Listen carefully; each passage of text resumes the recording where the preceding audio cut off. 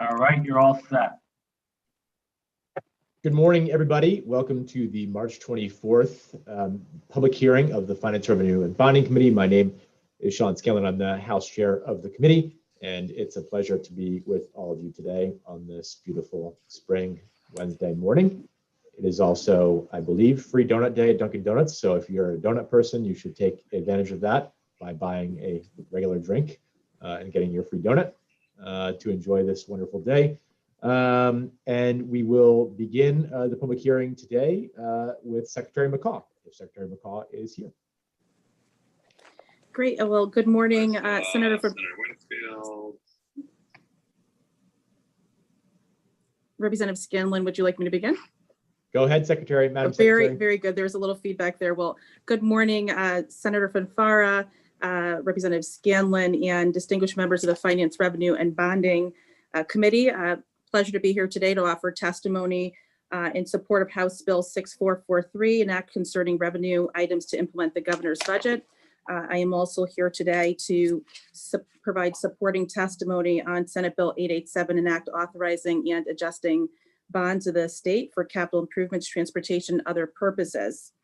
The bond bill as proposed by the governor does include general obligation bond authorizations totaling about $1.4 billion in fiscal 2022, includes the cancellation of approximately $153.7 million of prior GO bond authorizations, which are no longer needed at this time. And for fiscal year 2023, 1.419 is proposed by the governor. This is in addition to prior authorizations becoming effective over the biennium, including $190.5 million in fiscal 2022 and $125.1 million in fiscal 2023 for Yukon 2000, $25 million in each year of the biennium for the Bioscience Innovation Fund, and $9.6 million in fiscal year 22 and $9.8 million in fiscal 23 for the Strategic Defense Investment Act. The governor is also recommending authorizations of $836.9 million of STO bonds in fiscal year 2022 and $929 million in fiscal year 2023. This is to keep our transportation infrastructure in a state of good repair, and $281 million in fiscal 23 of revenue bonds to fund low interest loans under the Clean Water Fund. The areas that the governor is prioritizing in his proposal for your consideration are the areas that he believes require the most investment. This includes municipal aid, affordable housing, school construction, IT improvements, economic development, workforce development, and state agency infrastructure improvements. I respectfully ask the committee to support this bill. And then with respect to the act concerning revenue items to implement the governor's budget, let me just begin by saying that the governor took a conservative approach to balancing the fiscal 2022-23 biennium as proposed in his package. First, the governor recognizes the impact that COVID-19 has had on our economy in our state. We are still recovering jobs, and we're feeling the impact of this throughout revenues as well as demands for social services. And the governor believes that increasing taxes on Connecticut's residents and businesses at this time would be in a step that is opposite to recovery. The governor's proposed budget does not include any broad-based tax increases, nor does the governor believe that tax increases are prudent at this time for the upcoming biennium. One of the things that is top of mind for the governor is the reality that the normal way in which people worked and businesses operated has changed over the past year, from mostly a physical in-person environment to almost a fully electronic or remote. And that as our economy, our people, and our norms change, it's important for Connecticut to also demonstrate that we can adapt and keep pace. The governor proposes a tax policy package that does not increase the financial burden on our state's residents and businesses, while creating opportunities for us to advance our competitiveness amongst neighboring states and the rest of the nation. The governor's proposed budget holds our state residents and businesses harmless compared to the tax policy of the current fiscal year. First, he proposes to utilize anticipated federal aid, which we're very pleased that the American Rescue Plan Act was passed by Congress. And so the governor's budget anticipated use of the federal aid to support balancing our budget in the short term.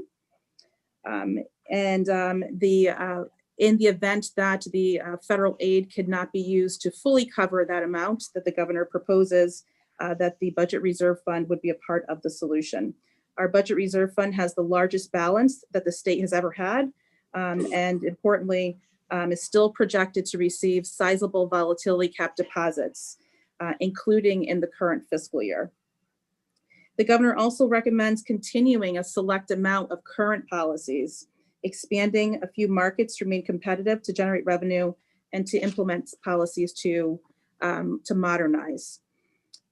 The key areas of his proposal are use of federal stimulus, continuing current policies, expanding opportunities, and closing the tax gap.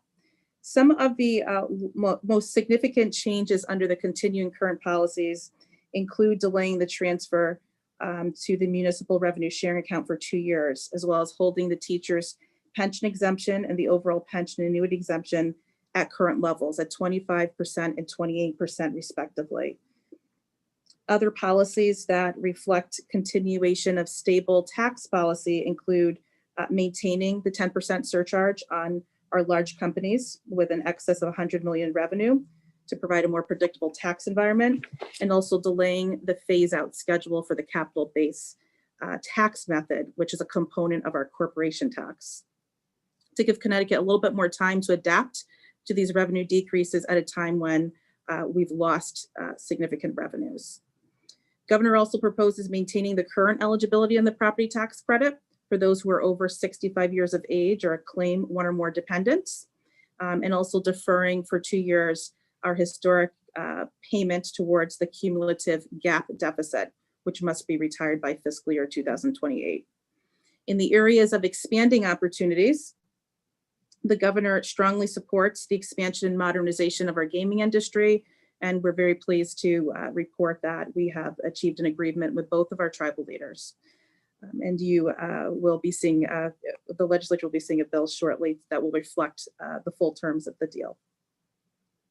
The governor in that package does propose to implement the sale of online lottery games. There are 3 separate bills that round out his philosophy to other areas of gaming: HB 6451, which will obviously be updated based on the current terms of our term sheet; legalizing recreational cannabis for use by adults over 21 years of age; and implementing a captive insurers initiative. Fourth component of the governor's proposal is focused on an effort to enhance collecting tax revenue that is past due and owed to the state. The governor is proposing a tax amnesty program to generate revenue in the first year of the biennium. DRS would offer a tax amnesty from November 1st, 2021 through January 31st, 2022, where penalties would be waived and interest charges would be reduced by 75%. Taxpayers and accounts receivable would be eligible for this program. Because the program is only in fiscal year 22, we expect that the tax loss, the revenue loss, if you will, in fiscal 23 would be limited to about $4 million. In conjunction with the tax amnesty program, the governor's proposal includes the CREATE initiative, which reflects about $40 million of enhanced tax collections through more sophisticated audit techniques, predictive modeling, algorithms, essentially modernizing our strategies for how we implement our audits within DRS. The goal would be to use the data analytics to help narrow the tax gap by identifying non-filers, underpayment of taxes, underreporting of income, and to use these strategies on an ongoing basis. Finally, the governor does support a proposal to address the anticipated insolvency of our special transportation fund by providing a new revenue stream.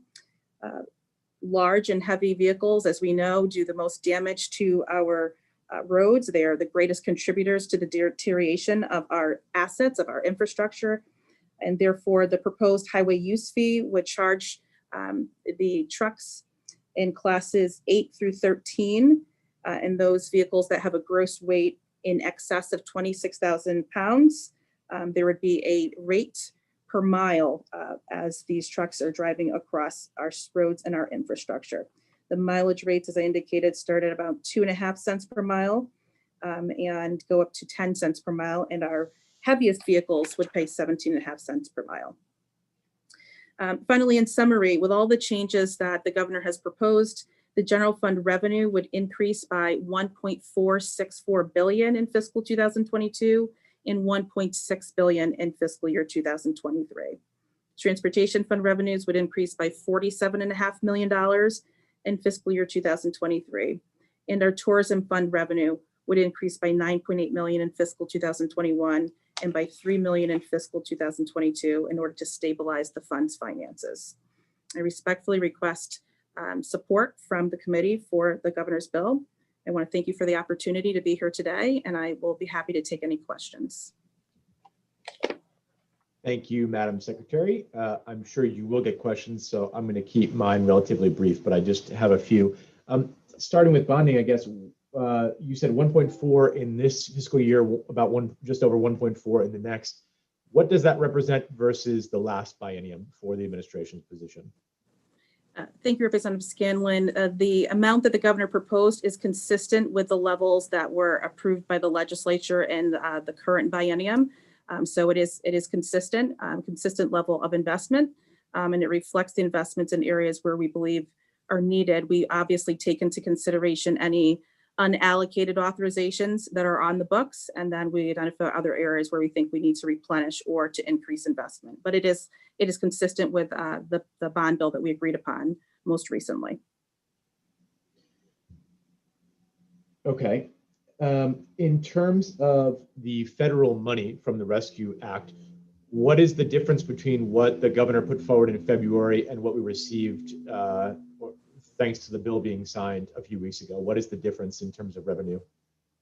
So the American Rescue Plan Act included an estimated $2.6 billion in state fiscal relief. The bill as written does allow the funds to be used for revenue replacement. The language does indicate that the revenues will be compared to the fiscal year immediately preceding the pandemic, which we believe will likely be fiscal 2019. So at this point, our budget, as the governor proposed, assumes $1.75 billion over the 2 fiscal years. The question will ultimately be, what guidance does Treasury come out with to the states to help us determine how much of our assumption of $1.75 billion could actually be used for either revenue replacement or to support expenditures.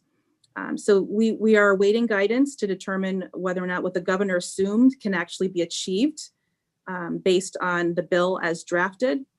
One other area that could give us some additional flexibility is, you may recall, in the Coronavirus Relief Fund, U.S. Treasury did allow states to utilize those funds towards public safety and public health expenses. So that could allow us to utilize these revenues to support existing costs. So for example, public safety, Department of Corrections, or state police.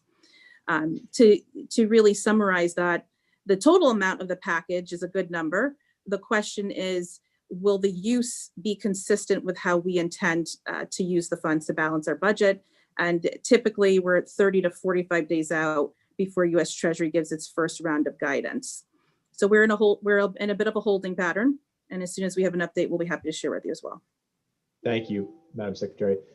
Given the bill that passed in the Senate yesterday, it had already passed the House, can you talk about what the administration's position is with regard to that and that $800 million or so difference between what the 1.75 that you had planned for and the fact that we did get 2.6? Can you just elucidate to the committee of what the game plan is there? Absolutely.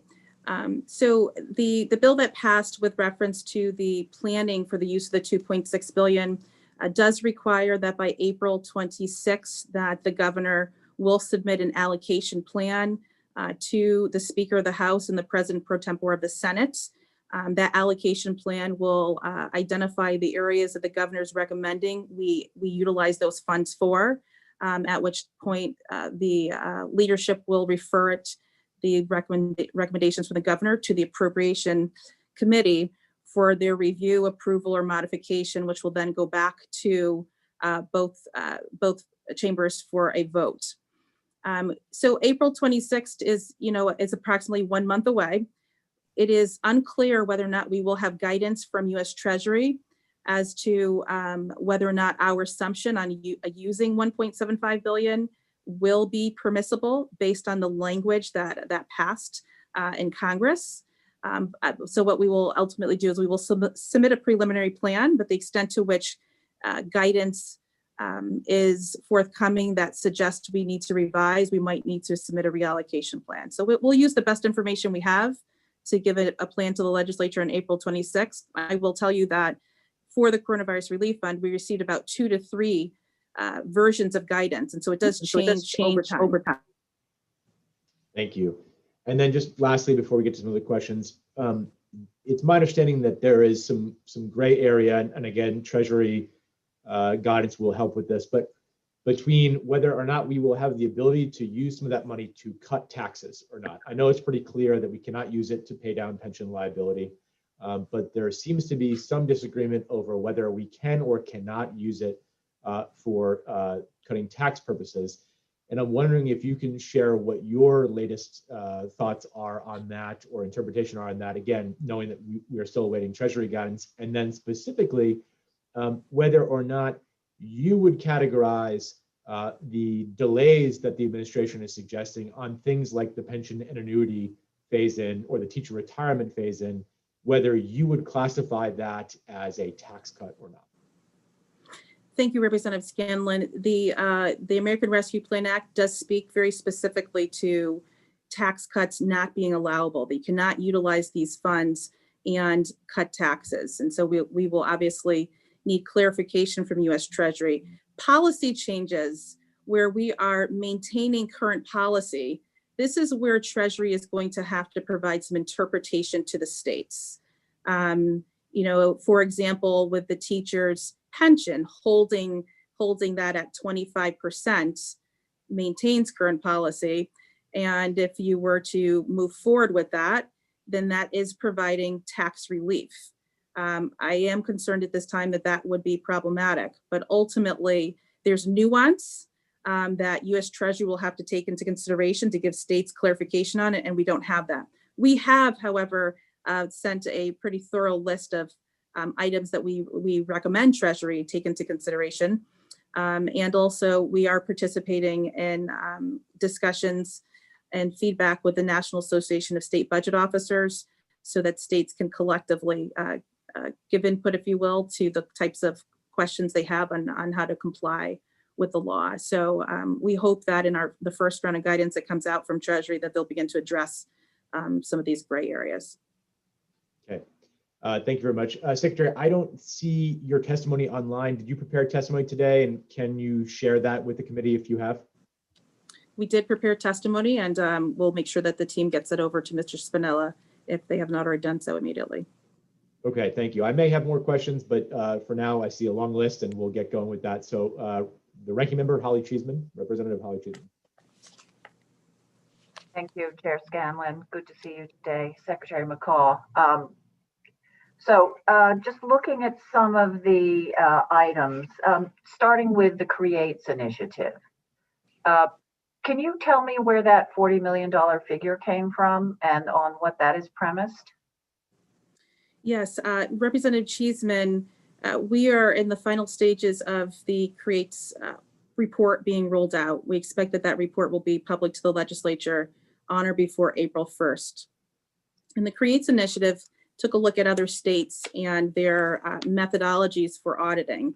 And we identified that there are other states that are using more sophisticated techniques. We obviously took a look at areas where we thought that there could potentially be an underfiling or underpayments, and utilizing some of the predictive modeling and algorithms. really took a look at how much are we auditing, what are our collections on an annual basis, and the extent to which we think we could improve those numbers.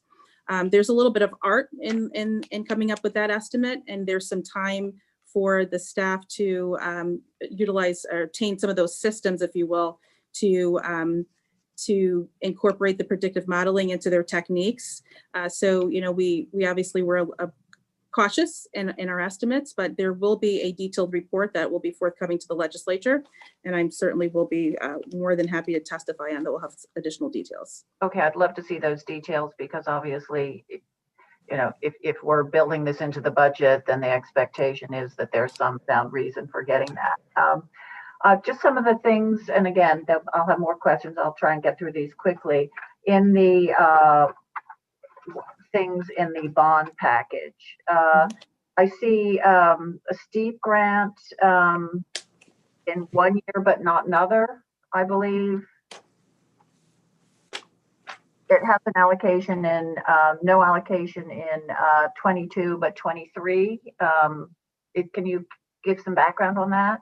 Yes, Representative, we do have remaining unallocated authorizations on the books. So what we added in the governor's package were the additional funds to utilize in the biennium, but we do have remaining authorizations that are available and have not been fully exhausted. Okay, and I see under the among the canceled obligations were the Workforce Training Authority Fund and no fund. Can you explain? Obviously, it has just been replaced with another initiative. I know workforce training is one of the governor's big priorities, and obviously very important throughout the state, particularly in my part of the state, the Eastern Workforce Investment Board. So can you give me some background on that? It Absolutely. Seems counterintuitive. Sure. We did cancel the Workforce Training Authority. The governor is moving in a slightly different direction. It is replaced with a new authorization under the Department of Economic and Community Development. You'll see two $20 million authorizations, $40 million over the biennium for the Career Connect Workforce Training Program. And this authorization aligns with the governor's workforce bill more broadly, where the Office of Workforce Competitiveness, the governor's requesting that this unit be stood up within the Department of Economic and Community Development. And so you might be familiar with the Governor's Workforce Council that put out a series of recommendations to enhance workforce. And they're looking at this from the spectrum of not just post-18, but from the high school system leading up into employment post-college. How do we strengthen post-secondary outcomes? Some of the recommendations include things like automatic FAFSA filings for every senior in high school, to linking the children that are in our trades programs directly into post-secondary trades programs.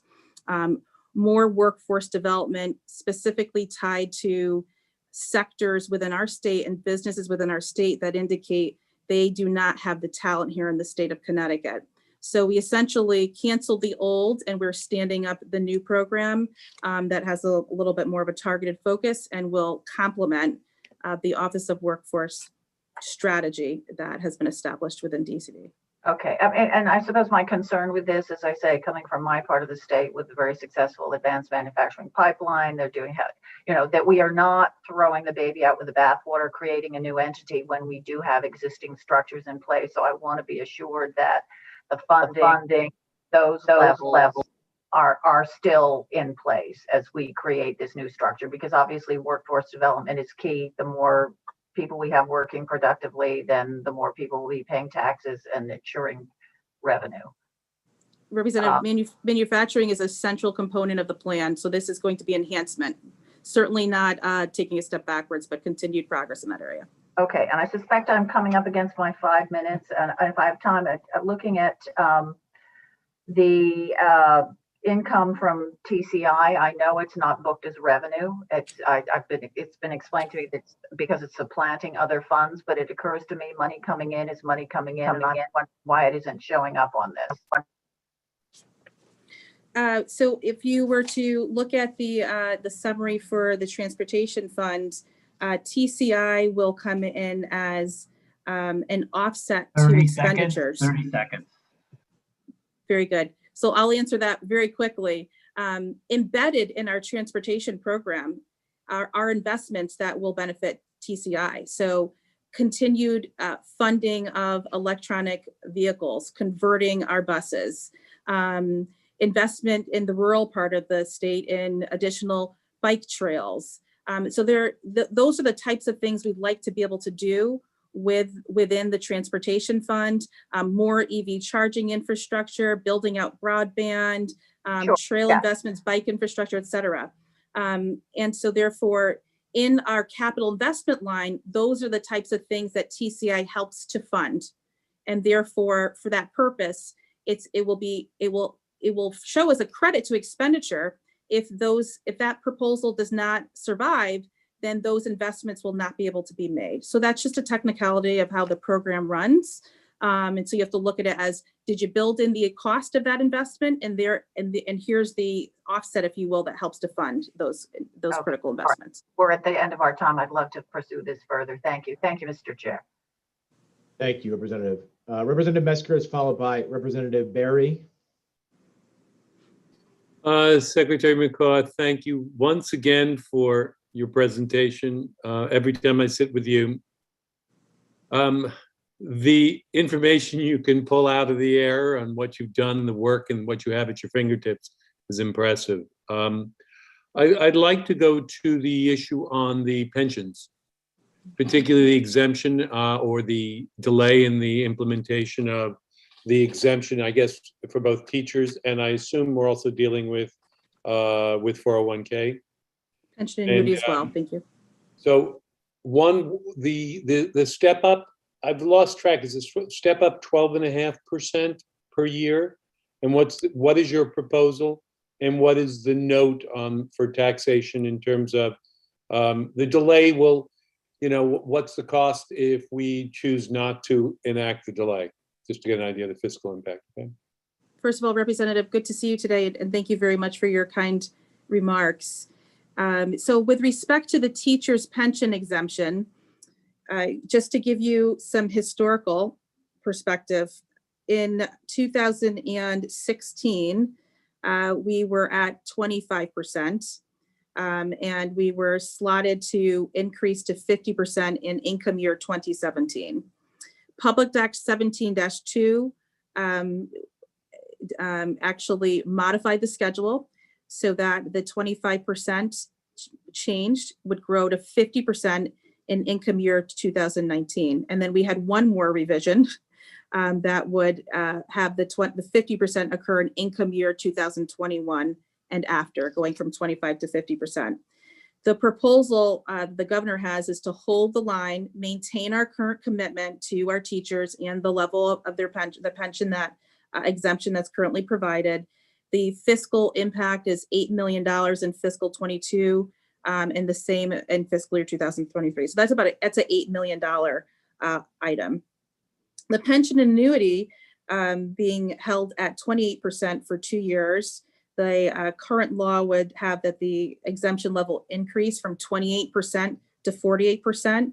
And so this was being phased in basically in 14% increments. Just as a reminder that this particular exemption applies to income AGIs that are up to 75,000 for singles and 100,000 for joints. So the plan was to go from 28% to 42% in current law. That is a larger fiscal note. That's 16.4 million in fiscal year 22 and 32.8 million in fiscal year 23. Okay, I'll reserve in case I have further questions. That was the main point that I had some concerns on. Thank you. Thank you. Representative Barry, followed by Representative Ziogas. Thank you, Mr. Chair, and thank you, Madam Secretary, for being here today. My question is revolving the highway use tax. In general, how is the program going to work? And specifically, how are the miles calculated and how will we collect that revenue from out-of-state trucking companies? Very good. So the highway use fee essentially is structured as follows. So only classifications 8 through 13 more than 26,000 pounds. And essentially you'd start out, let's just say you have a gross weight of 26,000 pounds for your vehicle. The rate structure is basically in 2,000 pound increments. So if you were a truck and you weigh between 26,000 to 28,000 and you're in that classification range of 8 to 13, then you would be charged 2.5 cents per mile. If you are a truck that has a gross weight between $78,000, $1 and 80,000, you would be charged 10 cents per mile. So essentially the rate slowly increases the higher, the more a truck weighs. If you are a heavyweight vehicle, then over 80,000, you'd pay 17.5 cents per mile. We structured this program based on looking at a number of other states that have a highway use fee. Oregon has a similar program where it applies to vehicles that are greater than 26,000 pounds. They have a much higher rate structure. For example, their overweight vehicles are charged 30 cents per mile. New York had a more complicated structure based on gross rate or gross rate with your load, if you will. Kentucky has a program and New York has a program. So we went with simple and something that was a lower tax structure for the state of Connecticut. The process for actually submitting this information. First, trucking companies would be required on a monthly basis to report first they're gonna have to register with the Department of Revenue Services. They will be required to report their weights on a monthly basis. Our systems will have to be modified in order to receive this information. And they would report their weight and they would remit based on their gross weight for that given month and the number of miles. So they will have to track their miles. I would note that there are some newer technologies that are coming out, GPS technologies that are carrying this type of functionality to make it a little bit easier for trucks to track the information and not have to do so in a manual fashion. Highway use fee type taxes or revenue arrangements, they are voluntary. It is an honor system. So that is one of the areas that you should be aware of. There have been successful programs in other states. The Commissioner Mark Boughton will be here with you today, and he'll talk to you a little bit about what he's doing to evaluate how he'd go about auditing these trucks. But it is an honor-based system. There would be system modifications that are required, and they would be remitting this information on a monthly basis, essentially. Okay, great. Thank you. Since it is an honor system, what is the collectability rates in these other states that use this? I don't, Representative, I don't have that information here for you today, but I'd be happy to do some follow-up, as well as share with you some of the information on the size or the magnitude of the revenues in the other states. We certainly have pulled some of that information. I'm not sure we have collectability, but we can certainly give you a sense of the magnitude of revenues that are collected. Okay, great. Thank you. And thank you for being here today. You're most welcome. Thank you, Good to see you Mr. today. Chair. Thank you. Representative Ziogas, followed by Senator Slapp. Good morning, everyone. Melissa, mastery of the information as usual. My concern is around the pensions and how we're funding it, or maybe not funding it sufficiently as we go forward. Anticipating the fact that we're going to have a large number of retirements in the next maybe the 2-year period. How are we anticipating how that's going to affect our fund balances there, and how are we going to adjust for it? Do you have any thoughts? Thank you. I do. Thank you, Representative. Great to see you today. So Connecticut has made significant progress with respect to our funding of pensions. Years ago, we would, in a heartbeat, underfund our ADEC. Our recent CBAC agreements require the state to fully meet our annual actuarial determined expected contribution. We are also phasing up to a level dollar amortization over multiple years. So essentially, we tied ourselves into what is good fiscal policy, good fiscal governance, and that is you meet your ADEC on an annual basis, and when times are tough, that should not be the first place you go. Our valuations take into consideration our projections on retirements, and they are in the valuation study and the methodologies that produce our ADEC reflect the fact that we expect to see a higher rate of retirements as we approach 2022 because of the COLA provision of the recent CBAC agreement. So I think we're in a good position with the funding of the pensions. Obviously, we have to continue to monitor investment performance, the extent to which we're actually meeting our assumed investment rate of return. But the decisions and the agreements that Connecticut has instituted over the past couple of years have put us in really solid ground and are holding the state to fiscal accountability. And so for that, I think we should all be very thankful. Yeah, if I had one reflection on the way we handle our pension, I would say that we could possibly slightly more aggressive in our investment stance, given the fact that we have a 5-year leveling on the investment return, which kind of takes out some of the risks and modifies some of the risks. So that would probably help us step up slightly. But apart from that, that's somebody else's expertise. But thank you for your thoughts. Thank you, Representative. Senator Slatt, followed by Representative Borer. Thank you, Mr. Chairman. Good to see you, Secretary McCaw. I hope you're doing well and you and your family are staying safe.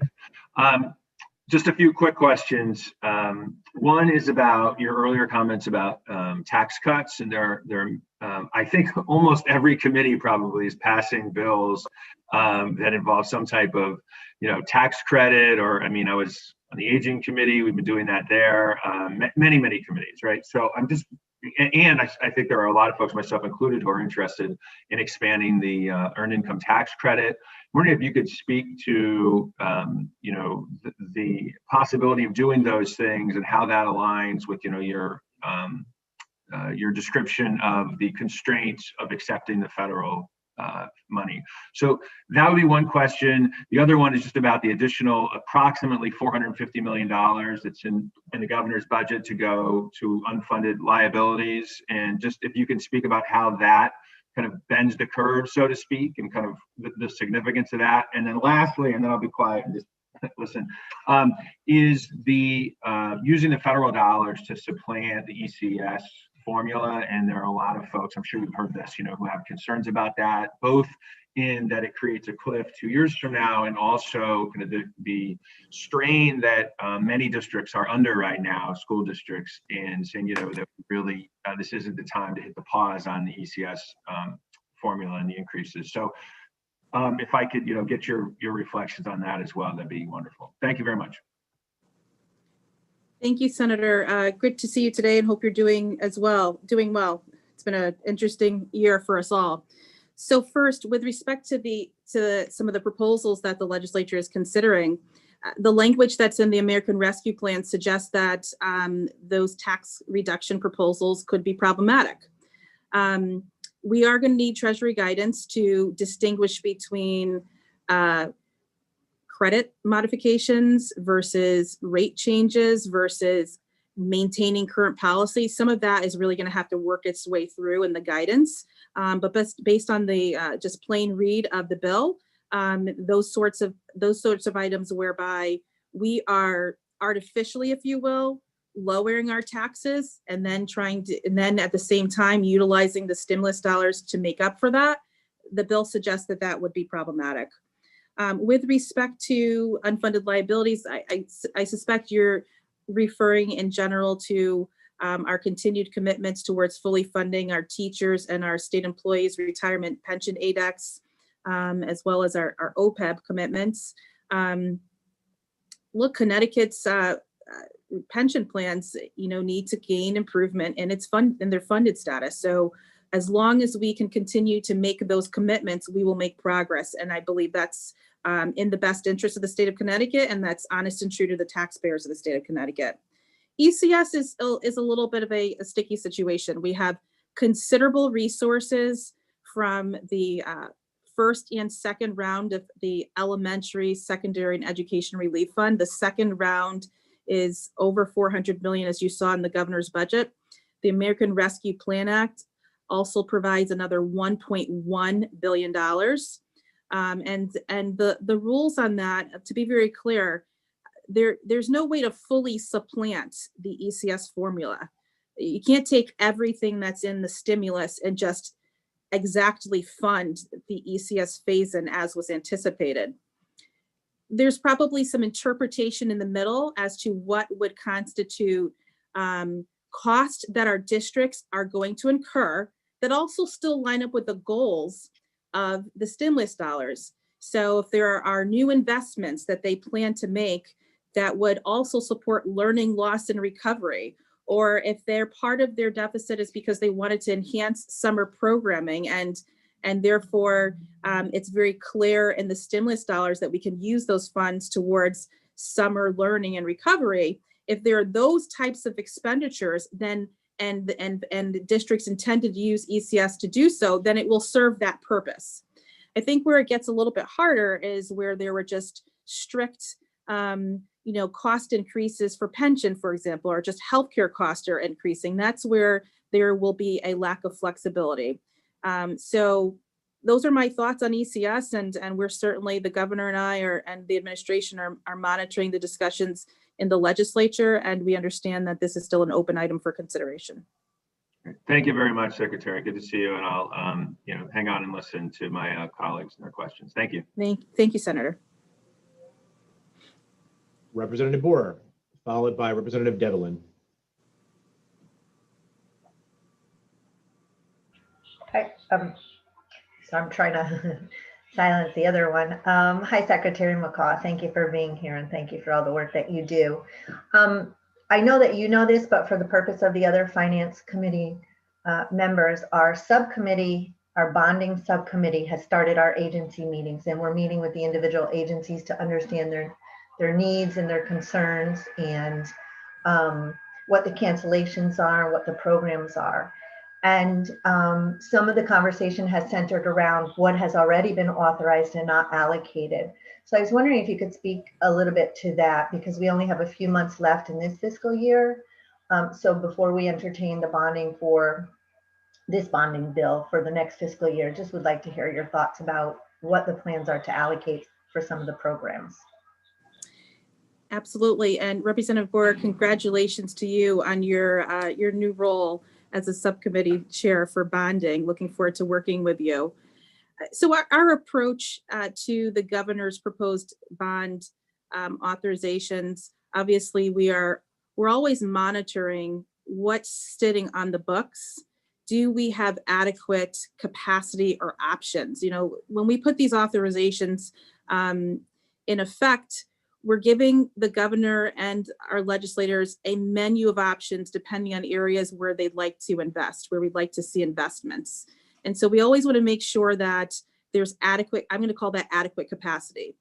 What you see in the governor's package are areas where he's signaling focused efforts that you will see him wanting to lead on with your support over the next 2 years. Obviously, we continue to honor our commitments towards our school construction program, and I see Deputy DeMantis is here with us today, so you always see that continuation.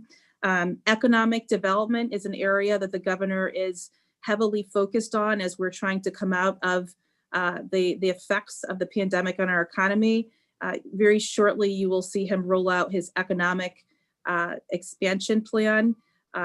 He's very focused on making transformative investments that when we come out of this lead to recovery of jobs, lead to opportunities for municipalities to have support to see development in their local areas that hopefully leads to grand list improvement as well.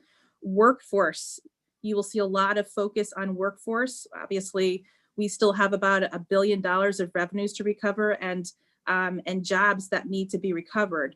So focusing on upskilling, again, in sectors where our businesses are saying they have demand, is something that you're going to see as well. Housing is an area that we continue to hear of greater needs. There are a significant amount of authorizations that are still remaining for housing, but sometimes when the developers don't see new dollars added, it signals that they shouldn't they shouldn't continue developing and bringing ideas forth. And so the governor was very intentional about making sure developers throughout the state hear them loud and clear that that's an area of focus. And then finally, state agency infrastructure, we need to be smart about how we maintain our buildings and addressing some of the deferred maintenance, as well as modernizing our state operations and through IT, how we do business. We have a significant number of retirements, and we need to make sure that our agencies can operate in a nimble fashion there, and they're utilizing the best technology available. So that is the approach that we took in putting this package before you. And then, of course, there are areas where authorizations may have been sitting for a long time that perhaps the direction is changing, or we have adequate authorizations and did not need new. And so therefore you see some of that reflected in the cancellations that are there for your consideration. We look forward to the bonding subcommittee, and we'll be happy to go into lots of detail as you see fit. Great, thank you. And I appreciate that. And I think the governor's agenda and the package you put together is a very robust and focused agenda. And but just want to emphasize that already in our subcommittee meetings, there's a lot of discussion about before we could continue to fund for this bond bill, we need to better understand what's happening with the 2021 bond bill, because we're hearing from agencies, it's not just municipal projects, it's the Clean Water Fund, it's the brownfields, it's a lot of the programs that we negotiated between, that the legislature voted on to have those funds support significant critical projects. So we would just like to hear, and I look forward to hearing a little bit more about how we're going to allocate and expend those funds in this fiscal year, so that we could continue to talk about this bond bill. Well, we look forward to those discussions. And you raised the brownfield investment that's actually on the next bond commission agenda. So look forward to further talk. Great to hear, and thank you. Take care. Representative Devlin, followed by Representative Farrar.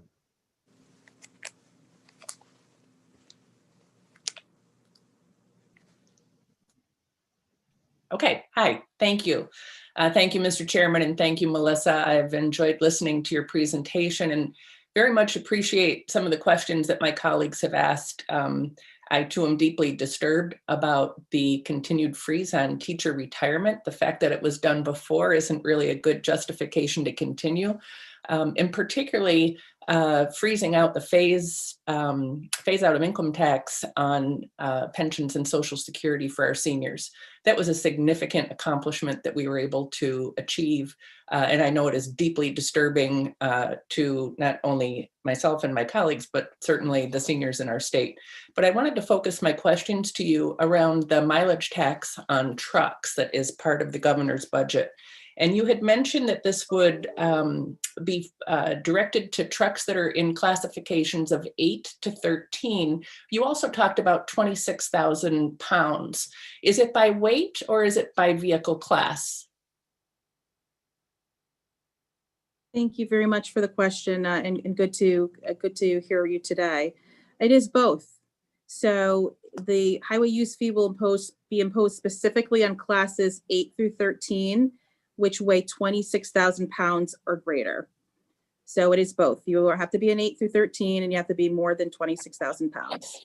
So the tricky part with that is, there are multiple different charts that show different vehicle weights. And there is one from the FHA that includes 8 to 13, which might be intended to be more specific to tractor trailers. But of course, that would include furniture trucks. It would include the local businesses that supply food to our schools for school lunches, food to the grocery stores, construction trucks, all of that.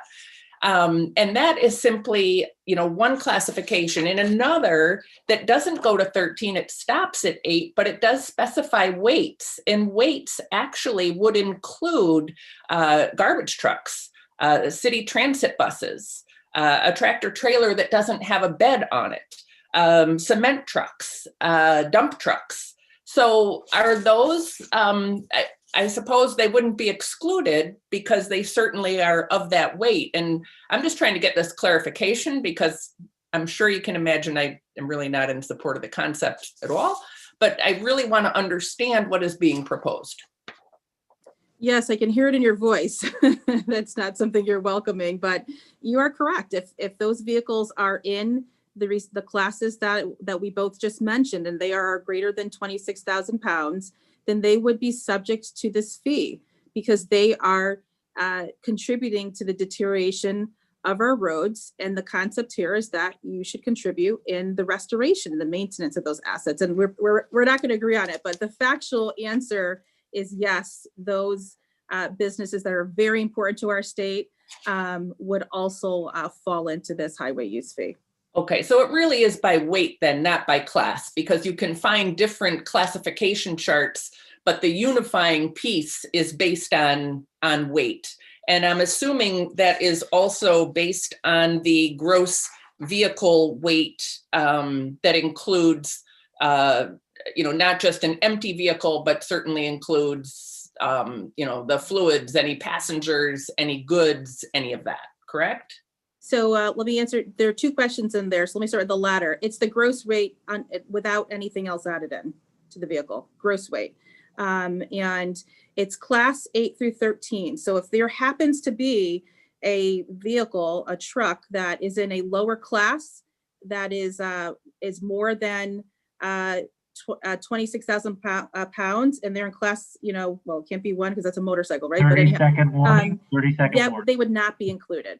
So I just want to be very clear about that. Yeah, thank you. Let me just go on for a minute. Sure. Because it does include a wide variety of vehicles. And I appreciate that you compared us to this idea to other states. I don't think any of those other states currently include the taxes that our state does on driving, let alone what you talked about with TCI that, I appreciate how the governor says it's a choice to pass it on or not, being a businessman himself, but certainly that is another tax to anybody who would be buying fuel in the state of Connecticut. So there certainly would be significant costs, not only to our truckers, but as we saw in previous initiatives, things that are just focused on trucks suddenly get expanded to all vehicles and affect, drivers of cars as well. So I'm also curious about the cost of collection. So I imagine then that we will hear that from Mark Boughton as we go ahead.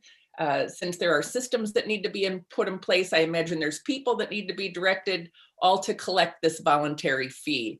So it is a creative proposal, no doubt, and I appreciate you answering my questions. So thanks so much. You're most welcome. Representative Ferrara, followed by Representative Doucette. Thank you, Chairman. Hi, Secretary McCaw. Thank you for being with us in this challenging virtual format. Really appreciate it. A few questions following up on a little bit of what my colleagues noted earlier, particularly in reference to the latest federal act that we're trying to sort out. You mentioned earlier that we're looking for guidance, understandably, from our U.S. Treasury on policy changes to be considered, particularly in regards to tax cuts. Do you have a list that you've requested guidance on from Treasury in that regard, a list of policy changes? Representative, great to see you today as well. We did not provide a policy by policy breakdown. We just identified questions such as if there are policy changes that hold the tax policy to current law, we see that as no change. If it was, some of the questions we have is if it was a tax credit, does that constitute a tax cut? So we also put questions in concerning the language in the bill and how to interpret fiscal 22 revenues relative to the year pre-pandemic. That's fiscal 19. Is fiscal 19 going to be inflation adjusted because we still have $1 billion of revenues that we have not recovered because our economy was growing? So we've given them kind of like categories of questions that we'd like for them to address in the guidance. And of course, we gave them recommendations on how we'd like for them to interpret that as well. Okay. Are those something that you can share with the committee so we have a greater understanding of what's being asked and what we can expect to learn from the Treasury? Yes, indeed. We'd be happy to share some of that. That would be wonderful. And I think what I'd like to clarify a bit too is I know we're mindful of what U.S. Treasury is going to tell us, particularly about some of these tax reliefs that we're trying to provide to lower and middle income families in our state in this crisis. Can you just kind of clarify? My understanding is that we cannot use federal funds to provide those tax relief proposed policy changes, but we can make the determination as a state to use state revenues. Is that accurate? Well, in the case that I believe the example you used was a tax credit. Sure. Yeah. Okay, and you would reflect a tax credit as a reduction in revenue, and the policy would be enacted in law. So I don't see how you get around effectuating that any other way than on the revenue side of the budget. And if Treasury interprets that as a tax rate reduction or reduction in taxes, then we would likely be prohibited from utilizing the fund. So I'm not seeing, based on the current language, a way to allow for tax reductions and still utilize these funds for revenue replacement. So I think that's, to your point, what we need clarification on. Since as a state, we recognize that in this moment, as of COVID, our families and seniors who have been most affected are our lower and middle income families and seniors, and clarification, as you noted, of what questions have been asked and what those answers will be is going to be really, really critical for us. I just have another quick follow-up question, particularly on the DRS notation around the exemption, the tax amnesty program. From the way you proposed it, I guess my question is, how does that fit into this assumption around policy change? So how is that not considered a potential tax cut? So in that case, revenue recoveries are not a reduction, that's increased revenue. We're increasing revenues when we are actually being more aggressive with our policies, changing our techniques, aka the creates initiative. And quite frankly, it's a good one to seek clarification on. In this particular case, we probably need to ask Treasury whether or not that would be problematic. We're not changing the rate. We're not doing a credit. We are, however, using discretion pertaining to penalties. So again, that's unclear. We could probably do some follow-up there as well. But it certainly is not clearly we're changing an exemption level, we're changing or adding a tax credit, we're changing a rate. I have to imagine that many states at this point are utilizing these lower hanging fruit, if you will, to increase recoveries and collections. It's very common when any organization gets into challenges. So it will be interesting whether or not Treasury would very narrowly interpret that pertaining to an amnesty program. But we will certainly seek clarification and we'll share with you the questions or issues we've raised thus far. Okay, that would be wonderful. I think for all of us, we recognize that we have to make the best decisions for our state to build economic growth. And, everything that you noted and having that list at hand of what policy changes you've requested will really help us ensure that we are making choices that address equity, that address inequality, and that we can do that as state legislators. So greatly appreciate your time, Secretary, and how we can ensure that we're really focused on who's been most affected through this crisis. Thank you. Thank you. Representative Doucette, followed by Representative Mastro-Francesco. Thank you, Mr. Chair, and thank you, Madam Secretary. So good to see you. Thank you for your patience and being here with us. It seems you're getting to hear from almost our entire committee, so lucky you today. It's been quite some time, so we're overdue. Some questions that I think are variations on the same theme, and some follow-up good questions that my colleagues have asked. I want to drill down a little more specifically on the budget reserve fund. currently, the governor's proposed budget had 775 in FY22 and 975 transfers from budget reserve fund in FY23. Given what we now know, and of course, subject to the Treasury guidance about the federal funds coming in, do you expect those numbers to change, to decrease or increase, or are those still, in your mind, solid assumptions on what we should be transferring from the VRF? So the numbers you quoted are accurate, and over the biennium, it's about 1.75 billion when you add the two years. So first and foremost, is the 1.75 billion the correct number? Ultimately, that depends on the final budget that's negotiated, what happens on the spending side, and certainly what happens on the revenue side of the house. That's the gap based on what the governor proposed, and that could change based on our final negotiations. So we will be, we should expect to be in May, knowing that that figure could change because of desires that we have on the spending side or do not, or guidance telling us that we can or cannot use all of that amount from the ARP state recovery fund. So after we submit a plan to the legislature, we will probably be into May confirming how much of that $1.75 billion assumption can actually be used from the stimulus dollars to cover that gap, coupled with the fact that I'm sure the number could change a little bit. Depending on those two factors, then we will determine, jointly, the legislative and the executive branch, if there's a need to utilize any budget reserve fund. And so that's the uniqueness of the time frame. And it's a good problem to have, however, but we until we hear from Treasury, we really won't have a good sense of whether that assumption can be supported. And secondly, we need to see a budget that's reported out from the legislature and begin those negotiations. Understood. So in light of the conversation that we've been having this morning, what would be your thought or your position on the addition of new revenues that would perhaps be subject to volatility cap? So, something that is underestimate and final, subject to volatility, and then therefore to be deposited in the budget reserve fund.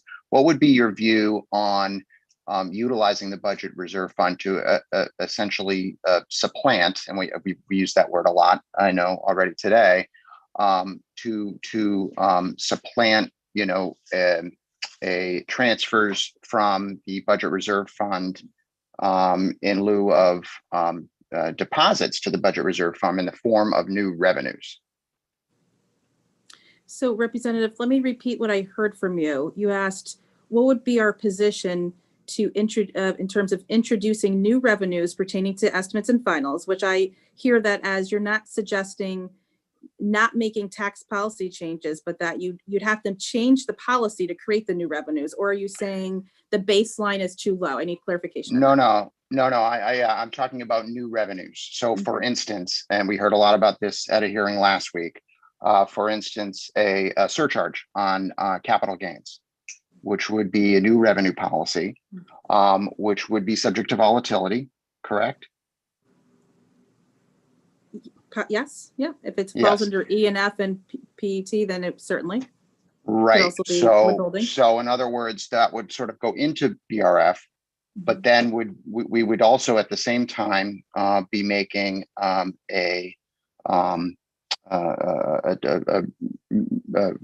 we would be taking money from BRF.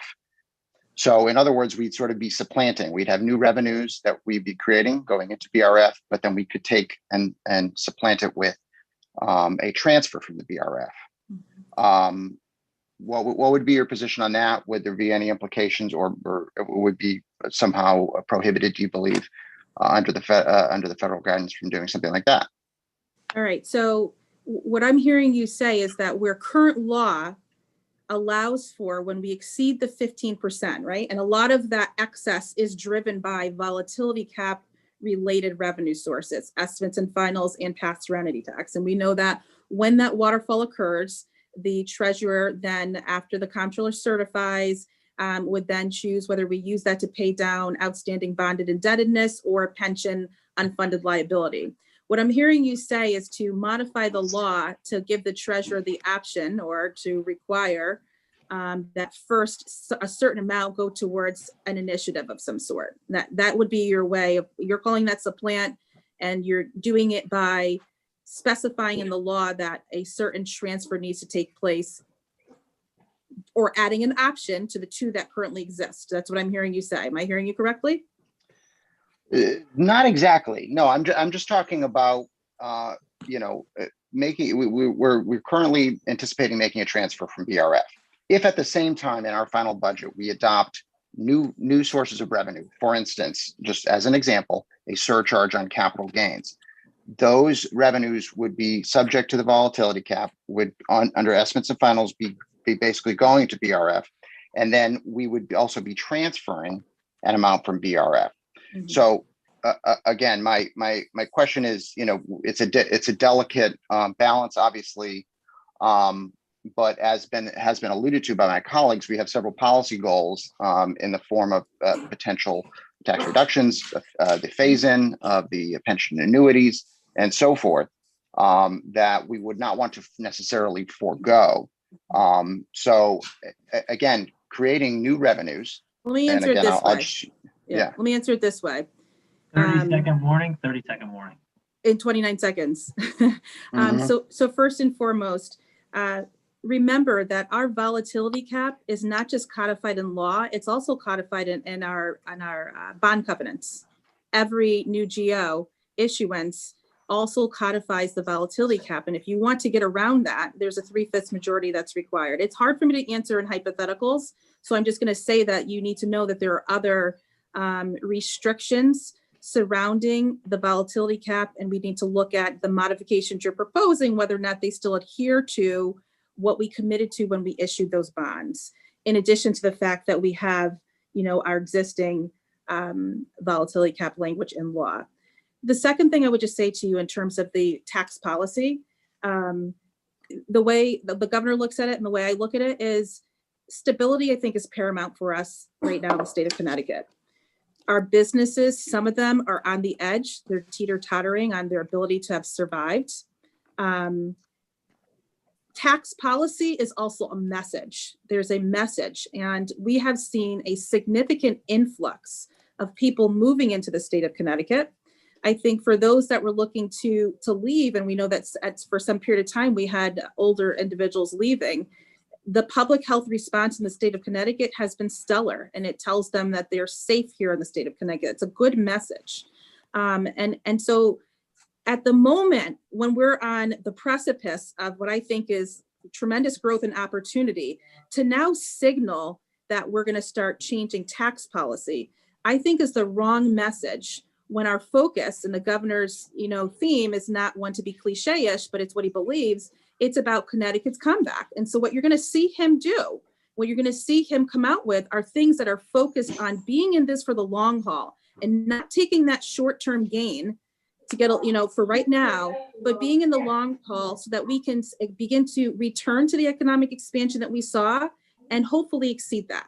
And that means growth. That means our towns need to grow. That means businesses need to stay here and be thriving, more coming in, looking at the sectors where our surrounding states are expanding and Connecticut is not. Let's play catch up, modernizing, gaming. And it means real people need jobs, and we have to help spur that. We have to help them have the skills. We need to match up the skill sets needed with the businesses in the state of what's in demand. And we need to tell these people that are moving to Connecticut that Connecticut is a place where you can live, thrive, grow, play, whether you're an individual or your business. And our tax policies send that message. So we need to think long and hard about the message that we are conveying for Connecticut. And some of these small wins, I don't want to see that impact the long-term gain. So those are the governor's thoughts, and those are mine as well. I thank you, and I appreciate that. And I know my time has expired, but no, it's a broader discussion as you just alluded to, but I would just say as well that I think there are different perspectives on what we want to say with our tax policy, and we have heard those, and that's a conversation that I'm sure we'll continue to have. But I appreciate your time today. Thank you. Thank you very much, Representative. Good to see you. Before we go to Representative Mastro-Francesco, I just want to note that the Secretary has been going for about an hour and 15 minutes. It's an important conversation, and as she noted, we haven't seen her in a while, and we're having a good discussion. But just reminding, I'm seeing hands go up for the second time. We have about 150 people waiting to testify on a number of bills. It's going to be a long day in the committee, and I just want to make sure that we're cognizant of both the Secretary's time and our respective time as we begin this long hearing here. So with that, Representative Mastro-Francesco, followed by Representative Nuccio. Thank you, Mr. Chairman. And thank you, Madam Secretary, for being here. I won't be long. I just have a few questions regarding the mileage tax on trucks. And I might have missed you have said this. What was the estimated revenue that you said that would generate from that tax? $90 million. So $90 million. And can you give me an idea of how you got to that number? Thank you. Absolutely. Thank you so much for the question, Representative Mastro-Francesco.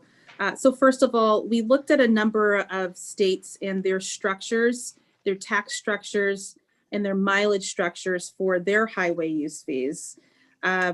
Oregon, New York, Kentucky were some of the states that we modeled this after, but really primarily Oregon. Oregon had a simple system which increased the weights, if you will, in equal pound increments. In our case, we went with 2,000 pound increments. We also received data from the Department of Transportation that conducts studies on the number of miles that trucks drive in our state. We know that trucks drive over 1 billion miles in a given year throughout our state.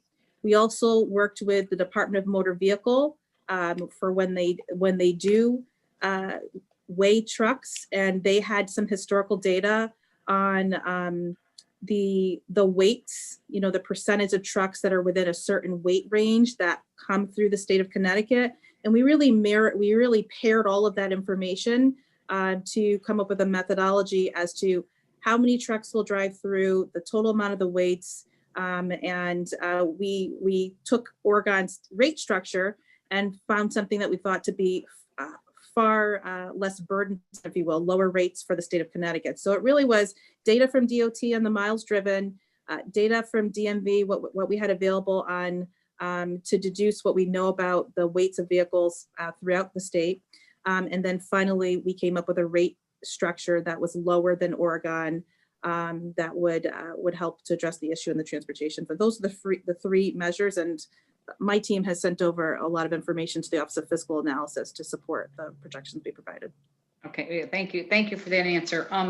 So when you came up with that estimate of $90 million and you used Oregon, what other states did you use as a percentage of collection? And I might have heard you say before that we didn't have that data. Is that correct? So first, we used Oregon as a model, but it's not the same. It's not the same program. Oregon's rates are much higher. So I'm more concerned about the collection rate, the percentage of money that is collected from this mileage tax from other states. As an example, do you have any data that you used to determine that figure? I will certainly send over what we have on collection rates. We spoke with Oregon and New York. We know in total the revenues that they collect and the number of miles that are driven through their states for their rate structure, and we'd be happy to share that. Collections is going to be, in terms of this, honor-based concept and the extent to which there's going to be compliance. I'll be very honest with you. That is an open item. The Commissioner Boughton is looking into some of the enforcement and what we can do there. But what we have seen in other states that the revenue has been very stable. And so all we can use is the best information. How many miles do trucks drive within our state? A sense of what the weights are of those trucks and our rate structure. And we will obviously, in the event this were approved, we will evaluate and we will modify if necessary. Collection, I'm not sure we're going to have anything more than Oregon and New York, and I'd be happy to send you that backup information. Thank you. So we don't really know if that number is accurate because we're basing that number on an honor system. So I'm struggling to understand how we could come up with a figure based on an honor system. Anytime you put together a revenue estimate, you try to use the soundest data and methodology to support it. So I'm not going to tell you that the numbers are not accurate. I think it's the best estimate and analysis, and the methodology is sound. Year one of any new program is when you're always evaluating and you're modifying. What's most important here, I think, is less about, is the number perfect? Did you use proper data to support it? Did 30-second warning. Did you 30-second research? warning. Did you research the experiences in other states? And finally, do you have adequate reserves in the event that, year one and year two, the take rate or the participation rate or the compliance rate is not what you anticipate? And we do. One of the positives about the stimulus funding that has been provided is DOT transportation has received funding that can help support operations. So if in year one, our initial estimates were understated, for example, there are dollars there to kind of get us through this short-term time frame until we have a good full year under our belt and we can understand with greater accuracy, Representative, what revenues will come in. But the estimates we put together are certainly sound, and it's not unlike any other new revenue program where there's always some extent of unknowns. And we have a backup plan in the event that it doesn't hold true. Okay, well, thank you for that. Just one point. I have serious concerns obviously with the mileage tax, that certainly companies are going to pass that tax down to the consumer for the cost of goods and services. So basically it's a tax on the consumer. So I definitely have some serious concerns about that. But I thank you very much for answering my questions. Thank you, Mr. Chairman. I will not take up any more time. I'm sure we have a lot of people testifying. Thank you very much. Thank you, Madam Secretary. Thank you. Representative Yacarino, followed by Representative Meskers for the second time. Thank you, Mr. Chair, and thank you, Madam Secretary, for your presentation and all your work you do for our state. I do have a couple of questions. I do appreciate you mentioned the tax consistency, tax policy consistency. But what I find a little disturbing, that the inconsistency for our seniors, the promise that we made in the bipartisan budget in 2017, and we kept in I think the last budget 2 years ago, that's the tax deductions for the income tax for our seniors are not going to be held true for the promise that we made. I don't know if you could explain that, because like I said, you're very consistent in some ways where the governor doesn't want to raise taxes, but we're also not living up to the promise we made to our seniors. And I have a couple more questions after that. Sure. Representative Yacarino, thank you for your question. And I certainly respect the concerns that you're expressing. I'm just going to wear my straight CFO hat. We did some great things in the 2017 bipartisan budget. I mean, and even before that, some of the governance that we put in place helped us to be in the position of strength that Connecticut is in. And we are, one of the top across the nation with a record rainy day fund. And these tools that you put in place help to provide structure for sound fiscal policy, governance, and holding ourselves accountable. I would be remiss if I just focused on the two programs or the two tax policies that you made reference to, but I have to take you back to the full comprehensive set of commitments that were made in the 2017 bipartisan budget. And they total over $600 million of tax policy changes. And here we are in a time period where we did not expect to have a public health pandemic. We didn't expect to lose $1 billion of revenue. On the expenditure side, we have increased demand for services. Every area where you look, whether it's housing or healthcare or food, there are people who are in need. The challenge is we made a lot of commitments and we did not have a funding plan to support them. So, it is my recommendation that we get honest with those commitments and which ones we really want to support. Connecticut has to get back to the place where we're on a pace of growth. We're constantly in a situation where our expenses are growing at 4 to 5%, and our revenues right now are not keeping pace with that. So when we think about our teachers and we think about our retirees, do we want to be a place where people can live and they feel like, you know, they can live off of that net income? Yes, we do. But when we think about the decisions we're making overall, all the commitments we're making and that we're promising, we have to have a path to get there. And right now we're in a situation where $1 billion of our revenues are gone, never mind, you know, that growth that's necessary to fund these commitments. Herein lies the challenge that you all face and that we faced as well. And there will be priorities. And I'm sure that you guys will identify priorities that you'd like to see continue to move forward. But what I urge you to do on behalf of the taxpayers of Connecticut is we need to make decisions and we need to have plans to fund them, because otherwise what we do is we create significant out-year gaps. And beyond this biennium, we're facing $1 billion gap, and 600 million of that approximately are these commitments that we've made that we don't have a plan to fund. These are the types of things that businesses look at when they're considering staying or coming to Connecticut. You know, if we show that we have these unaddressed financial concerns, it begins to send a message, I'm going to see tax increases. Do I want to go there? It sends a message to the rating agencies when year after year, we have not addressed these outstanding structural holes. So I'm going to say we got to take it to the big picture. I mean, certainly there are smaller items in here that I'm sure are important to you, but I believe as leaders of the state, we owe it to the taxpayers of the state to be honest about what we can afford and what they're going to have to pay to live here in the state of Connecticut. And we have continued commitments, and they're much larger than the $40 million for the two that you made mention to, that we're going to have to decide whether or not these are seriously items that we're going to be able to fund, and whether or not the people in the state can afford to do them. 30 I seconds. 30 seconds. I appreciate your answer. I do have one more question, but I want to follow up on that.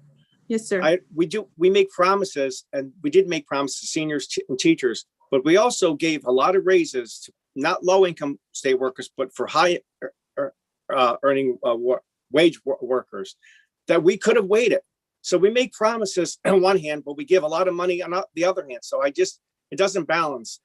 But I appreciate the approach as far as consistency. I've run a business for 30 years. I've been part of family business for 40 years.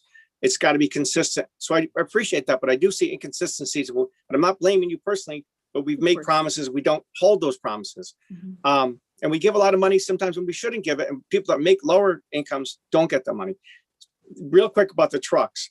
I don't know if people realize that every trucker that goes through our state, even if they don't fill up in our state, they pay a fuel tax, a federal fuel tax. We collect that fuel tax, even if they don't fill up. And every large truck pays, I think, 3 times, if not 4 times, the registration fees to our state. And we get registration, even if they don't, the domicile is not here because they're driving through the state a percentage of the time. So I think we have to be careful. We do tax them a lot. They do damage. I get it, but they pay a lot of money in taxes, fuel tax, and registration taxes. But I appreciate your work. I just think that if we make a promise, we should keep that promise. And I don't think we should take it out on our seniors or our teachers. Thank you, Representative. So thank you, Mr. Chair. And thank you, Madam Secretary, for your work. I really do appreciate it. I just think we need to look at the holistic view. We understand. Thank you so much. Good to see you today. Representative Meskers for the second time, followed by Senator Wong. So apologize on the second time. I love the passion on both sides. I understand the issues facing us. I sit on transportation as well, so it may not be as well directed towards you, Secretary McCaw. But I think a comprehensive view on taxation versus user fees versus tolls. I want to know what the trucks in the tri-state area, the cost and that they're paying in the tri-state area to make sure that at this point, I think we're probably underpricing the utilization. And it would be helpful. I killed myself going through DOT federal stuff. And what I came away with was 80,000 pound tractor trailers do somewhere between 5,000 and 10,000 times the damage of a passenger vehicle. So I want to look at a damage issue versus usage issue versus relative pricing, inclusive of taxes, inclusive of fuel taxes and tolls for a truck in the tri-state area versus what they're getting in Connecticut. My sense is that the average taxpayer is bearing an unfair burden in reparation of the roads. And I want to make sure that that's clear if we move ahead. In the event, some of my colleagues won't appreciate, in the event we ever get to tolling, that comprehensive view is going to be looked at on this type of a bill. And if we ever get there, and it could be years from now, that we look at that, how we would adjust downward this type of a tax versus a toll. I don't want them to bear an unfair burden, but I want us to measure it on a relative basis in the tri-state area. That's probably all that work that's going to give somebody a headache is luckily not in your department and probably more with DOT. But I just wanted to bring that out, and I thank you for that. And I think honestly that this type of an assessment makes the issue, then gives me a little comfort if we ultimately don't agree with you on the pension rollback, that we have a source of revenue that makes sense on the utilization of our roads, and we'll have to figure out what we do on the pension side. So thank you for your active defense of policy. Thank you, sir. Great to see you. Appreciate your remarks. Senator Wong, followed last but not least by Representative Nuccio for the second time. Thank you, Mr. Chair, and thank you, Madam Secretary. I really appreciate your constant availability whenever I have any particular questions, and I'm grateful. And with the limited time in this committee, I hope you'll provide time in your busy schedule to catch up and with any other follow-up questions that I may have. I just want to be on the record to share my concerns with two specific areas, and you've already elaborated on them with regard to the mileage tax. But a second issue of concern that I hope to chat with you more about is the senior Medicare savings program with the new asset test consideration. I wanted to give you some consideration that there are many seniors down in my district that are asset rich but cash poor. And that kind of consideration is not truly reflective of the need and the importance of being able to provide the Medicare savings program to them. But on specific policy questions, I'd like to be able to get a public clarification. You talked in section 1 in regards to your testimony, the utilization of federal stimulus, and you cited budget reserve fund. Just for common knowledge, right? That's the rainy day fund that we refer to often, right, Madam Secretary? Yes, Senator, that is correct. I just wanted to be sure because we're thinking, is there another fund? Goodness gracious.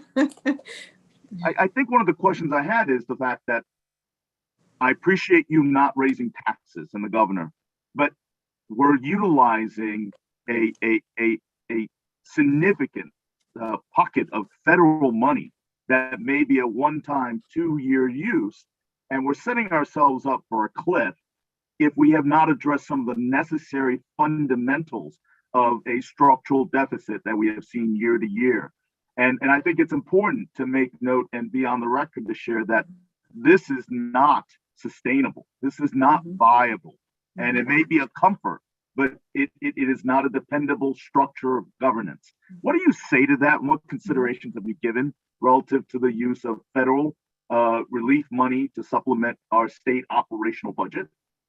Sir, thank you so much for your remarks and for your question, because it is an important one to go on record with. You are 100% correct that use of the stimulus, or if we had to tap the rainy day fund in part, is not sustainable. These are expenses that we have committed to and we are paying for. It's your mortgage, your light, your heat, and you're still going to have to pay those bills after you've touched your savings account for a temporary period of time.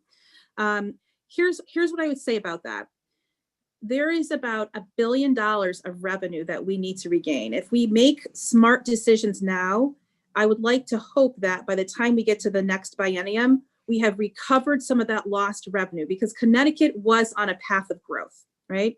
And so we need to get back to those pre-pandemic levels. If that occurs, then we are naturally reducing some of that structural deficit. On the expenditure side of the house, which I understand it's not the purview of this committee, but to answer your question, I want you to know that we're also driving down cost where we can. When the CREATES report comes out on April 1st, you will see a significant list of opportunities for the state.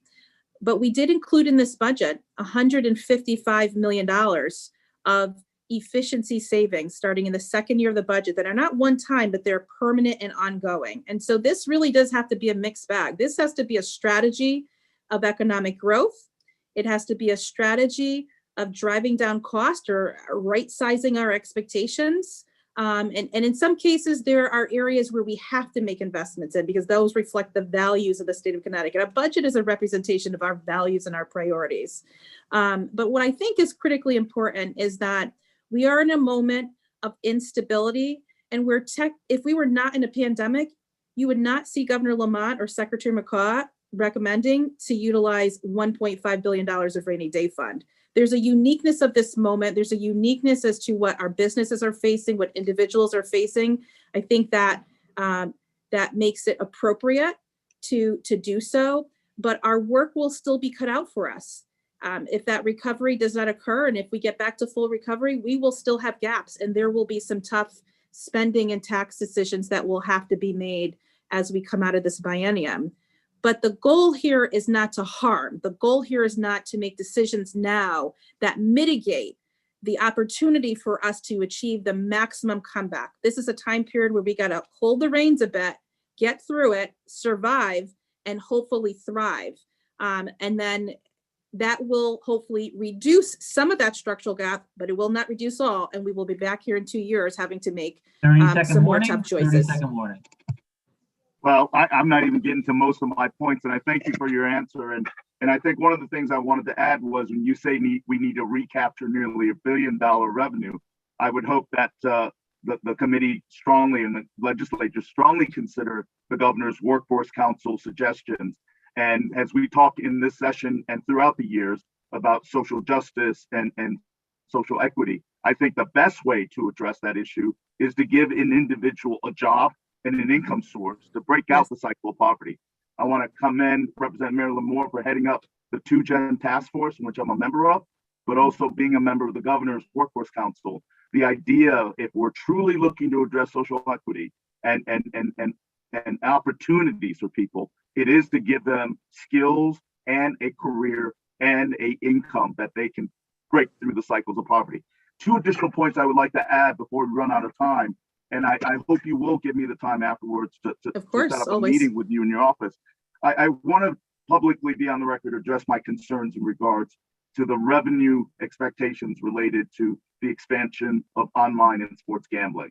The devil's in the tremendous details in it. We look at the promise of revenue, but just being in the public health committee, talking to Demas Commissioner, who does a fantastic job.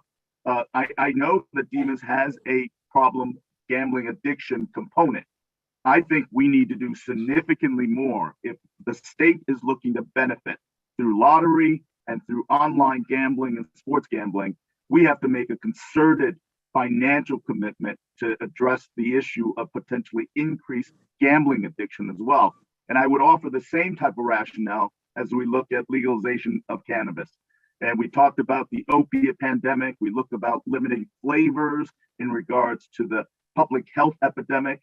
But I struggle at the same time that we're looking to expand and legalize a class 2 narcotic in the federal government. And that could potentially be another substance that lead to abuse. So again, if we're going to legalize it and we're going to benefit from it, I believe we should have a set proportional funding for the problems that will occur from the state benefiting from the income and revenue through these sources. And so I wish I had more time with you, Madam Secretary, but I thank you for your time. But I want to be on the record to share that I appreciate the effort. I know it's an ongoing project, but nevertheless, we should not be deciding some of these policies, ma'am, in my opinion, purely on revenue, because there's socioeconomic implications that is hard to measure and a disproportionate impact on significant populations that we as a legislative body have an important responsibility to address and to be sensitive to. Thank you, Mr. Chair, for the expansion of the time. Thank you, Madam Secretary. Thank you, Senator, and I respect your thoughts. I look forward to working with you. I'm always here if you want to spend more time. Thank you. Representative Nuccio and Representative, I apologize. You are not speaking for the second time. You have not spoken before. So let me clarify that for the record. Representative Nuccio. Thank you, Chairman Scanlon. Yeah, I got bumped somehow, but thank you for the time. And Madam Secretary, please, first of all, I just want to say I admire your tenacity and your understanding of the numbers. I'm a numbers girl myself, so I'd love to sit down and talk to you in more depth, especially because I don't think I'm going to be able to get through my questions here today in the 5 minutes. So in essence of that 5-minute limit, I just want to jump right in. Are we using one-time federal monies to pay for ongoing expenses or creating any new policies and initiatives that will be based on this influx of federal money? Representative, always here for us to have that good finance talk. You might be sorry you said that. Anyhow, here's what I would say. We are using, if the governor's proposal goes forth as proposed, we would be using federal dollars to support primarily existing costs. If we use 1.75 billion over the biennium, then we are really covering existing costs, salaries, pension, healthcare, Medicaid entitlements, you name it. There's very limited new program additions in the governor's budget. Just the key areas, broadband being one of them, or the operating costs associated with some of the tax policies that Senator Huang mentioned, but very limited in growth. We tried to drive down cost, but yes, we would be utilizing one-time funds for ongoing expenses. Okay, yeah, because I'm interested in the usage of the funds and what policies we're putting in place that are going to require continuing using dollars, well, the dollars that are going to impact the taxpayers when these monies go away. One-time revenues is never a good thing to fund ongoing expenses. So I believe that we're only as good as our word. And I understand that there are several balls in the air right now, but I'm not going to lie, I'm bothered by the suspension of the pension annuity issue. I'm hoping you can maybe clarify the suspension of the pension annuity commitment. Specifically, how many times have we gone back on our word to reduce this burden for our seniors? And I just want to say that the reason I'm really concerned about this is that I understand we need to incentivize business to come here to help grow our economy, which then helps everybody. It raises the tide. But we're literally chasing out our seniors who helped build this state, and we owe them some deference. So what you had mentioned, what people have to pay to live here in this state, and it's something that they may not be able to afford to stay in the state that they helped to build. So if you could please just give a little more around the pension annuity reduction and how many times we have actually put off this increase. Absolutely, Representative. The pension annuity exemption that's currently at 28% has been following the schedule in law. You might recall the governor had proposed to delay it last biennium, and the legislature continued with increasing to the 28%. The teacher's pension is at 25%, and I believe it might have been delayed one time. I'll send you some follow-up after the meeting's over. But I certainly hear your concerns and the concerns of several of your colleagues, and obviously we'll continue to work with you throughout the legislative session. I really appreciate that. Any information that you have would be greatly appreciated, because I have a pretty solid senior populace, and that's the number one thing that I hear from them all the time. So for the TCI, I'd like to move to that now. Can you clarify, is this money going to go into the lockbox? Yes, it technically will be beholden to the lockbox. In effect, cannot be diverted for other purposes, so it is protected. Okay, so I guess if that's the case, and maybe I misunderstood the lockbox. I thought the lockbox had to be used specifically for the transportation issues, similar to the revenue that we gain from fuel taxes and other fuel, like the transportation related taxes. So it will be, because if you think about it, in the transport, you have your revenues, and then baked into your expenses are the cost associated with supporting the Department of Transportation, the largest expense of that being our capital investment program. And so to meet the requirements of the program, there are specific types of investment that go back towards positive impacts of the climate. So the electric vehicle buses or trail programs, et cetera. Those are all the types of things that we can fund in our capital program, and that we would be required to use these monies towards. So 30-second warning. 100% still complies with making sure that the dollars going in are used for that purpose and will be used for exactly what I stated. So there's nothing about this somewhat unique arrangement that would go against complying with the commitment that the dollars that are coming in are used for those explicit purposes. Okay, so I guess maybe then my bigger question that we can take offline and talk about is, I guess I'm struggling to see how bike paths are going to help bring businesses to Connecticut or deal with our crumbling infrastructure of our highways and our bridges. So if the capital plan is being used to fund things that are nice to have rather than what we absolutely need to do, I think maybe that's where my specific issue is going to be. I believe the dollars that we're raising, that we're taxing people for infrastructure, should be used for infrastructure. And I guess I'm struggling with a couple of the things that were in there.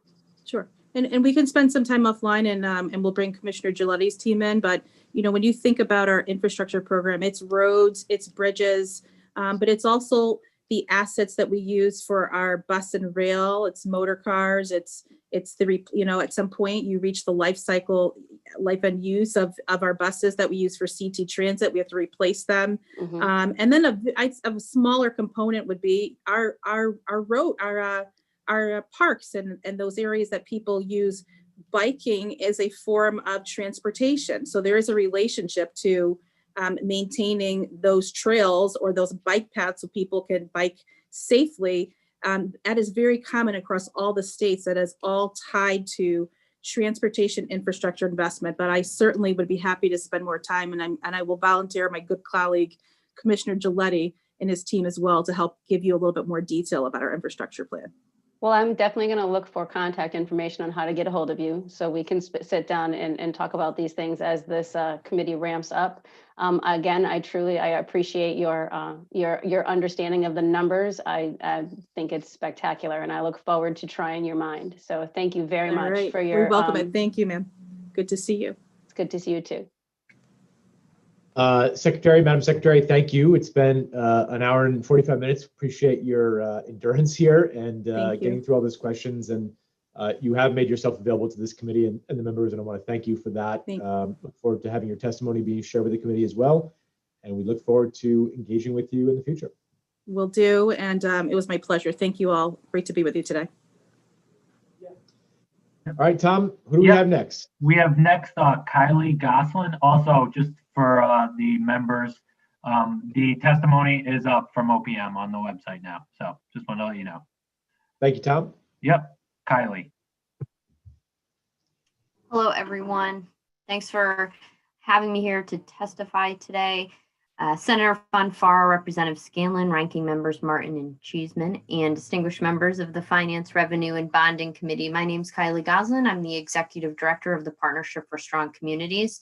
We're a statewide nonprofit policy and advocacy organization dedicated to ending homelessness and expanding housing opportunity.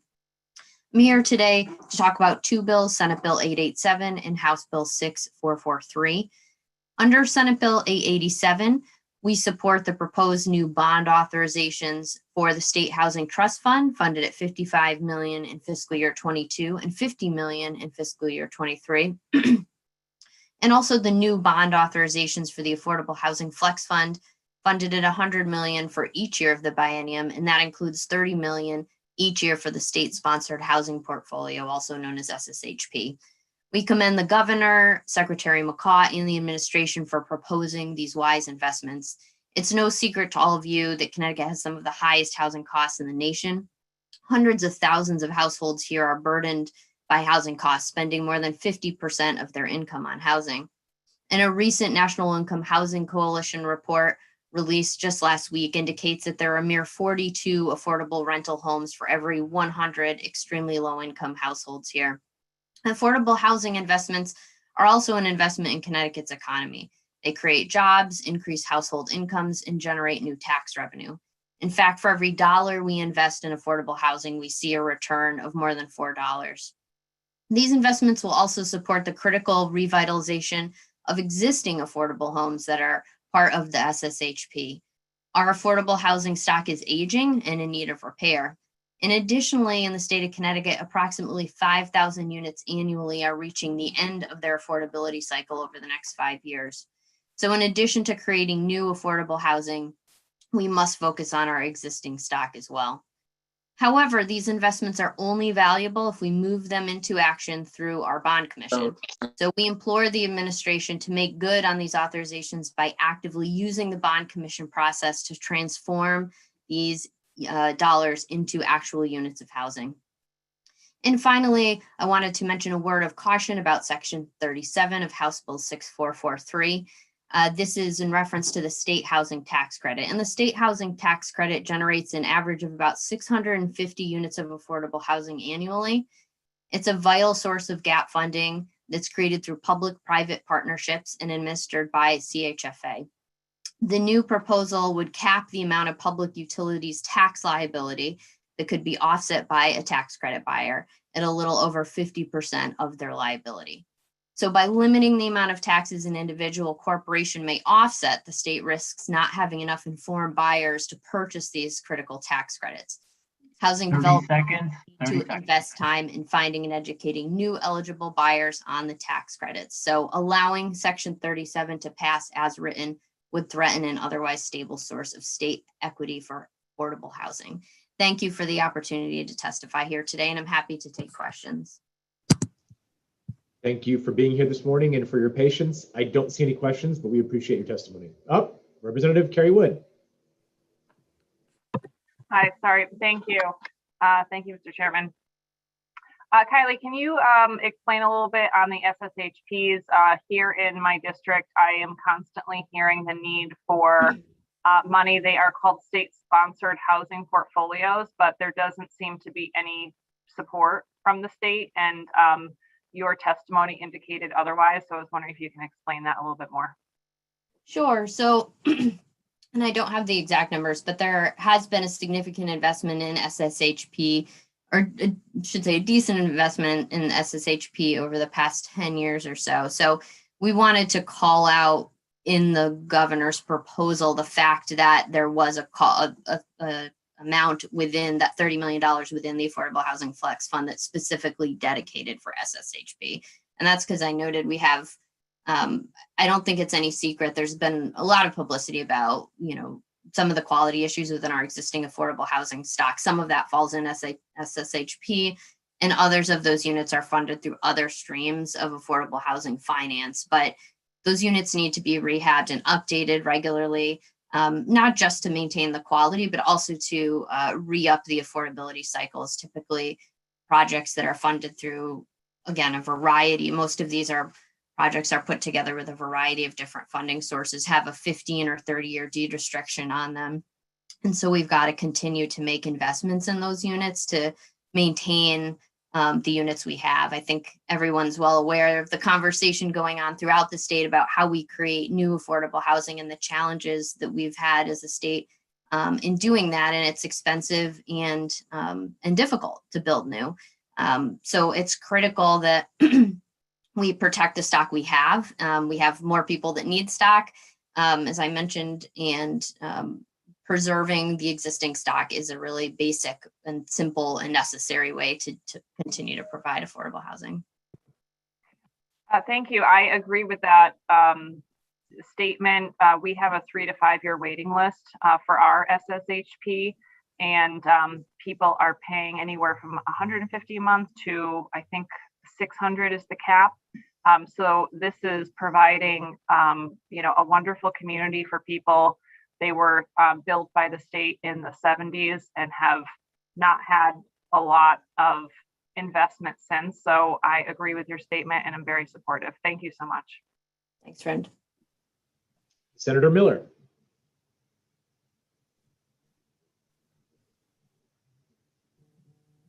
I'm here.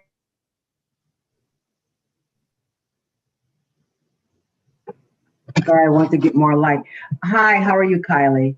So I have a question. You made a statement that it's great you appreciate the governor's initiative to put the monies into the Housing Flex Fund and around all the monies he had obligated for affordable housing, but it was very important that the commission, it has to go on the board, that the commission approve it.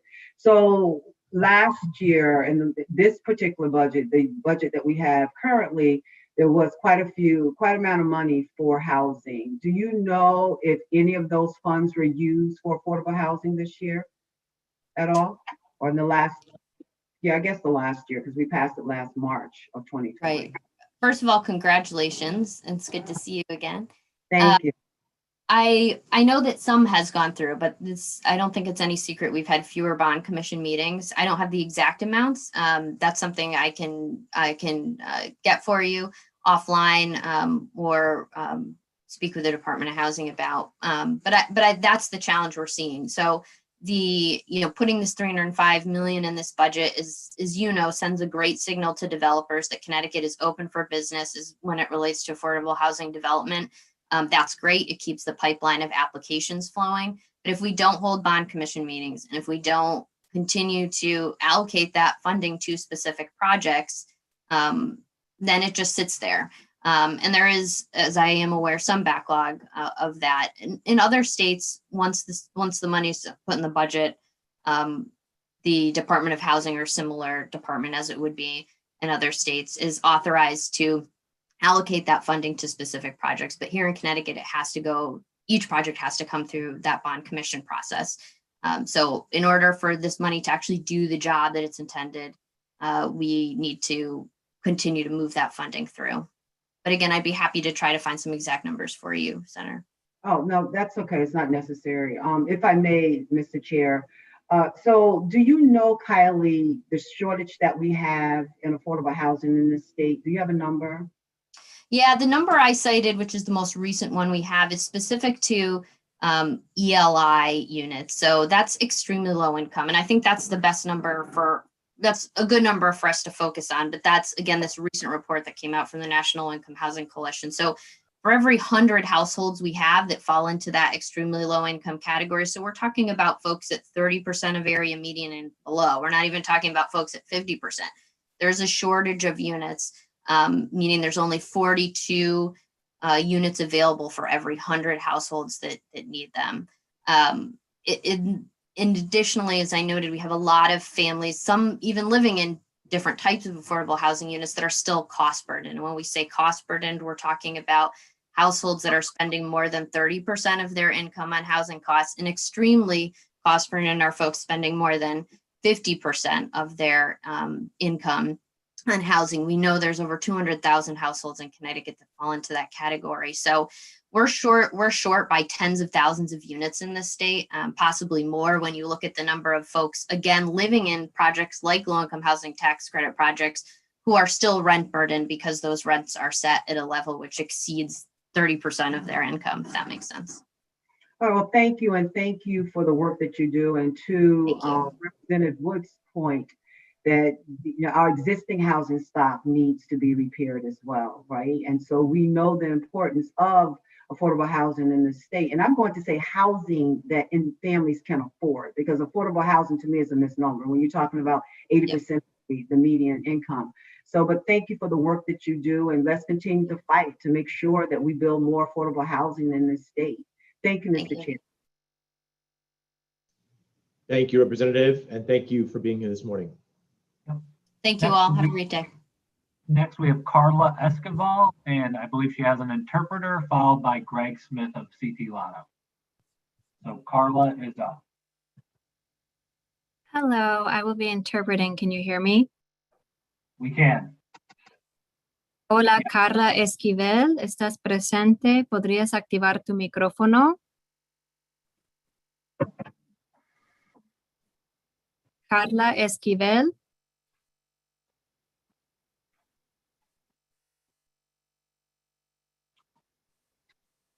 Megan, we can always come back to her if she's not ready. Yeah, let's come back. Okay. Rep. Scanlon, is that okay? Okay, so let's, Greg Smith is up.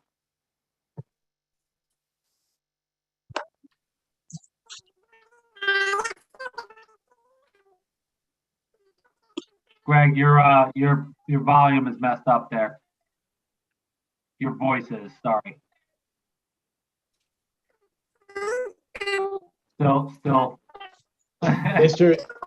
Yeah, this happened once before to us, where it sounds like Mickey Mouse is testifying. So I don't know if Mr. Smith, if you just want to log off and log back in again. Yeah, we'll let you in a in. moment, and we'll go to the next person and come right back to you. Yep. Who do we have next? I don't believe the next person's in here.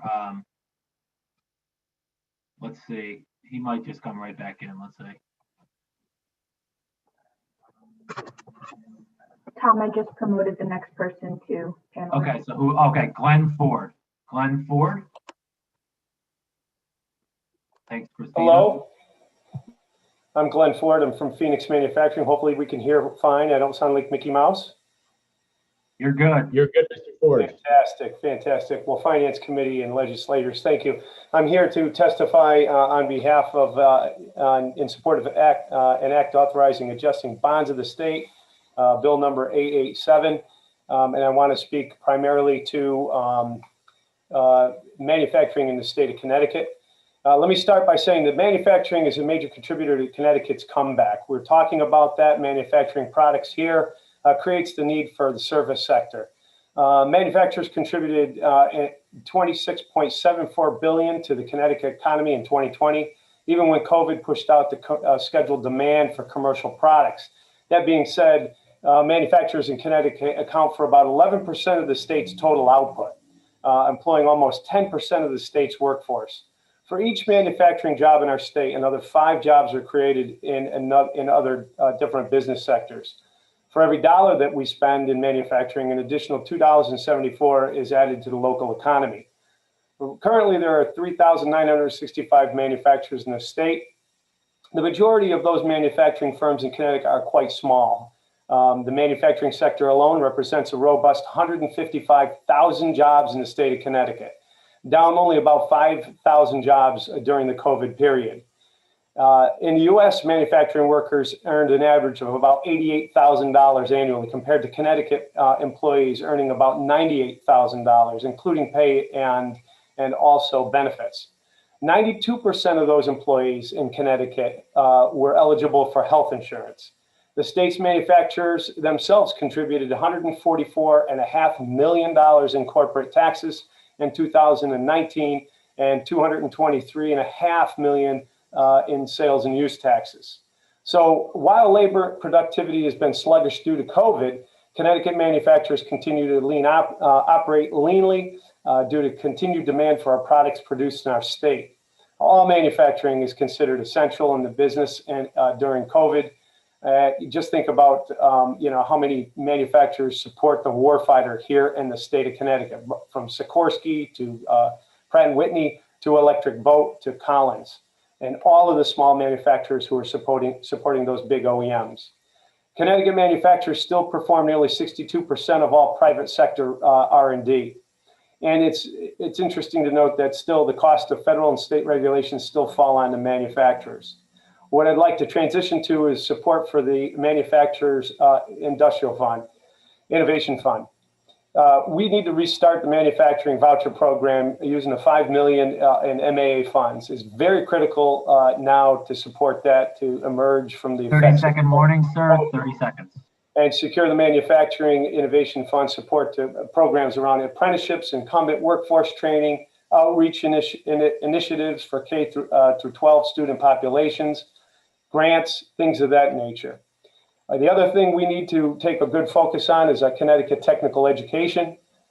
We need students from grades 9 through 12 can choose currently from 5 different manufacturing programs, of which I would say advanced machining is one of those programs.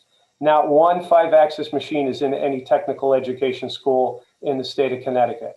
When these students graduate, they're not prepared to enter the workforce, the type of workforce that we have here in the state of Connecticut, where we produce highly complex, very close. 3 minutes, sir. 3 minutes. So in closing, what I would say is we really need to place laser-like focus on building a vocational infrastructure in the state. It would only be a start. Other states, even across the border, they appear to have realized the importance of the technical school infrastructure. As a manufacturer, I ask our legislature to think hard and how important the technical schools have always been and now more importantly, how important it will be in the future, especially with respect to jobs, the economy, and improving the culture in our state. Thank you very much for letting me have the floor. Thank you, Mr. Ford. A few years ago, there was a common stat that was thrown around that there was about 13,000 unfilled manufacturing jobs in the state. Is that number coming down at all in recent years through efforts, or is that still a major issue? No, that still is a major issue. Now, commercial has been pushed out, obviously, from the effects of COVID in certain sectors. Other sectors has been pulled in. For example, medical has been very robust. Commercial products and scheduled demand around those products is still very robust, and those manufacturers still have a urgent need for employees. But advanced manufacturers like ourselves here at Phoenix Manufacturing have seen commercial push-outs into 2021, 2022. We're hoping that comes back very soon, especially given the inoculations of COVID. But we still were very, very busy, given that we had MC80, the Mission Capable 80 initiatives that have given us a lot of military work. So to answer your question succinctly, we still need employees. Right now, I think the shift is focused to incumbent workforce training as well. The folks we have, we really need to make sure that we're bringing their skills up. We see a freight train coming down at us very quickly. It's called Industry 4.0. And, I've been abroad, Italy, South Africa, in different places in the Far East. And I can tell you that the folks in these areas are concentrating on Industry 4.0 because they see it as a competitive advantage. This means we also need to train our folks for all of this new technology that's on our threshold. And I don't believe we've really recognized its importance yet today. We still, like I said, haven't recognized the last industry innovations, such as 5-axis machining. What's coming at us right now is going to be very serious. So we do need that support. Thank you, Mr. Ford. Representative Cheeseman. Thank you, Chair Scanlon. Thank you for being here today. What do you manufacture? Phoenix Manufacturing is an aerospace manufacturer, almost 100%. We manufacture a very high complexity, very close tolerance aerospace components such as manifolds. We do both commercial and military. We have quite a big content on the Joint Strike Fighter, as well as many different commercial applications such as the A320, 777, 787. We're very proud of the products that we produce here. We're very niche. I think there's few manufacturers who can do what we do. So I can't be more proud to stand in front of a team over here in manufacturing that does what they do. Do you employ, and how old is the company? We're 32 years old, going on 33. We currently have 92 employees. We're down from 103, 104 employees as of COVID. So you can see the strength is still there. Right. And talking about developing that skilled workforce in terms of the state providing support for that and our support for our technical high schools. You mentioned the need for the capital investments there to supply the equipment they need to train on. And when I talk to CBIA, obviously the state is looking at many different needs and balancing them. And I suggested that, maybe larger companies could adopt a technical high school and supply the equipment. So, what do you think of an idea like that? Well, I think larger companies may have the leverage, the capital leverage to try to help with that. But there's only a few larger companies in our state.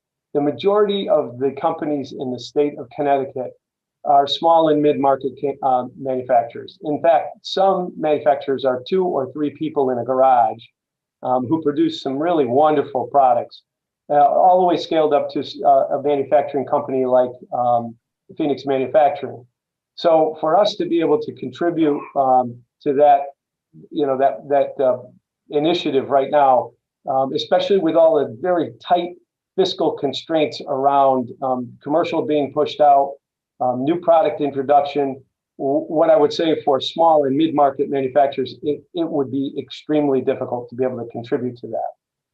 All right. And well, I thank you for your time. I've got lots more questions, but thank you for what you're doing. And I think, anything the state can do to provide the skilled workforce in terms of the training, but also to help in terms of giving you a leg up and allowing you to continue to operate profitably, we should be on board with. So thank you. Thank you for your time today. Thank you, Mr. Chair. Thank you very much. Representative Doucette. Thank you, Mr. Chair, and thank you, Mr. Ford, for your testimony today. I apologize. I was popping into another meeting and back over here, so I missed the beginning of your testimony, but I see the written testimony from CVIA and CEMC in support of technical education for advanced manufacturing and the technical schools. My question for you is about the comprehensive high schools. There are some programs in our comprehensive high schools that not part of the tech system that are getting some of these advanced manufacturing programs up and running. What is your CMC's outlook on that, and would you support additional funding for that? Not to shift anything from what's being proposed from the tech system, but what is your experience and outlook on that, and would you support additional funding to grow those programs as well? Well, certainly the comprehensive high schools have a very good outreach into the manufacturing community. We are now working closer and more comprehensively than we ever have before. I really believe that. Technical high schools infrastructure right now today really can't handle a lot of the more capital intensive equipment that we're making a request for. They can train for software, for instance, computer aided drafting, computer, CNC computer programming, maybe, and maybe smaller, different entry level advanced manufacturing techniques like welding. Mechatronics certainly, on a small scale basis is something, again, that a high school, comprehensive high school could go ahead and help the students learn. But for the most part, the technical high schools today have the infrastructure, the power. It takes many amps to run these machines. It takes pneumatic power. There's hydraulic power in certain circumstances. And the infrastructure at those technical schools today is already in place. So from the capital intensive side of making the vocational schools more viable, it just makes sense to invest in those schools because the infrastructure is there. The only thing we're missing right now is the advanced machinery. Again, 5-axis machine, one 5-axis machine on a less expensive side will run somewhere about $500,000. We don't even have one 5-axis machine in any school. And when those students graduate and they come to me or any manufacturer, the last thing we're going to do is take that student and put them in front of some of the machines that we have, which are upwards of $850,000 to $1 million. They have to have that experience. As a result, what happens is they come into our workforce. We have to take those experts, and it hurts our productivity to train the young folks. And at the same time, what happens is the young folks become disenfranchised. They want to get up and work on a 5-axis machine. We don't have a lot of time to really spend teaching them. They may lose some interest, and then they exit the workforce, this sector. It's the worst thing that I think could ever happen. We want to bring these students in. We want them to feel nurtured and warm, and put a warm blanket on them and make them excellent machinists. This is what we've always done in the state of Connecticut since the 50s. And we're losing that. We've lost a lot of that. I watched a video about manufacturing in Connecticut in the 60s last week. I cannot even, and I didn't even realize how many manufacturers there were in the state of Connecticut and what we produced way back in the 60s compared to where we are today. So it's very important, very important. Yep, and I agree with you 100%. And I think we're all in agreement. We kind of need a all hands on deck approach, which is why I mentioned the comprehensive high schools in addition. And like you said, there may be some, and particularly in collaboration with the community college programs at those places. I think there's a lot of opportunity there as well. So I support all of the above and would like to see us make some significant progress on it this year. So appreciate your 30 testimony. seconds Thank you, on Mr. the Chair. question and answer. Thank you. Representative Meskers. I want to thank you for your testimony today. I guess two questions. One, given the pandemic and what we've seen in the operations, have we worked on and developed a more hybrid model for these technical schools? Because I was in a conversation in the bonding subcommittee, and they were talking about 2 years programs as well. And I'd like to see some of that, and to expand the capacity, not because I want to withdraw support. And the second, for Mr. Ford, in your testimony, as an observation, we're going through the roof on the pricing and cost of machinery and technology at that high end of the business. I'm surprised that none of the huge tech companies out on the West Coast have developed software training programs that don't require the fundamental $800,000 machinery behind that to get people software licensed. I could be wrong. And this is well past my pay grade intellectually on high-end manufacturing. But I'm wondering if there are opportunity space we should be looking at there in terms of, airline pilots. Everybody does that virtual training. And I'm not suggesting I don't want to pay again, but is there something there that's ready to be used? We actually have incorporated a software program called Skills 180 in manufacturing. The Governor's Workforce Council is actively involved in deploying that, especially early. Goodwin College is deploying that. The aerospace components manufacturers are deploying this. So there are some software-based training programs that are very effective and work well. Skills 180 is one of those. With respect to moving on to something a little bit more advanced, yes, I agree with you. It's very difficult to be able to get some of these advanced computer numerical control programmers to give a lower cost, training. But they do offer less expensive student versions all the time. For instance, NX does offer a less expensive version that can be purchased by the comprehensive high schools and, more importantly, the technical schools, that they can incorporate into their curriculum, where a student can actually learn how to do CNC programming and CAD drafting. SolidWorks does the same thing. So does Mastercam. These are some of the companies that are cutting edge, and they do offer a student program. It's important we continue to seek those lower cost options out, because I agree with you. It's a very expensive, venture to get into the manufacturing here in the state of Connecticut. But although it's expensive, it is absolutely essential. We are the leaders in technology in the state of Connecticut. I'm not. It wasn't a cost issue for me. It was expanding access. That's where I was interested. That's why I was asking. We do need to expand that access. And again, the infrastructure is starting to get laid very solid. Well, thank you very much. You're welcome.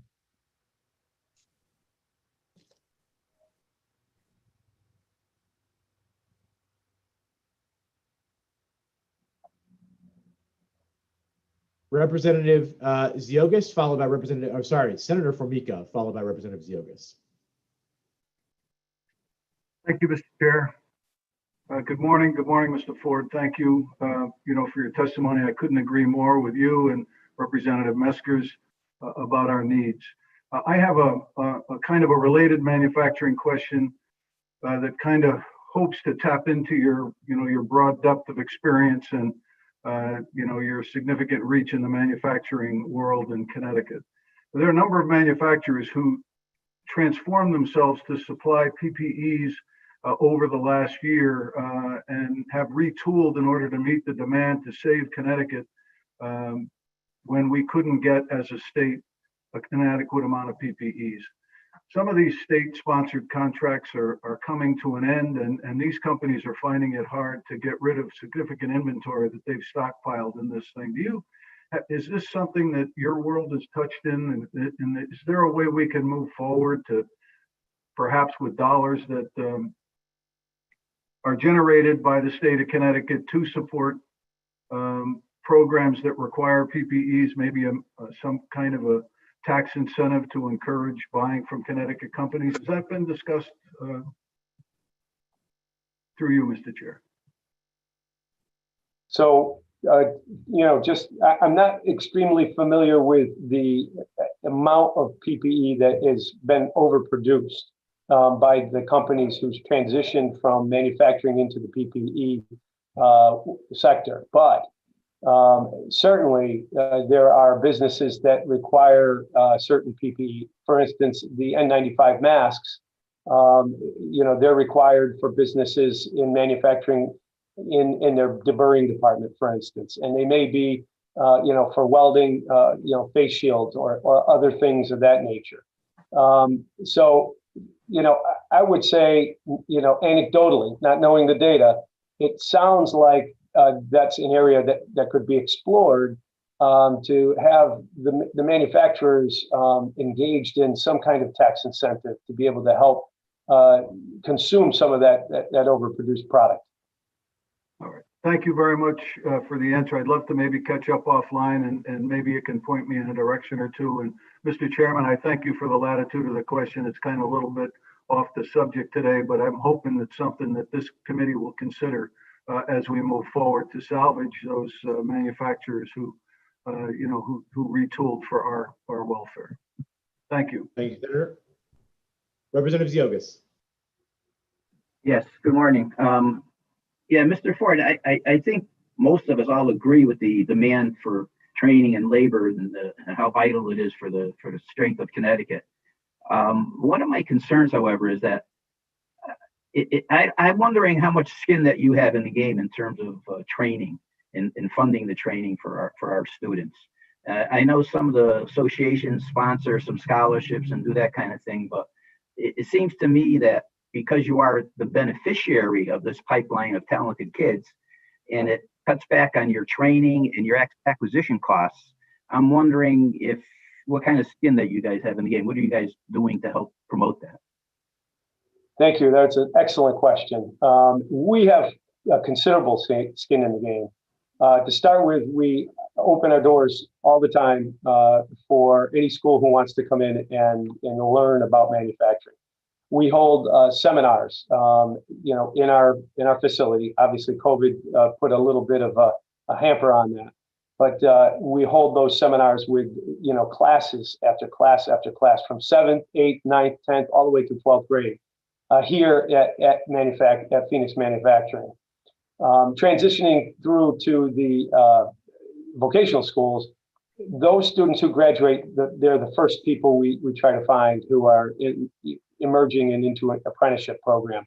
So the monies that we spend on, creating a machinist is transferred right into the manufacturing base here at Phoenix. 33% of our workforce is at the apprenticeship level. We bring them in, we pay for their apprenticeship, which is over 8,000 hours worth of training internally. 450 hours of that is book-based training. So the student has to leave our facility for a day or half a day, weeks at a time to go and learn. So we give them their salary during that time. And then they become a journeyman, and then we try to look for the incumbent workforce training.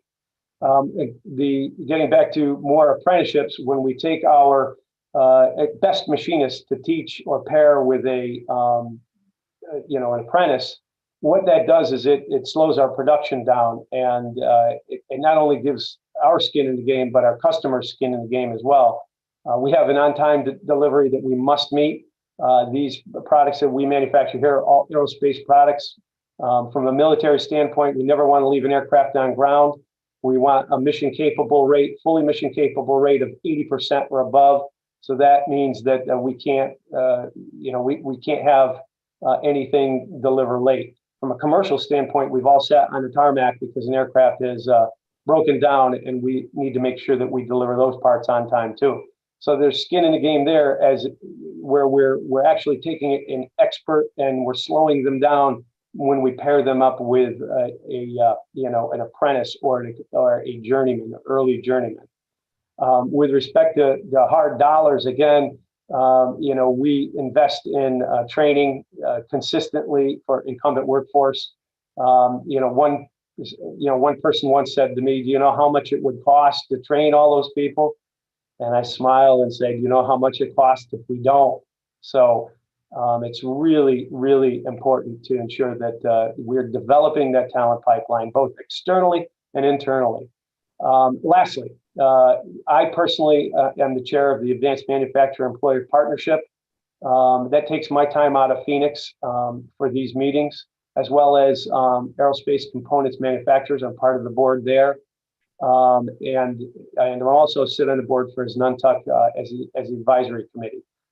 This is real dollars. These are real hours out of Phoenix manufacturing that we personally are investing in the community to ensure that we continue. 30 seconds, sir. 30 seconds. That was it. I'm complete. Thank you. Hopefully that answered the question. Yeah, no, thank you. That helped me understand a little bit better what's going on your side of the equation. Because there are, from time to time, I see demands for new training. The machinery that they need to train on is getting more expensive, and they're asking the state of Connecticut to front all of that. And at some point in time, I have to say there should be some cost sharing. But I see on the other side where you're presenting that there is some, in fact, cost sharing to that degree. I'm not necessarily saying I agree that it's sufficient, but I know there's some at least. So thank you for your answer. You're welcome. Thank you, Representative. Thank you, Mr. Ford. Mr. Smith. Can you hear me now? Yeah, we can hear you now. I'm Voice is sorry good? about that delay. Thank you. No, for that's your, all right. patience. Mickey Mouse is not my best impersonalization there. So good afternoon, co-chairs Fonfara and Scanlon, ranking members Martin and Cheeseman, and other distinguished members of the committee. My name is Greg Smith. I'm the president of the Connecticut Lottery Corporation, and I appreciate this opportunity to testify in front of you to express our support for sections 7 through 13 of the governor's bill number 6443, authorizing iLottery in Connecticut. I can confidently say to you that your state lottery is a strong one, and that we also support small businesses across every town in our state with approximately 73 million in commissions to the retailers each year. In this fiscal 21, we are already $120 million ahead of our budgeted sales forecast. And at this point in the fiscal year, we can project that we will deposit approximately 400 million in transfers to the general fund, which will be about $50 million ahead of our budget for this year. And that we have adjusted and continued our operations through the current health pandemic safely and responsibly. Regarding iLottery, section 7 through 13 of the governor's bill 6443 authorized the Connecticut Lottery Corporation to establish a program known as iLottery to sell lottery tickets for lottery draw games through the corporation's internet website, online service, or mobile application. It is our position that in order for the lottery to continue meeting and exceeding its goals, the corporation needs to operate like any other 21st century business and make some of its products available online.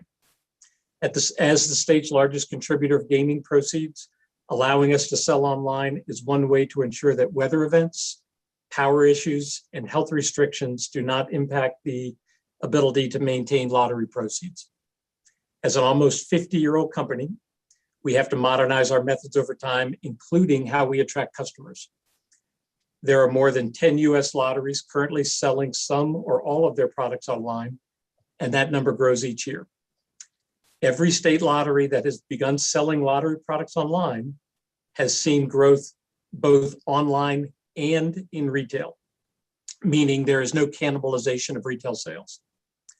Lottery retail sales have grown steadily over 5 decades, and we will continue our efforts in that channel. If authorized, we will use cross-channel promotion and marketing to grow our player base and attract online players into retail. Our online sales revenue projection is in addition to our retail sales, and we are projecting approximately 45 million in new revenue growth to the general fund from iLottery over the next 5 years once authorized. Similar to every product we offer, we know we must offer iLottery responsibly and with appropriate controls for responsible gaming. We will incorporate responsible gambling best practices into online lottery operations through account controls, age verification, player messaging, funding of responsible gambling services, and continued partnership with the Department of Mental Health and Addiction Services and the Connecticut Council on Problem Gambling to help focus messaging where they recommend. iLottery also represents us with the unique opportunity to better serve players with responsible gambling messages and resources. There are safeguards that we can implement online that we cannot implement at retail, such as spending limits, voluntary self-exclusion, pop-up ads with responsible gaming reminders, and more. Many of these safeguards are already contemplated in the legislation being considered by this committee and are in use in other lottery jurisdictions already. So the Connecticut Lottery Corporation currently contributes $2.3 million per year towards responsible gaming programs. This contribution is set in statute by the legislature and is about 2 times the national average per capita for problem gambling services. We meet quarterly with the CCPG and the DEMIS organizations to discuss current RG marketing activity, messaging content and display, and to ensure that we are working well together in bringing forward these messages. In closing, the CLC is the state. It is your company. We provide over 60% of Connecticut's gaming proceeds. And in fiscal 20, we provided $150 million more than the casinos combined. Our operations are strong and growing, and we are up to the task of adding iLottery to our portfolio. So with that, I'm ready to answer any questions with you, and I am joined, if I need some assistance, by our government relations manager, Chris Davis. Thank you, Mr. Smith, and it's good to have a former ranking member here with us this morning to join you, who's very well versed in long public hearings. So good to see you, Chris. Thanks for being on. Pleasure to be here. Just a few questions from me. In the governor's briefing on Monday, Mr. Mounds had suggested, when asked by a reporter when the sports gaming online would be set up, that you could be betting on sports by the fall in Connecticut. What is the timeline for iLottery being available to consumers and players here in Connecticut? With regarding iLottery, I think that would be aggressive to be looking at the fall, but we currently have our estimations focused at the end of the year of 21 or the beginning of 22. One of the key first steps in being able to measure that time appropriately is we need iLottery to be legal for us to begin the most significant steps of moving forward. And so, if that were to pass before the end of the session, we have a better shot at the end of 21. If it were to pass at the end of the session, we are more confidently at the end of 21, maybe early 22. Okay. And how much are you anticipating it will cost for you to develop the technology to do iLottery? Well, so if I spoke in terms of the retail lottery gaming system that we have now that reaches out into the almost 3,000 retail locations, the back end of that, which has all of the betting options in there for Powerball, daily number games, the lotto game, that all exists. So that knowledge exists in the industry. It would be selecting the vendor that's going to bring those very normal and standard games in and set up the operation. So we've projected transfers to the state in the first few years in the range of $2 to $4 million per year.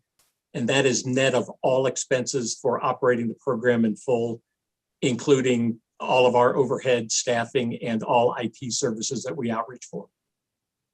And I don't want to conflate the sports betting aspect of this, because I know that's not what you're here to testify about today. And we plan, just for the edification of the committee, to have a hearing on that bill shortly here in the Finance Committee. But just with the technology that you'll be using to set up and run the iLottery, would that 2 million to 3 million cover the sports betting online technology as well, or that's a whole separate thing?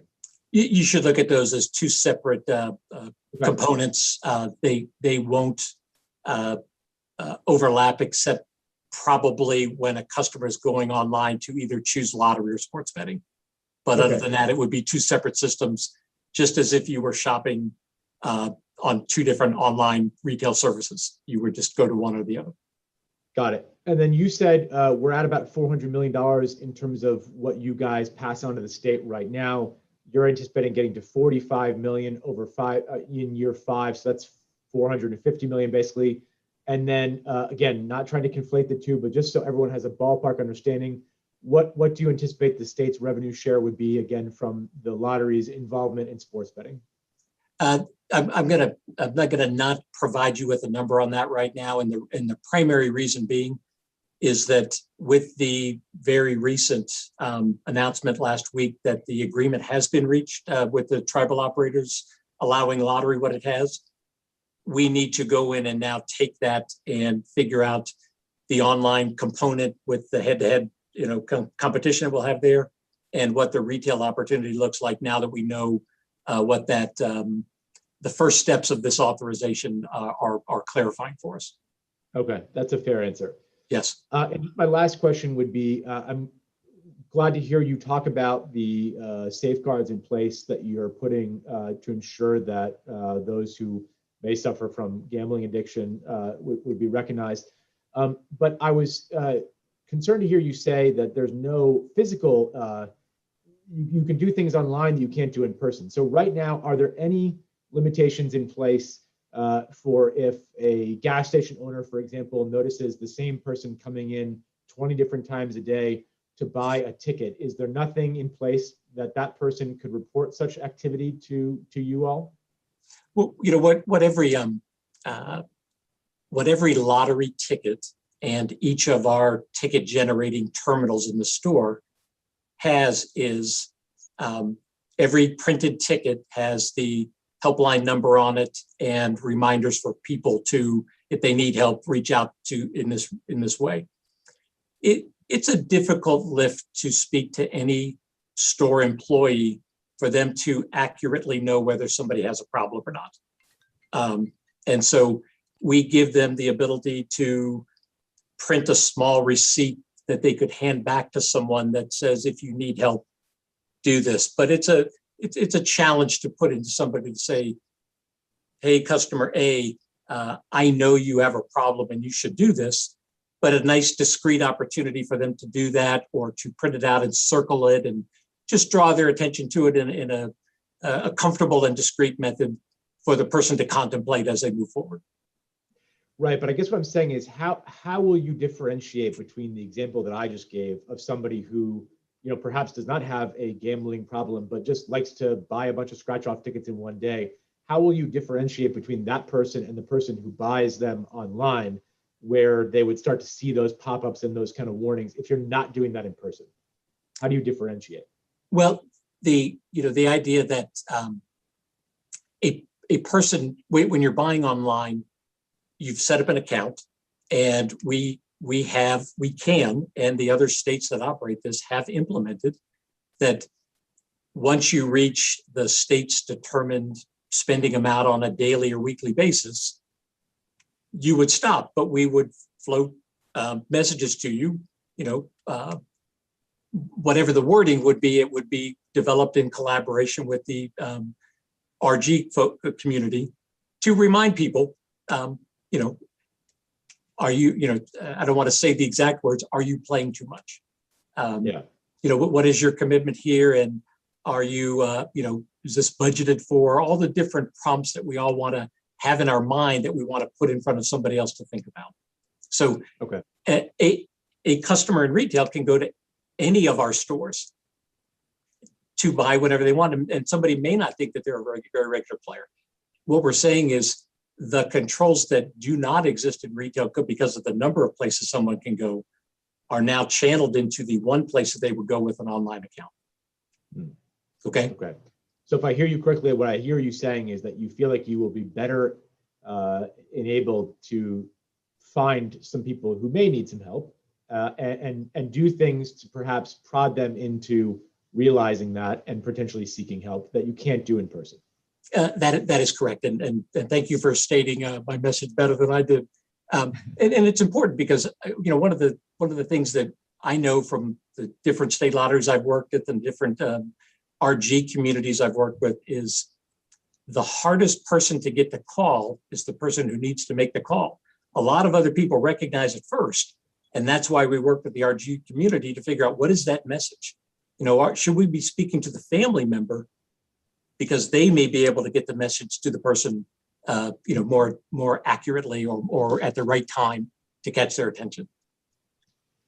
All right. Well, thank you, Mr. Smith, for being here today. I certainly share your belief that the legislature should act on this sooner rather than later to give you the ability to get this into market as soon as possible. And I think that you hit it on the head with the nail here when you said that this is about bringing gaming into the 21st century. Everybody is online these days, and so should the lottery, in my estimation. So look forward to working with you. Look forward to having you back for a fuller hearing when it comes to gaming and sports betting. But thank you for your time today, and we'll turn it over to Representative Cheeseman. Okay. Good to see you here today, Mr. Smith, and good to see you as well, Chris, filling your big shoes here. Question, you mentioned going out and soliciting, I presume it'll be an RFP for vendors. How many potential vendors are there for the iLottery system? The lottery industry system vendor universe is, it's not a large number, but I think that there are, from my experience at the different states, I could see somewhere in the neighborhood of probably 4 to 6 from the lottery industry, and then potentially some others that are non-lottery specialists that might step forward with the opportunity. Right, and for the states that have existing iLottery, who's had it the longest? The state of Michigan was the first one to start. My memory is that they launched in 2014. Okay, and obviously you're in conversations with other states and other lotteries. Are there, were there things highlighted to you in terms of lessons learned? We wished we'd known that at the beginning, that sort of thing, so you can draw on other people's experience so we avoid any issues? I've got to say yes to that. And one of the benefits that I've had the experience of is prior to coming to Connecticut, I ran the Illinois lottery. We were the first lottery to sell online. Actually, I should correct you, correct me.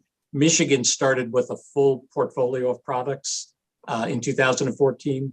The Illinois lottery started selling the Powerball and Mega Millions game online back in 2012. And I went there in 2016 and operated it with them. So I saw firsthand, it's not problems or pitfalls as much as ways to improve, to modernize, and to make sure that we have reporting information that can allow us to look at things in a way that we may not have anticipated when it was first designed. So yes, we do reach out to the other lotteries in the industry to learn what they have. And we also have seen some of it firsthand through my prior work, and knowing that these same vendors that are going to bid for Connecticut have already operated in other states and have some of the best practices figured out. Okay, thank you. And I welcome your comment that there may be the ability to have both more robust controls and more ability to reach out to those people who have a problem with gambling. And I just want to echo what Senator Wong said before. If we're going to be moving ahead on these and on the subject of recreational marijuana, I will reserve my comments there because they're going to hear enough on this committee about how I feel about that. But I do think, particularly when the state is deriving a revenue stream from something, there are going to be downsides. And we have to make sure, one, that we avoid those downsides as much as possible, and that we provide the resources for those people who may be subject to suffering the consequences for this. So I will welcome this conversation going forward, and knowing you are going to build in robust controls to minimize that danger, and particularly minimize the danger of people who are underage accessing the system. Yes. So thank you for your questions. Good to see you today. Good to see you, Chris. And thank you very much, Chair Scanlon. Thank you, Representative Cheeseman. Representative Meskers.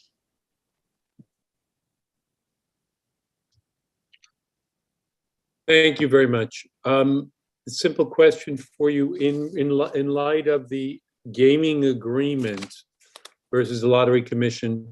I was concerned when we negotiated those contracts that we would be dealing on a gross receipts tax, because my concern was that marketing expenses from the private sector would be used as an expense before our tax revenue.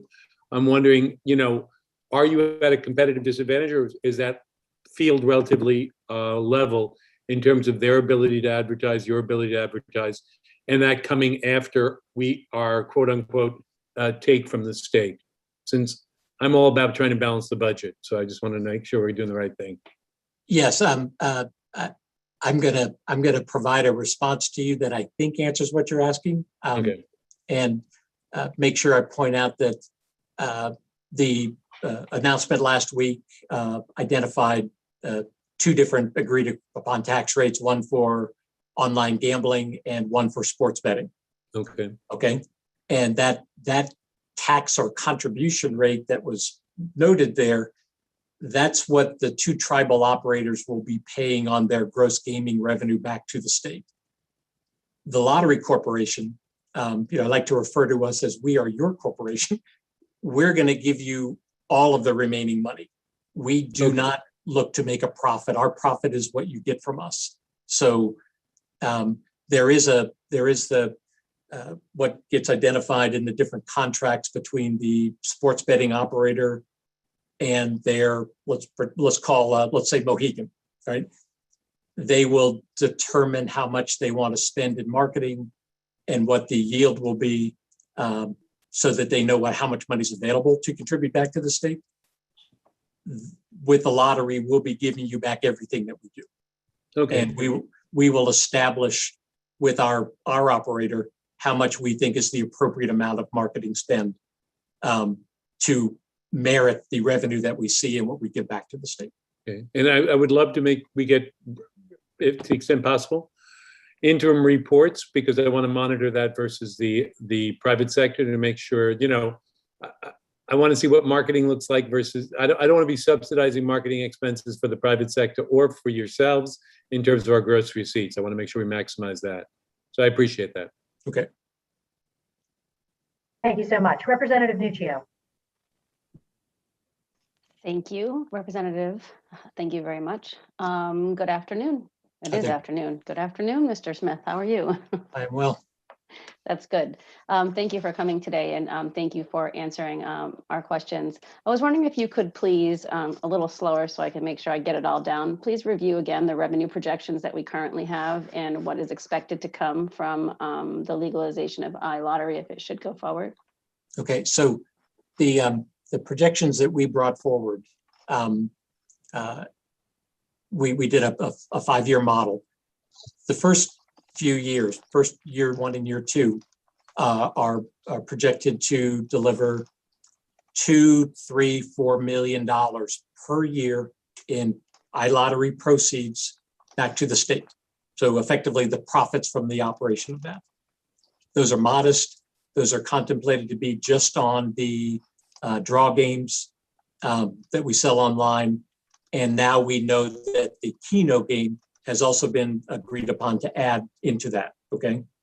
So Keno's not included in that 2 to 3? Well, we have recently learned of that. So right now what I'm looking at is I believe that with Keno, the first year will probably be about 3 to 4 million, and the second year will probably be about 4 to 5 million. But that will grow as different activities in the state cause more people to play online, which could be weather events, which could be anything that needs to keep them from being able to go to their retail store. And then also really large jackpots that draw people in that normally don't play lottery, that will choose to develop an account and then a taste for playing lottery. So once we get into years 3, 4, and 5, we expect those numbers to get up into the $10 to $12 million per year range. $10 to $12 million, you said? Per year, yes. Okay. And can you please confirm for me, what portion of these new revenues would be put towards the responsible gaming programs that you currently have, if any? Like, I'm assuming we would need to see an uptick. So do we know what portion would be put towards that? Or are these numbers net of any increase in the gaming programs? Well, so I think two answers for you. In the legislation that the legislature passes, you will stipulate for us exactly how much money you want to give to that we transfer over, that I believe Demas is the initial recipient of. And so right now, current law, we transfer 2.3 million. I believe in this governor's budget bill that number is raised to 2.4 million. But you're in charge of telling us what that number should be. Okay. And then those profit numbers I gave you are net of that. We pay that and then we give you the rest for general fund use. Okay, all right. Thank you very much. So I don't know if you're the person, you're probably not the person to be able to ask this question, but I'm going to ask it anyway to see if you happen to know who I can go knock on their door. So originally lottery was put in place and the profits were supposed to go strictly to the education funding. Do you happen to know if that's happening currently, or if this would be increase in money that would be available to education, or is it possibly going to be spent someplace else? Not just in my short life here in Connecticut, but the transfers have been in the general fund. I know this entire century and probably a little bit further back. I might defer to one of the committee members if they know that part. I know there was some early in lottery's life thoughts about it going to directly support education, but I cannot speak to that. And then because it goes into the general fund, I think this committee, or however it gets diced up, I can't speak to that. Okay, so I need to go find somebody else's door to knock on. Okay, sorry. No, please, no, don't apologize at all. Thank you very much for the information. Those are my main questions. Thank you again for coming and answering them. Nice, thank you. Representative, I just kick it back to the vice chair in a moment, but I believe you may be referring to the casino revenue is supposed to be going into education, not necessarily from the lottery. No, I think way back when lottery was developed, it was talked about to go to fund education way back. You know, I've lived here forever, and I pretty much remember that. I'm just gonna have to go back and do some digging and research on it. But I know the casino money was secondary that also was supposed to go towards it. So I'm just trying to track the history. But thank you very much for pointing that out, Chairman. If you get the answer, let me know. If I could, Mr. Chairman, so in 1975, there was a temporary earmark for education included in the first scratch ticket that the lottery did. But my understanding is that all the rest of the time since 1972 on, that the money from the draw games and from every other ticket, other than that one particular one in 1975, has gone into the general fund. And with it being in the general fund, of course, you could splice it up and say that a significant portion of that has gone to education, just simply because a significant portion of our general fund appropriations goes to education through ECS funding. Thank you, Mr. Davis. Yes. Representative Cavros DeGraw, turn it back over to you. Thank you, Mr. Chair. Representative Farrar.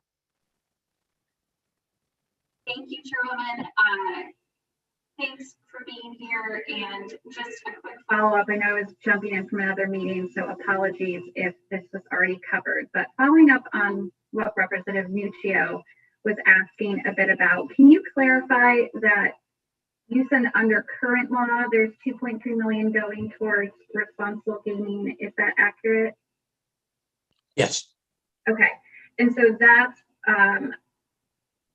under the assumption and how we function now without iLottery, correct?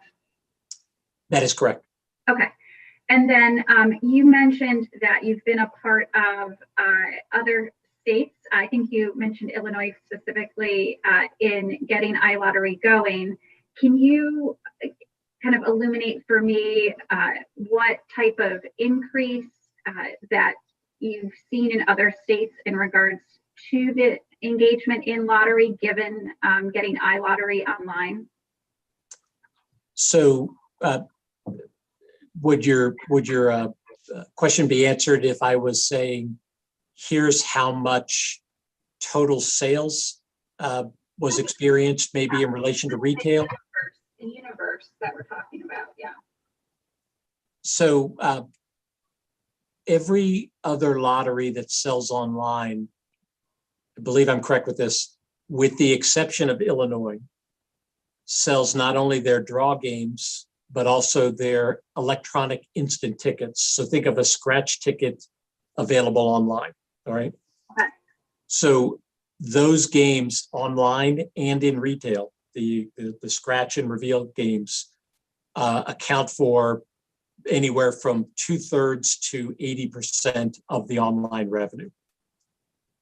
So they have, some of the states are selling 500 million up to $1 billion online and still maintaining their retail sales and growth there. We are just using our draw games, which account for about a third of our retail sales, and we're bringing those forward into online. So we're projecting a much smaller revenue addition compared to the other states. So the projections assume, based on what we know from other states, an increase of users or an increase amongst users to use iLottery, current users to use iLottery? I want to, let me say that back to you because I'm having trouble hearing you a little bit. Okay. Are we expecting to add new players or just shift them? Was that the nature of?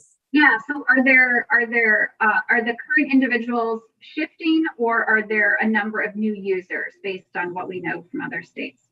It's actually a nice addition of new users, and it's become clear by the studies they do that show that the average age or the decade in life that is the strongest for lottery play is typically around 50 years old, right? For the online play, that drops down into the low 40s and high 30s. And again, we say that knowing that retail sales have been maintained and increased. So we see a demographic shift online to a younger age group. I don't mean young like 20 and 18. It's down more into the 30s and low 40s than the sweet spot right now, which is around 50.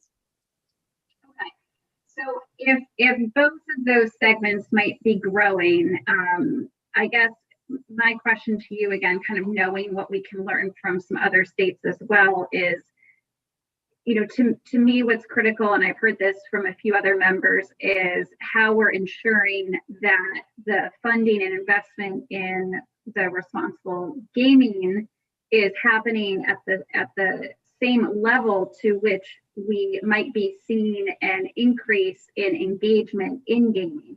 So can we learn from any other states from how they've increased funds for responsible gaming, or if they've tied a percentage of those revenues to responsible gaming? I'd like to understand that a bit more. 30 seconds on the 5-minute Q&A. Sure, and we have a National Council of Problem Gambling survey and report. I think it was last done in 2016, but I'd still say it's pretty relevant. Chris Davis and I were looking at that last week and recently. I wonder if maybe providing that to you would give you a good outline of the state by state, because not every lottery is the source of funding for responsible gaming in the state. And some don't use any lottery money. Some get it from their casinos. So there's a mixed bag, but maybe showing you that would give you a good way of understanding that difference between Connecticut and somebody else and identifying those states that might be online versus those that aren't. That would be super helpful. And I think just ensuring that we are keeping up with the tremendous need and prevention mechanisms that we need to invest in from the front end. So that would be really helpful. Thank you both for your time. Sure, and I could say to you, Connecticut is a leader in our contributions to responsible gaming, whether it's by lottery or not. We contribute about twice the per capita for the states that do lottery that across the U.S. And I know we're in the top 10 overall. So Chris and I will make some notes and bring that forward to the committee for their review. Thank you. Thanks so much. Okay, thank you very much for your testimony today, Mr. Smith, Mr. Davis. We are going to move on to Commissioner Boughton. Congratulations on the new position, and thank you for being here today. Well, thank you very much. It's my pleasure to be here. Good afternoon. Senator Fanfara, Representative Scanlon, Senator Martin, Representative Cheeseman, of course, all the members of the Finance, Revenue, and Bonding Committee. For the record, my name is Mark Boughton, Commissioner of the Department of Revenue Services, or as everybody commonly knows, DRS. I'm joined today by two members of the DRS leadership team. Deputy Commissioner John Biello is with us, and First Assistant Commissioner Lou Bakari is with us as well. And I think all of you are familiar with both Ernie and Susan, who do liaison and outreach for you and help bridge the gap in terms of information being passed through. We are here today to testify in support of Raise Bill 1077, which includes only minor and technical changes to tax-related statutes proposed by DRS. These revisions will help ensure that DRS administers taxes fairly and equitably, and while continuing to deliver clear and consistent guidance to taxpayers. In the interest of time, I'd be happy to allow you to ask questions or thoughts that you might have. For any topics requiring a bit more research, of course, we can be sure to follow up with individual members of the committee, and we'll do that offline. I will say that in closing, it is a priority of mine, along with the entire team here, to keep the lines of communication open with the General Assembly that go well beyond these public forums. So feel free to reach out to me directly with questions or concerns, or any member of the team as well. It is an honor to serve the taxpayers of the state of Connecticut, and of course, to work with you as you go about your mission.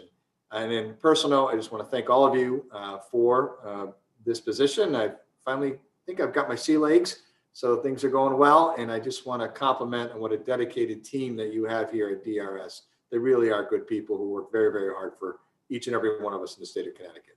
Thank you. Thank you, Commissioner, and welcome to your first Finance, Revenue, and Bonding hearing. I want to just say you've been incredibly responsive to me, and we've been working on some good stuff together so far during your term. So I just want to acknowledge that publicly and say that before the committee today.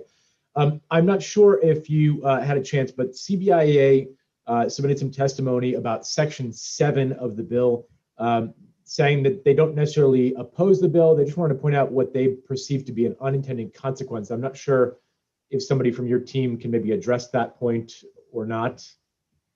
Yes, I was alerted to some of CBIAs. Like you said, it's not nearly necessarily opposition. It's maybe just, hey, this is an unintended consequence of this.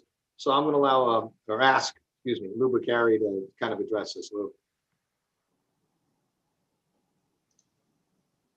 Mr. Bakari, you're on mute. You just got to unmute yourself. Hi, thank you, Commissioner, Representative, appreciate it. Yeah, absolutely. We did have a chance to see the testimony submitted by CBIA. From our perspective, there were no unintended consequences. We certainly fully understood the implications of the legislation, and the idea is really, really simple, is that if a taxpayer who's in possession of all of its records know exactly what it did and is subject to an audit by the department, that has full protest and appeal rights, can challenge to our administratively, can ultimately go to court. And if that liability for that period is then fixed, having all of those appeal and protest rights, then that liability for both the department and the taxpayer are fixed and final for that period. So from our perspective, we don't think that there's really any problem whatsoever, and there wouldn't be any unintended consequences for a taxpayer had they've been given all the full appeal and protest rights that the statutes provide for them. Thank you, Ms. Bakari. Appreciate that clarification. Representative Cheeseman had some questions. Thank you, Chair Scanlon. Good to see you, Commissioner Boughton. We go back a long way. Yes, we do. Anyway, some questions. First of all, when we had Secretary McCaw here today, she indicated the governor's budget builds in some enhanced revenue as a result of DRS activities relating both to tax amnesty and additional collections under their CREATES initiative. So I'd just like to drill a bit deeper down with regard to the proceeds from the tax amnesty. I know we've offered a number over the years. On what basis do you have, the projected revenue is calculated, and also those enhanced collections under CREATES? Sure. We went back and looked at the 2013 amnesty program as well as the 2017 amnesty program. Both of those generated far in excess of the $40 million that we programmed into the budget. But we do believe that we will probably generate more than 40 million, but naturally we want to under promise and over deliver. So we feel confident in that number, given the amount of the tax gap through a number of studies that have been analyzed and the fact of what we've seen in past practice. I think, I have read some comments online and in the media, and I think they're on point. And I pretty much said that you can't do this too often, and you can eventually people will get used to, well, they'll just offer amnesty, therefore I won't pay. So we have to be careful and deliberative when we do these things, but we do think it's time. The last one again was 4 years ago. I will tell you that, and that's a great segue into the CREATES initiative. I will tell you that there is a lot of uncollected revenue out there that we can collect that responsive to current statute schemes that are on the books right now that we need to work on. We need to be smarter about. And that's part of really why we're pushing this initiative to develop an analytics team here at DRS. Basically, we call it RAF, which stands for Revenue Audit and Forecasting. One is for us to go out and be smarter about how we generate revenue using the latest technology. That could be software. In fact, we are demoing some software later next week as it relates to that, but also we'll be developing algorithms that are specific to Connecticut and Connecticut's tax scheme, as well as us looking at the data that we currently have and using data mining along with IRS mining to make sure that everybody's paying what they're legally required to pay and lawfully required to pay. Obviously, in COVID, we'll be sensitive about that. We don't see this really ramping up till year 2. And that's why in the second year of the biennium, we programmed about $50 million for that. The second piece of us is to use technology as part of our auditing and to help us determine where are the best spots to audit. In the past, over the last decades, DRS hasn't necessarily, they've done great jobs with audits, but have they hit the places where there's the biggest amount for us to be able to collect? Because we only have so many people and so much manpower, so we can't audit everything, right? So we want to be able to go through and using algorithms determine where we think the best place to get the greatest rate of return for us would be to audit. So that's one of the functions of the RAF team. And finally, we want to do a better job on forecasting. We want you and as members of General Assembly to understand what's not just going to happen next year, but what's going to happen 5 years down the line with our current tax policy in place. What's going to happen 10 years down the line? What are other states doing? And can we maybe use some of the technology and or initiatives that they're using to help us here in Connecticut? So that'll be able to help both OPM, the governor's office, as well as the General Assembly, get the latest data, the latest information that you need to make the strategic decisions that you guys make in the legislative process. And that's really it. We plan on probably staffing up with between 5 and 6 employees. These will be recruits that we'll do as soon as the money is approved. We are going to incorporate some software that's out there that will marry into our CTAX program, which is a new evolution in going online with paying taxes. And through all those things, we see a serious and significant revenue lift of about $50 million in year 2, if not more. Okay, thank you. And one of my questions you answered, was this going to require additional staffing? So the final question, I could go on about the collections. Lines 267 in the bill define the role of special policemen as far as it relates to DRS. There's a special policeman, the Department of Revenue Services, blah, blah, blah. So tell me about special policemen and DRS, please, sir. Sure, it is part of. 1 minute on question and answer, 1 minute.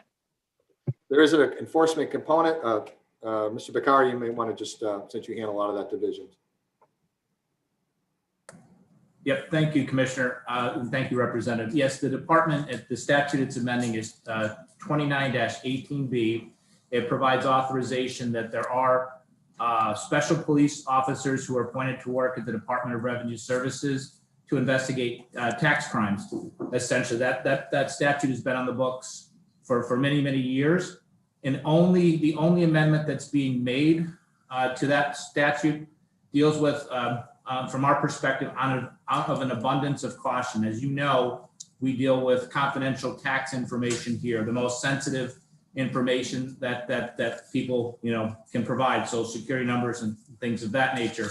So we want to make sure that when our officers are conducting investigations, that they are doing so within the confines of the law, and that they can disclose in their professional experience and return information when conducting investigations. So we want to make sure that when our police officers are investigating tax crimes, that they do so within the confines of the law and make sure that they're authorized to disclose information when necessary in the course of those investigations. So it is nothing new. It's out of an abundance of caution to amend a statute that's been on the books for many, many years. Okay, thank you. And last question, Commissioner Boughton. So in terms of under collection, do you see this most in sales and use taxes, or is it individual and business income taxes, or does it run the gamut? It really runs the gamut, although I would tell you sales and use tax is probably an area that is ripe and fertile for more examination by our team. But you certainly could see it individually. You could see it in corporate taxes. I also think that going forward, in one of the missions of our team here is to present to the legislature for your consideration a list of taxes that it costs more for us to collect than we actually get back in return, so that you might consider. It's in the Yankee book, yeah. Well, you might consider combining, eliminating, or making them better in the sense that they would just make more sense for us to deploy resources towards them. So the idea here is not to lose any revenue, but it's just to be more efficient in the way we collect. All right, thank you. I'm sure we're at our 5 minutes. Thank you so much. If I have more questions, I know where to find you. Thank you, Chair Scanlon. Thank you, Representative. Representative Meskers. Commissioner, good to see you. Thank you, Representative Scanlon. I don't think I've honored my chair yet in my introduction. I apologize. Commissioner, in the effort of tax collection, 2 or 3 items to my mind. 1, what you're thinking about an amnesty. 2, it occurs to me that the software has two components to me. 1 is a component, or 3. 1 is a component of where we're missing in an area of activity to target that. 2 is where the high harvest opportunity is for non-compliance. And 3, in a generic way to the general public, where it either looks like whether we can tighten up the notification of potential misfiling, whether we might even want to waive a penalty, but if it's de minimis amounts, where we can get the software that generates a letter to people who owe $100 or $150, or suggest you might owe $150, check with your accountant, but we would, so you can kind of get a better compliance from the general public and pick up some money. You can target the high end, and then you can figure out the areas of non-compliance, right? I'm not sure as well where we are on online filing and how aggressive. I mean, we have to compete with TurboTax and everyone else, but I'm not sure how we get to the point to make our filing simpler for people who are retired, or people who have a simple estate, but they have to. It can be a pain to try to get the basics done. So I know that's a big grab bag. So address what you will. It is. I couldn't have said it better. Your first comments about where our initiative lies. One of the things that Deputy Commissioner Biella and I have discussed extensively since I've gotten here is working on enhancing our triage system. So when we have somebody that might owe $50, this is an exaggeration, but it does happen. We don't spend 5 months trying to negotiate a resolution to that. we really want that employee working at somebody who might owe us 10 million. And that's where the higher grab is, or the higher return, if you will. Nice. And so you're 100% right about that. In terms of some of the other things that we're working on, we're excited about what technology has to offer us. And I think in this evolution of DRS, that's where, and I would love to invite all of you at one point, maybe during the summer when we get up and running, to come over and do a quick tour once we get through the COVID stuff, and look at how we're going to leverage these pieces. Right now, though, about 20% of our paid preparers, people who do this for a living, do not file electronically. So our first step this year was to say, look, if you're a paid preparer, you got to use our electronic portal. You know, I agree with you on our seniors, and there may be people who have a language barrier who do their own taxes and things like that. We've got to be sensitive to that, and we will. But in the long term, there really should be no excuse for a paid preparer not using our electronic system. It is easy for the professionals, and we're here to answer any questions they might have and guide them through it as well. Okay, thank you. Representative Nuccio, followed by Senator Wong.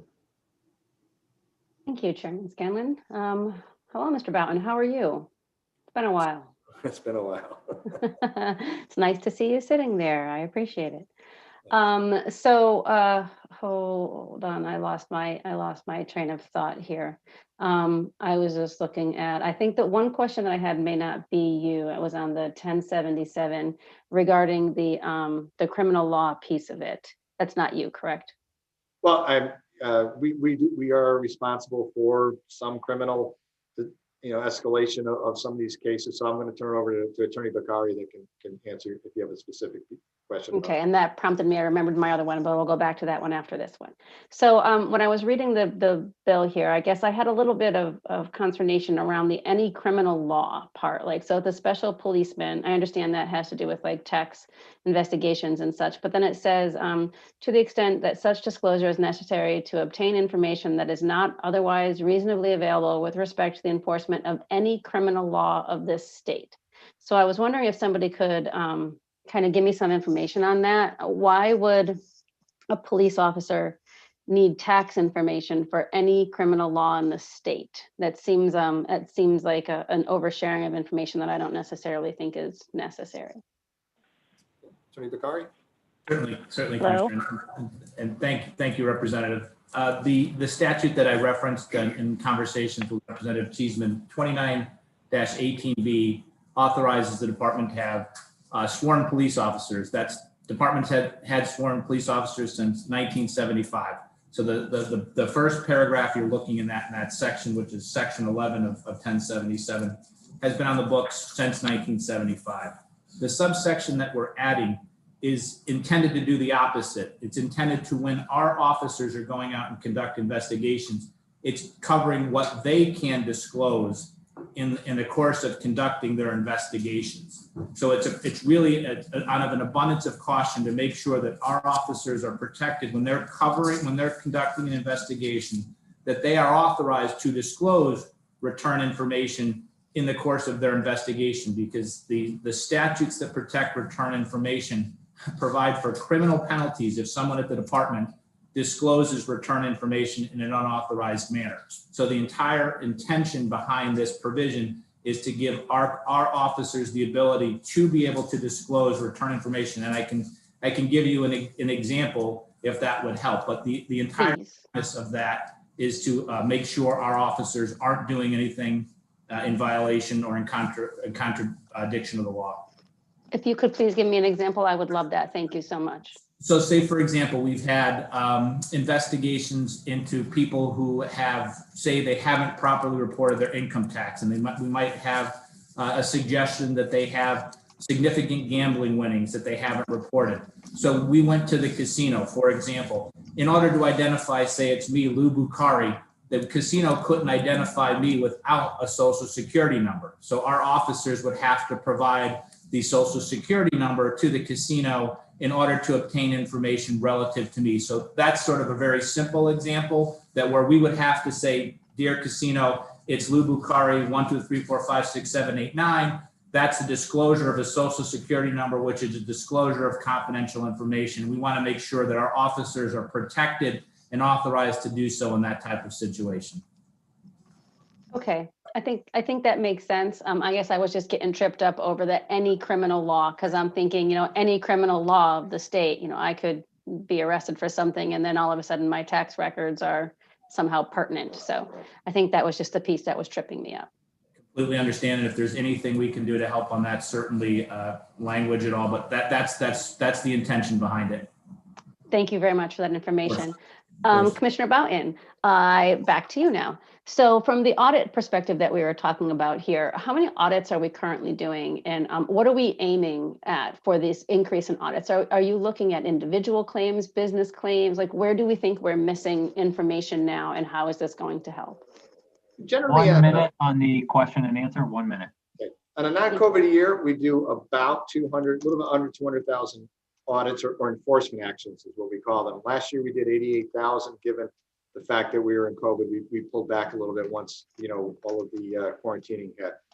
So this isn't a question about how many audits we can do. It's about what kind of audits we can do and where will we yield the greatest return on that audit, right? So if we do an individual audit for $2,500, it may not, that may be not a waste of time, but we may take that time and redeploy that person to do an audit that might yield 10 million.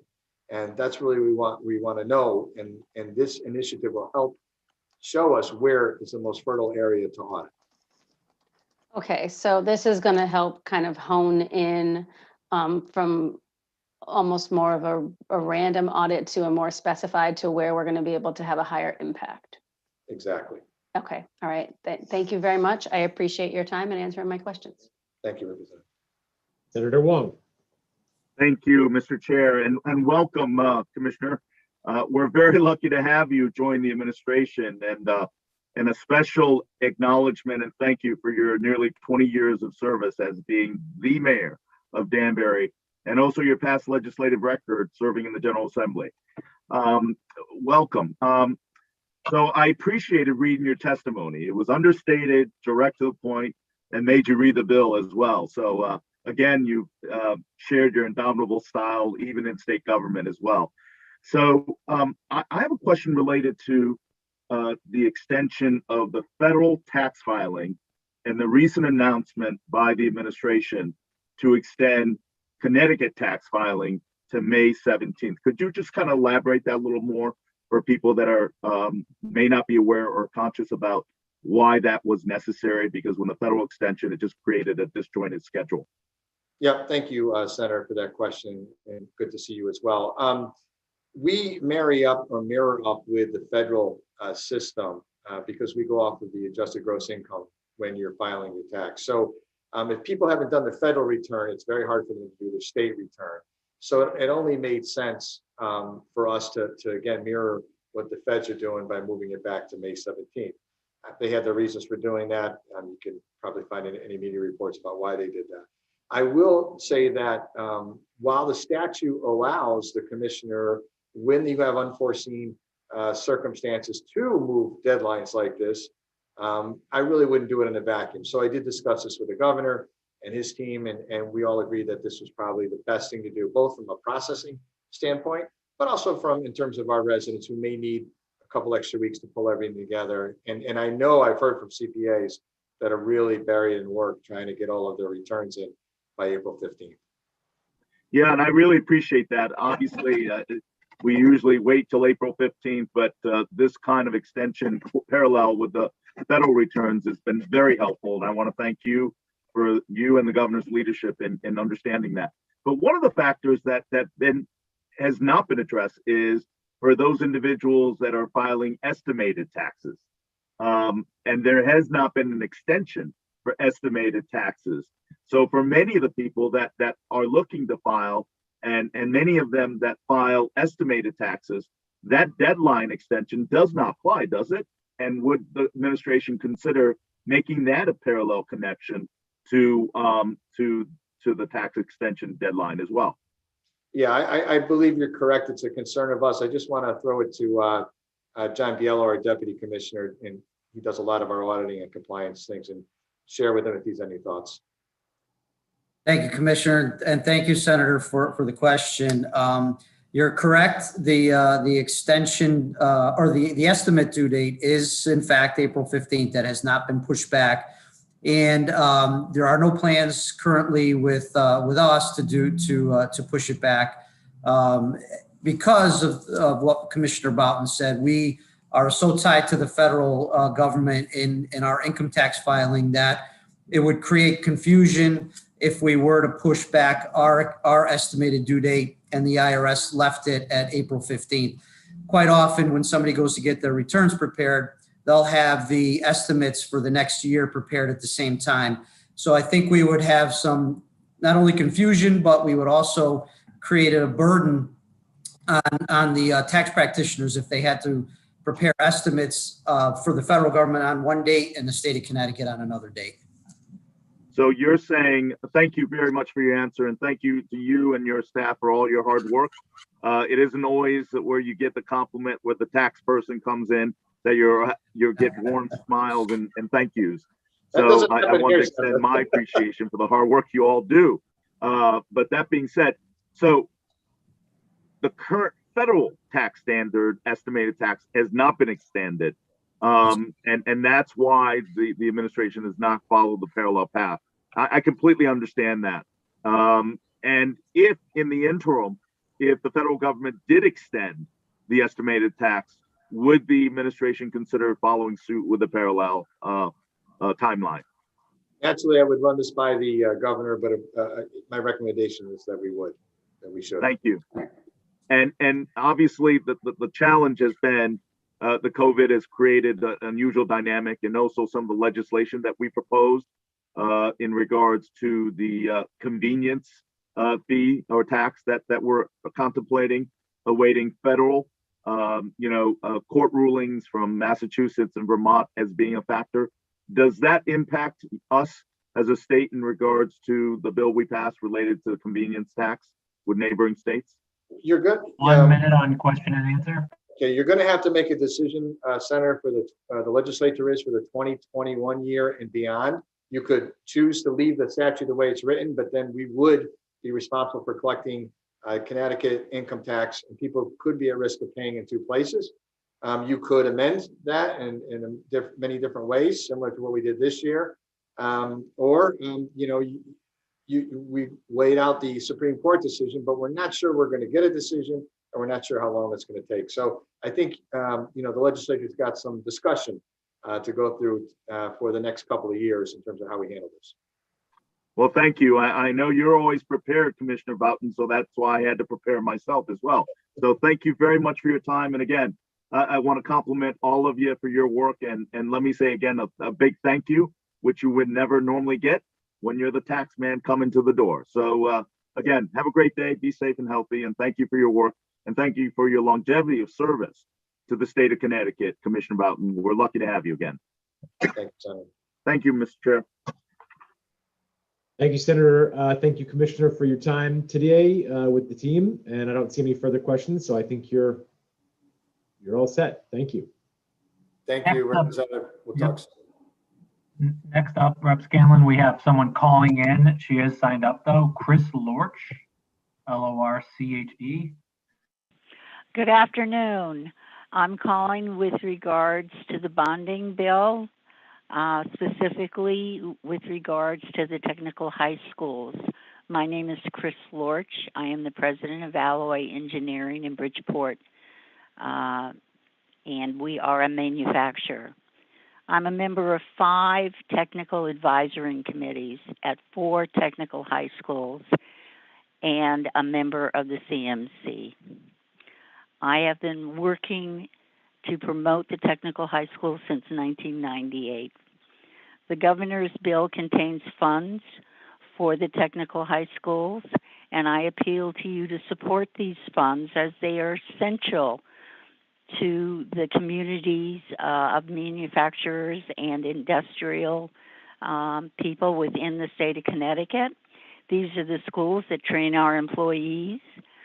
These dollars will go towards equipment that is needed in many schools to upgrade their current classrooms for manufacturing, mechatronics, automotive, carpentry, electrical, masonry, and plumbing. They invest in the needed equipment for these diverse industries is quite needed in our state. Alloy has hired employees not just from the precision manufacturing, but from mechatronics, electrical, graphics, and HVAC. These students excel in various fields, from engineering to education to business. Many have the ability to start their own businesses or just become solid employees who are the backbone of our sustainability. These skills that they possess enable them to achieve a high degree of success, support their families, and contribute to the advancement of our society. And this is what we're seeking for all of our young people. They provide us with skilled and knowledgeable contributors to our communities. Please support the requirement of this equipment. Thank you for making the time to hear from me today. We are grateful for your time and attention. Thank you, Ms. Lorch. Appreciate your testimony today. I don't see any hands raised. Oh, Senator Wong. Thank you, Mr. Chair. And Ms. Lorch, great to hear you in this Zoom world that we have. I just wanted to thank you because you have been an incredible advocate for advanced manufacturing and technical training in all of my years in the General Assembly. And I believe you were instrumental in shepherding the Advanced Manufacturing Fund that we passed over 10 years ago. And what that resulted is in Housatonic having an advanced manufacturing program. In fact, many of our community colleges and high schools have now incorporated the program that you were leadership in. How has that benefited you as a manufacturing company? I remember our first conversation over 10 years ago where you said, look, if you can give us trained employees, we will hire them. And I think we've begun that way and I hope we'll do better. But what has that done for your business to be able to grow and succeed in a competitive marketplace, to have skilled talent of students that come out of the advanced manufacturing program and the high success rate that those programs have had? Thank you. Good to hear from you, sir. Haven't seen you in a long time. Both of the programs, the technical high schools and the AMC, have produced good students. The high schools probably have a better skill set than the people coming out of the community colleges, only because they've spent 4 years in training versus a year. But they're both good quality. The manufacturers and the other businesses in industry in the state of Connecticut need these students. It doesn't matter whether you're a carpenter or a plumber or electrician. We need these students because they're the backbone of our future. Our current employees are retiring. We need to replace them. And with COVID, many people have chosen to retire rather than to come back to work, even in the essential industries. It's just exhausted people. But I have to admit that they're both good programs, and I have hired from both programs. And you're hiring them from the residential communities in which you're based. You're based in Bridgeport. You have hired many of those graduates in the community. It's an incredible tribute to you being committed to the city of Bridgeport and the contributions you made. And I just wanted to take a moment to thank you for your leadership and many of your colleagues that taught all of us that manufacturing is indeed not dead in Connecticut. And with a proper skill set of a pipeline of employees that can help us compete, that we are top of the world in regards to advanced and customized manufacturing. So Chris, great to talk to you. I hope to see you soon. But thank you for many of your colleagues for raising that awareness and showing that Connecticut can compete in the manufacturing world. Thank you, Mr. Chair. Thanks, Chris. Thank you. Thank you, Senator. There's a representative whose camera is off and I can't see what their name is. So if you can unmask yourself. Oh, it's Representative Mashinsky. There she is. Go ahead, please, Ms. Mashinsky. Thank you, Mr. Chairman. I want to ask the witness if she is connected with any of the tech schools in South Central Connecticut, Greater New Haven area. I'm connected with Platt, Emmett O'Brien, Eli Whitney, and Bullard Havens. I have visited many of the schools since 1998 when Governor Rowland put me on a task force. Is there a specific question regarding one of the schools? Yes. The manufacturers in my area, I live in Wallingford, the manufacturers are always telling me they can't get enough trained workers to fit the That's true. And do you know why? Because there's a limited supply. There's 18 young people who are going into the freshman class every year in each of those schools, and there can't be more than that because that maxes out the equipment and the teachers, 18 students. Okay, so that's my question is how do we fix this problem? We do have the demand. These people could earn a lot of money per year if they got into the program. How do we fix it? Well, it's expensive to fix it in one area. You have to hire more teachers. You have to expand the footprint. You have to have more equipment. The most economical way, I would think, would be to have 2 sessions, one in the morning and one in the afternoon. I don't know legally if you could use the same teachers, but you would be using the same footprint. And instead of training 18, you'd be training 36.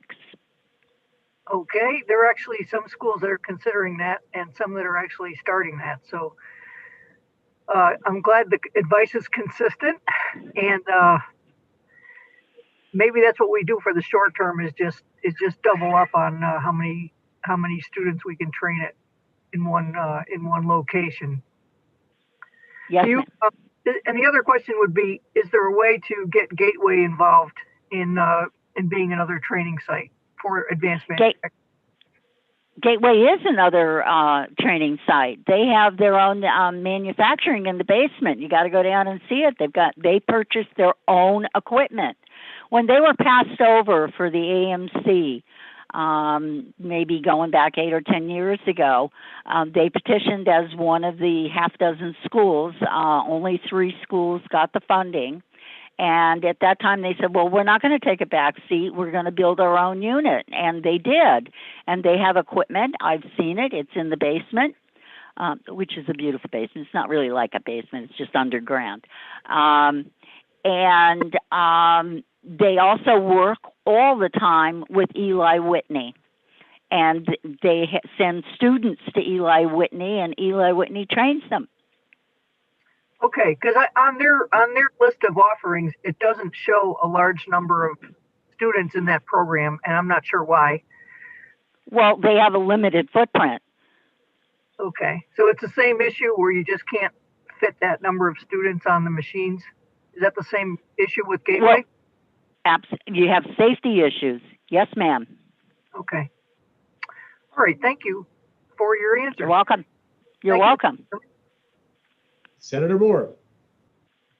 Good afternoon, Ms. Lorch. Thank you, Mr. Chairman. I don't think I've had the pleasure of meeting you. I live here in Bridgeport my entire life. You've met me several times. I represent a part of Bridgeport. At some point when we're beyond this COVID, I'd like to come out and see you face to face.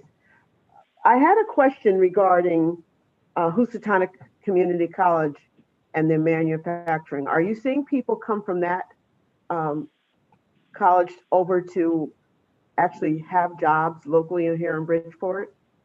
Yes, ma'am. I've hired them. You've hired them. So can you? And I sat on their, excuse me, I also sat on their advisory committee. You do. So are you Yes. seeing more come directly from the schools or from the college into manufacturing? Well, my first choice is from the vocational technical high schools. My second choice is from Housatonic, simply because the students from the vocational high schools have had 4 years of training, and Housatonic is 1 year. And so do they actually, do any of them come from the vocational schools to Housatonic and then to you, or is it one or the other?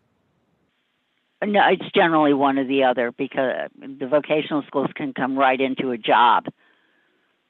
Yeah, the vocational schools, you know, they make people ready to be a master mason or a plumber or, you know, an apprentice electrician or apprentice carpenter. They only need a couple of years of training thereafter. They could even start their own businesses, but we need those. I need those as a homeowner, and so do you. So then I want to really thank you. I've been trying to work here locally in Bridgeport on driving young people to go into vocational so they can have a trade if they are not going to attend college or 4-year college or 2-year to have a skill. But even if you are, that skill can supplement your income forever. You know, somebody's always looking for a good plumber, an electrician, as long as you're licensed to do some of this work. And it's a way to supplement your income, but it's a great way to learn a skill, right? I'm a carpenter. Yep. I was a licensed carpenter. I'm part of the Carpenters Union, and I understand the value of being able to have these skills. So my last question to you is, what do you think that we could do to encourage more to go into the high school program from 8th grade and get them prepared for that? I don't know that there's a conversation going on at that level of pre-high school. Are you talking about the comprehensive high school, or are you talking about going to a technical school? Vocational school. Technical. All right. There are people who reach out several times a year into the middle schools, and now most recently to 5th and 6th graders, telling them about the opportunities in the technical high schools. Okay, so it is happening. Oh, absolutely. Okay. Absolutely. Thank you, because I mean, I look at a lot of the young people who are not going to college or cannot afford to go to college, and trying to encourage them to go really to go to the Housatonic for the 1-year program to get started. I do have someone who's now in a journeyman that really did listen, and I think we need to promote this more, especially to keep kids local, but also to utilize some of the services that we have here. And you know, a lot of the people who were very well versed in using their hands in masonry. I know young people going for electrician, but I don't know a lot of people going in for plumbing and masonry. And I know that's a lost art. So I want to thank you for being able to hire. It shouldn't be. But I have to tell you that there's pushback at the local high schools for an economic reason. They lose dollars every student that goes to the technical high school. Oh. So that's part of the pushback. I know that when I approached, I don't know if you remember Mrs. Seaman at the middle school in Trumbull, where part of your district is located. Mm-hmm. But I went to her and I said, look, I want to talk about manufacturing in the parents' night when we can present. And they said, no way. And I said, well, I want to talk to the students about going into the technical high schools. And they said, no way, not having it. Their counselors were very much against it. 30 Well, we'll have seconds to on work question together and to answer. change that. We'll have to work together on that. Okay. I'd be glad to. All right. Okay. Oh, thank you so much. Thank you, Mr. Chairman. We're going to go to Senator Wong for the second time in a second, but just want to do the general caveat that we are on number 6 of a lot. And we're on hour number 3. So if we can try to keep our questions brief, that would be great. I appreciate that. And thank you, Mr. Chair, for the second time. I want to be very quick and acknowledge that as we're listening to Ms. Lorch, that Kathy Saint, her counterpart, wrote in and offered the fact from a standpoint of statistic that I want to share with the committee, the fact that student of color in the VOTEC system graduate at a rate of 97%. So when we're talking about social justice and opportunities, I wanted to share that data point that just came out, that it's a fantastic number in regards to retention and graduation with skill sets that are essential to creating opportunities. And so I just want to thank Chris and Kathy Saint, for all of your hard work in the community. And again, thank you, Mr. Chair, for the second time. I appreciate it. Thank you, Senator. Representative Nuccio. Thank you, Chairman. Good afternoon, Mrs. Lorch. Thank you for coming. And I wanted to ask you if you have been working with the governor's workforce team, because first of all, thank you very much for the services that you're providing. Are you talking about Kelly? I'm not sure if it's Hilarious? Kelly. Maybe. The governor's workforce council? Yes. I know about it. I work with the the co-chair of that committee at the CMC level. Okay, because I would love to get you in touch with them, because I'm going to date myself here, but I grew up in a time period where we had electronics and shop and mechanics and woodworking and all of these great options in our high school, and even starting in our middle school. We had to take a quarter of all of these different things so we could kind of venture out and figure out what we wanted to do in the world. And I totally understand what you're saying. I've heard many meetings where people have been mad about kids leaving districts to go to, magnets, charters, VOAGs, all these other different things. And we're not doing a good enough job for our youth to truly give the kids options to be in a trade. Trades are awesome places to work. So I just wanted to commend you on the work that you're doing and see if there's anything that we can do to kind of help get you in front of maybe the workforce team, so we can start working better with our high schools to have more opportunities for kids who do not want to be college bound. Okay, Kelly knows where to find me. I'm going to write down Kelly and try to figure out who it is. Thank you very much. She's the co-chair of the GWC. The GWC, all right. All right, I will look for that. But thank you very much again for your testimony. I appreciate it. You're very welcome. Thank you, Ms. Lorch, for all your testimony and for those answers, and we'll see you next time. Thank you, sir. Yep, next up we have Elizabeth Frazier. Hi. Good morning, Senator Fonfara, Representative Scanlon, Senator Martin, Representative Cheeseman, and members of the Finance, Revenue, and Bonding Committee. My name is Liz Fraser. I'm the Policy Director for the Connecticut Association for Human Services. CAUSE advances multi-generational policy and program solutions which promote family economic well-being and foster equitably resourced communities.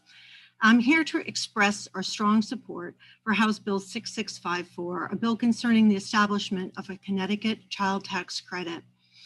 A child tax credit in Connecticut would help to reduce child poverty, provide added support for families raising children in an expensive state, and put money back into the state and local economies. Additionally, passage of this bill would begin to make Connecticut's tax structure more equitable and would represent a positive shift in our tax policy. With eligibility up to $210,000, the credit would have a further reach than the earned income tax credit, which is really important to so many families that struggle, for example, for early childhood education, which can cost as much as college. While we support any level of refundability with respect to a child tax credit, a fully refundable credit would give increased support to very low income working families who may not earn enough to have a large tax burden, but don't have enough income to be economically secure. Several quick points to make. Connecticut is a very wealthy state, yet it's not shared wealth. Our wealth gap has grown to be one of the widest in the nation, and we've made little progress at substantially reducing child poverty. Black and brown children are disproportionately living in families with earnings below the federal poverty level. A child tax credit will mitigate any tax debt in these families and could reduce their paycheck withholdings as well, leaving families with more spendable money to buy food, diapers, gasoline, or pay for family fees associated with childcare. And as I said, for these families, a fully refundable credit is a better option. Let's see, the other ALICE families. So the United Way, every few years puts out a report on ALICE families, asset limited, income constrained, and employed. These families, for these families, a survival budget for a family of four in Connecticut is over $90,000. ALICE families are below the $90,000 threshold, but above the federal poverty level. These families live paycheck to paycheck, no wiggle room, and no real emergency savings. 30 seconds, 30 seconds. a child tax credit would go a long way in helping them support their families. And one last thing, our lowest income households pay a disproportionate percentage of their wages to the government.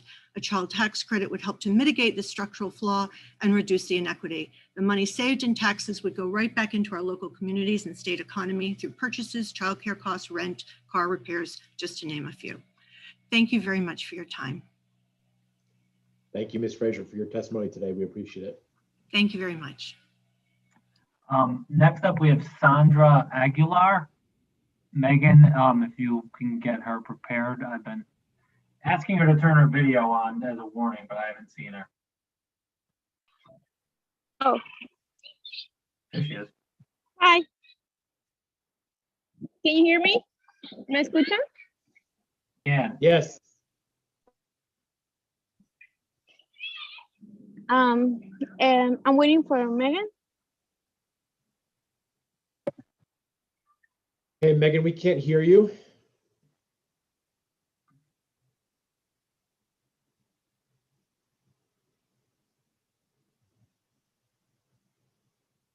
Yeah, I don't see Megan. She is here, but She's talking and her phone is unmuted. oh, is it? Okay.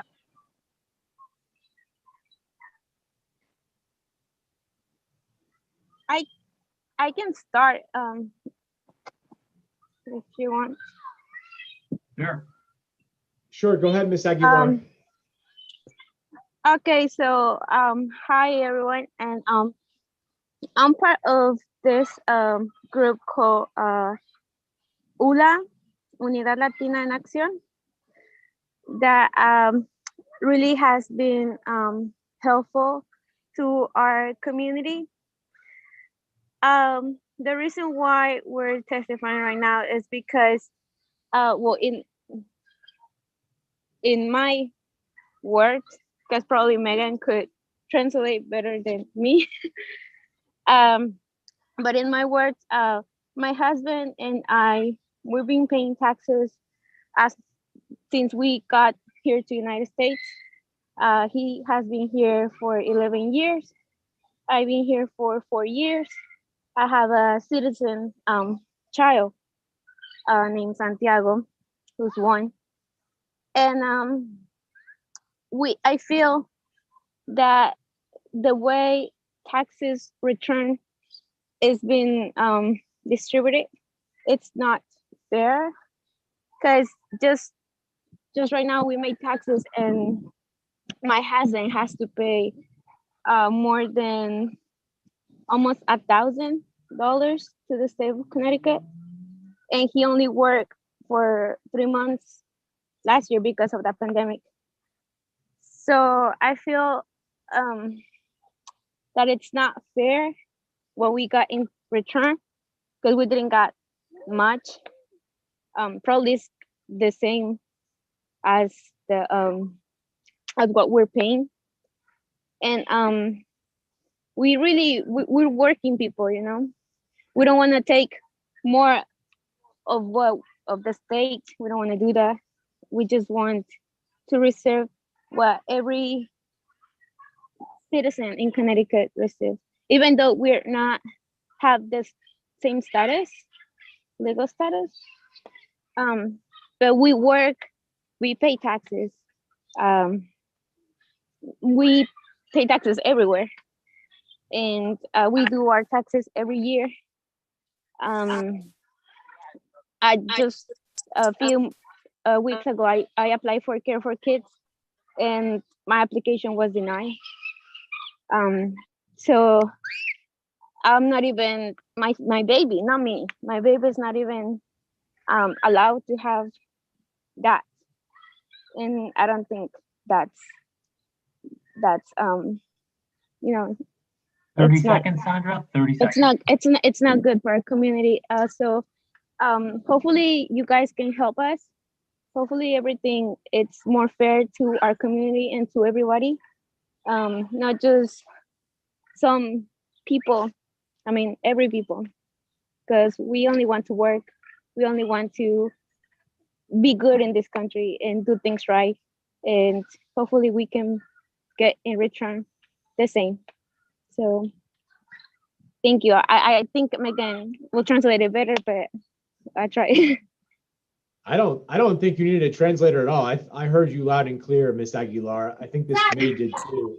And the message that you were saying is exactly why I introduced this bill and why this committee is hearing this bill today. Because to your point, you and your husband are working hard, you're working parents, and it's expensive to raise a child in the state of Connecticut. And that doesn't matter whether I can work because I was accepted in care for kids, and daycare is so expensive here. My husband, he works in the field, so he's an essential worker. So I feel like things can be more fair to us. All right, Ms. Aguilar, hang on a second. We have a question for you from Representative Cavros de Gra, okay? Hi, Sandra. I just want to thank you for being here today. I think that oftentimes, I just want to say for the record, oftentimes I think there's a misconception about immigrants and how they pay taxes. And it's clear how hard you and your family are working. But what you described today is happening to so many women across Connecticut who are forced to leave the workforce because they cannot afford childcare. And so I truly am grateful for your testimony today. And I agree with Representative Scanlon. While I know you would hope to have your testimony translated, I think you did an excellent job of showing us and telling us exactly why this legislation is important. So thank you very much for your testimony. Thank you very much. Is that Santiago right there? Yes, that's Santiago. Very handsome boy. I have a son myself that's just a little bit older than him. So God bless him. God bless you. And thank you for being here today. God bless you. Thank you very much. All right. Next up, we have Emily Morrison. All right. Hello, everyone. Good afternoon, members of the Finance, Revenue, and Bonding Committee. Thank you for the opportunity to testify on SB 887, an act authorizing and adjusting bonds of the state for capital improvement, transportation, and other purposes. I'm Emily Morrison. I'm Director of Development here at United Services. We are the local mental health authority for 21 towns in Northeastern Connecticut. We're a nonprofit organization, and we provide more than 30 programs under our one administration, including outpatient mental health, substance abuse, parenting and family programs, crisis services, and the region's only domestic violence program. I respectfully ask that you add $25 million for grants in aid each year of the biennium for the nonprofit grant program. So since 2013, the legislature has authorized $25 million per year for this program. And this provides capital and infrastructure projects for nonprofit health and human service providers through OPM's nonprofit grant program. However, in the last 2 years, this program has not been funded. United Services has used nonprofit grant program for several years, though we didn't know it at the time. The nonprofit grant program allowed United Services to quickly meet the challenges of the COVID-19 pandemic. We received $343,000 in grant funding from this program in 2019 to upgrade our electronic health record. This moved our system to an updated system with new technologies and much greater capacity. And this change allowed us to be able to quickly deploy telehealth. When COVID hit and we needed to rapidly change to telehealth, we were able to purchase a system that could seamlessly integrate with our electronic health record. That would not have been possible with our previous system. So that upgrade allowed us to instantly move to telehealth and continue providing critical services to our clients and to our communities. The nonprofit grant program has really been instrumental in United Services to upgrade and update our infrastructure. So we're able to respond to the rising community need that we've continued to see over the last few years and respond to the rapidly rising needs that we've seen as a result of the COVID-19 pandemic. When our community needs us, we're here, and we ask the legislator to help us be ready to continue to serve our community by allocating $25 million to the nonprofit grant program. Thank you so much. Thank you, Ms. Morrison, and thank you for what you all are doing in the quiet corner for people. I know it's really, really important and appreciated, so thank you so much. I don't see any questions, so thank you. Yep. Next, we have Kathleen Deshane.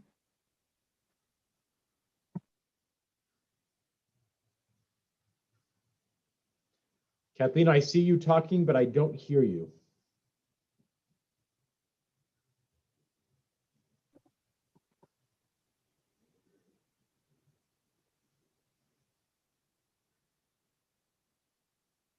Nothing.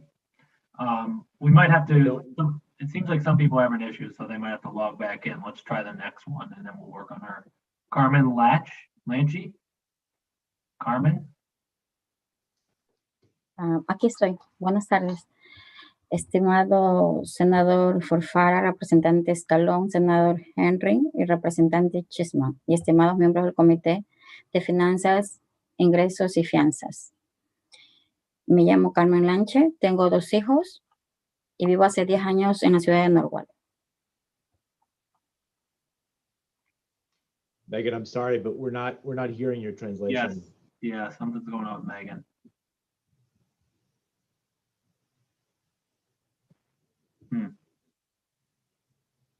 Would you want me to try? Sure, Representative. Okay. So the introduction was a welcome to all of us, and she, as I understood, she has 2 children, and I didn't catch where you lived. I apologize. I was on another committee as you came through. So, si quieres continuar, pues yo voy a intentar traducir, ¿ok? Gracias. ¿Cómo no? Soy la directora ejecutiva de la Organización Comunidades Sin Fronteras ubicada en la ciudad de Norwalk. Okay, Y nos hold on. dedicamos- So I'm the director of an organization in Norwalk, and the name of the organization again, I'm sorry? Comunidades Sin Fronteras, Community Without Borders. que nos dedicamos a defender los derechos humanos de los inmigrantes y las familias trabajadoras en Connecticut. So we are dedicated to defending the rights of the immigrants and the workers in Connecticut. Estoy testificando en apoyo a la HB 6654. I am testifying in favor of bill number 6584. 6584. Okay, perfect. Sorry. 6684. Muchas familias que son miembros de nuestra organización son trabajadores esenciales y pagan impuestos. Many of the people who are members of the organization are pay in taxes, and they are essential workers. Con un número de Tax ID, cumplen con sus responsabilidades y ayudan a la economía del estado de Connecticut. They comply with their regulatory and tax requirements, and they're members of tax-paying members of the society. Es justo que reciban este crédito para seguir manteniendo a sus hijos. It's very important that they receive this credit in order to maintain the lives of their children. Antes y durante esta pandemia, los gastos de la luz, gas y alquiler de la vivienda tienen un elevado costo. Right, and above all, that the cost of electricity, gas, and their living expenses have risen during the pandemic. Que las familias no pueden pagar a tiempo y muchas veces tienen que elegir si pagan el alquiler, comprar comida o pagar algún bill. And they are having a lot of trouble trying to pay on time, and they have to make a decision between paying their light or their electricity or their food to maintain their families. La creación de un CTC a nivel estatal sería uno de los mecanismos más eficaces para reducir la pobreza infantil. And the use of this earned income tax credit would be the most efficacious or effective way to lower the cost for those families. Recuerden que los niños son el futuro del país. And you need to remember that children are the future of our country. Las familias trabajadoras pagan un gran porcentaje de sus ingresos en impuestos, mientras que los más ricos pagan un porcentaje muy poco. That these members of society pay a very large portion of their salaries or their income in taxes, while people who at a higher level of income are paying a much lower percentage effectively. Actualmente, más de 97,000 niños viven en la pobreza en Connecticut, a pesar de ser un estado muy rico. And despite the fact that Connecticut is a rich state, about 97,000 children live in a state of poverty. La pandemia del COVID-19 ha exacerbado la pobreza infantil en Connecticut. The advent of COVID-19 in the state has worsened the economic situation of these families. La promulgación de un CTC a nivel estatal ampliaría los beneficios ofrecidos por el crédito federal y podría ayudar a tener más recursos económicos para sus hijos. The use of the earned income tax credit would, leveraged with federal credits, would improve the economic situation and reduce the level of poverty for these children. Y esa ayuda ahora mismo las necesitan las familias trabajadoras.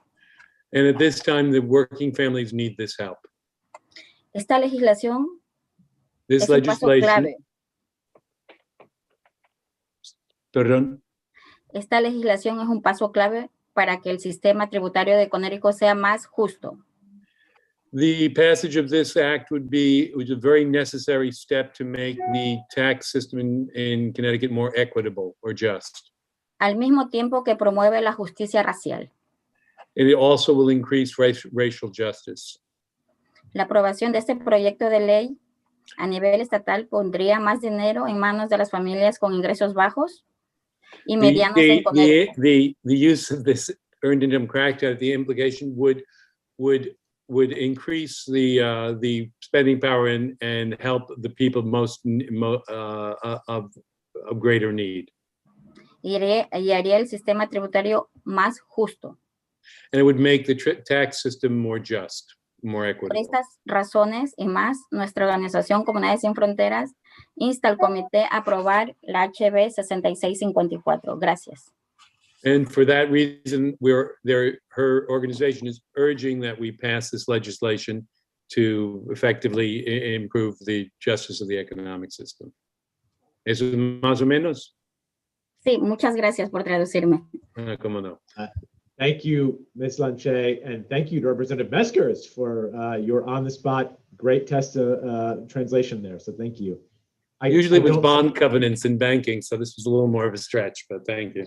I don't see any questions, but gracias, Ms. Lanche. Thank you. Entonces, como no hay preguntas, pues gracias por toda tu participación. Okay, Gracias thank a you. ustedes. Well, don't go anywhere, Rep. Meskers. Carla Escobar. And then, Tom, can we try back to Ms. Deschennes, who seems to be back with us? Oh, is she back? I didn't see her. Yep, I can go back to her. Let's see if Carla is. Carla Esquivel, ¿estás presente? ¿Podrías activar tu micrófono, Carla? Sí, lo tengo activado. So I can retire. Thank you so much, Representative. Estimados miembros del Comité de Finanzas, vivo en Stanford hace 15 años, soy mamá de 2 niñas. Honorable members of the Finance Committee, I live in Stanford. I have lived in Stanford for 15 years and I am a mother of 2 girls. Pertenezco a Unidad Latina en Acción, al grupo de Padres Power de Building One Community y a la Alianza de Trabajadoras del Hogar y a la coalición Recuperación para Todos. I belong to ULA, Latinos United in Action. I belong to the Parent Power Group at Building One Community. I belong to the Alliance of Domestic Workers and the Recovery for All Coalition. Hoy doy mi testimonio a favor de la ley número 6654 para ayudar a los niños de Connecticut a tener una mejor calidad de vida. Es importante que aprueben esta ley y que nos tomen en cuenta los trabajadores inmigrantes que pagamos los impuestos con un INTIN. So today I give my testimony in favor of the bill number 6654 to help the children of Connecticut to have a better life. And I also ask you to take into consideration the parents like myself who pay our taxes with the TIN number. Hoy alzo mi voz para que aprueben esta ley, porque hay mucha riqueza en este estado, pero también hay demasiada pobreza infantil. Soy voluntaria de las escuelas de mis hijas desde hace 10 años y he vivido la falta de recursos que tenemos en nuestra escuela para nuestros hijos. And sorry, today I'm raising my voice. Today I'm raising my voice, asking you to approve this bill because there is a lot of wealth in this state, but there's also a lot of child poverty. I have been a volunteer in my daughter's schools for more than 10 years, and I have experienced firsthand the lack of resources that we have for our schools and for our children.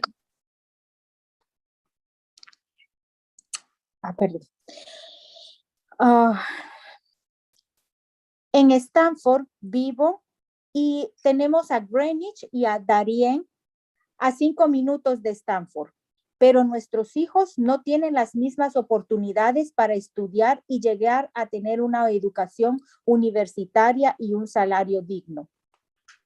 I live in Stanford, which is 5 minutes away from Greenwich and Darien, but our children do not have the same opportunities to get a good education and to get a university education and to get a dignified salary. 30% de los niños latinos viven bajo el nivel de pobreza en este estado. 30% de los niños negros viven bajo el nivel de la pobreza en Estados Unidos. 30% of Latino children live below the poverty line in this state. 30% of Black children live below the poverty line in this state. Mi esposo y yo llevamos pagando nuestros impuestos por más de 15 años. Mi esposo hace pisos de madera y yo trabajo limpiando casas. Por ser inmigrante, nunca hemos recibido ninguna ayuda del Estado. My husband and I have been paying taxes for more than 15 years in this state. My husband makes hardwood floors and I work as a house cleaner. Because we are immigrants, we have never received any government assistance from this state. Hemos pasado por 2 situaciones difíciles. Una hace 10 años, durante la última recesión económica, cuando nos quedamos sin trabajo por más de 8 meses y tuvimos que vivir de nuestros pocos ahorros.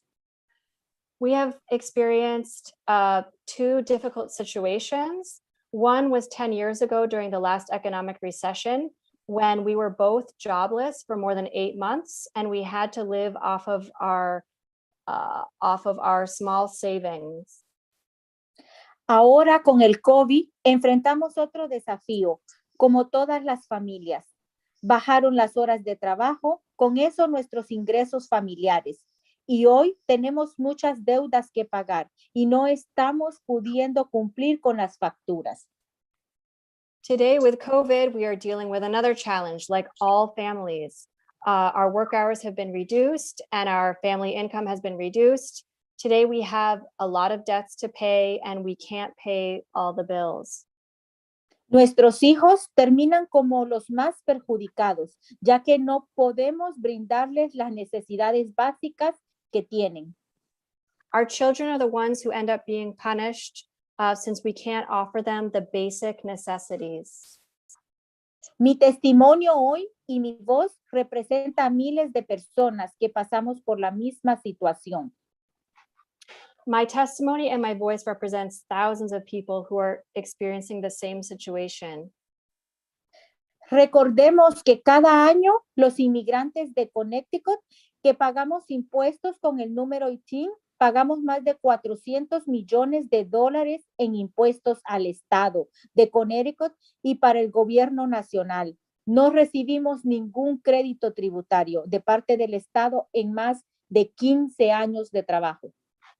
Let's remember that every year, immigrants in Connecticut who pay taxes with the ITIN number pay more than $400 million in taxes to the state of Connecticut and the federal government.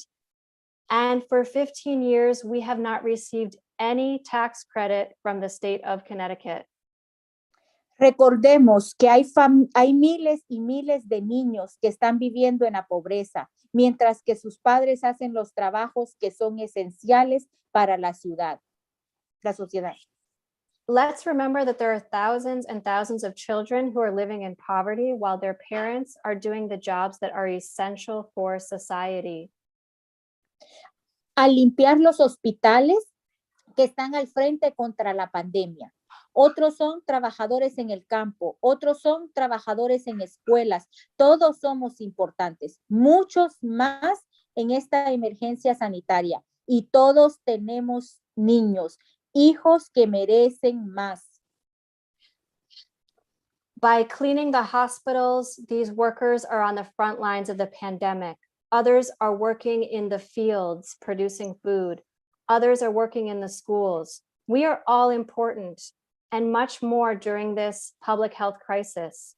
And we all have children who deserve more. Les solicito que aprueben esta ley y que nos incluyan a los inmigrantes en esta normativa para que mejoren la situación de nuestros hijos que nacieron aquí en Estados Unidos. No pido ayuda para mí, sino les pido que ayuden a miles de niños como los míos. So I urge you to approve this law and to include immigrants in this regulation to improve the situation of our children who were born here in the United States. I don't ask for help for myself, but rather I ask you to help the thousands of children like my children. Nuestros hijos merecen más. Nuestros hijos son el futuro. Gracias. Our children deserve more. Our children are the future. Thank you. Thank you so much for your testimony. We really appreciate it. It's important that we hear your perspective. So gracias for being here today. I'm seeing no questions at this time. And so we're going to move on to number 15, Kathleen Deschamps, please. Muchas gracias por estar presente de hoy. Como no hay ninguna pregunta, vamos a seguir con el próximo testimonio. Gracias.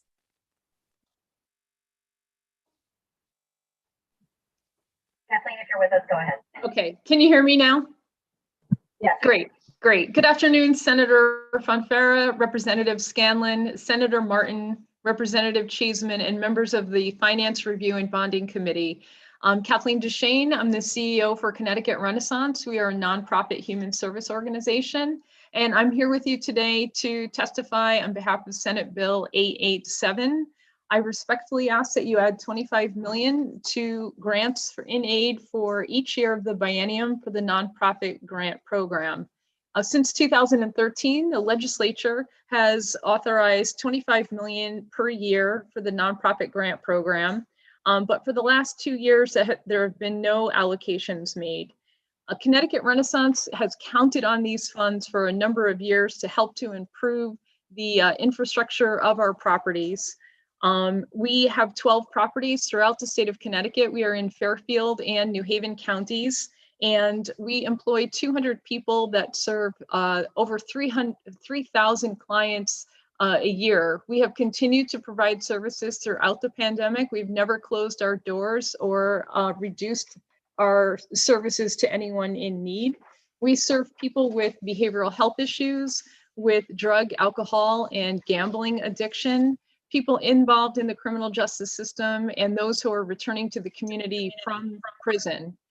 We are seeing an influx of people who are desperately in need of our services, who have either worked through the pandemic or have been affected by COVID or have lost someone due to COVID. So there's a significant increase in people who are experiencing trauma, PTSD, and suicidal thinking.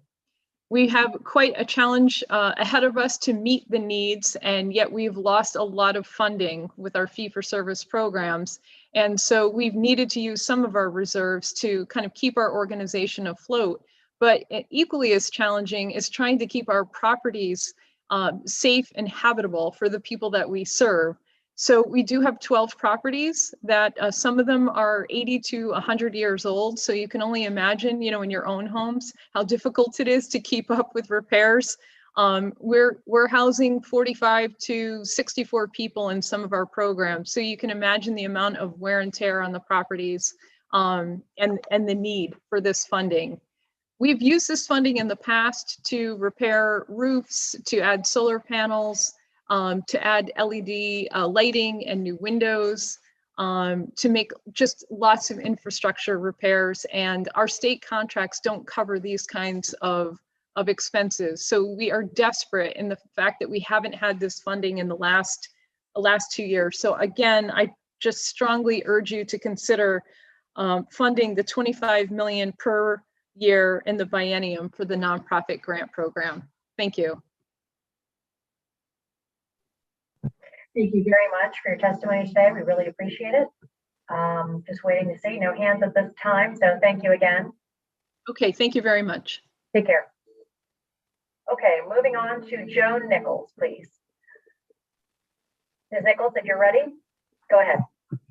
Yes, good afternoon, everyone. Senator Finara, Representative Scanlon, and members of the Finance, Revenue, and Bonding Committee. My name is Joan Nichols. I'm the Executive Director for Connecticut Farm Bureau Association. We represent nearly 2,500 farm families in the state of Connecticut, and I'm here today to speak in opposition to Section 24 of House Bill 6443, which would impose a mileage tax on trucks traveling through the state of Connecticut. All of the inputs that go into Connecticut farms, their fuel, their fertilizers, their feed, everything that goes into food production in the state of Connecticut on our family farms comes in on a truck. All of the products that leave our farms and go into the marketplace, both in the retail marketplace and in the wholesale marketplace, is transported by trucks. Our Connecticut farmers operate on a very slim profit margin. They will have no way to absorb this additional tax on the transportation of their inputs and/or products leaving their farms, but to pass that on to the consumer that ultimately ends up in more expensive food for the consumer. So that is why we are opposing this tax. We also have the green industry in the state of Connecticut, which is the largest sector of Connecticut agriculture, our greenhouse and nursery producers that need to compete in the marketplace regionally. And when we start to impose higher tax and higher production costs on our farms in Connecticut, they lose market share, and they lose that because they have to compete with other producers in the region in states that may not impose such a tax. This is also going to negatively impact Connecticut dairy farms. The problem with the dairy farms is that the price that they get for their milk is fixed at the federal level by the federal government.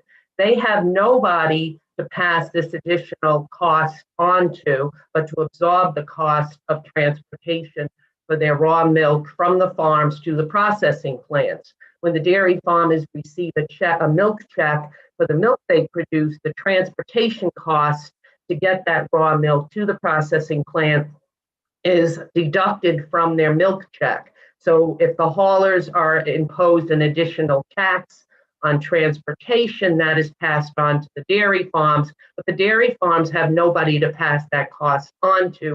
They have to absorb this. And this is at a time when our Connecticut dairy farms are struggling to survive in the state of Connecticut. So this is also just another tax to our dairy farms that they cannot sustain at this point in time. At this time in our history, 30 seconds. 30 sure, seconds. we are struggling to provide a local food source in the state of Connecticut and a fresh local access for fresh fruits and vegetables within the state of Connecticut. We're fighting food insecurity, and our Connecticut farms are part of this solution, but they cannot sustain additional tax and production costs if they're expected to supply fresh produce in the state of Connecticut. Thank you for your time. Thank you for your time and for your testimony, and especially prescient in the middle of Agricultural Week. So I do see that we do have one question from Representative Nuccio. Go ahead when you're ready. Thank you. Thank you very much. Hi, Mrs. Nichols. How are you? Good, thank you. Good. You said something that I think we can never focus on too much. So I was hoping maybe you could give a little more detail around, being a finance person, I understand cost of business, cost of goods sold and everything else. So you mentioned that the dairy industry is taking these taxes. The trucking takes the amount of the tax off of. Can you give us more information about that? Because I think it's a good thing to recognize that when you increase these taxes, it becomes part of cost of goods sold. And that means every product that is linked to that is then going to go up by that price also. But more importantly, it's going to hurt the industry. So if you could take a minute or two to kind of delve into that a little bit more, I'd appreciate it. Sure, and thank you so much for that question. So first, it's important to understand that Connecticut dairy farmers have some of the highest production costs in the United States. Our labor costs are high, our input costs are high. The problem with the dairy farm is that the price that when the dairy farmer produces milk, and it goes into the marketplace, and it ends up at the processing plants to be pasteurized and then bottled and then sold to consumers. The price that the dairy farmers get is fixed by the federal government. They don't have a choice as to how much money they get for their milk. Meantime, they are responsible for all of the input costs that go into producing this fresh milk. When they get their check for the milk that's delivered to the processing plant, deducted out of that milk check is the transportation costs that the haulers, the milk tankers, charge the dairy farmers to get that milk from their farms, the raw milk from the farms to the processing plant. If the hauler is imposed any additional costs, when the fuel costs go up, if there's an additional transportation cost or a tax that's imposed in transportation, the hauler turns around and charges the dairy farmer for that additional cost. It comes out of the dairy farmer's milk check for that transportation cost. And the dairy farmer, because their milk price is set by the federal government, unlike other commodities where if you have an increase in production cost, you can turn around and you could pass that on to your consumer. The dairy farmers cannot do that. They have to eat that additional cost, which further eats into the high production costs that they already have compared to other dairy farms in other parts of the United States. Okay, so basically what I'm hearing is they receive a check from the federal government, and the amounts are set, and then this kind of eats away from that, and there's no way for them to recoup it. They're basically overregulated and not necessarily able to charge what they need to charge for the production costs. That's and correct. This tax will be detrimental to that industry. Yeah, I mean, ultimately, dairy farmers are at the beginning of your farmers are at the beginning of the food supply chain. Yep.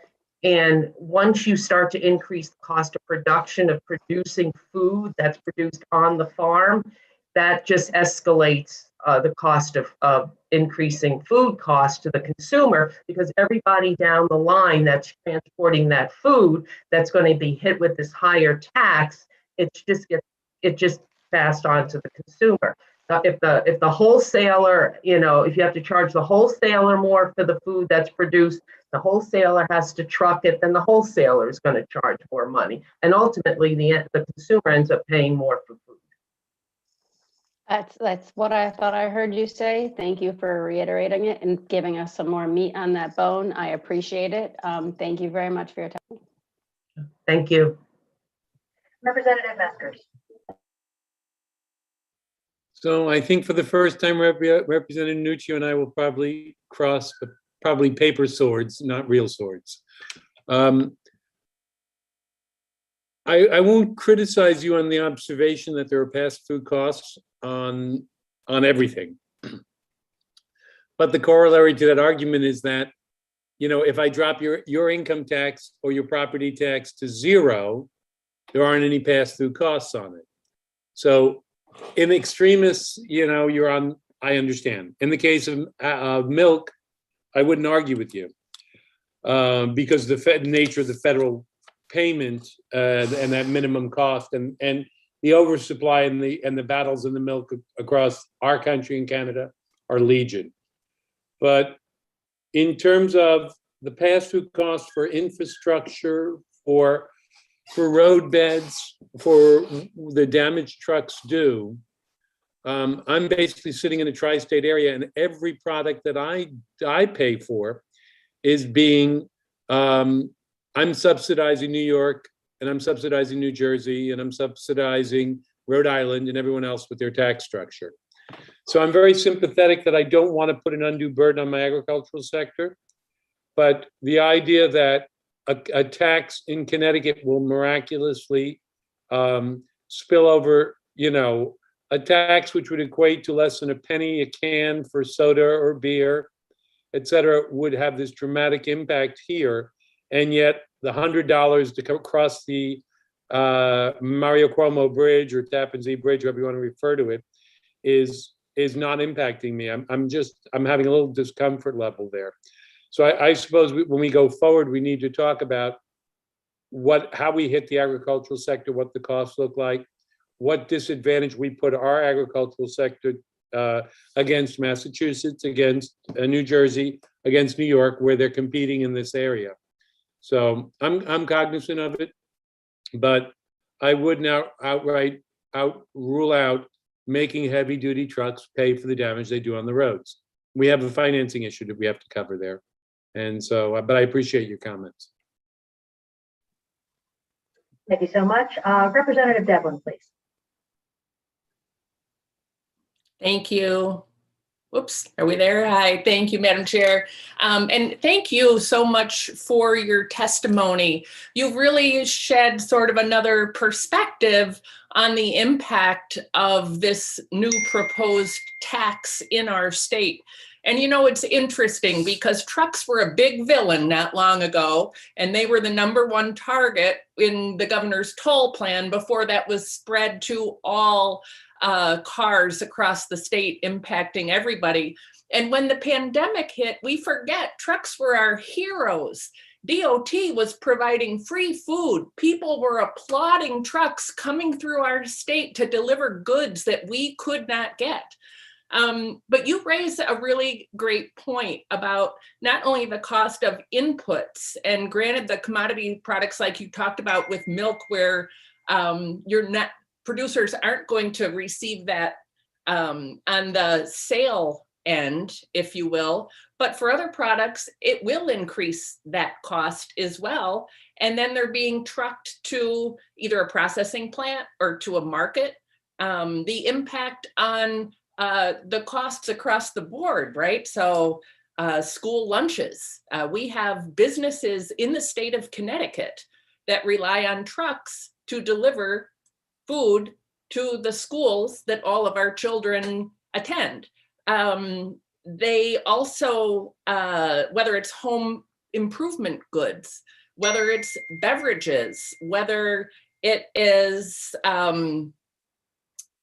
construction products, you name it. And another piece, while it was highlighted that agriculture wasn't really considered and maybe should be looked at, this isn't really a class of truck that we're talking about. We're talking about weight. So we also have to look at the cost to our municipalities. Should anybody go on a highway, and I'm not sure how this honor system works, but that is also an added cost that all gets tacked into what ultimately comes out of our pockets. I think it's also overlooked that trucks already pay based on mileage across our state. And while some like to justify that we pay more to other states rely on tolls, where Connecticut has already imposed added taxes that equate what those states collect in tolls.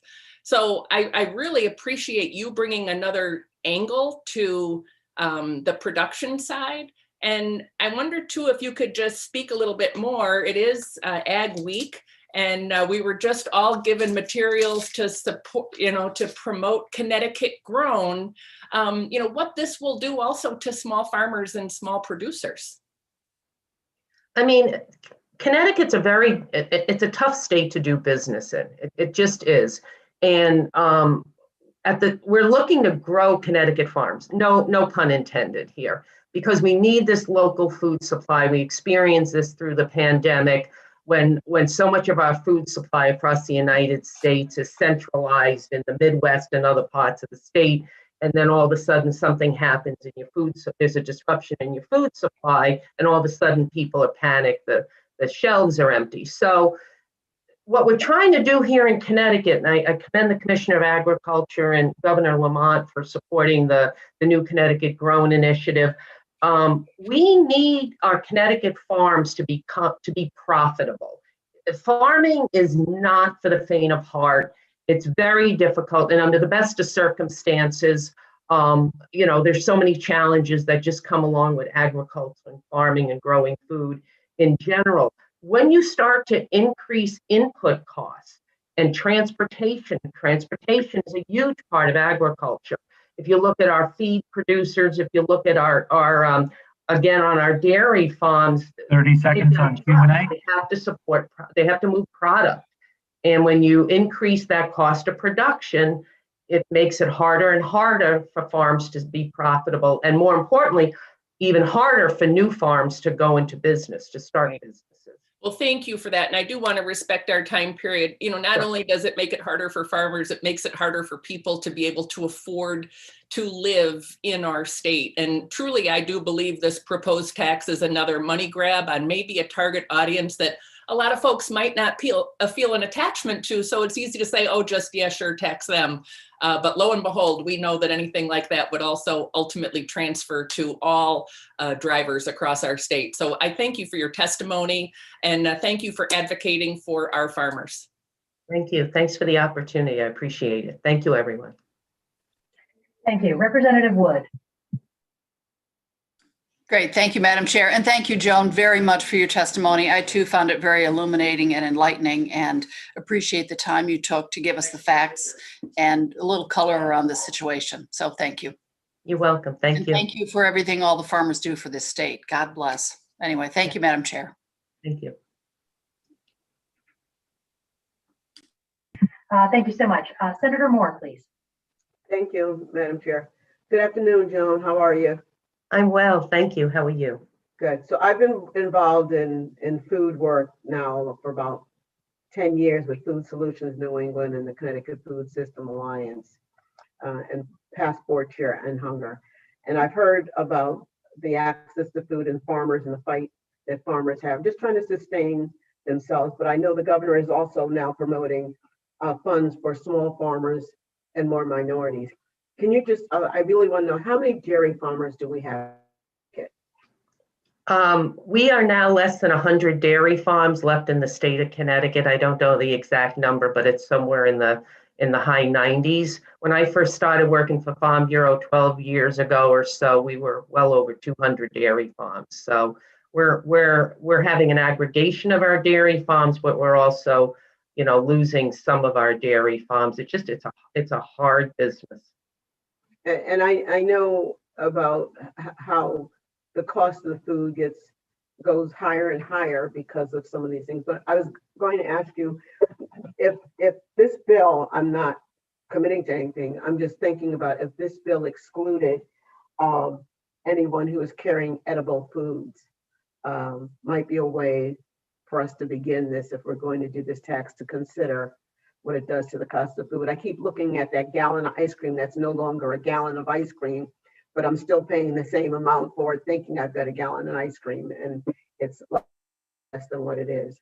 So I want to thank you. I know this is Farm Week, and we're doing a lot with Connecticut Grown.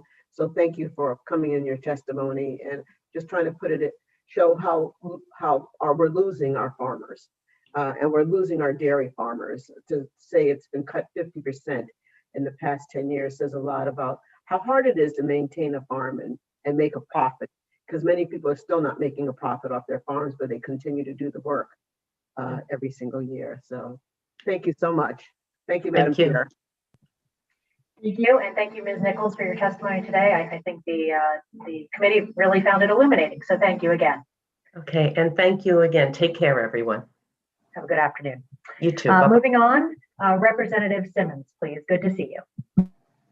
Thank you. Great to see you, Representative and Madam Chair, and good afternoon to Representative Scanlon, Senator Fonfara, Representative Cheeseman, Senator Martin, and all distinguished members of the Finance, Revenue, and Bonding Committee.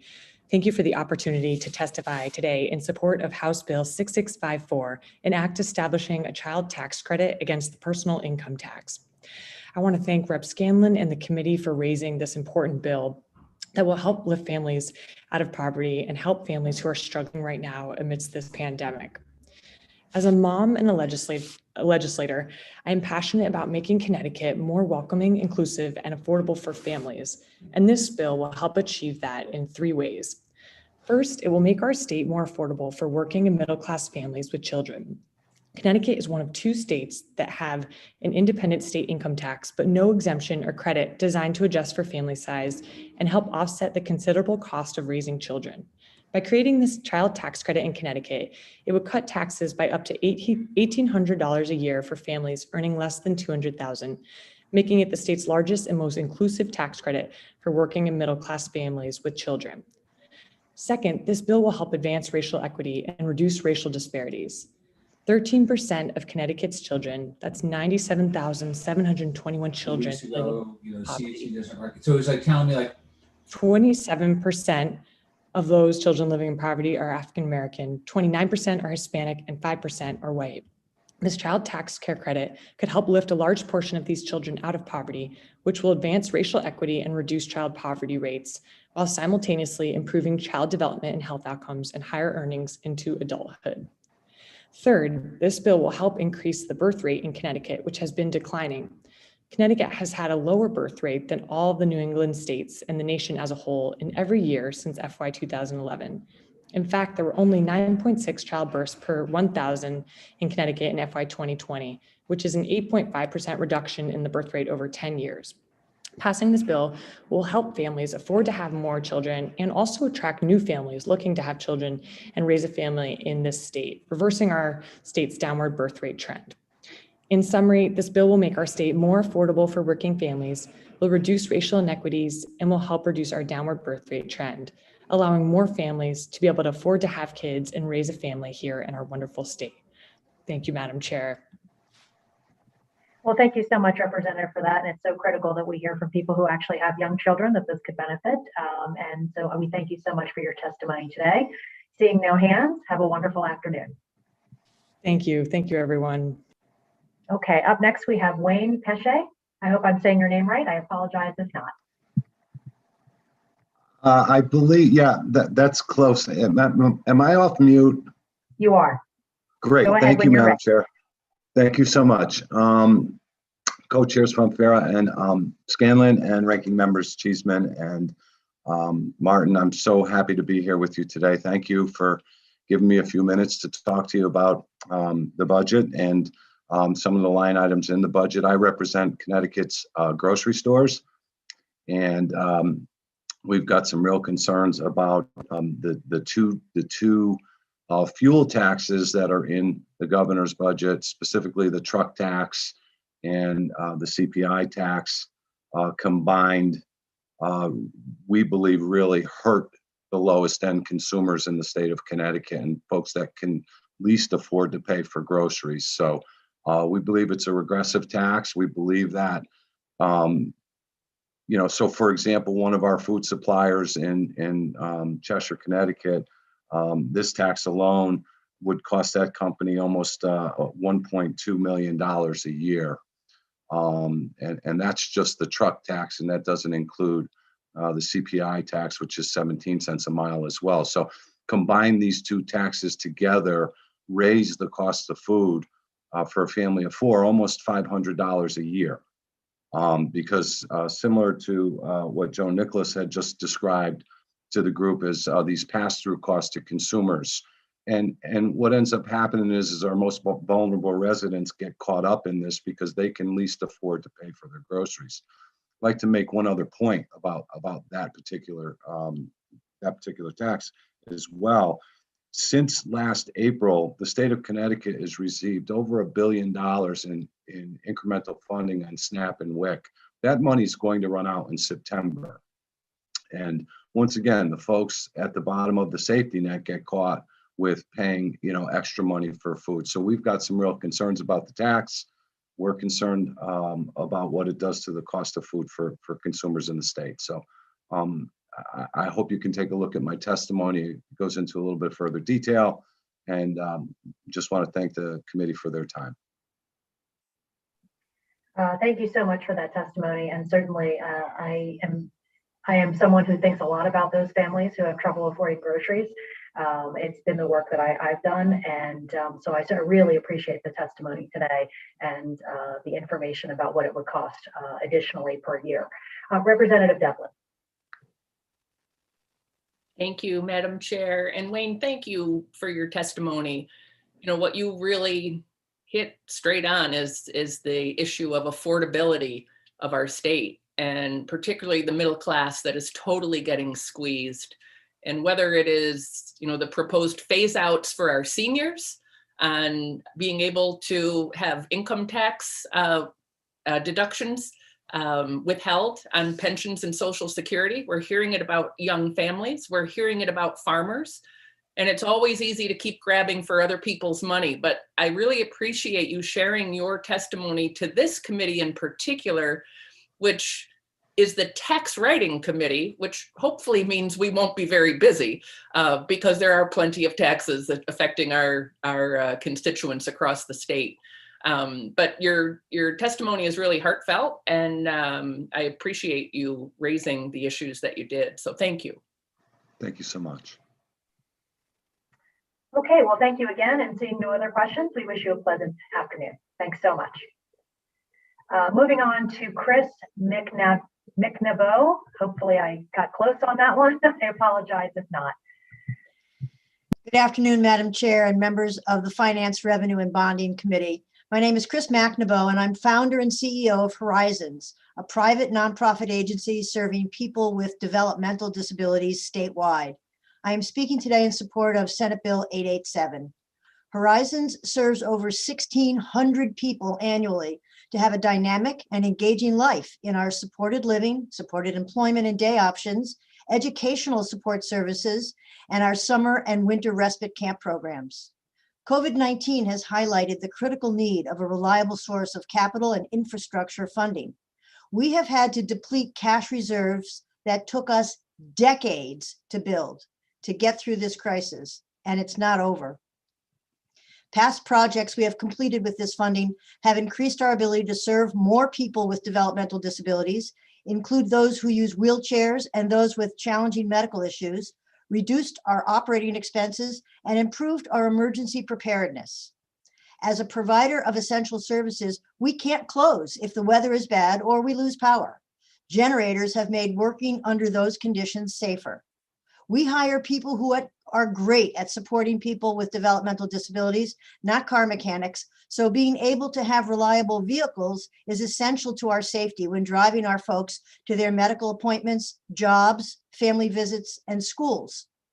Operating expenses continue to rise, and with fixed rates that do not cover the cost of operations, we have been able to mitigate some expenses with improvements like solar panels for many of our buildings, heating and cooling system replacements with newer equipment that has current energy efficiencies.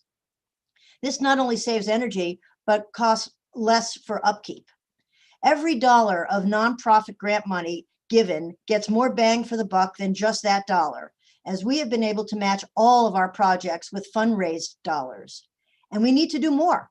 We have vehicles that need replacing. We'd like to try the new electric vehicles so we can contribute to reducing greenhouse gas and improve air quality for everyone. 30-second warning, 30 seconds. Some of our facilities have poor insulation that needs replacing, aging hot water heaters we'd like to replace with on-demand units. We have outdated technology that needs replacement so we can reliably connect to the internet, especially now. And some of our homes could benefit from smart technology that would enable folks to live more independently, requiring less staff at times. These projects substantially improve the services we offer to people with developmental disabilities and create safer work environments for their supporters. Please add $25 million for the nonprofit grant program. Thank you. Thank you so much for your testimony, and especially thank you for the work that you do. I know that the IDD community has taken a particular hit this past year in terms of their ability to be in the community and receiving the services that they need. And so it's critically important that you're here today to share this information with us. I truly appreciate it. At this time, I don't see any hands, so I thank you and wish you a pleasant afternoon. Thank you. Okay, up next, we have Jeanette Alam, please. Jeanette, when you're ready, go ahead. Good afternoon, everyone. Good afternoon, members of the Finance, Revenue, and Bonding Committee. I appreciate the opportunity to share. My name's Jeanette Alam. I'm the Director of Grants and Business Development here at the Kennedy Center. And I wanted the opportunity to testify for Senate Bill 887. Specifically, I'm request to respectfully add 25 million of grants and aid for each year for the nonprofit grants program. This program is vital to nonprofits like the Kennedy Center because it provided much needed support and funding for capital improvements that certainly were needed before the pandemic, but were exacerbated by the pandemic. Kennedy Center itself has been a nonprofit serving the Connecticut community for what's going to be 70 years this month in April. So we advocate for people with disabilities and special needs to live productive and fulfilling lives. That need hasn't changed, it's grown, it's evolving, and we're looking to provide continued advocacy in that effort. As I mentioned before, the pandemic has highlighted and exacerbated the critical need for the nonprofit community, especially for capital and infrastructure funding. As services, employment, and healthcare services abruptly stalled and had to quickly mobilize, we found that we were utilizing cash reserves and borrowing to make up for those unanticipated investments in technology and cleaning and disinfection. Most importantly, to be able to adapt to the program so that they become virtual, and we were able to continue through telehealth service delivery, despite having those travel and social restrictions. So many of those costs that we incurred and continue to incur are not reimbursable right now. And so having that funding available to us would be critical. It is critical. It will be in future plans.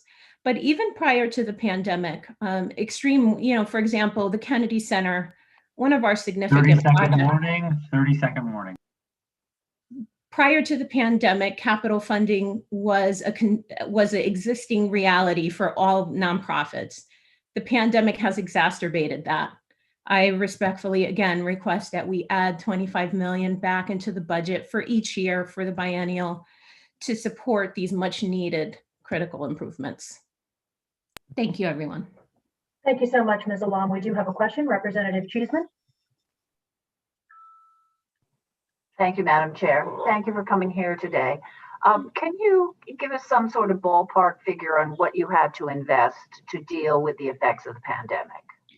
We immediately had to invest on transforming our service delivery so that it accommodated virtual service. The Kennedy Center is a statewide agency and delivers our services statewide. In addition to actually investing in technology in terms of hardware, we deal with a very vulnerable population, many of whom are not equipped to utilize technology. So there was training involved with that as well. And did you see increased costs in terms of PPE and those other things?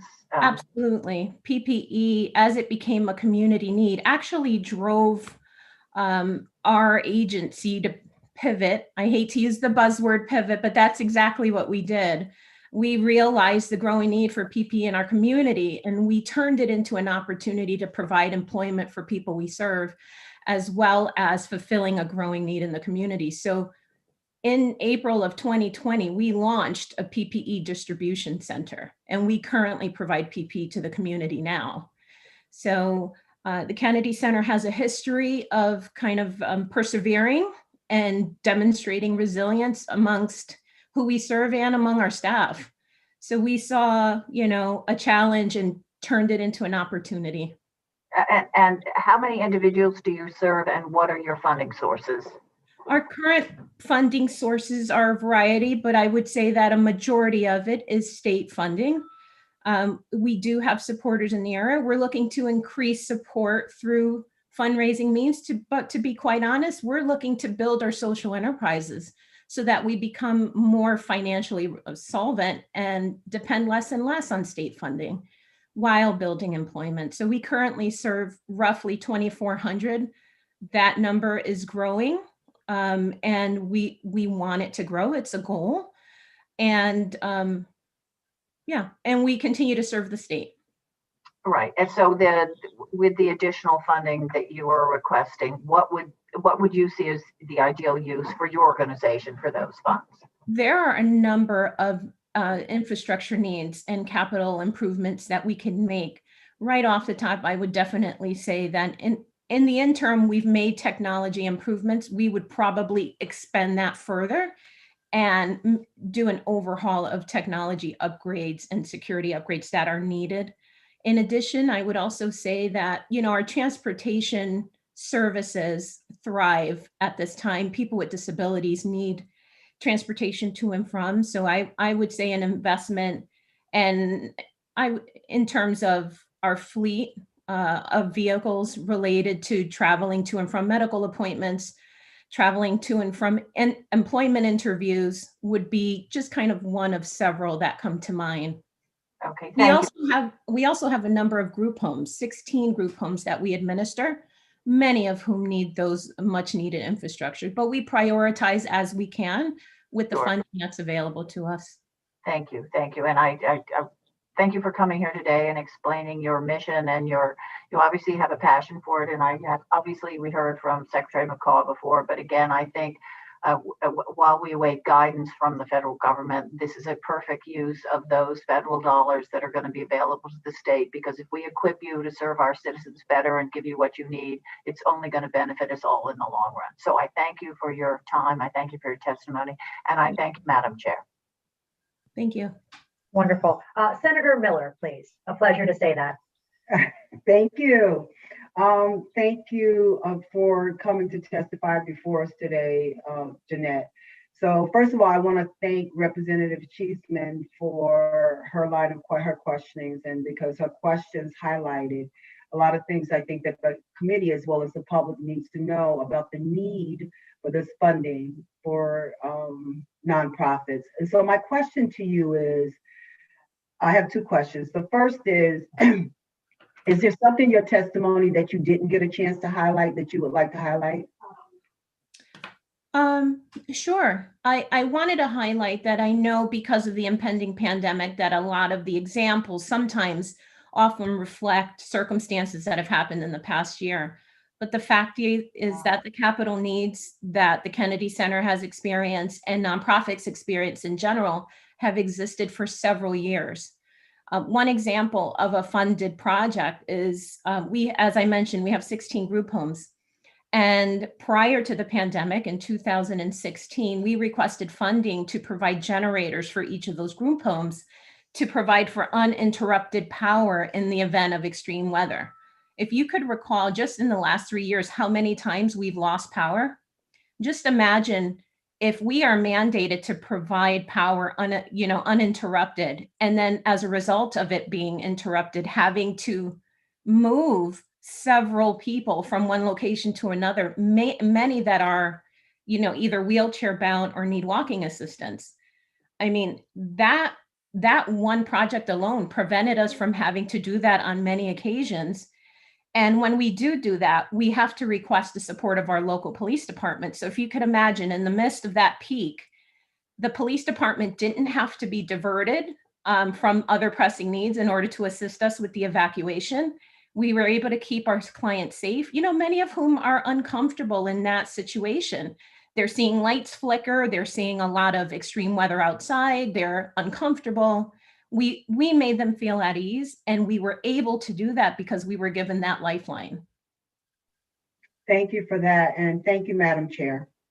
And again, thank you for your work. We do appreciate your work. And again, I agree with Representative Cheeseman that these are the type of programs that the state should be funding and making sure that you continue to serve the families and constituents of the state. Thank you. Thank you.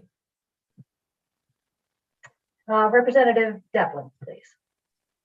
Thank you, Madam Chair. And Jeanette, I just wanted to add my thanks for your testimony. I appreciate the questioning that my colleagues offered, because it, certainly highlights the great work of the Kennedy Center. Really proud to represent the town of Trumbull, where the Kennedy Center is home-based, and I know your services go very wide. But again, I just really wanted to thank you for the great work, and I look forward to attending the family forum tonight to hear more about some of the things that you're doing and the needs that you have. So thank you.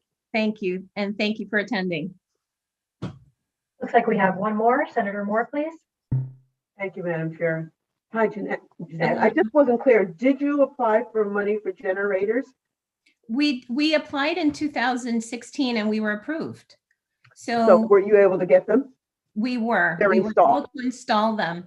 And to be quite honest, you know, again, we plan long-term. We want to provide the highest quality care. So we weren't necessarily anticipating power outages, but if you could imagine, just think about the last 3 years and the number of power outages that we experienced.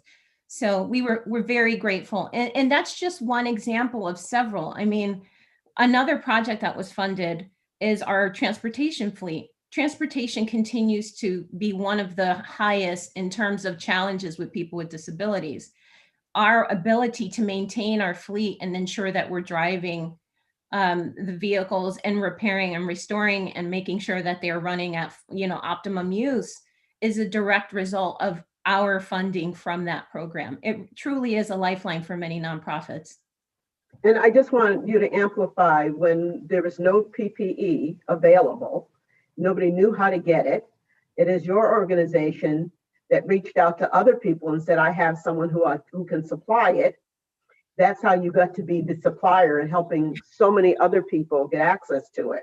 And I think, you know, in the middle of a crisis when everybody, and something new, and we don't know where to go, it was the Kennedy Center that had the connection and was able to supply with the PPE.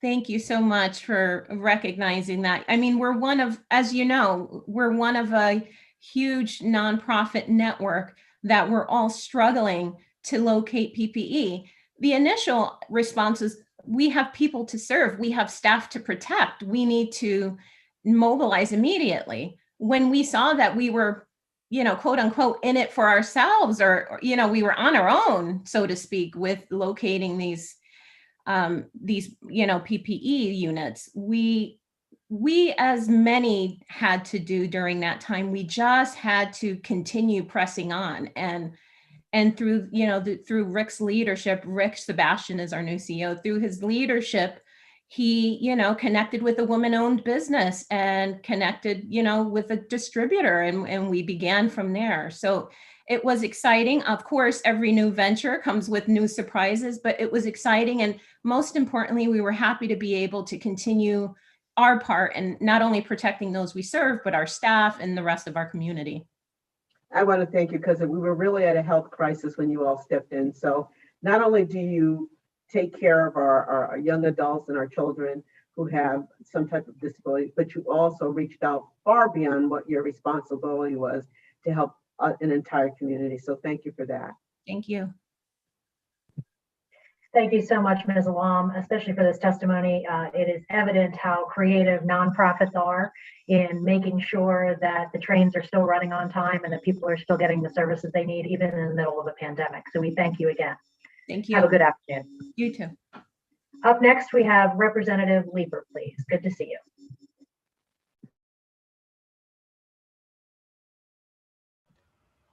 Hi, Representative Cabros-Degras. Nice to see you. So I just want to thank the chairs, Rep. Scanlon and Senator Fonfara, and Ranking Member Senator Martin and Representative Cheeseman. I'll be brief. It's been brought to my attention that HB 6443 would delay the phase out of personal income tax on certain retirement income, such as pensions and annuities, for our moderate income seniors. As I'm sure you know, with the pandemic has come a boon to our housing market, driving up property values and therefore property taxes for many, many communities. While this might be great for grandless growth, it can be devastating for seniors on a fixed income. I know that this is a common goal for us to support all of our seniors to be able to afford to retire here in Connecticut. And for that reason, I hope you will consider continuing ahead with the retirement income tax phase out as it currently stands and not delay it. I'd also like to raise for the committee's consideration that IRAs be included in exempt retirement income, and also that the threshold for requiring for the phase out be approached marginally, as is done at the federal level. As of right now, there is a dollar threshold, and if you meet it, you get the benefit, and if you don't meet it, you don't get any benefit at all. Taking a marginal bracket approach could help many more seniors afford to remain in our communities.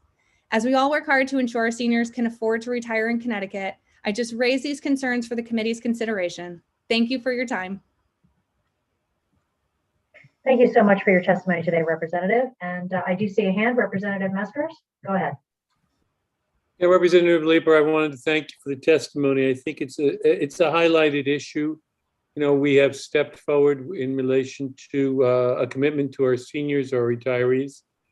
I think we'll have to see, and in what time frame, given the challenge we face, how we expand it to include the 401k portion of people's retirement. But I agree with you. I think it's time we need to continue to honor commitment we made. So you can count on my support, and thank you for testifying. Thanks, Rep. Meskers. Thank you so much, Representative Leeper. Seeing no other hands, have a great afternoon. Have a good one.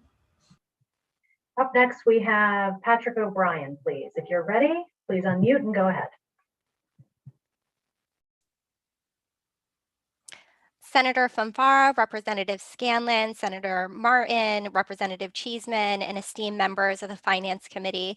My name is Sana Shah, and with me today is Dr. Patrick O'Brien, who will be available to answer any questions.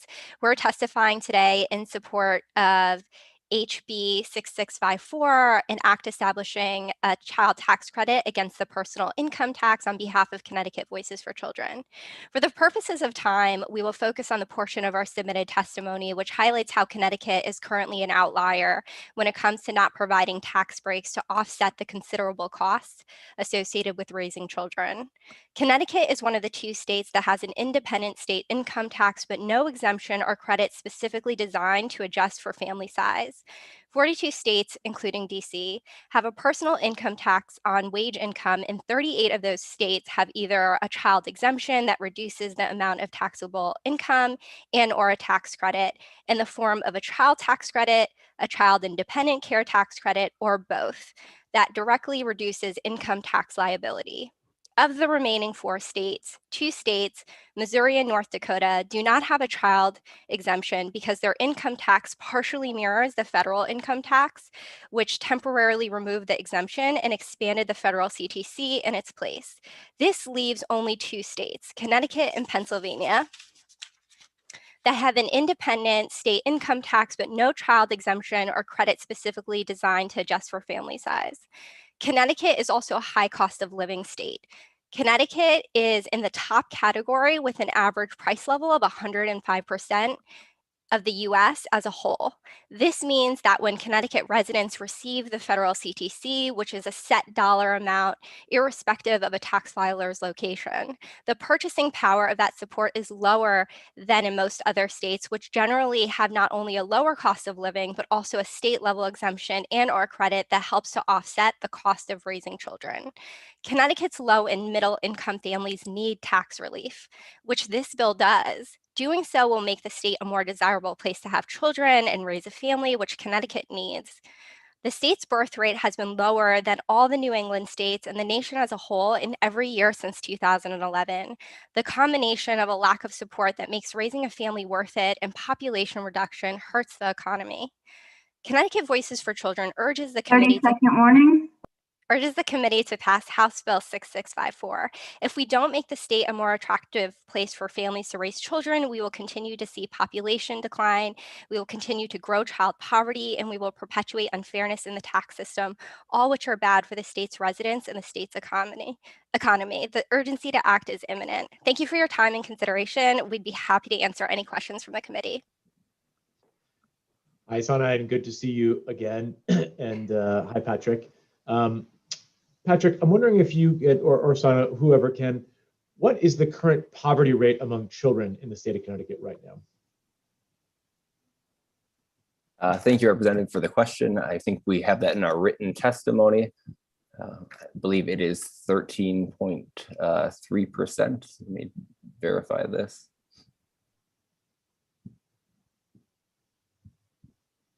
Yes, so 13.3% of children live in poverty. That's over 97,000. And when you break it down by race, it's 27% of those children living in poverty are Black, 29% are Hispanic, and 5% are white. And is it your estimation, the Voices for Children, based on the research that you've done, knowing the families as you do, and knowing the demographics, that this tax credit would help alleviate that poverty rate? Yeah, so that's a great question. When you think about a child tax credit like this, there are a couple of different ways that you can design it, depending on what you want to target. And so this has a refundable portion, which is important because that means that even if you don't have income tax liability, that you are going to get up to $420 back. And so a lot of taxpayers don't have enough income tax liability to get the full $600, but because you have this key refundability portion, it means that lower income residents will qualify for a portion of the credit. And I know I'm asking you somewhat leading questions, so if there's any lawyers here, please don't object, but that's my prerogative as the chair. The refundability that you just talked about, can you talk about why under the federal tax credit since 1997, the fact that that was not in there left out a lot of people? Yeah, so for example, if you're in Connecticut and you're making, say you're making $10,000, you're not going to have enough income tax liability to basically qualify for any tax credit that's not refundable. So if this was a tax credit that had a maximum of $600 and didn't have any refundability and you had $10,000 in income, you would basically get no benefit from it. But with the way that it's designed, once you get above $9,000, so when you're in the $10,000 range, you're making enough to get the full $420 maximum credit if you have a single child. So this is definitely a key component for addressing the issue of poverty. So basically the people who would most benefit from this will finally be eligible for it in Connecticut. The refundability is definitely key. So it depends with the new federal tax credit, they've made it so that there's no income phase in at all. And so it depends on how you want to design the credit, but having the refundability portion that's currently in the Connecticut bill is definitely key to lowering the poverty rate in Connecticut. Okay. Thank you both for being here. Thank you for the voices advocacy for not just this bill, but obviously all children and the work that you do. I don't see any other questions. So if not, thank you both for testifying today.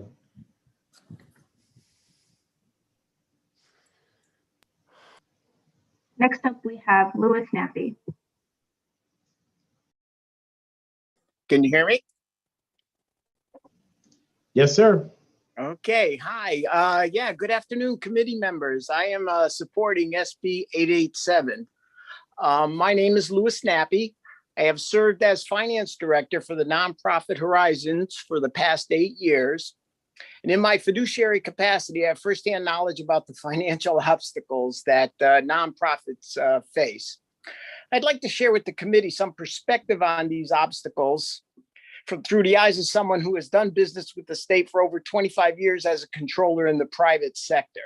That was before my retirement job here at Horizons. Obstacles we face. Horizons is subject to the state of Connecticut cost settlement rules. This requires that operating surpluses be returned to the state. In the private sector, these funds would be set aside for a rainy day fund, retirement of debt, site expansion, or the internal funding of capital expenditures.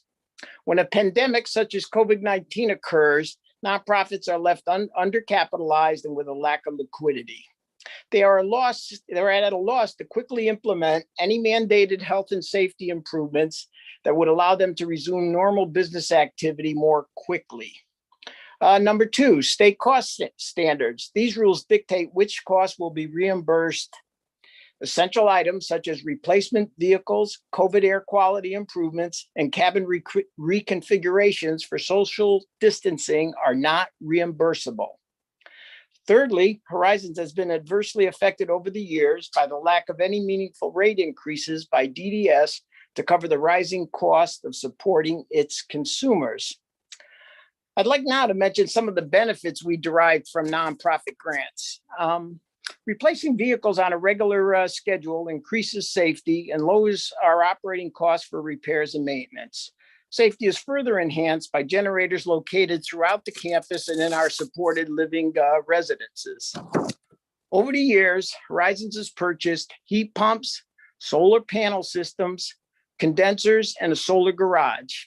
This has helped to lower our utility costs and also reduces our carbon footprint. These MPG grants also have a multiplier effect that you may not be aware of. Any grant that Horizons has previously obtained has contained a grantee match of anywhere between 25 and 40%.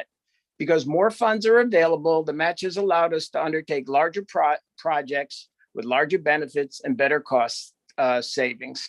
Finally, Horizons and I sincerely thank you for the past successes of this program. We urge you to add funding to continue the nonprofit grant program via SB 887. Thank you. Mr. Nappy, thank you for your testimony today. I don't see any questions, but thank you for being with us. You're welcome. Next, we have Dylan Grunman O'Neill. Hello, and thank you for this opportunity to testify. My name is Dylan Grunman O'Neill, and I'm a senior state tax policy analyst with the Institute on Taxation and Economic Policy, or ITEP. We are in strong support of HB 6654. Our research shows that state and local taxes in nearly every state are exacerbating economic inequality and in many ways contributing to racial inequities as well. In Connecticut, for example, the lowest income fifth of residents pay an overall tax rate that is over 40% higher than that paid by the richest 1%. A robust child tax credit is one key tool for mitigating these effects that Connecticut does not currently have and could greatly benefit from. Research shows that child tax credits, working together with other policies like the earned income tax credit, can reach families at all stages of life, reward and boost employment, reduce inequality and child poverty, and have the potential to reduce racial disparities in income and wealth.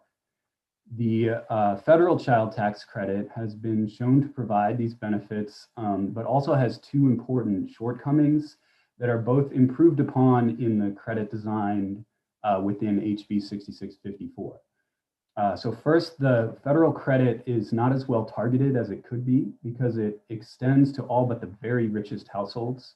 The credit proposed in this bill phases out at appropriate income levels to allow it to still reach the vast majority of Connecticut families without needlessly extending those benefits to the very high income households who, as I mentioned, already pay the lowest overall tax rates in the state. Secondly, the federal credit does not start phasing in until a taxpayer reaches $2,500 of AGI, whereas the credit proposed in this bill begins phasing in right away. That means it reaches more families and gives them a bigger boost than it would if it simply mirrored the federal structure. Our modeling shows that these credits are most effective when they're fully refundable without a phase-in, and this earlier or steeper phase-in proposed in HB 6654 is a helpful step in that direction. Thanks to those two factors, our preliminary modeling of this bill finds that the share of this credit going to low income and lower middle income families is 25 to 40% higher than it would be if it was based on that permanent federal structure. 30-second warning. Thank you. All while, as I mentioned, still delivering benefits to the vast majority of middle and even upper middle income families. So again, we thank you for your time and encourage your support for HB 6654.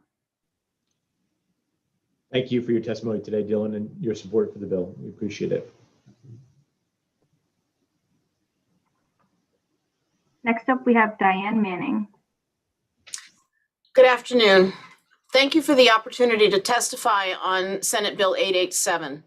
I am Diane Manning, President and CEO of United Services. We've been fortunate to receive infrastructure funding through the nonprofit grant program in the past.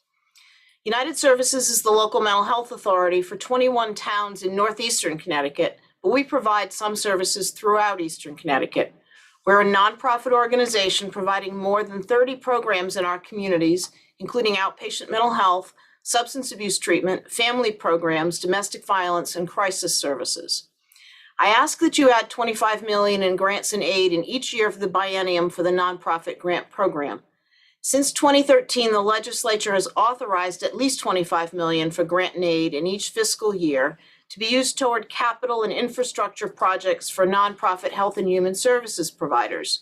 However, the last 2 years, there has been no allocation by the State Bond Commission. As an example of the vital source of funding this has provided, the nonprofit grant program allowed United Services to quickly meet the challenges of the COVID-19 pandemic. We were awarded $343,000 in grant funding in 2019 to upgrade our electronic health record to an updated system with new technologies and much greater capacity. This change allowed us to be able to quickly pivot and deploy telehealth last March. Thanks to the nonprofit grant program, we were able to continue delivering our critical services to our clients, helping them to maintain their mental health and sobriety during an extremely difficult time. Our staff was able to integrate this new technology into their daily interactions with clients, whether they were in the office, at community sites, at client homes, or on crisis calls with other first responders. We would not have been able to be so responsive without this new system, and our communities would have been the worse for it. We could not have made these upgrades using our operating funds, as it is difficult to get financing at reasonable rates when an organization is so dependent on stagnant grant funding and Medicaid rates for payment. These funds make it possible for us to have the infrastructure we need. When our community needs us, we are here. Help us to be ready to continue to serve our community by providing $25 million each year in nonprofit grants for infrastructure and capital needs. Thank you. Thank you, Ms. Manning, and thank you for all that you're doing at your agency to provide for the folks in your area. We really appreciate that. I don't see any questions. Thank you for your testimony. Next up, we have Lena Sampiedro, and we will need the interpreter, Megan. Hi, I'm here. Can you hear me? Buenas tardes. Adelante, Lina. Ok. Buenas tardes, estimados legisladores y miembros del Comité de Finanzas. Good afternoon, honorable legislators and members of the Finance Committee. Soy residente de Handed y vivo en Connecticut hace 28 años. Soy miembro de Unidad Latina en Acción. I'm a resident of Hampden and I live in Connecticut for 28 years now. I'm a member of Latinos United in Action. Doy mi testimonio a favor del proyecto de ley HB 6654 porque esa ley cambiaría la vida de mis hijas y mi familia. I'm giving testimony in favor of the bill HB 6654 because this law would change the lives of my children and my family. Soy madre de 2 hijas y estoy luchando para darles un buen vivir, pero no es fácil porque el costo de la vida es muy alto y los salarios no dan para abrir todos los gastos para cubrir una familia. I'm a mother of 2 girls and I'm struggling to give them a good life, but it's not easy because the cost of living is very high and the wages are not enough to cover the cost of maintaining a family. Hace 28 años que trabajo para sacar adelante a mis hijas en este estado de Connecticut y siempre he pagado los impuestos. It's been 28 years now that I've been working to help my children prosper in this state of Connecticut, and I have always paid my taxes. Trabajo limpiando oficinas. Antes limpiaba la oficina del DCES, Departamento de Servicios Sociales. I work as an office cleaner. I used to work cleaning the offices of DCF, the Department of Children and Families. Actualmente trabajo limpiando las oficinas de Achievement First Public Charter School. And currently I work cleaning the offices of Achievement First Public Charter Schools. Hace poco me mudé porque la renta era demasiado costosa. Mis hijas y yo compartimos un departamento con otra familia. Vivimos 2 familias, 6 personas en una casa pequeña y con un solo baño y pagamos $1,000 cada familia. Recently, I had to move because the rent was too high. Now my daughters and I share a small house with another family. We live 2 families, 6 people in a small house with just 1 bathroom. My family pays $1,000 and the other family also pays another $1,000. Trabajo por la tarde y por la mañana busco trabajos extras, en limpieza o en lo que sea. Me transporto al trabajo en el autobús, ya que el salario no da para pagar un auto. I work in the evening, and then in the morning, I look for whatever jobs I can find. I go to work on the bus because the wages are not enough to pay for a car. Estimados legisladores, les solicito que aprueben esta ley para que las familias como la mía puedan brindar mejores oportunidades a nuestros hijos. Honorable legislators, I urge you to approve this law so that families like mine can give better opportunities to our children. Este año mi hija va a graduarse de la escuela secundaria y va a ir a estudiar a New York en una universidad. Le han dado becas para cubrir las cuotas de matrícula, pero a mí me preocupa mucho lo que dicen que los libros son muy caros y ella necesita de una computadora mejor, de buena calidad. This year, my elder daughter is going to graduate high school. She's going to study at a university in New York. They have given her scholarships to cover the tuition, but I am worried because they say that the textbooks cost a lot of money and I need to buy her a high quality computer. El sueño de mi hija es estudiar medicina y estoy trabajando duro para darle esta oportunidad a mi hija. Solo para decir que ya es el momento de llegar a la conclusión, pero ya estamos llegando a la conclusión. Déjame traducir y luego vas a concluir. The dream of my daughter is to study medicine, and I'm working hard to try to give her this opportunity. Para concluir. Les solicito que brinden este reembolso tributario para todos los padres de familia y muchas gracias. So I urge you to create this tax credit for all parents. Thank you very much. Thank you for testifying, and you should be very proud of your daughter. She sounds like she's really going places.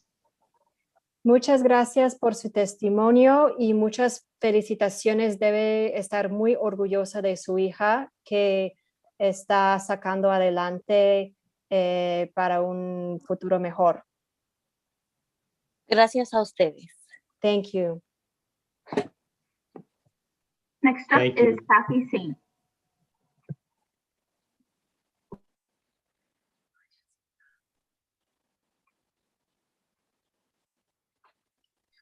Okay.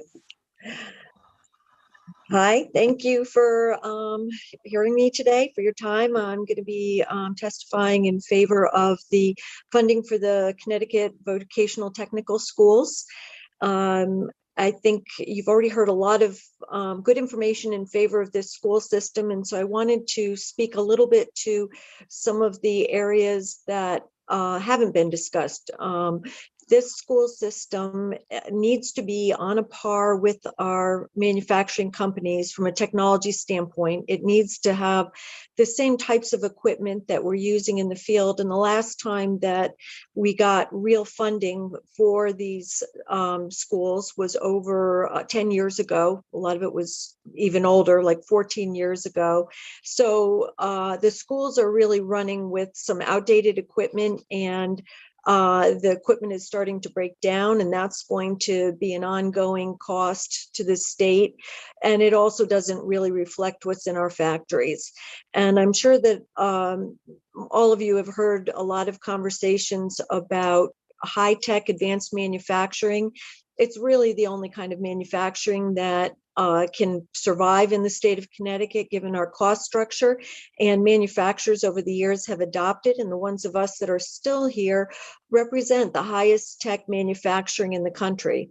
I go on these trips to Washington called Blue Business Leader United fly-ins to advocate on behalf of STEM education in the federal budget. And when I'm there, I meet representatives from people from states all over the country, manufacturers and business owners that are working in their own states on improving their education system. And none of them have the technical education system that we have. It's truly unique and really a gem in our overall education system.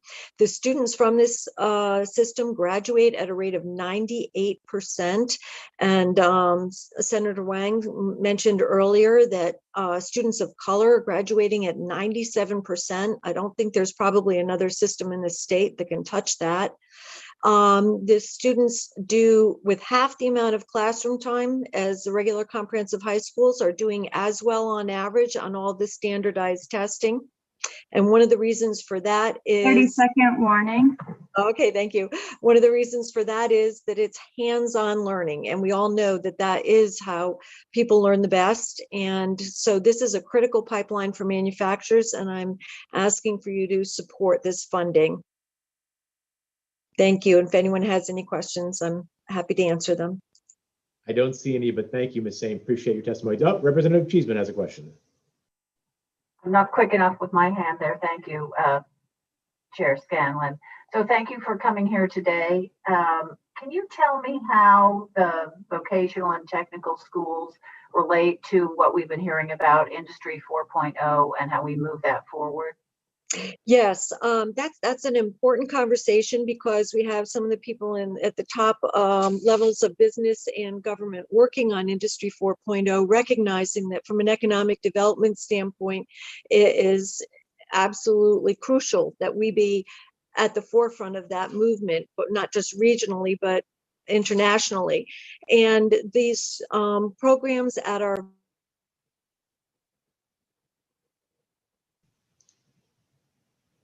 the mechatronic programs, that's the very beginning of Industry 4.0. All of the programming, and we only have 3 in the state. So when you're looking at this bond funding, my assertion is that over the 2 years, it's going to kind of give us parity. It's not really going to even give us a strategic advantage, but it's to my perspective bare bones minimum, because we should have many more mechatronics programs in more of the VOTEC schools in the state. The programs on electrical, electronics all feed right into Industry 4.0, which is basically the trajectory of and the combination of electronics, electrical, pneumatic, hydraulic, and then programmable logic controllers and programming and augmented reality, AR, you hear about all the time, and AI. So all of these programs are training students and getting them to the point where they can move into those areas, and especially in the mechatronics area, move directly into careers in automation and in the medical devices and biotech. And if you look at our clusters as far as what's really driving the economy in manufacturing, it's a culmination of the aerospace component, which is about 25% of all manufacturers, and then the rest of it is made up of things that are related to medical devices and biotech and areas like that. So these programs are a perfect feeder into those programs, and they also connect the high schools to the community colleges for the next step of training, and then on to the engineering schools. And while many of the students come from the programs directly into the factories, and then we send them for further training, a lot of them are also now going directly on to college to go on to engineering school. So it's a critical part of the supply chain, and a beautiful example of industry education cooperation. Yeah, you give a great description there of the synergy between all of them. And obviously, as the students graduate, they have their diplomas, they can go on with the skilled trades. Are there other ways we could be leveraging this investment apart from that immediate career development for these kids? Absolutely. We've been asking for decades to leverage the infrastructure that's built out. And a lot of times when legislators come to us and they talk to us about adding new centers, that would be great, but honestly, as manufacturers, we're always trying to do the most with the least, and we run multiple shifts. And I think Chris Lorch mentioned earlier that, and there are existing models of that. Right now, students in Bridgeport are being connected to the Advanced Manufacturing Center at Housatonic, and they're getting that hands-on STEM learning. And I've had discussions with Kelly Valeris on this, and I think that there's some additional That's 5 minutes. I'm sorry, that there's some additional need for making these programs even more aggressive, and even more ambitious, and getting more students into them, and extending the amount of time that that these centers are open, so that we can really connect to other constituencies that aren't part of the tech system. Right now, I have incumbent workers that are going to an evening course. Some of them were hired from, actually, all of these were hired from vocational technical schools, of which I serve on 6 of their advisory committees. And I also have some that I've hired from Housatonic, and they go for what the instructor Dave Tuttle calls a 5th-year program, which means that they come out of the technical schools and then they can go on to another level. And it's never ending. By the time you get to a master level in an apprenticeship program, you're really at the equivalent of a 4-year college in your trade. That's the depth of learning that these students are exposed to, and the pay is commensurate. I mean, these are really good paying careers that don't require accumulating hundreds of thousands of dollars of college debt. I know we're at our limit. I want to thank you. I think leveraging the investments, providing more hours for the programs, particularly for the people who may be having another job or retraining and need those off hours. So thank you. Thank you very much. Thank you, Mr. Chairman. Thank you for your questions. Representative Mashinsky, is it? Chairman, thank you, Mr. Chairman. I want to ask the witness similar question I asked the previous witness from the tech programs. Is the inability to meet the manufacturer's need for trained workers related to number of classroom sites, or not enough teachers, or not enough folks coming over from the manufacturing side to be interim teachers? You know, what could we fix that would make it possible for more people to get into the advanced manufacturing workforce training? All of the above. And I know Representative Rochelle is working on has got some legislation to try and make it easier to get teachers through the process of people who want to be teachers, to get them through the process. Right now, there's a few areas that are challenging. Mostly they're taking big cuts in pay. I have an employee that just really wanted to be a teacher. And so I helped work with him and get him into the system, but he took nearly a $20,000 cut in pay in order to do that. And so that's one of the challenges. But for people who are willing to make that cut, we really need to remove other barriers. And one of them is the fact that they have to go through the teacher training at Central Connecticut. And so that means for somebody who's in one of the, who's in Eli Whitney in your district, has to drive to New Britain at night after working a full day, with a family, after taking pay cut and everything else. So those areas, I think there's people working on streamlining them. As far as the infrastructure barriers, I think that, as I said earlier, if we can leverage those. Right now, there's a program in Derby that opened up, but it has very small footprint, and a big interest from the community in getting people who are under and unemployed some training and education in order to get them into manufacturing. But the issue there is that that short-term training, the 8-week programs and things like that are very minimal and bare bones, and they'll get a person that first step, but then they're going to need that continuing ed, and they're going to need the evening classes, and we're willing to pay for it. And we very much appreciate the Manufacturing Innovation Fund support in that area that can help defray those costs. I've spent, I guess probably about $4,000 just in this past year on incumbent worker training for my people.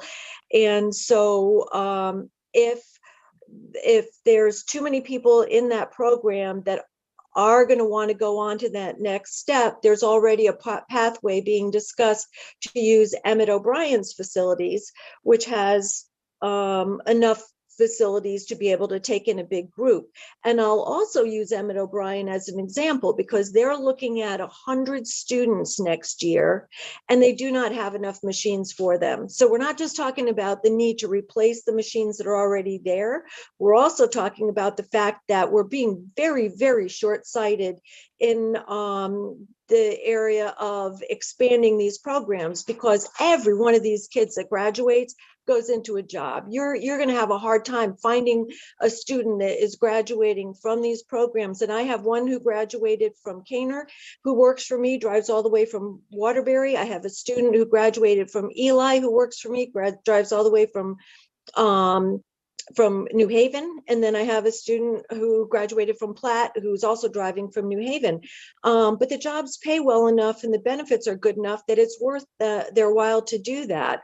But if you've got, as Chris talked about, a cap on the system where you can only have X number of students per teacher, until we put more equipment in and add more instructors, we're really limited. And this is the main pipeline. There's a lot of talk about other pipelines and they do add value. They're really important, but this is the gem. This is the core. This is the one that we need the very most. And this is the one that honestly has been the redheaded stepchild of the Department of Education for decades, and has never really gotten the kind of attention and funding that it deserves, considering the value it provides for industry in this state. Okay, and last question is on the teachers. Why do they have to give up one career to be a teacher? Why can't they continue in their career, their high-paying career, and also teach an extra 2 hours a couple of days a week and get additional payment for that? There's no reason. And actually in the advanced manufacturing centers, you do have teachers who are, like at the one at Housatonic, 5 minutes. the lead instructor at that program also owns a manufacturing business and works as an instructor. And it's wonderful when you have people who come out of the system, out of industry teaching. But Frank Gallooni, who is just a darn genius up at his Nuntuck, making a beautiful program and frankly breaking all the rules to do it, because in this state it seems that that's practically the only way sometimes you can get things done. Frank's retired, so he's not gonna get in trouble. But he trained his own teachers. What he did is he realized that this shortage was going to be a real problem, and so he created a program where the students that went through his advanced manufacturing center that the others are modeled off after went through an additional training program so that they would be able to be instructors in the future. And that's another model. We can solve this. And I think having Kelly and that the governor's workforce is bringing everybody together, and the Connecticut Manufacturers Collaborative, which I serve on, is pulling all these pieces together, breaking down the silos and enabling these solutions to come into play. Because honestly, in the past, every single time we tried to do something like this, we just couldn't work through all of the strings that were attached to everything. So I think we're headed in the right direction. I think this money is desperately needed for the system, and you're going to pay it one way or another. You're going to pay it in repairs and loss of opportunity. So there's nothing that's a bigger no-brainer investment, in my opinion, in the whole bonding package than this particular section. Thank you. And I watched all these other people testifying, and it's so tragic to see so many people suffering and struggling with unlivable wages. We're the answer. Thanks. Thank you. Thank you for the questions, Mary. Thank you, Ms. Saint, for being here with us today. Thank you. Next up, we have Tom Nichols.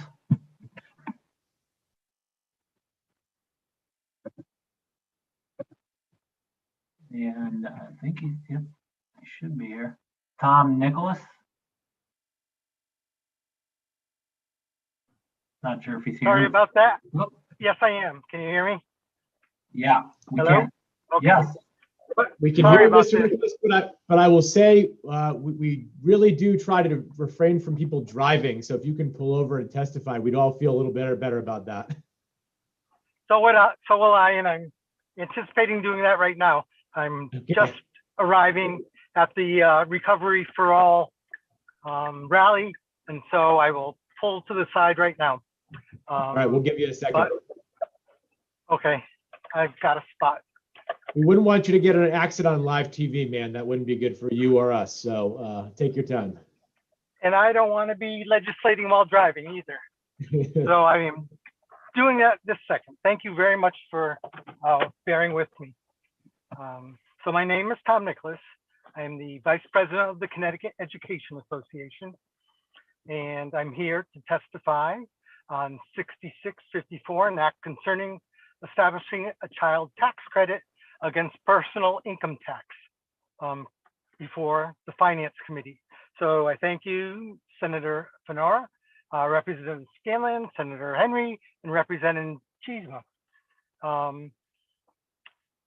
There are several things that you've already heard by testimony today that I was planning on saying, but I'll bear you going through all those statistics again.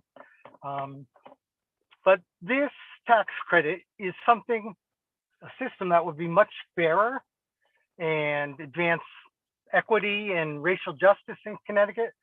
So I very much am in favor of this.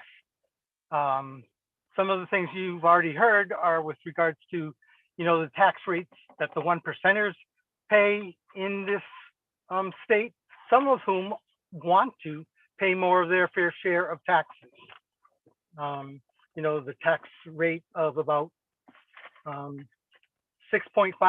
for the 1%ers, as above the other medium household income of being like double that. And then when you consider the most disadvantaged people, the Black and Hispanic communities, the rate is hugely different. I believe it then jumps up to like over 16% for those individuals. What I really would like you to consider, however, though, is if you knew of a business that was discriminatory against people, would you still go and use them as somebody that did work for you or that got you services? And I look at Connecticut and I say, why does a family want to come and live in Connecticut, especially if they put at disadvantage people of color? And up until now, that's what's taking place in Connecticut. Make no mistake about it. So we need to do the proper thing for all of Connecticut citizens. 30 seconds, sir. 30 seconds. Thank you. And change the tax rate for all people so that they get a tax credit that we should have for kids in this state, especially again, the brown and Black communities. Why would we go to a business that discriminates? Why would you want to have a state that discriminates? Let's stop those practices. I thank you. Thank you, Mr. Nichols, for being with us. Nicholas, excuse me, for being with us today, and thank you for your testimony. I don't see any questions, though. Thank you very much, and have a great day. You too. Yep. John Shayer. Yeah, hey, thank you very much, and thanks for the accommodation earlier. I apologize for that. Chairs, vice chairs, ranking members, members of the committee. My name is Jonathan Scher. I'm the executive director of the New England Convenience Store and Energy Marketers Association. I'm testifying on section 7, the bill of 6443, and have submitted written testimony as well. There are nearly 1,700 convenience stores in Connecticut that employ 25,000 people. These stores are in every community, and they are true neighborhood stores. Some of them are small businesses in many cases. Convenience stores support Connecticut legalizing sports wagering and hope to play a role as the agents for this category of gaming, as we do for lottery today. Our concern with the bill, HB 6443, is that it authorizes the Connecticut Lottery to offer online draw games without first addressing many of the concerns from its retail partners, our convenience stores and other brick and mortar lottery agents. In many respects, the lottery is among the most important product a store carries. Ticket sales generate substantial revenue in the form of commissions, but more importantly, lottery sales generate foot traffic that stores depend on to sell many of their other higher margin products. In an ever-increasing competitive landscape, lottery has been a reliable revenue source for these small businesses. The last thing Nexima and its members want to do is stand in the way of lottery modernization. We understand the importance of lottery sales to the state's general fund and all the adult programs that the revenue supports. Our hope is a more successful lottery, in whatever form that takes, will benefit all agents, including brick and mortar. Our issue isn't that lottery may become available online as much as it is that the lottery nor this particular bill has demonstrated anything tangible to our members to ease the fear that online lottery is anything more than a competitor with an unfair advantage. We frequently hear how important agents are both now and in the future, but respectfully, those are words. Over the years, and recently in a letter that I penned to your committee, we floated a number of options that would ease these worries, but so far we haven't had any acted upon. For example, if draw games are available online, players would be able to pay by credit card or debit, with the lottery absorbing the fees. This is easy for the lottery to do because of how much profit each sale makes. Convenience stores, on the other hand, are unable to do this because we only earn 5%. With card fees approximately half that fee, it doesn't really make any sense for a store to do so. So in a world that's increasingly using digital wallets and plastic payments, convenience stores are at a major disadvantage. 30 seconds, sir. 30 seconds. The simple fix would have the lottery to absorb the credit card and debit card fees for lotteries sold at convenience stores as they would for the lottery sold online. This, along with nearly 10 other suggestions, have been submitted to the committee. I asked that the legislature require the lottery to accommodate some of these requests before passing gaming legislation. Otherwise, we're in a position of having to really beg for some of these accommodations without any real obligation on the part of the lottery to do so. I appreciate your time and happy to answer any questions. Thanks, John. I'm reading your testimony and taking a look at some of these. Maybe I'll defer to Representative Cheeseman so I can take a look and she can ask some questions and I may have some. Representative Cheeseman. Thank you, Mr. Chairman. Thank you for coming here today, John. In his testimony, Greg Smith indicated that rather than cannibalizing existing lottery sales, they actually saw an increase. And how would you counter that it will actually drive business to your stores? I accept the fact of the whole credit card fees. Yeah, I mean, I run a small nonprofit, and believe me, if I had the money I had to send to the credit card companies, I'd be a happy camper. I'd much prefer cash, which is a whole nother issue. But yeah, can you address that point that he said it's not going to hurt your business? You're just going to, see an increase. Well, you'll be pleased to know that the reason I wasn't available at my designated time is because I was doing testimony on swipe fee reform with a senator from Rhode Island. So hopefully, you'll see some of that reform. Director Smith and I talk frequently, and I have every expectation that he wants to see whatever lottery modernization that takes form benefit retailers too. And I hold out hope that will happen. I really do. But not all lotteries are created the same. So when you talk about lotteries in Michigan or Georgia or elsewhere, different players, different games, different ways of promoting it, and there are lots of ways to do it, as you see in my written testimony, a variety of ways to encourage some of that.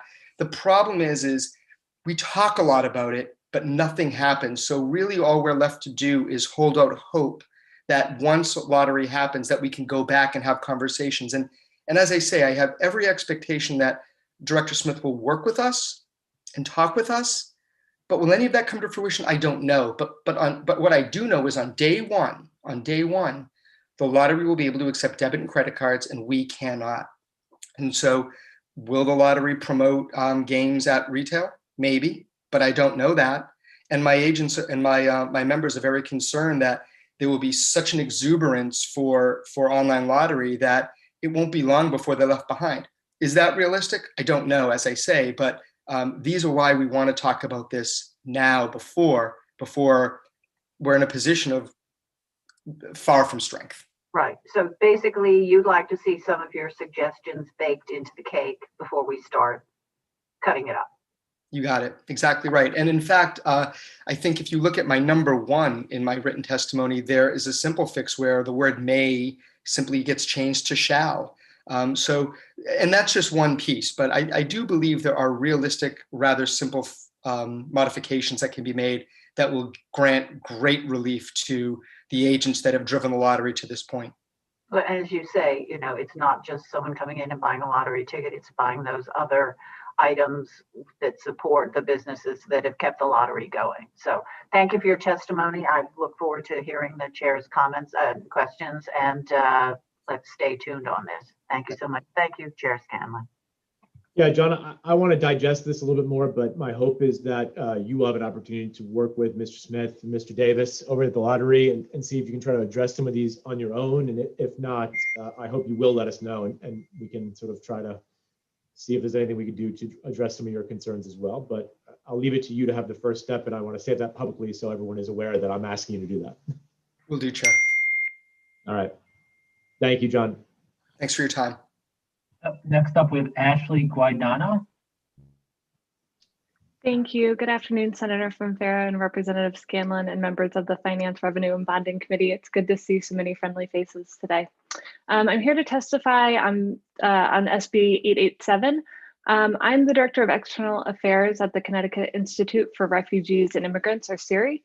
CIRI was founded in 1918, 103 years ago, to serve immigrants, refugees, survivors of human trafficking, and unaccompanied minors throughout the state.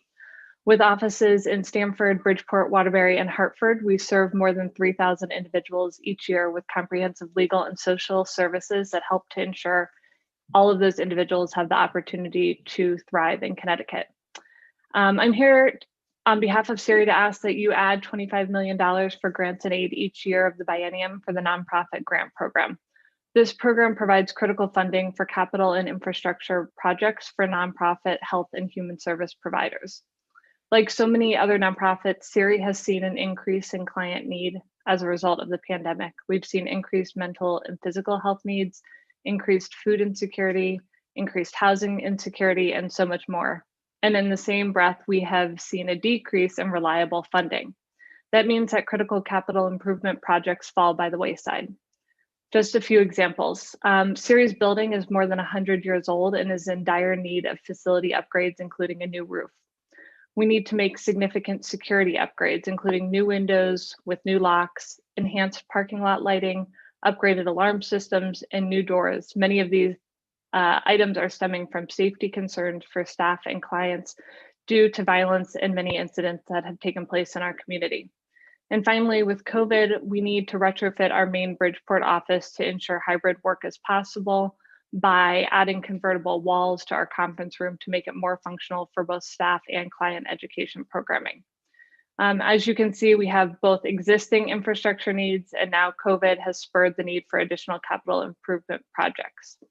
Our response to the COVID-19 pandemic will be ongoing, and additional capital funding is required to meet our increased need for services. We continue, like many other nonprofits, to take on more and more to serve our communities in more expansive and deeper ways, and our limited funds go directly to clients and the overhead costs that are related to the direct provision of services. Infrastructure projects are quite literally at the bottom of the endless needs list that we and our clients have. So on behalf of the team at CIRI and the more than 3,000 clients we serve throughout the state each year, we thank you for recognizing the success of the nonprofit grant program and supporting its continuation last budget. We need the same recognition and support in this next budget, and we urge you to add $25 million 30 seconds. Thank you. We urge you to add $25 million in fiscal year 22 and 23 for the nonprofit grant program. Thank you. Thank you, Ashley. Good to see you. I don't see any questions, but appreciate you testifying today. Thank you very much. Have a great day. All right, next up we have Amy Patterson.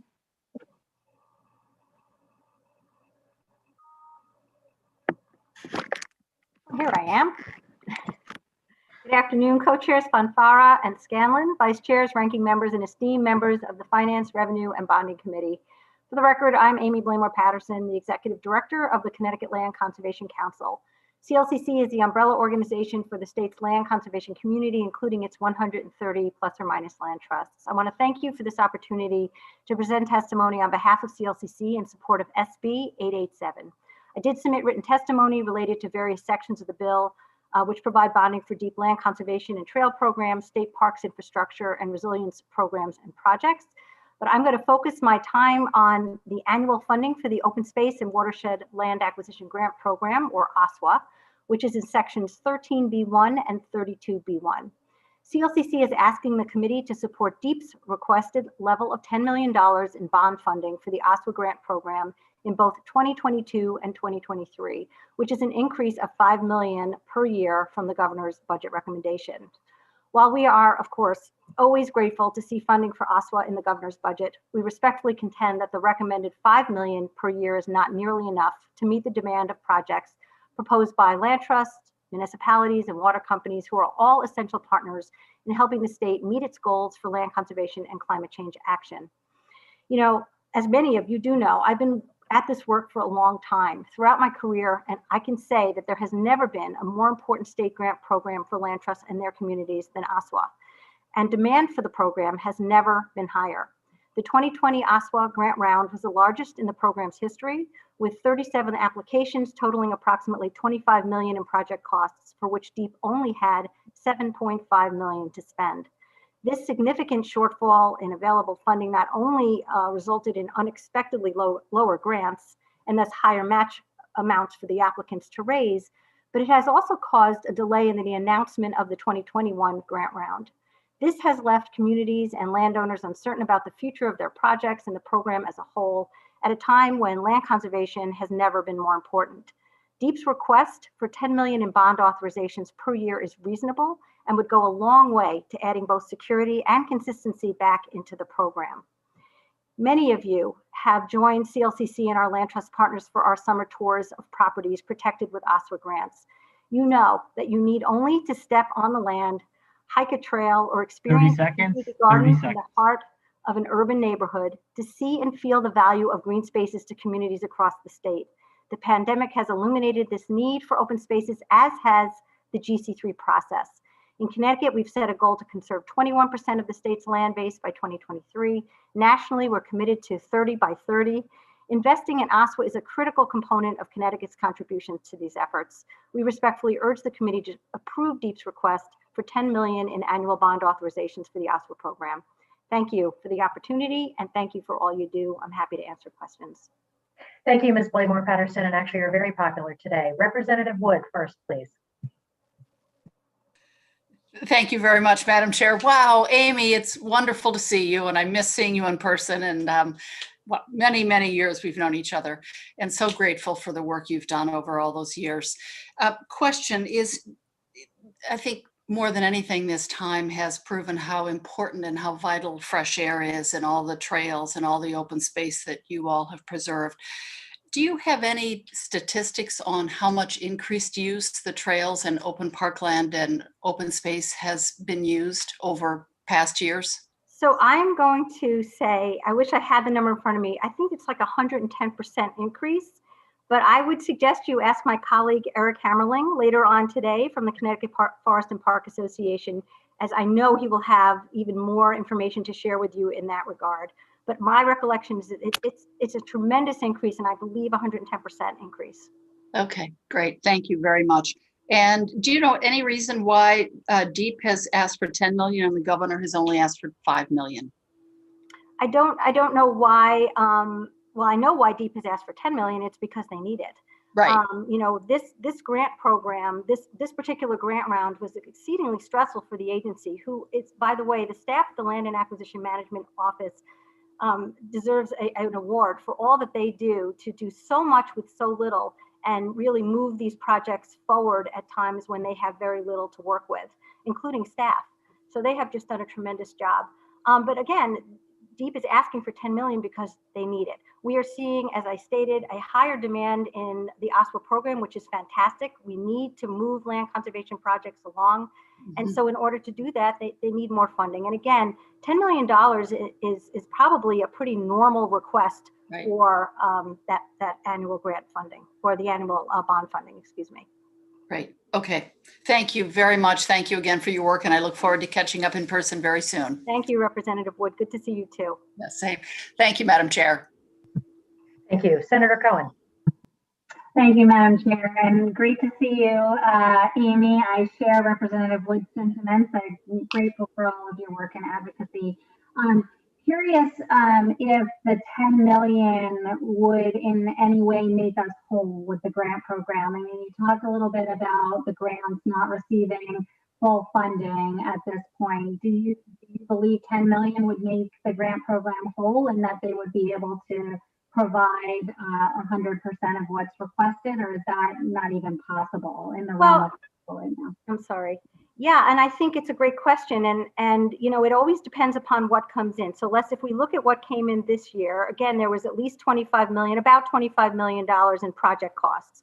The OSWA program is a matching grants program. It provides up to 65% of the project cost, or 75% for targeted and distressed communities. So there's always going to be a match component. So the higher the percentage that's awarded, the more reasonable it is for these communities and the land trusts and the water companies to raise their match, and they can kind of count on that each year. So I think from DEEP's perspective, what happened this year is that, you know, they were not only had to delay the announcement of the grants, but they still haven't, the grant awards, but they haven't been able to announce the next round because of insecurity about funding. So this $10 million, we, by the way, would love to see more, and I'll get to that in just one second, but this $10 million would certainly go a long way of adding that back that security to the program, so they can feel comfortable not only with awarding up to that 65%, but also knowing that they'll have some reserves that they can carry, very low reserves, but just some to carry it over into the next round. So it's just that kind of consistency that's needed, particularly with land conservation projects, which require, you know, they don't happen overnight. Working with landowners, it takes time to negotiate deals and then put them into place. So this is the kind of consistency that this program needs. And what I was alluding to before, very quickly, and I did put this in my testimony, is that in doing our research for the GC3, I was part of the forest subgroup of the Working in Natural Lands Working Group, and we did a lot of research on funding and financing mechanisms. And members of our subgroup suggested a minimum of 25 million for both the Open Space Grant Program, the OSWA program, as well as the Rec and Natural Heritage Trust Program, which wasn't funded at all, by the way, in this budget. That got 0. DEEP asked for 10 and it got 0. So these are just main state programs, and $10 million per year really is quite reasonable.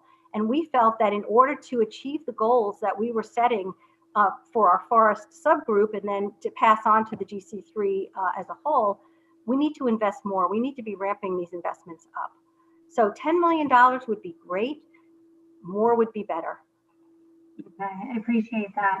And as you're very familiar with, the governor has another bill that I would say is complementary, 6441, which is actually in my committee. And I'm just wondering, a section of that bill has to do with resilience and climate change. And one of the pieces is on conveyance and providing for a municipal option. How do you envision OSWA working with that program? Because I think that's important to understand here.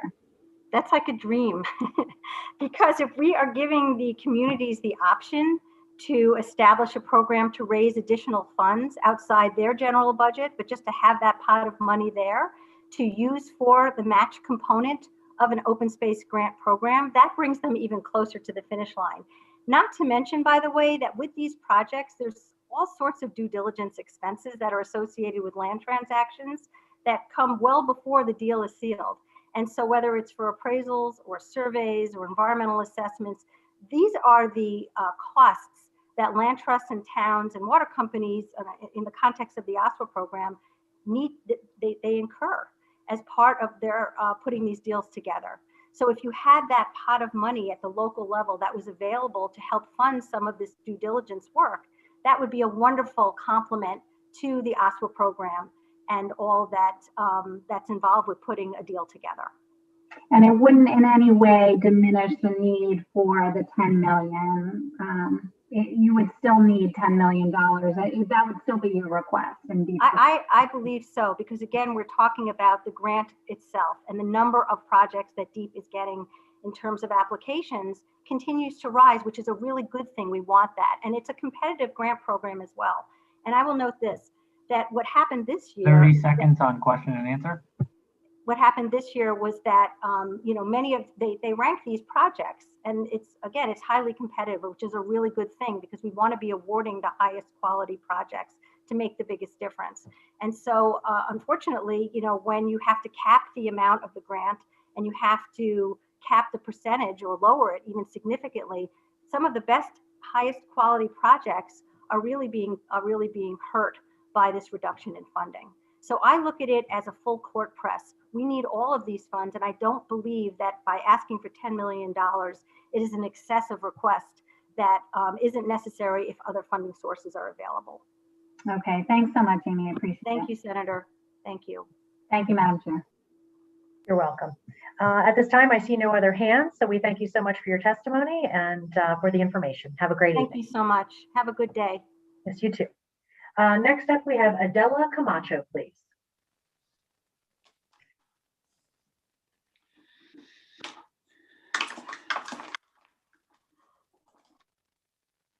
Adela, if you're ready to go ahead. And I will be interpreting. Adela, Adela, ¿podría activar su micrófono y comenzar su testimonio?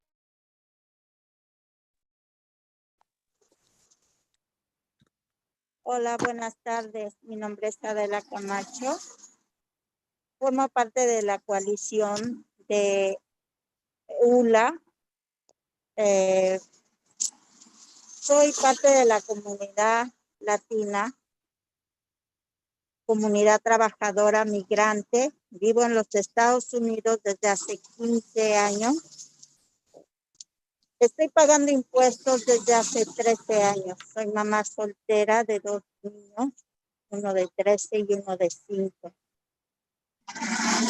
Como parte de esta comunidad, yo me siento y parte a mis hijos porque son ciudadanos. Muchas veces... Adela, perdón, Adela, ¿podría tomar una pausa para la traducción? Sí, sorry. Bien. Good afternoon, dear legislators. My name is Adela Camacho. I am a member of Latinos United in Action and the Recovery for All Coalition. Today, I want to give my testimony in favor of the bill 6654, the fiscal credit for children. I belong to the migrant working community, the migrant community and the working community. I'm a mother of 2 children. One is 13 years old and one is 5 years old. Adelante, Adela. Como durante este tiempo he hecho taxes y solo se nos ha reembolsado un 10%, a diferencia de la comunidad americana. O algunas veces nada. So during 13 years, I have paid taxes and I am only refunded about 10% of all the taxes that I pay. Sometimes I am refunded nothing, and I'm refunded less than what American citizens are refunded. Debido a este último año, el año pasado, no recibimos ninguna compensación, ninguna ayuda que dio el gobierno por impuestos. During this past year, we have received none of the stimulus payments granted by the government. Debido a que por la contingencia, muchas veces nosotros fuimos parte afectada de la contingencia porque durante el invierno el trabajo baja.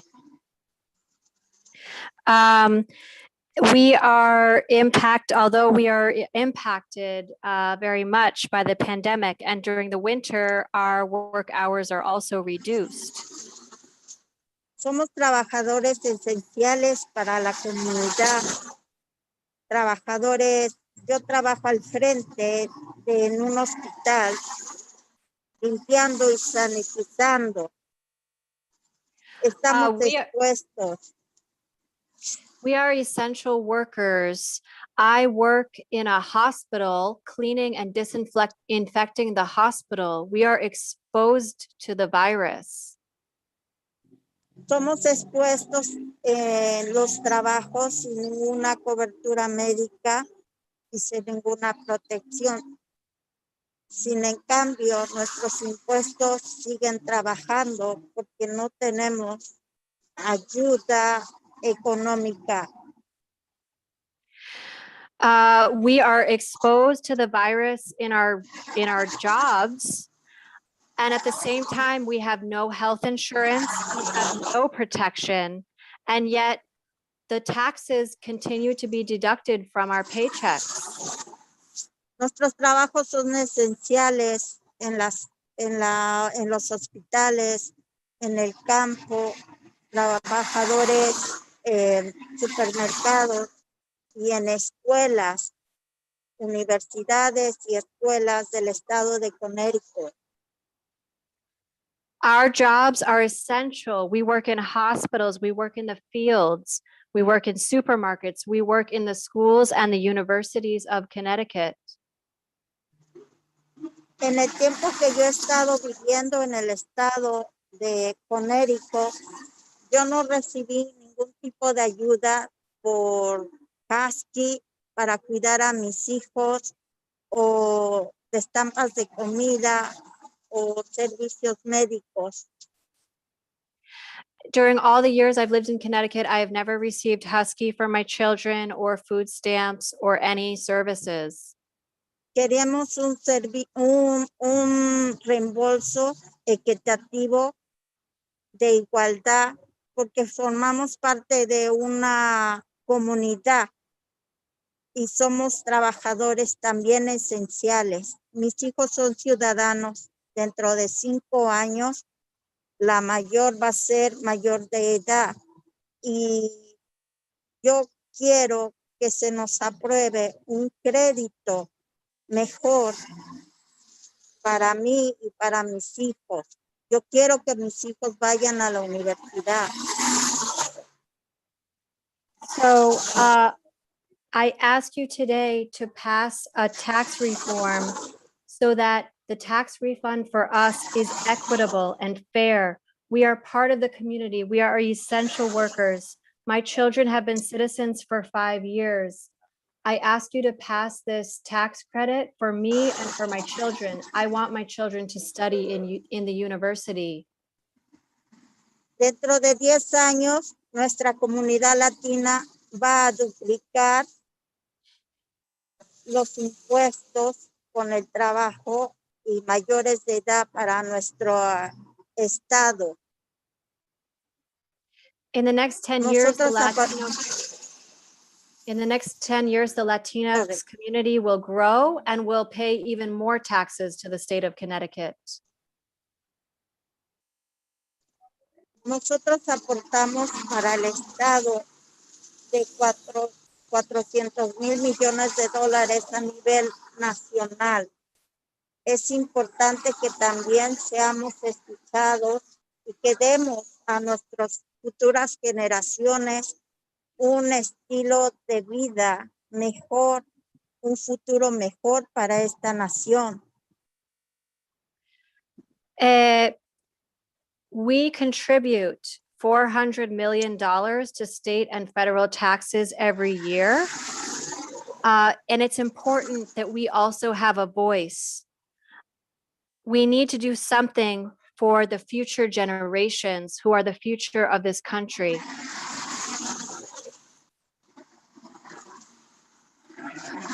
Yo quiero un reembolso más equitativo, porque de esa manera yo puedo abrir un futuro más mejor para mis hijos y aportando una calidad de vida mejor para mis hijos y para este país, para este estado. I want a tax refund that is equitable with more justice so that I can give a better quality of life to my children and so that I can create a better quality of life in this state and in this country. Solamente de esta forma podemos lograr unas reformas mejores y vamos a hacer dentro de 10 años la mayoría también para poder aportar a este país de una manera más equitativa para todos. This is the only way to achieve better laws. And please remember that our community is growing, and in 10 years, we will be the future of this country and of this state. Hablo y represento a la comunidad trabajadora latina, migrante, mujeres, migrantes, trabajadoras. That is my testimony on behalf of the Latino community, the migrant community, and the working community. Gracias. No queremos ser una carga para este país, al contrario. Thank you. We do not want to be a burden on this country. It's the opposite. Thank you very much, Ms. Camacho, for your testimony. I would imagine that it's frustrating being someone who pays into the system and receives no benefits from it. And I appreciate that you came and spoke on behalf of yourself, your children, and your entire community. Muchas gracias, señora Camacho, por estar presente en dar su testimonio. Entiendo que es frustrante que uno paga y aporta al sistema y no recibe ningún beneficio. Gracias por hablar por parte de tu comunidad, por parte de tu familia y por parte de los trabajadores. Thank you very much. We don't see any hands at this time. Thank you again. Muchas gracias. Up next, we have Ava Bermudez Zimmerman, please. Nice to see you. Likewise, thank you, Representative. Thank you, Co-Chair Scanlon and Co-Chair Fanfara for your time. I do want to give a special shout out to Representative Meskers for doing a phenomenal job translating. It's one thing to speak Spanish or speak another language. It's another thing translating is very difficult. I know we've spoken Spanish before, but I honestly didn't know you were that good. Really impressive. I'm here on behalf of SEIU CSCA. We have 26,000 members throughout the state of Connecticut. And I just wanted to support and make sure that we're putting our 2 cents here for Bill 6654. I know you've heard a lot of testimony on behalf of organizations like Cause, Voices, also the Early Childhood Alliance, all organizations that we support their testimony and echo their sentiment. I want to highlight out of those 26,000 members, the childcare providers here in the state of Connecticut, home-based providers, and also center care providers who every single day care for children and make sure that the state of Connecticut is working. You know, without the childcare providers, basically parents can't go to work because the kids are left unattended and uneducated. So they are definitely the backbone, or part of the backbone of our state of Connecticut. In support of 6654, I do want to pass my time on to a provider who's here with me, Lisette Rivera from Bridgeport. She is a Spanish speaker. I will be translating after she reads her testimony. Lisette, ¿estás con nosotros? Sí. Puedes ir. Ok, buenas tardes. Mi nombre es Lisette Rivera y soy proveedora de Little World Family Daycare. Primero, me gustaría que tomaran en cuenta el gran trabajo que hacemos como proveedoras de cuidado infantil, ya que si no existieran personas como nosotros interesadas en este trabajo tan valioso, muchos padres se verían en la obligación de no poder trabajar para diferentes instituciones. Y todo esto se convertiría en un problema para todo el país. Y por este motivo le pido por favor que nos apoyen con un porcentaje más alto económicamente para aquellas instituciones como la Unión, la OIC y ORARKIN y otras instituciones las cuales se dedican a ayudarnos y hacer que nos lleguen diferentes recursos. Segundo, a que desarrollen estrategias de cambio que estén basadas para el buen funcionamiento de todas las proveedoras. Y de no poder aprobar este proyecto por ley, por favor, les solicito que consideren los puntos siguientes. Quiero llamar la atención de todos ustedes, ya que son puntos claves para nosotros como proveedoras de cuidado infantil. Primero, curso de desarrollo para niños, CDA, seguros para proveedoras de cuidado infantil, beneficios de vacaciones y cursos universitarios en bilingües. Le doy muchas gracias por la oportunidad de poder expresar mi voz y de que me escuchen. Gracias.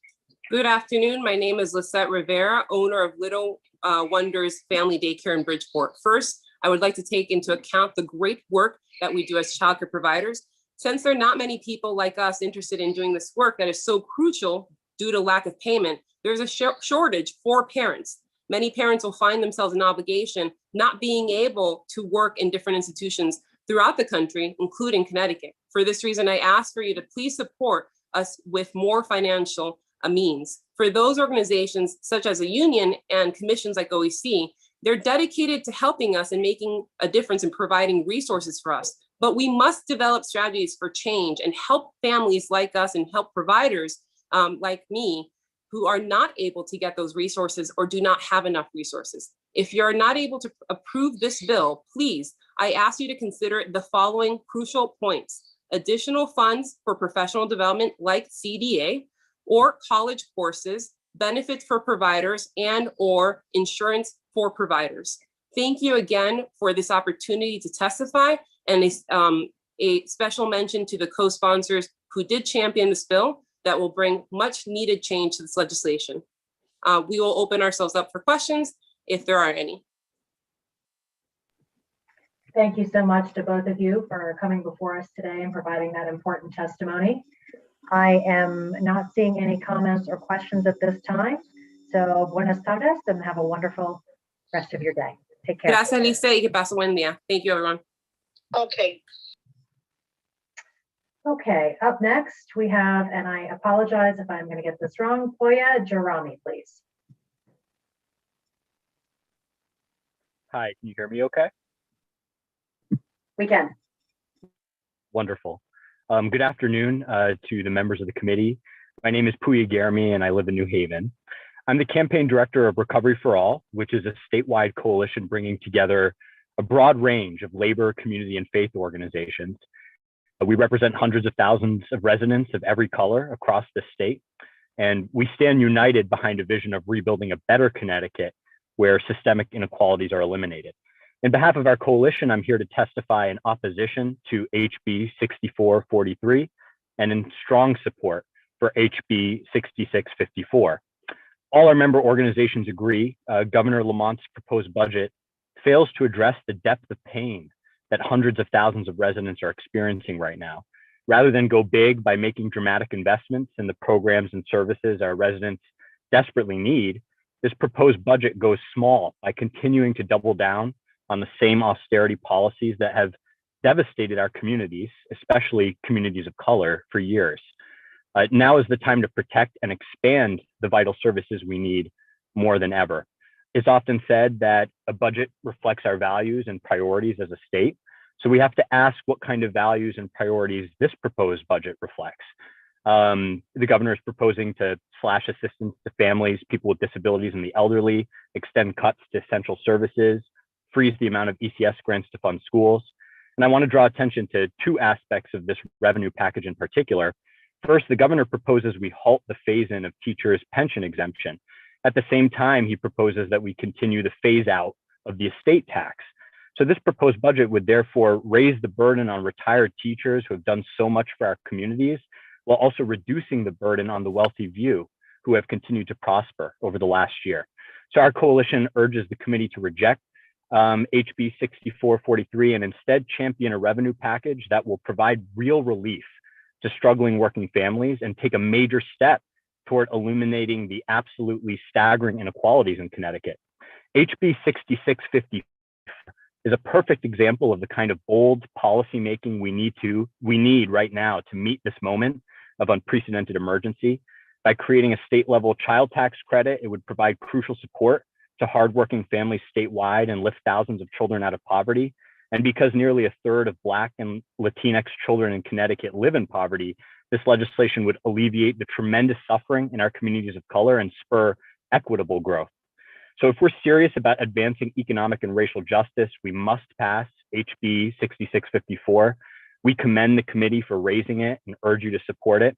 In a similar vein, we urge you to support HB 6187 and SB 821, which also creates a child tax credit. Reforms such as these would fund a true recovery for all by generating the resources required to reduce systemic disparities and expand the programs and services our communities need to survive and flourish. 30 seconds. And expand the programs and services our communities need to survive and flourish. Thank you so much. Thank you very much for your testimony. At this time, I do not see any hands for comments or questions, so have a wonderful evening. Thank you. Thank you. Up next, we have Denise Henry. Denise, go ahead and unmute yourself and get started.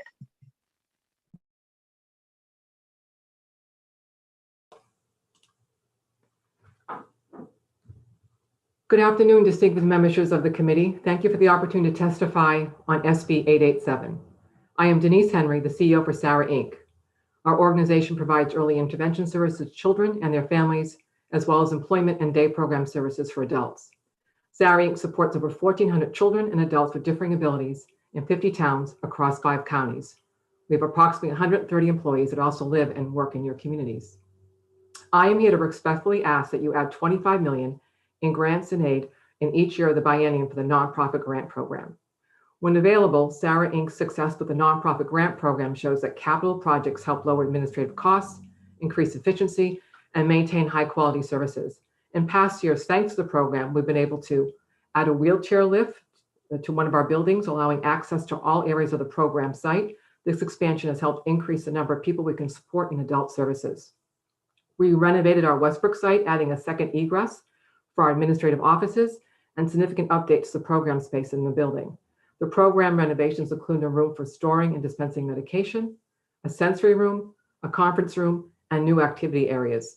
These renovations have improved safety, increased access, offer the people we support more privacy, and allow for a variety of more person-centered services.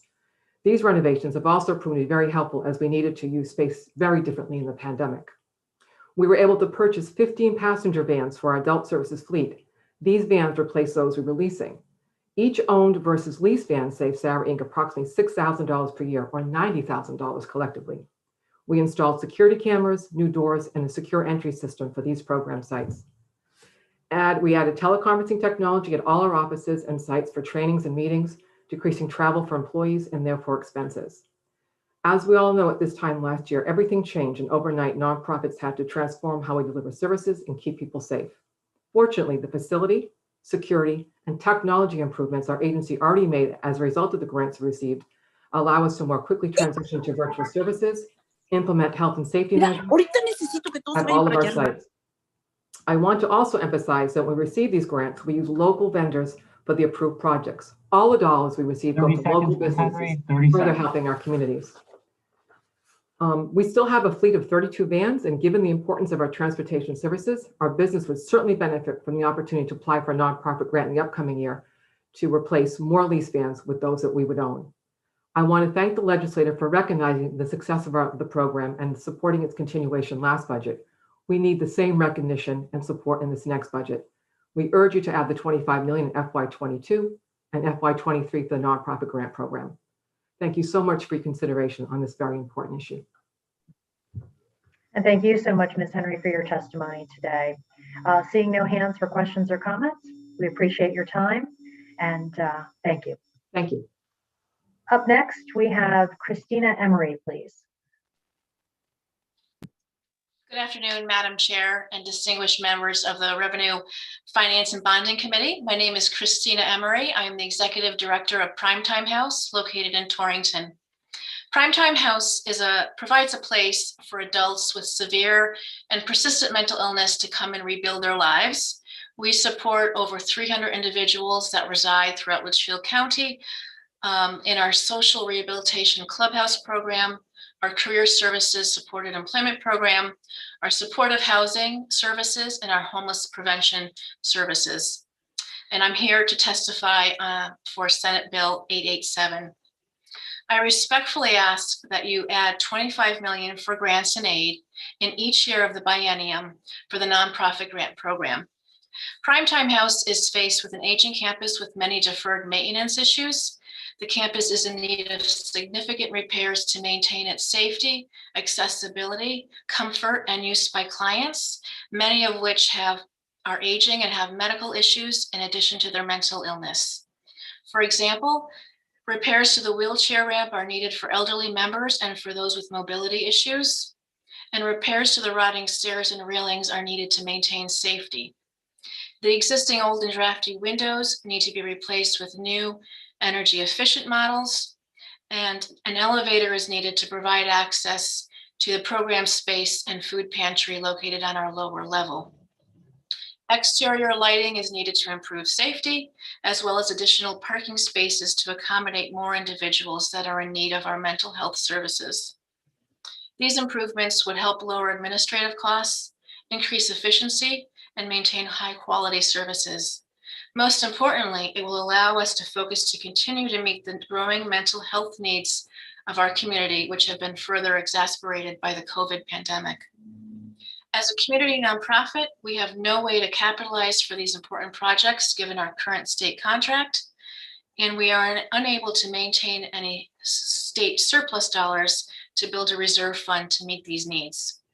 The nonprofit grant program would be a critical resource for our agencies and others throughout the state, especially as renovations are still needed to protect clients and staff from COVID.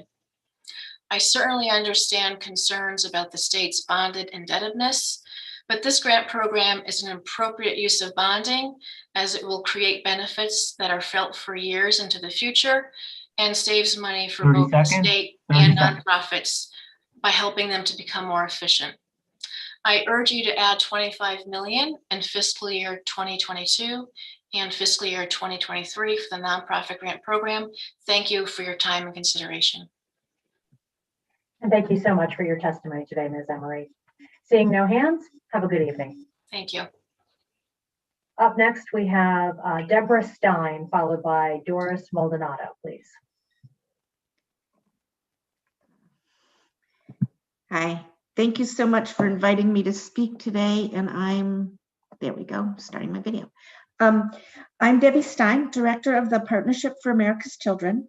We are a network of 52 data-driven organizations who are voices for children in 41 states across the country. We're proud to have two members in Connecticut, the Connecticut Association for Human Services and Connecticut Voices for Children. I'm thrilled today to join you to support HB 6654, the creation of a child tax credit. Many families with children in Connecticut were struggling even before the pandemic. In 2019, 14% of Connecticut's children were living in poverty, meaning that more than 1 in 10 Connecticut children face hunger, instability, and threats to their long-term educational and career success. The pandemic has made it much worse. The US Census reports that just in the last 2 weeks in February, more than 1 in 3 Connecticut families with children said they are very or somewhat likely to be evicted in the next 2 months, one of the highest rates in the nation. This puts children at high risk for homelessness. 1 in 10 families with children during those same 2 weeks didn't have enough food to eat. The temporary changes in the federal child tax credit that Congress just adopted will certainly help families and children in your state. Unfortunately, it expires in a year. With the high cost of living in Connecticut, a state income tax structure that does not adjust for family size, and long-term economic challenges ahead, those short-term policies will not be enough to permanently cut your rate of child poverty.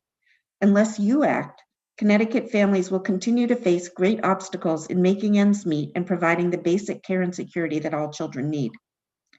The good news is that this bill can make a big difference. Not only can it help families better afford their monthly expenses as soon as it goes into effect, but it dramatically improves the long-term outlook for more children to grow up healthy with the education they need for a vibrant future. The research is clear and consistent, and I submitted a written version with links to all of it. Family tax credits that provide even $1,000 or $2,000 of additional income reduce child poverty and improve health, education, and security for children. The bigger the increase, the bigger the benefit. Tax policies like this can influence children at the earliest stages of life. Studies have shown increased birth weight and lower mortality rates in states that enacted tax credits for families. When young children's families benefit from tax credits, the children can perform better academically, they have better mental and physical health outcomes, they have better behavioral outcomes, and they earn more as an adult. Thus, cutting child poverty by creating tax credits has an intergenerational benefit so that children who grow up without the trauma and deprivation that come with poverty can create a better life for their own children. During this time of economic fragility and educational and social turmoil, thank you for considering policies that support families and help children thrive. I urge you to vote yes on HB 6654, and I'd be delighted to take any questions. Thank you so much for your testimony, and especially thank you for highlighting the long-term benefits of a child tax credit on outcomes for children as they age and certainly as they become adults. So thank you so much for your testimony. I see no hands at this time. Have a good evening. Thank you for inviting me. You're welcome. Ms. Maldonado, we're going to hold off for 1 second because we have an earlier person who's come back. So next we have Pastor William McCullough, please. And thank you so much, Senator. I didn't know I had to raise my hand in order to get in, but thank God I'm in. And so protocol has already been established. To all of the esteemed members of the Finance, Revenue, and Bonding Committee, thank you for allowing me to appear today. My name is Pastor William McCullough. I am the senior pastor of Russell Temple CME Church in Bridgeport, Connecticut. I am also the president of the Interdenominational Ministerial Alliance of Greater Bridgeport and Vicinity, and I'm also the founder of Fairfax for Education. I'm here today to represent some 80 congregations and countless children and families across our state who make up the Fairfax family. We are here to support House Bill 6654, an act of establishing a child tax credit against the personal income tax. Passing this bill will create a state-level child tax credit modeled after the federal child tax credit. We support this bill for 3 simple reasons. Number 1, it's a matter of equity. Connecticut's tax system is unfair to low-income people. The top 1% of tax filers in our state have an average state and local tax rate of only 6.5%. Not bad if you can get it. But for the medium Black and Hispanic household, the effective tax rate is 14.72%. It doesn't take an economics PhD from Yale to see that our system helps the rich get richer and the poor get the short end of the stick.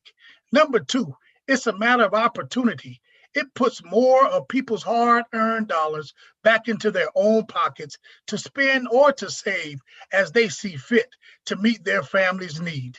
It was already tough to be poor, Black and brown in Connecticut before the pandemic hit, from the lack of healthy food options in our neighborhoods to the challenges of finding safe, affordable housing. Costs keep rising and money is tight.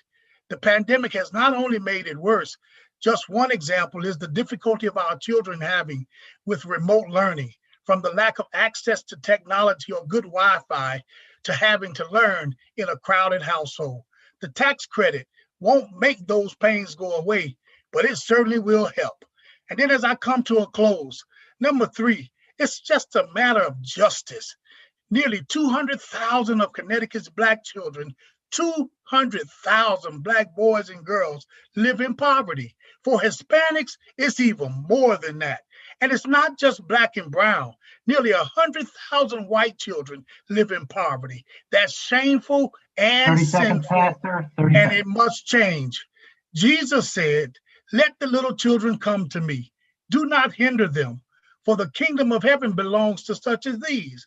So, ladies and gentlemen, Connecticut does more than hinder its poor children. It literally punishes them. You can change that for these reasons and more. And so we urge you, the committee, to pass House Bill 6654, an act of establishing a child tax credit against the personal income tax. Thank you so much for the opportunity, and all of you all have a wonderful and blessed day. Thank you so much, Pastor. You certainly gave us the most energetic and inspiring testimony of the day, and I am grateful for that.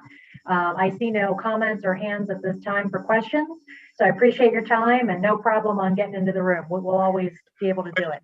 Thank you. Thank you so much. Okay, next up we have Doris Maldonado, please. Buenas tardes, good afternoon, Senator Fanfara, Representative Scanlon, Senator Henry, Representative Cheeseman, and DeGraw, and esteemed leaders of Finance, Revenue, and Bonding Committee. My name is Doris Maldonado, and I'm a Latina voter from West Hartford. On behalf of PATH CT as a certified community health worker, statewide bilingual health information specialist, and National Family Voices Cultural Responsiveness Connecticut representative, I'm testifying in support of HB 6654. PATH-CT has been providing an intimate understanding of support, information, resources, referrals, and training around health issues, helping families to navigate the maze of healthcare services to hundreds of thousands of families who have a child birth to 26 with developmental or health-related needs over 35 years. As a nonprofit, PATH reflects the needs and character of Connecticut's children, including our underserved and underrepresented populations. Like their peers, children with special needs deserve every opportunity to enjoy a happy and healthy childhood. Families equipped with reliable income and accurate information about ways to help support their child's health, education, and social development will help them grow into productive adults. Connecticut's economy has notably high levels of income and wealth inequality, particularly for families of color. 13.3% of Connecticut's children live in poverty, 27% are Black, 29% of us are Hispanic, and 5% are white. The COVID-19 pandemic has exacerbated child poverty in Connecticut. As a Latina with disabilities, sole adopted parent of 17-year-old twins with special needs, and survivors of addiction at birth, and a thriving foster toddler, between my children and I, we have over 15 physical and mental health disabilities. Economic stability, like health access, are an essential human and civil right. Minorities with disabilities and marginalized disabled youth suffer disparaging living insecurities more so a year after we were forgotten and remanded to isolation. Our family lost 4 matriarchs last year alone. My eldest son survived 16 days with a false negative COVID diagnosis right after the world shut down, only to have my mother pass the following month. He has suffered subsequent medical anomalies. My 16-year-old niece survived COVID just last month. I've needed 2 electrical shock treatments to my heart. Thank you. My son works at a local market. I am also a certified teacher, and my partner is one of 2 male LPNs at a nursing facility experiencing a mass exodus of staff while barely surviving at minimum at best. Many families with special needs struggle with providing the basic essentials of housing, food, childcare, transportation, technology, and healthcare, even with multiple jobs. Child tax credits enables marginalized and single tax-paying parents to keep more earnings at home, and an important resource of our income when making ends meet, and may even provide an incentive for families to root and grow in Connecticut. For these reasons and more, we urge you, the committee, to pass HB 6654. Gracias. Thank you, Mr. Maldonado. Appreciate your testimony today. Thank you. Yep. Next up, we have Betsy Guerra. Good afternoon. Thank you. My name is Betsy Guerra. I'm the Executive Director of the Connecticut Waterworks Association, which is a trade association of municipal, private, and regional water companies. And I'm here today to oppose Section 23 of House Bill 6443. And by way of background, in 2017, the State Department of Public Health had come to us and expressed concerns that they were in danger of losing their EPA designated primacy and regulatory authority over drinking water, which was a big concern to us. And this was happening because of concerns that they were facing reductions in federal funding, which was affecting their staffing levels. We worked at the time with DPH and OPM to negotiate language that would establish a primacy fee to generate revenues to ensure that they would continue to have the sufficient staff to maintain primacy. But there were considerable concerns about this. I mean, this was the first time the state had considered imposing what is essentially a tax on water customers. And so what we wanted to do is to make sure that the provision had a sunset provision, that it would end initially at the end of June 30th, 2019, then it was extended to June 30th, 2021. At this point, we're very concerned that as proposed, Section 23 eliminates the sunset provision. It ends up making the fee permanent. In addition, it also increases the fee by 44%. And then that would be subject to increases every year because it would be tied to any adjustments in increases in wage and benefits paid to DPH staff. There were other issues that we negotiated as part of those discussions as well to ensure that the department would, first of all, maintain its primacy role. And so if it did end up losing its primacy role, that the fee would go away. That provision has been eliminated under Section 23. We also wanted to make sure that the department had an incentive to explore opportunities to improve efficiencies, streamline regulatory processes, so that they can minimize the costs on the water customers. Under the bill, that annual reporting requirement is not extended, and so it would disappear if this is enacted. So again, we are very concerned about what Section 23 does. It does amount to a $2.2 million tax on water customers, and we're very concerned with how that would impact the provision of water in the state. And so, and we're here to oppose it. I know a number of our water utilities have submitted testimony in opposition, but it is a significant concern that we have this year. Thank you. Thank you, Ms. Guerra. Appreciate your testimony this morning. I see a hand, Representative Mashinsky. Hey, Betsy. My water authority utility has already contacted me about the same section of the bill, and it would be helpful if you could give us a list of things that maybe we could do that would keep primacy but be less expensive. If you have suggestions in writing, that would be really helpful. I'd be happy to do that. And again, we have had, and as you know, Mary, we come to the table willing and able to discuss language and work out some resolution. But certainly, I think eliminating the sunset provision is a huge problem, because I think that eliminates any requirement that lawmakers and other stakeholders can come back and determine whether or not, based on the level of state and federal funding, that it's necessary to continue to impose this tax. And in addition, I think that the annual reporting requirement is critical, and the requirement that DPH identify the staff and resources it needs to maintain its drinking water primacy, so that we can ensure that the fee is set in a way that is not going to put in a disproportionate burden on water customers. Okay, so you need something that would be transparent and fair. So I get that, and just spelling it out is great. And even if you need to talk to the agency again to fine tune the numbers, that would be welcome too.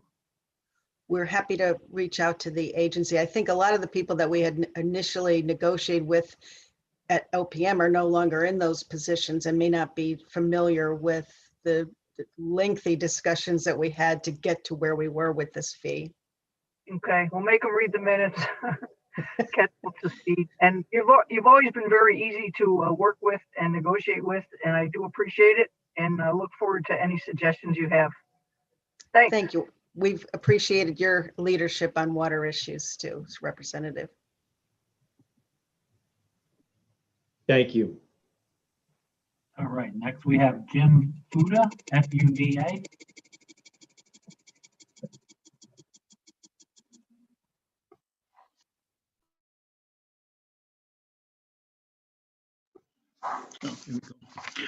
Thank you. Good afternoon, everyone. Chairman Scanlon and distinguished members of the committee. It's an honor to be able to testify here in behalf of the American Council of Engineering Companies of Connecticut, of which I am the past president and current member of the Government Affairs Committee, as well as the Connecticut DOT Liaison Committee. And for those that don't know who ACEC of Connecticut is we're a professional organization that supports businesses that offer consulting engineering services in Connecticut. It's about 2,000 highly skilled engineers and involves approximately 60 member companies and growing. Our involvement tends to be in many of our member firms are involved with transportation and infrastructure. And what we would like to do today is to support House Bill 6443, and in particular, the truck mileage funding aspect of it is something that is very supported by our organization. I want to talk a little bit about, I know that all of you are aware of the needs for transportation infrastructure and how that ties into building our infrastructure, not just for today's environment, but for the future. And what I wanted to touch upon is two things. One is that some of the funding that is being talked about is helping to develop what's called the state of good repair, which is basically maintaining the infrastructure in today's environment. But it doesn't accommodate for growth and improvements to the infrastructure. And an important aspect of being able to plan for growth is funding and having a long-term solution for funding, especially for the state this STF, the State Transportation Fund, which I know you are all well aware of. What we are looking to support and continue to support is a long-term revenue stream for that. And the truck mileage tax is an aspect that does help to contribute to that. To give a little bit of context, a lot of our, and you've heard in previous testimony, a lot of our roads and bridges are in poor or mediocre condition, almost 2/3 of them. And to be able to keep them in good repair is admirable, but to be able to develop them so that the economic impact and growth is driven in a positive way is important. We see that economic growth and the transportation infrastructure go hand in hand. 30 seconds, sir, 30 seconds. Thank you. Just to give you a statistic, that it does develop 38,000 full-time jobs across all the sectors of the economy, and 731,000 full-time jobs in Connecticut if our infrastructure is built and growing. So to summarize, we see the economic benefit of supporting the bill, and also the positive impacts that it has from environmental with a well-developed infrastructure. So I'm thankful for the opportunity to testify and available for any questions you might have. Thank you, Mr. Fuda. I don't see any, but I appreciate you being with us today. All right. Thank you very much, everybody. Next up, we have Bob Sanford. Yes, good afternoon, Senator Fonfara, Representative Scanlon, Senator Martin, Representatives Cheeseman, and members of the Finance, Revenue, and Bonding Committee. My name is Robert Sanford. I'm president of Sanford and Hawley. We are a lumberyard and distributor of millwork and building materials.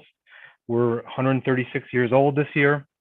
We have locations in Avon, Farmington, Manchester, and Unionville, Connecticut, as well as in West Springfield, Massachusetts. I'm also president of the Lumber Dealers Association of Connecticut and chairman of the National Lumber and Building Materials Dealers Association in Washington, D.C. The Lumber Dealers Association of Connecticut represents lumber and building material dealers across our state and provides more than 35,000 jobs in the state and over 25 million in sales tax revenue. The Lumber Dealers Association of Connecticut strongly opposes House Bill 6443, which contains language to institute a highway use tax, HUT, for large trucks based on vehicle weight and miles traveled in the state to raise revenue annually for Connecticut's Special Transportation Fund. Under the proposed HUT, operators would be charged a rate determined by the weight of the truck for the number of miles driven in the state. Trucks weighing 26,000 pounds and up will be charged rates that start at 2.5 cents per mile up to 10 cents per mile. Operators of trucks which are classified overweight, over 80,000 pounds, will pay an additional 7.5 cents per mile for a total of 17.5 cents per mile. The proposal is predicted to generate $90 million annually. While we understand and support the need for increased funding to be directed towards transportation infrastructure, it should not come from new taxes. A HUT is bad news for businesses across the state. It adds another financial burden to our industry and will further dampen the economic climate in Connecticut. The state of New York has had a HUT known as the New York State Ton Mile Tax since 1982. In the decade since its adoption, the tax has consistently not produced the anticipated revenue, and due to a self-reporting requirement for compliance, we're told that the tax is highly susceptible to evasion. A study conducted by the American Traffic Research Institute from 2017 calculated that the evasion rate at between 35 seconds, 48, 30 seconds. Okay, 48%, resulting in a loss of $56 million. With the proposed Connecticut HUT being crafted very closely to the New York statute, it is safe to anticipate a similar lack of compliance. It also will put Connecticut carriers at a disadvantage. Due to skyrocketing costs with transportation, fuel, and with the cost of building materials, we just see this as another increase to the cost of doing business and to the cost of construction in Connecticut, making it less affordable. So we hope that you won't saddle lumber dealers and other small businesses with these additional costs. And again, I do want to reiterate that we're all small and middle market sized businesses. As employers in our community, this proposal would put an excessive fiscal affliction on our small businesses. The proposed HUT will drive up the cost of all materials, overall construction costs, and reduce job creation opportunities. The Special Transportation Fund should not be funded on the backs of our small businesses. Our members cannot absorb these added costs, especially as they continue to work through the financial hardships created by COVID. Connecticut is already overtaxed. The last thing we need is another drain on our economy.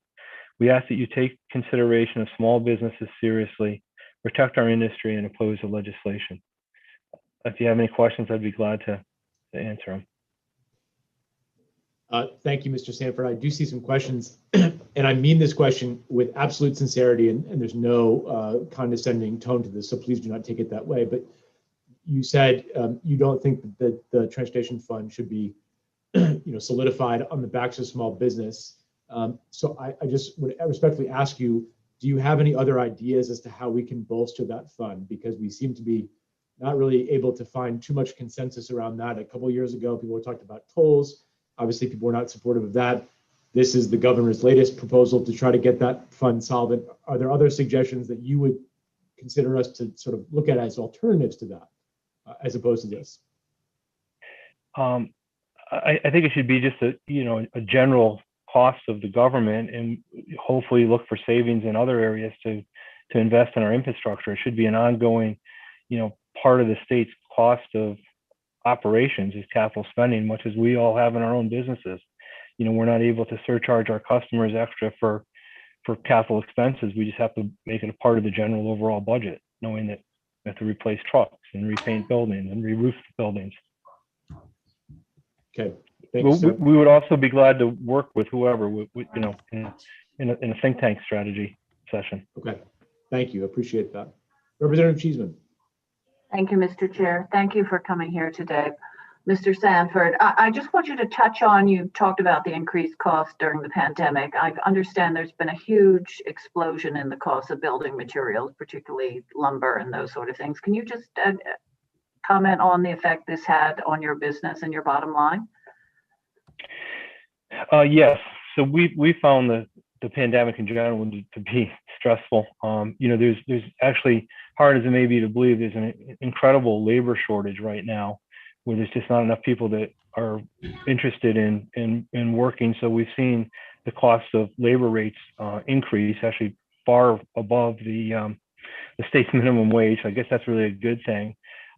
We also I've seen the price of materials skyrocket, and they're caused by a myriad of factors. One is last March and April, a number of manufacturers predicted the economy going in a bad place and shut down mills and factories, and employees went out on unemployment. And then with the enhanced unemployment benefits, it was hard to ramp back up. So we started off when June hit, let's say, and it was realized that there was quite a bit of housing demand for improvement at work at home spaces and exercise at home spaces, that mills had a hard time to ramp back up. And then they had the social distancing requirements that they had to implement. So mills are working at, they started off kind of behind the game, and then they had limitations on output because of social distancing inefficiencies, and then top that with increased demand. And we've just seen, skyrocketing prices. We've also seen a number of calamities that have had an impact. For instance, the recent storm and power outages in Texas impacted some chemical manufacturers that have adversely impacted resins that are used for a myriad of plywoods and strand boards and PVC products. And again, we've just seen shortages and price escalation, sort of all supply and demand driven. And obviously, all of us have experienced recently at the pump a significant increase in the price of gasoline, which I'd be interested to see the projections. I know we were losing or not making as much money on the gas tax. I'm sure that's filling our coffers more quickly, particularly as it's based on the wholesale price. So going forward, have you any idea how much this would cost your business? Do you have an average of how many miles you would do and what the eventual impact would be? I don't at the tip of my tongue, but that's something I can definitely get to you in the next day or so, because we have that data from our federal IFTA taxes and whatnot. So absolutely can get that. And just to touch on Representative Scanlon's question before, a couple of years ago, I know the governor was very engaged in accessing those very low cost federal dollars through TIFIA and RIFIA. We were required to identify a revenue stream. It didn't have to be tolls. There are plenty of new revenue streams out there that we could use to backstop that, because I think all of us are agreed we need to rebuild our infrastructure and our roads, but how we finance them is the devil's question. So thank you for your time today, Mr. Sanford, and thank you, Chair Scanlon. Thank you. Thank you. Representative Devlin. Thank you, Mr. Chairman. And Bob, thank you for your testimony. One of my questions was exactly what our ranking member, Representative Cheeseman, asked in terms of the cost to your business. But could you just reiterate, your business is based in Connecticut? Yes, we're headquartered in the Unionville section of Farmington, where we have been located since 1884. We're a family-owned business. And how many? We're a fourth/fifth generation business. How many trucks do you run on the roads? We have 20 trucks, and I would say probably 10 of them are over the 26,000 pound. And are you primarily driving within the state or also outside the state? We're primarily Connecticut. We'll get into the fringes of neighboring states. A little bit in eastern New York and western Rhode Island, but primarily Connecticut. We do have a location in West Springfield, so that location does quite a bit in Massachusetts, of course. And then the goods that you bring in that then you further distribute, do those come in by rail, or are those trucked from somewhere else? Most are they're all trucked into us. Some of them will come by rail from across the country into reloads. for instance, there's a large reload in Hawleyville, Connecticut, where lumber will come in and then we'll get it from there. A lot of our lumber is also eastern spruce. It comes from Maine and Quebec. Okay, thank you for that.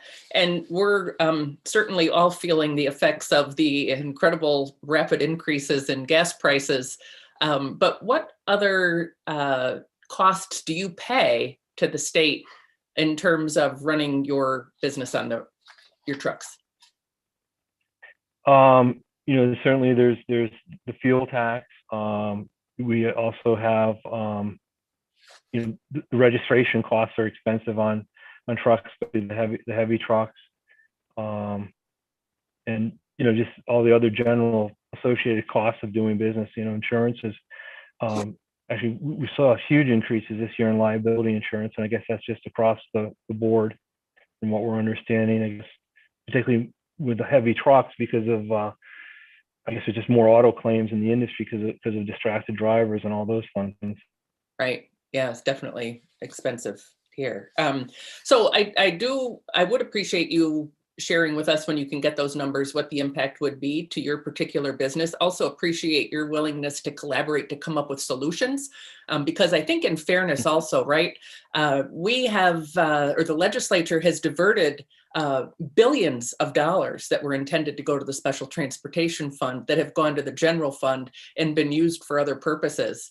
And the fastest growing expenses over the past several years have been the costs of employees for DOT and DMV workers, and also the cost of subsidies for public transportation. So it does seem unfair that, it's easy to, I think, go after trucks, because again, there's not that sort of emotional attachment, or maybe many people don't feel it personally, but they certainly will through costs of good increases, costs of school lunches, costs of groceries, costs of everything. And it's those sort of ongoing bits and pieces that are really affecting the affordability of being able for many people to stay and thrive in our state. But we'd appreciate you coming back with that number, and really grateful that you took the time to testify today. Okay, and I absolutely will. Thank you. Thank you, Mr. Sanford. Appreciate your testimony. Next up, we have Nathan Frawling. Thank you. Co-chair Senator Fanfara and Representative Scanlon, ranking members Senator Martin and Representative Cheeseman, and all honorable vice chairs and members of the Finance, Revenue, and Bonding Committee for this opportunity to testify in support of Senate Bill 887. I'm Nathan Frawling, Director of External Affairs for the Nature Conservancy. The Nature Conservancy has been dedicated, I'm sure no one will be surprised, to protecting open space since its inception more than half a century ago. And today, the urgency of protecting the lands and waters on which all life depends has never been greater. We are experiencing, as you know, the dual challenges of climate change and the unprecedented loss of biodiversity, both of which pose serious threats not only to nature, but to humankind as never before. The lands and waters of Connecticut count on the global scale. We must do our part here. Happily, there remains great abundance of intact land and water here in Connecticut that not only help uphold the biodiversity of the earth, but also contribute to sequestering carbon. So what we do now in funding our open space programs is not only about the beauty of the lands and waters we love and recreate on, it is about sustaining life on earth as we know it. We strongly support the following programs and appreciate that the governor has identified support for 2 out of 3 of them. We assert the need to fund all 3 of them at the levels requested by DEEP. First is the Open Space Matching Grant Program that you heard Amy talk about earlier today, that provides grants for land trusts, towns, and water companies to acquire land for open space and watershed protection. And we're asking for support of DEEP's request for $10 million per year for this program. Next, the Recreation and Natural Heritage Trust Program provides DEEP with their own ability to purchase open space for recreation, resource protection, and management. We're looking also for support of that program at $10 million per year, which is what DEEP's request was. Finally, the Connecticut Recreational Trails Program provides matching grants for trail-related projects, including trail access for people with disabilities. And we're looking to support the governor's request of $3 million per year for that program. I'd like to just switch quickly to climate adaptation. The Nature Conservancy has been concerned and actively engaged with towns to enhance community climate resilience for many years now. Not our traditional work, but certainly what we've been doing for quite a while. And we see firsthand 30 seconds, sir. 30 seconds. States, thank you. Our state's preparation for a changing climate. Increasingly severe weather is already happening, and we know that regardless of how successful we are in addressing carbon emissions, significant change is already built into the system. So there's no doubt about the need to adapt while we are working toward a zero carbon future. We strongly support the provisions of SB 887 that support climate resilience work through the Microgrid and Resilience Grant Program. These collectively provide for $30 million over 2 years. So thanks for this opportunity to assert those desires and goals, and I'll be happy to answer any questions that anyone might have. Thank you, Nathan. Good to see you. Don't see any questions, but appreciate your testimony today. Thank you so much. Good to be with you all, and best of luck getting out of here on time. Thank you. Next up, we have Molly Markowitz. Hello, good evening. Thank you so much for the opportunity to testify. My name is Dr. Molly Markowitz, and I'm a pediatrician who works in New Haven, Connecticut. And I'm here representing myself, and my views don't represent that of my employer. I am here today to testify in strong support of House Bill 6654. As a pediatrician, every day I see how poverty harms children who experience hunger, unstable housing, violence, parental mental health disease, and structural racism experience poor health outcomes such as higher rates of obesity, asthma, poor school performance, and emotional and behavioral challenges. I want to emphasize that there are over 97,000 children in Connecticut who live in poverty. Poverty is also a racial injustice issue. In Connecticut, 27% of Black children, 29% of Hispanic children, and 5% of white children live in poverty. The child tax credit is considered one of the most powerful anti-poverty interventions that we have.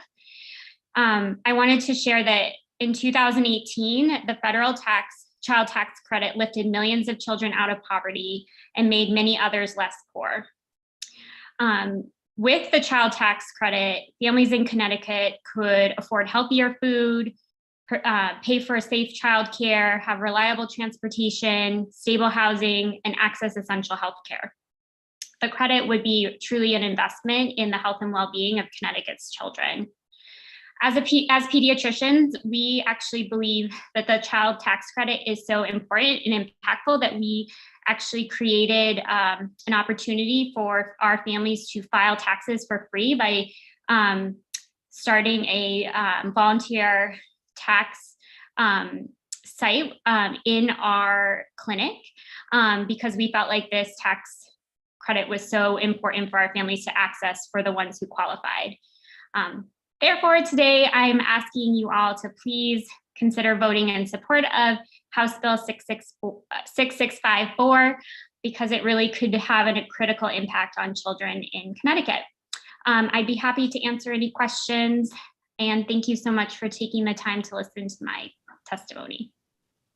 Thank you, Doctor, and thank you for what you're doing. That's an incredible service that you're offering, so thank you very much for that. I don't see any questions, though. So have a great day, and thank you for your testimony. Thank you. Next up, we have Sal Luciano. Good morning, Senator Funfar, Representative Scanlon, and members of the Finance, Revenue, and Bonding Committee. My name is Sal Luciano, and I'm proud to serve as the president of the Connecticut AFL-CIO, representing more than 220,000 members in private sector, public sector, and building trades. It's a sad distinction that Connecticut leads the nation in income inequality. Sadder still is the disproportionate tax burden low-income families are forced to shoulder. In 2018, the average pre-tax income for the top 1% of tax filers in Connecticut was 40.6 times greater than that for the median household, 64.6 times greater than Black households, and 67.6 times greater than Latinx households. The top 1% of tax filers only paid an effective tax rate of 6.5%, while the median households paid 13.66%. Black and Latinx household paid an effective tax rate of 14.72%, more than double the rate of the top 1%. House Bill 6654 would help lift more children out of poverty, and it would also incentivize families to stay in Connecticut. As just one of 2 states with a state income tax that does not include a child tax credit, Connecticut's tax code does not reflect our values. We provide property tax credit, suggesting that we value property ownership more than our own children. HB 6654 will fix that imbalance, putting Connecticut in line with other states and making it a more attractive and affordable to raise children. House Bill 6446, an act concerning revenue items to implement the governor's budget. As devastating as the last year has been, we're hoping that the future will be brighter. The choices we make today can set Connecticut residents and their communities on a better course. Unfortunately, Governor Lamont's proposed budget has failed to meet the moment. 30 seconds. I have written testimony, so I will say that we have concerns about the fact that the people who suffered the most under COVID are asked to pay the most, while still retaining the tax, reducing the estate tax, which only benefits the wealthy who made money during the pandemic. 2 of our 3 pending crises, COVID-19, racial injustice, and the pandemic-induced recession, will not disappear as vaccination rates increase. The systemic racial and economic inequality will remain long after the virus recedes. We must take decisive action to turn our state around and make the best use of the opportunity presented today. That's 3 minutes. If you could please summarize the rest of your testimony. Thank you. Connecticut's future depends on a comprehensive, equitable approach to investing in the essential services that reduce inequality and set us on a path to a robust economic recovery. HB 6443 takes us backwards. Thank you. Thank you, Sal, and thank you for your support of the child tax credit. I think you hit it on the head there when you talked about how transformation that will mean. And as the sponsor of the bill, I really appreciate the AFL's support. So thank you. Thank you. Any questions for Mr. Luciano? Seeing none. Thank you, Sal, for being with us. Thank you. Next up is Eric Brown. Thank you. Good afternoon, distinguished leaders and members of the Finance Committee. My name is Eric Brown. I'm with the Connecticut Business and Industry Association, and I also work closely with the Connecticut Manufacturers Collaborative. I'm also a member of the Technical High School System Board of Directors, although I'm not here speaking on their behalf today. You've had the good fortune to hear from some real live manufacturers earlier today, tell their story and tell it very eloquently, I thought, in terms of the importance of our technical high school system. Having had the opportunity over the last several years to work with manufacturers, educators, legislators, the administration, I can honestly tell you there's great reason to be optimistic about where we're headed. Folks are working together collaboratively like never before and communicating like never before. And so the question becomes, what's the role of the legislature? What's the role of this committee and this bonding proposal before you? And as Kathy Saint said earlier, these technical high schools are jewels. I've heard story after story, including Mr. Luciano's testimony about the challenges that people in this state face, particularly people of color, people in urban areas, people who don't have access to the kind of education we'd like everybody to have. These technical high schools are a way to lift like no other opportunity I've ever seen in my 30 years of going up to the Capitol. So I would just encourage you to support the proposals that the governor has put forward for you, and realize that you're not just helping those schools, you're not just helping a small segment of Connecticut, you're helping to build a financial infrastructure that can lift people out of poverty and into good paying, sustainable, long-lasting careers. So again, very much appreciate the proposal that's before you and your work to get it done, and just wanted you to know that you have our full-fledged support in making that happen. Thank you all very, very much. Thank you, Mr. Brown. Mr. Meskers. Mr. Brown, the hour is late. I want to thank you for staying around to testify. I think what you highlight here is one of the important issues we need to face as a state. You know, we talk a lot about social justice, social equity, and I think this type of a program is where we can all unify our focus. It's the bridge up to the trades. It's a bridge up to sophisticated technical jobs, providing an opportunity for many in our community to move forward and to support our industrial and manufacturing base. So I think, I can't speak for the committee as a whole, but I haven't heard anyone who has an issue with this. So I want to thank you for your support. Thank you, Representative. And let me just say, because I tend to focus just on the youth or high school age kids, but these facilities are and will increasingly be used for incumbent worker training, people of all ages and all backgrounds. I remember hearing a story earlier in this hearing about a woman, Hispanic family, who the husband was laid floors and was difficult because often gets laid off in periods of slow times. Well, that individual, he knows how to work with his hands. He's got a strong work ethic. He probably has to do some measuring to figure out, you know, how to get the right amount of boards to fit the right property. A manufacturer can take those basic skills.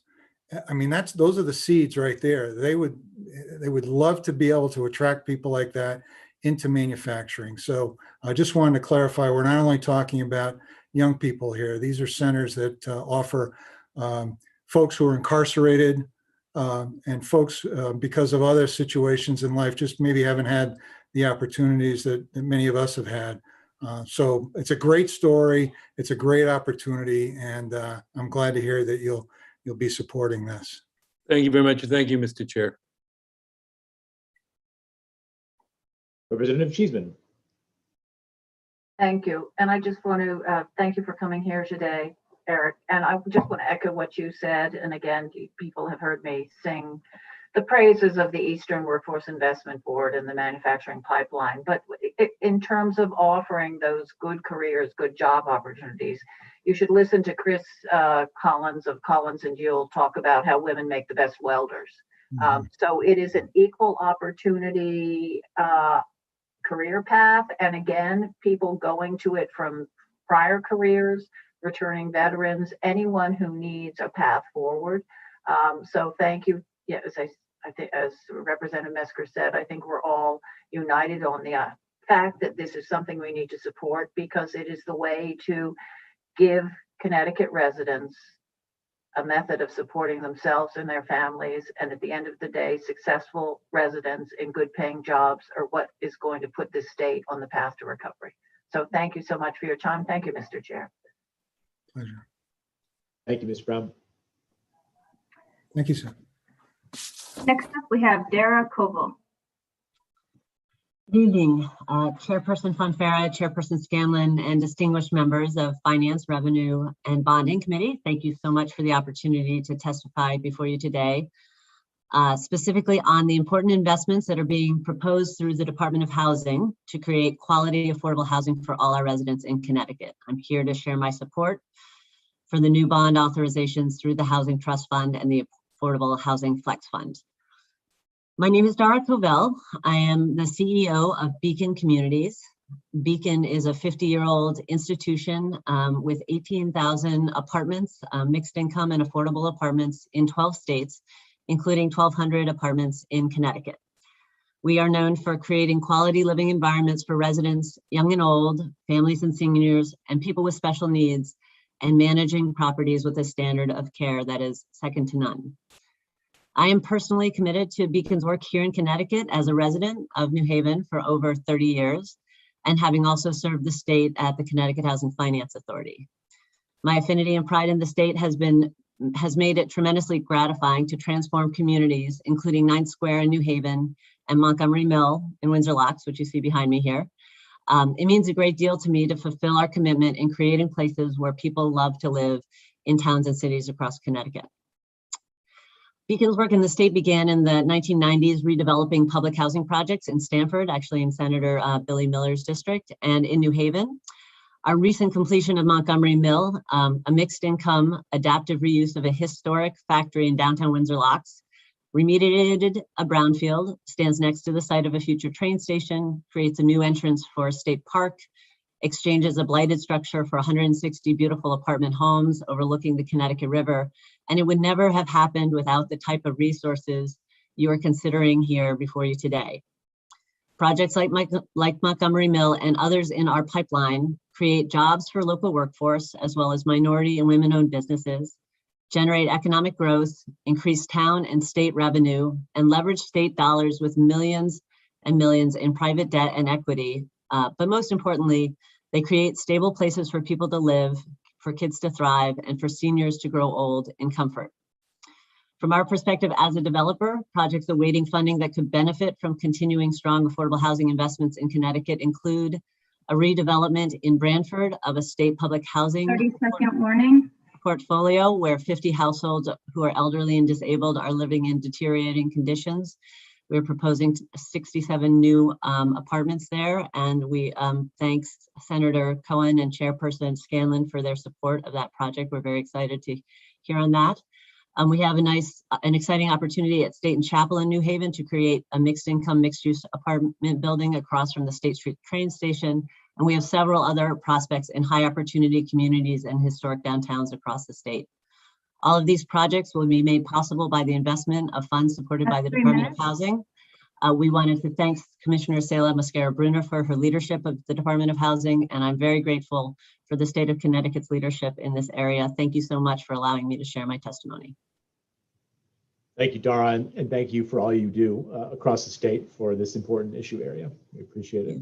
Thank you, Chairman. Senator Miller. Thank you, Mr. Chair, and I would like to echo those sentiments. Thank you, Dara, for the work that you and your organization, your company do for affordable housing for families in this state, because I know that you have Waterbury and New Haven, Stamford, and so it's companies like yours that are willing to invest into the people of this state, low-income families and extremely low-income families, making sure that they have a decent, safe, and quality place to live. And we know it's not easy. So thank you very much for the work that you do across the state. Thank you. Thank you so much, Senator, and thank you for your leadership and congratulations on your promotion. Thank you. Some wouldn't think it was a promotion, but thank you. Thank you, Ms. Koval. We appreciate your testimony this evening, and seeing no other hands, have a great night. Thank you so much. Up next, we have Chris Edge, please. Thank you very much. Representative Scanlon, Senator Martin, Representative Cheeseman, Representative Meskers, Representative Kavro-DeGraaf, and esteemed members of the Finance, Revenue, and Bonding Committee. I am the Economic Development Director with the Town of Berlin and a lifelong resident of Connecticut. I'm talking tonight about 887, and I believe there are a few things in the bill which are important, not just to our cities, but to communities in Connecticut of all sizes. The ones I want to highlight are first, grant and aid to municipalities for open space. The Town of Berlin, we've created over 1,000 acres of open space in partnership with DEP in the state of Connecticut, which provides great opportunities for our residents to be outside. Brownfield remediation or revitalization program. You may have seen in the paper, we've just broken ground on a project next to our train station, $17 million TOD project. Without revitalization and remediation funds from the state, would not have been possible. Small Business Express program through DECD. I think it's very important. It's a key facet in helping businesses which have survived COVID to continue with the support of this program. Manufacturing Innovation Fund. As you've heard from numerous people today, manufacturing is a key to our state. There's at least one manufacturer, right, Representative Cheeseman, who is looking for as many talented females as they can. They have greater dexterity and they want them because they're hard workers. Career Connecticut workforce training programs at technical high schools. This is an avenue that many people do not look at. Send your kids there, get into manufacturing, other trades. They're great careers. It's not jobs, it's a career. Next is I was not planning on speaking on this, but I will anyway. $25 million nonprofit grant program. I've been a foster parent for 15 years now through Klingberg Family Centers in New Britain. Without them, I would not have continued to be a foster parent. Having monies available to these nonprofits is vitally important, especially for our most vulnerable residents and children in Connecticut. Additionally, Bill 6654, I think would be great for you to support that. If I look at the foster children who have graduated from our home and those that age out of the system, many of them have young families. This tax credit would be a great benefit to them, and I know it would especially help the 7 foster grandchildren that my wife and myself have in Connecticut. So I thank you very much for your time and happy to answer any questions. Thank you so much for your testimony, and especially thank you for being a foster parent. That's absolutely wonderful. They're lucky to have you, I can tell. Thank you. I see no hands at this time, so thank you so much for your testimony and have a pleasant evening. You too. Thank you so much. Yes. Up next, Charlie Taney. I hope I'm saying your name right, sir. Charlie Tawney, thank you. Tawney, sorry about that. No worries. Go ahead. Thank you. Yeah, hi, I'm Charlie Tawney. I live in Reading, Connecticut, and I'm the president of the board of the Norwalk River Valley Trail. And our mission is to build a 30-mile multi-use trail, handicap accessible trail from the shores of Long Island Sound in Norwalk through the towns of Wilton, Ridgefield, Reading, and terminating in Danbury, Connecticut. So it's a 30-mile trail through 5 towns in Fairfield County. And I want to thank you for the opportunity to speak to you this evening. Thank you, Chairman Scanlon and the committee. And I want to speak in particular in support of Senate Bill 887, and within that, particularly in support of the Recreational Trails Grant Program, which has been so important to us and many trails around the state. You know, earlier about 2 hours ago, I've been watching this go on, and Representative Woods asked Amy Blaymore Patterson about the impact of COVID. What's the impact been with open space? And I could quickly tell you that we've had, since COVID hit in our area, on our trail, we've had a 250% increase in trail usage. And we know that's the case because we have very solid metrics, because we participate in the Connecticut Trail Census run by UConn. They hang an infrared counter on the trail. It counts anything warm that goes by. A few deer, I'm sure, but mostly people. And we saw with that data, which we get 24/7 every day, we saw a 250% increase with COVID. So you can see that the trail is in our area, and I'm sure in other parts of the state, has had a tremendous impact on the health and well-being of people that could get out and do something healthy and good for their mind and soul and body during COVID. We also know the popularity of the trail. I mean, for example, we were voted the #1 amenity by the people of Wilton, the trail that exists there in Wilton.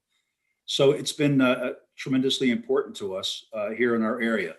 The Recreational Trail Grant Program in particular has enabled us to build trail.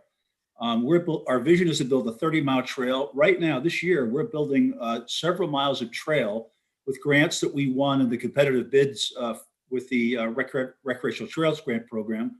We're building about a mile connecting Wilton and Norwalk, and we're building another mile up in Reading. So we've been a direct beneficiary of the program, and the leverage of the program is tremendous. You know, we have to raise a 20% grant to trigger the grant program that we win. But think of this: every dollar we raise here locally, 30-second warning. Thank you, is leveraged all the way up to 100% of those grants. They're tremendously important. And frankly, the future, our ability to fulfill our vision of the 30-mile trail, handicap accessible trail, is going to depend on this program. So this is to ask you please to support SB 887. Thank you very much, and I'd be happy to take questions. Thank you so much for that. And I would just add, I represent District 17, Avon Canton, and we know that our trails receive 156,000 folks a year. And, they're just such vibrant programs. And especially during COVID, they have been, I think, a lifesaver, honestly, for many. So I do see Representative Wood has her hand up. Go ahead. Thank you very much, Madam Chair. And I'm thrilled I have had to be off for a little bit, and I'm thrilled to catch you, Charlie. It's great to see you. And Charlie, you're another one that has given so much to our land trust community and everything you've done, the spirit, the energy, the understanding, the outreach. And it's interesting when you were talking about the impact of COVID and how many more people have been using the trail. I did read your testimony, and it was great. And it's per dollar. I don't know quite how to say this, but the dollar spent on preserving open space and providing recreational avenues for people to get out in fresh air, everyone is able to access these trails. Right. The benefit dollar spent for dollar for benefit received is huge. And I think that can't be overstated. So it's great to see you. I know you've moved up a little further up the line, but I'm thrilled to see you're still engaged. So Thank you very much. No questions. Happy Yeah, to. I just would add, the fact that the trail is handicap accessible is so important because it means that everybody can enjoy the trail. Right. Whether you're someone in a wheelchair, you're an old dude like me, you're a parent teaching a little kid to ride their bike in a safe place, parents with baby strollers, dog walkers. I mean, that's why the trail, because everybody can use it. So it's the impact, as Representative Woods just said, for the investment of dollars, I think is just phenomenal. And I hope you can continue to help us. Thank you. Yeah, thank you. Thank you again, Charlie, and thank you, Madam Chair. Thank you so much. I really appreciate that. And just a side note, point of privilege, my great uncle helped write the Americans with Disabilities Act. So the fact that you were focused on the fact that wheelchairs could be on those trails is just music to my ears. And I'm so grateful because it's something that he would really smile about. So thank you so much. And thank you for being here tonight. Have a great evening. My privilege. Thank you. Next up, we have Rhonda Caldwell, please. Thank you so much. Senator Fonfara, Representative Scanlon, Senator Martin, Representative Cheeseman, and the esteemed members of the Finance and Revenue and Bonding Committee. My name is Rhonda Caldwell. I'm a lead organizer of Hamden Action Now, a group of activists in Hamden demanding equity and justice to the Black, Brown, and Indigenous community. I'm testifying today in support of HB 6654, an act establishing a child tax credit against a personal income tax. Passing this bill will create a state-level child tax credit modeled after the federal tax credit. Passage of HB 6654 will make Connecticut's tax system fairer and advance racial justice. Connecticut's economy has notably high levels of income and wealth inequality, particularly for families of the Black and Brown community. For example, in 2018, the average pre-tax income for the top 1% of tax filers in Connecticut was 40.6 times greater than that for the median household overall. Even worse, the average pre-tax income for the top 1% of tax filers in Connecticut was 64 times greater than the median Black household of 67 times greater than that of the Latinx household. While the top 1% of tax filers have an average state and local tax rate of only 6.5%, the median household in Connecticut has an effective rate of 13.66%. So even worse, median Black and Hispanic households have an effective tax rate of overall 14.72%. The tax system increases the disparity in income between the top 1% and everyone else, particularly of people of color. Passing this bill would create a state-level child tax credit, which would put more money in the hands of low and middle income families in Connecticut and make the tax system fairer. Creating a state level tax credit will also alleviate child poverty. Research shows that the federal tax credit is one of the most effective mechanisms to reduce child poverty. Currently, 13.3% of Connecticut's children, and that is about 97,000 children, live in poverty. 27% of those children living in poverty are Black, and 29% are Hispanic, and 5% are white. The COVID-19 pandemic has exacerbated child poverty in Connecticut. Enacting a state-level tax credit would expand the benefits offered by the federal tax credit that's already being offered and help lift a larger portion of our children in Connecticut out of poverty, which is desperately needed. So thank you, and I'll take any questions. Thank you so much, Ms. Caldwell. I do not see any questions or comments at this time, but truly appreciate you illuminating those data points for us. Thank you. Thank you. Okay, up next we have Peter Severine, please. Hi. Thank you to the chairman and esteemed members of the committee for allowing me to speak to you today on SB 887.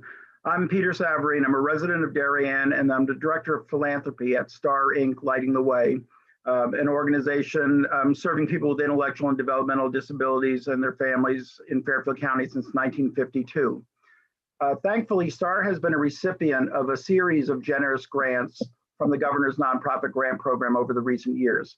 These grants enabled us to purchase over 24 vehicles to increase the safety, fuel efficiency, and accessibility for our participants.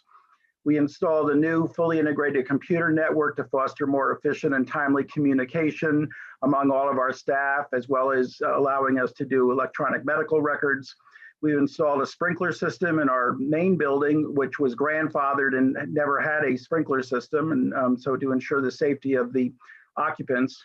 And then the largest project, which we're just about completing, hopefully in the next few months, is the renovation of our main headquarters to increase accessibility, energy efficiency, security, and the program capacity.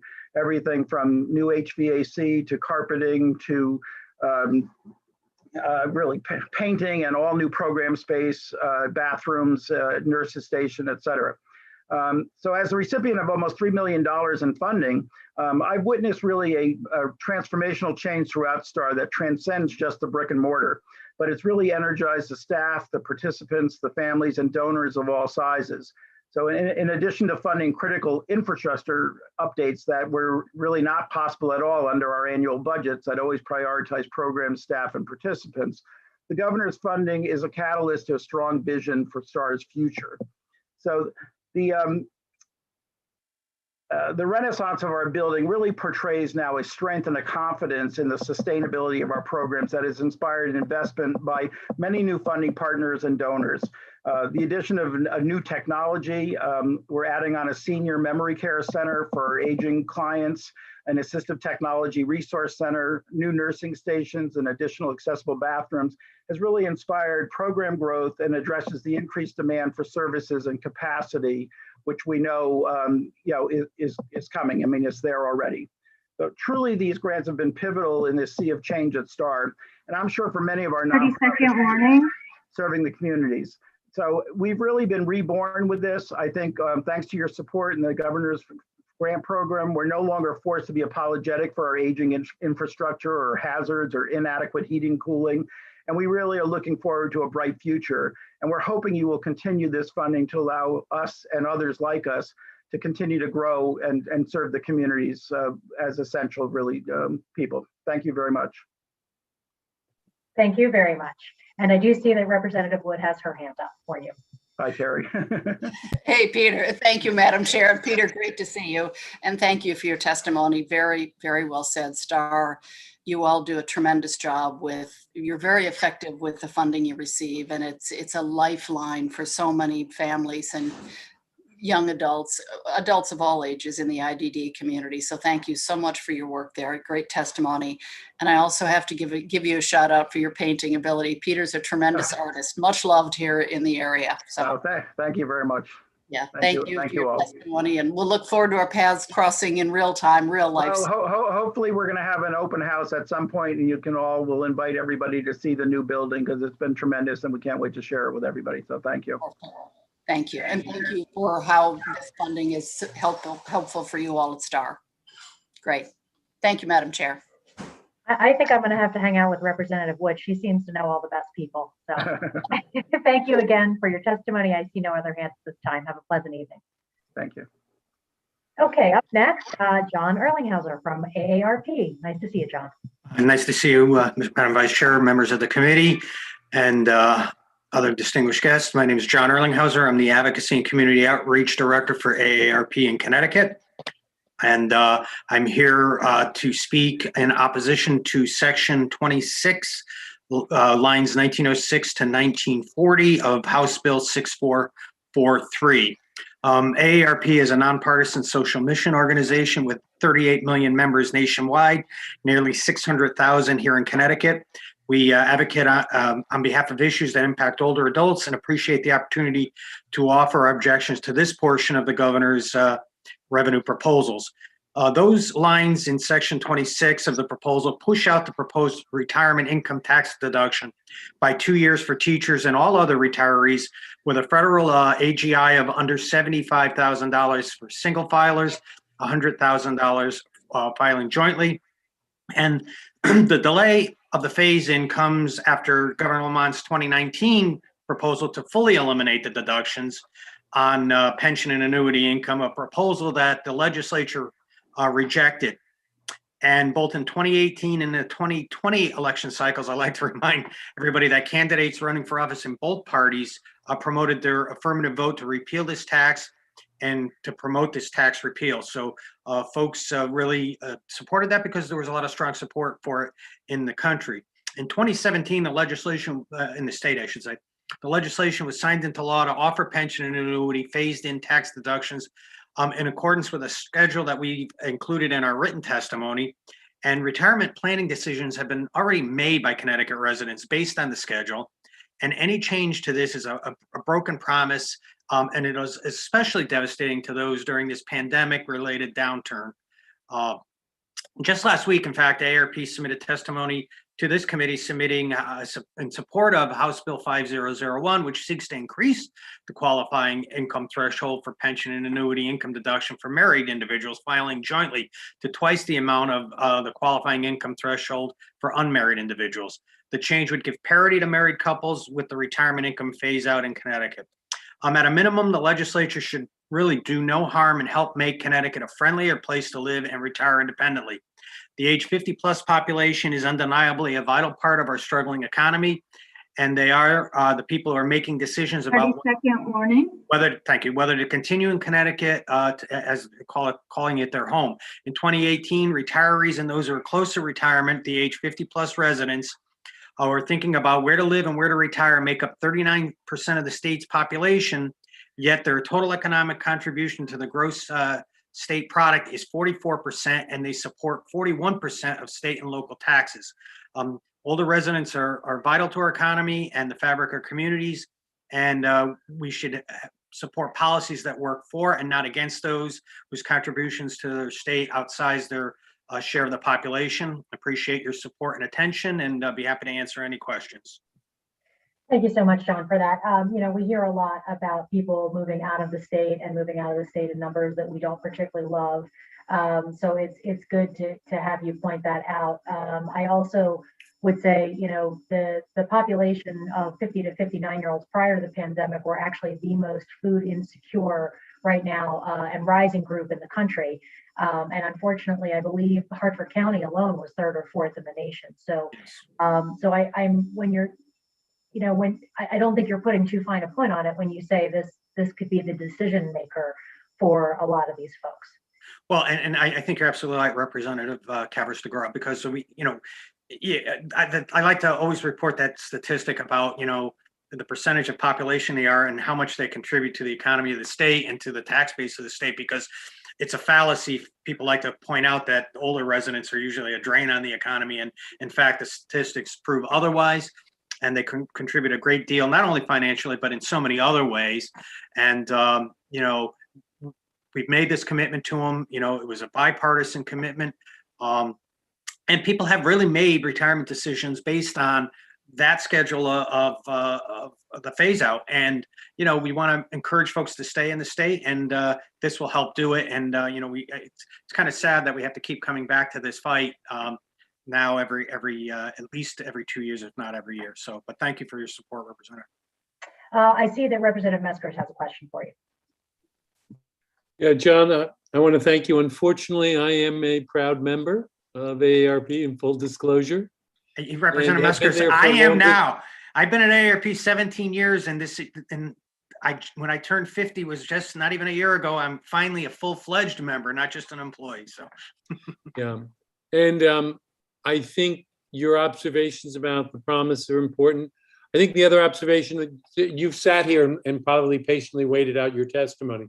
If you look at the number of nonprofits and the contributions of people who, I would tell you by the video, are probably proud members of AARP, that those members who make a contribution to our community should be recognized. So your advocacy, I think, your advocacy is relentless, whether it be on the energy and technology or on this committee, and I support you for that effort. Your member, did you have further breakdown or some more details on the membership in Connecticut, either geographic or income levels? It might be helpful. Of our membership, I can get you some more information about membership. Yeah, we as I say, we have it's about 600,000. It's pretty equal across state. And one of the interesting things is there are a lot of organizations, great organizations that we partner with that advocate on behalf of low and moderate income residents. And, we actually have probably as many, if not more, low and moderate income members than a lot of those organizations. And, so we do represent a large group of people, but our membership reflects, the demographics, both racially, income-wise, geographic, of the whole population as a whole. So, politically, we have as many members that cut across all political spectrums. I mean, this is an issue that I have to say, we get more contact on this issue from folks that are in the boat, particularly that I reference, that are trying to determine what they are going to do in retirement. And, they're in my age group, as Representative Carlos DeGraw pointed out, they're trying to make decisions about what their future is going to be. And we should want to encourage them to stay here in Connecticut. So I appreciate the kind words. Yeah, and to the extent you can cross-reference them, that'll be helpful, because what I found as in my 3 years now, into my my second term, is every time I go to a nonprofit, the number of people in that age group who are donating, giving back, contributing in each of the communities, whether it be at the aquarium in Norwalk, whether it's at Neighbor to Neighbor, whether it's at Star, which I went to visit, it's impressive. So I think that's important data for us to have. And I would be remiss, since you brought that up, is we have over 200 plus volunteers that are involved in so many different programs in the state of Connecticut, whether it's informing people about electric choices, fraud prevention programs, tax aid, safe driving courses. All of those programs are run and staffed by volunteers in the state of Connecticut, most of whom are retired, not all. We have many people that are in the 50 to 65 age group that are still working, and we have many members and volunteers that are over 65 are still working because they either want to or need to. But I'm not the strength, and the staff are not the strength of ARP. It's the volunteers and it's the members that are, as you say, giving back to the community in so many ways, aside from the gross economic impact they have on the state. Thank you. Thank you so much again, John. That was great. We appreciate your time. Have a good evening. Thanks, folks. Okay, up next we have Jeff Shaw, please. Good afternoon, Madam Chair and distinguished members of the committee. My name is Jeff Shaw, Senior Director of Public Policy and Advocacy of the Connecticut Community Nonprofit Alliance, better known as the Alliance. We are a statewide association of community nonprofits. Thank you for the opportunity to testify on Senate Bill 887, the governor's bonding bill. The Alliance joins other nonprofits you heard earlier today, respectfully asking the committee to add $25 million to the biennium to fully fund the nonprofit grant program. Since 2013, the legislature has authorized at least $25 million in each fiscal year towards capital and infrastructure projects for nonprofit health and human service providers. However, the last 2 years, there has been no allocation by the State Bond Commission. The COVID-19 pandemic has highlighted the critical need of a reliable source of capital funding. The pandemic brought unanticipated and unbudgeted costs and operational challenges for community nonprofits. Many organizations had to access cash reserves or borrow to make technological upgrades to create telehealth systems, as an example. Many of these costs were not reimbursable by the state, coronavirus relief funds, or Paycheck Protection Program loans. Further, nonprofit providers have no way to capitalize for infrastructure projects within their current state contracts. The nonprofit grant program project eligibility requirements are in line with efforts to protect clients and staff from COVID-19. Current statute allows the capital funding to pay for renovations to physical space, upgrading information technology, improving ventilation systems, and retrofitting vehicles to safely transport people, especially those at higher risk of severe illness. These capital projects also help lower administrative costs, increase efficiency, and maintain high-quality services. The application process is competitive and rigorous. OPM manages and scores each project by assigning a value to collaborative, cost-effective, and shovel-ready projects. The demand for grants and aid always exceeds available resources. As an example, in a previous round of applications, over $100 million worth of project applications were received for only $25 million in available funding.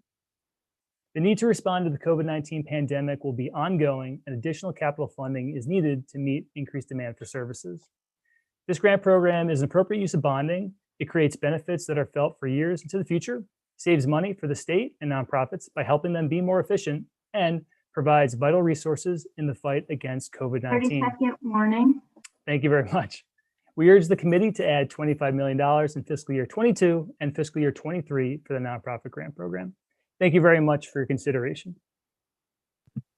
Thank you very much for your testimony. I do see one hand from Representative Boer. Thank you. And thank you, Jeffrey, for your testimony. And I know tomorrow we have a meeting, and I look forward to learning more about the needs in the nonprofit organizations. Can you talk a little bit about, we had funding that was authorized but unallocated, what your expectations were in this past, in the fiscal year 2021 bond bill? Sure, yeah. So just thank you for the opportunity and the question. Yeah, last year the legislature actually did pass or added back $25 million in fiscal 21, which was not in the original bond proposal. So thank you again for folks that were supportive of that. And yeah, just the money was approved. It just hasn't gone on to the bond commission. So there's been a backlog that's been developing that we hear from our members. And I think you heard it earlier today, or other folks have, that the COVID-19 pandemic has really just exacerbated that backlog. And a lot of our members have had to borrow. They've had to tap into cash reserves to quickly renovate physical spaces, get all the plexiglass in terms of transporting people safely. So, we obviously want the previous approved money to be on the next bond commission agenda. That would be a dream come true to move that along.